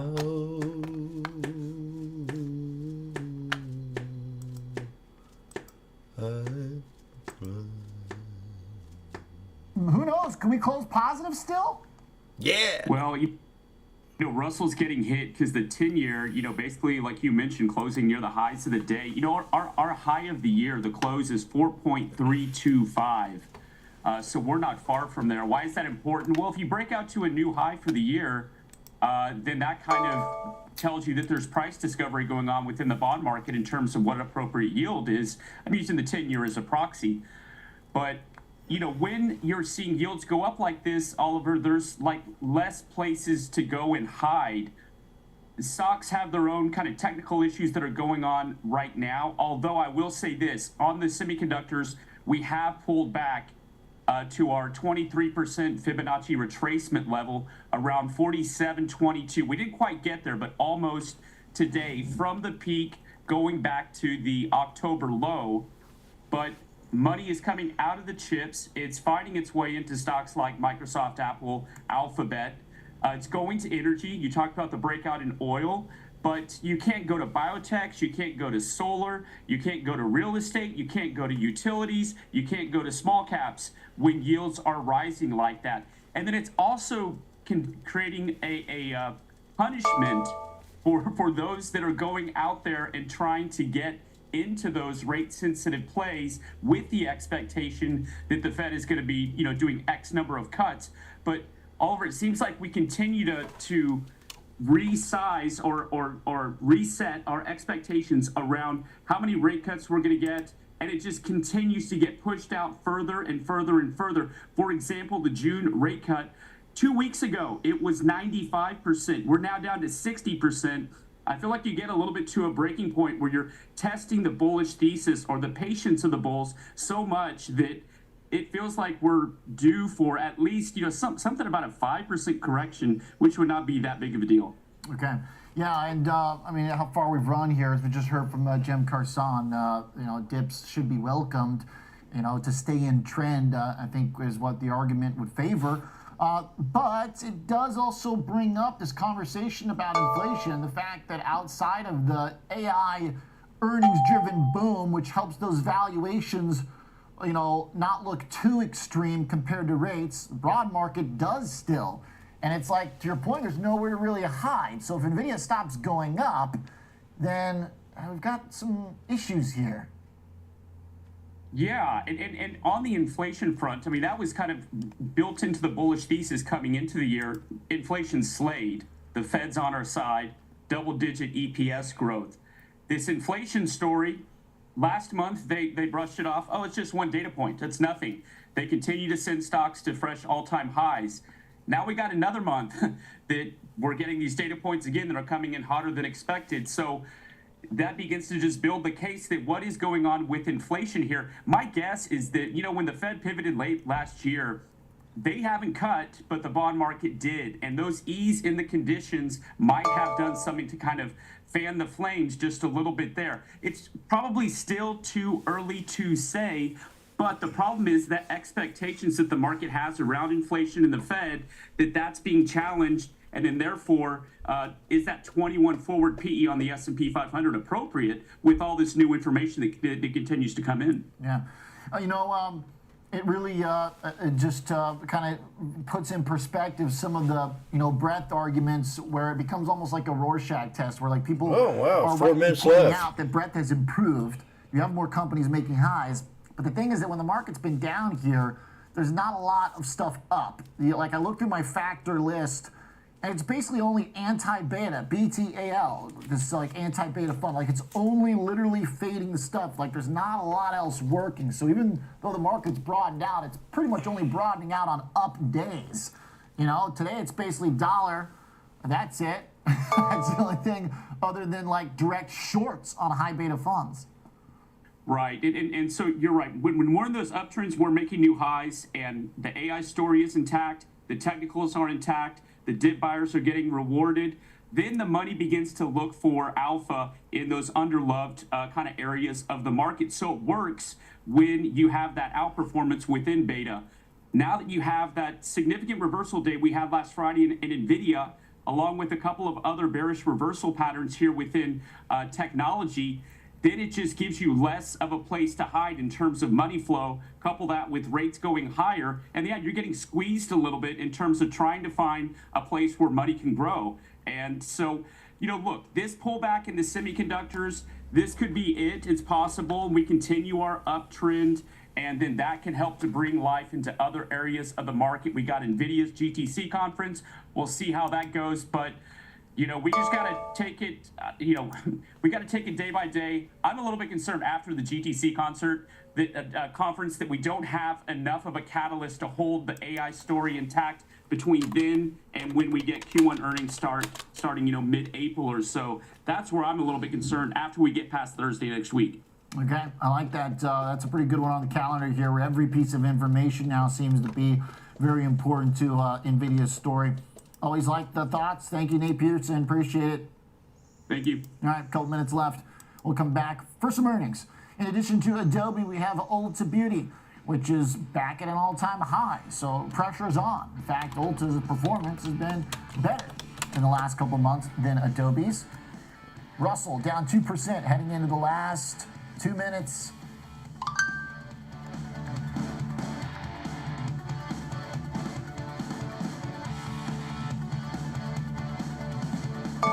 Young lady who was mid-30s, a couple of kids, recently went through a divorce. She had a lot of questions when she came in. I watched my mother go through being a single. We both watched our mother go through it. Do you remember when she worked 3 jobs? Had 4 hours sleep a night for almost 8 years. And then we got that paper out and we went and told Mom, we can buy groceries now. Me and Johnny got us a paper route job to help pay for the groceries. You don't have to work 3 jobs anymore. We really appreciate it. All you've done for us, Mother. Okay, I'll catch you all later. Have a great day.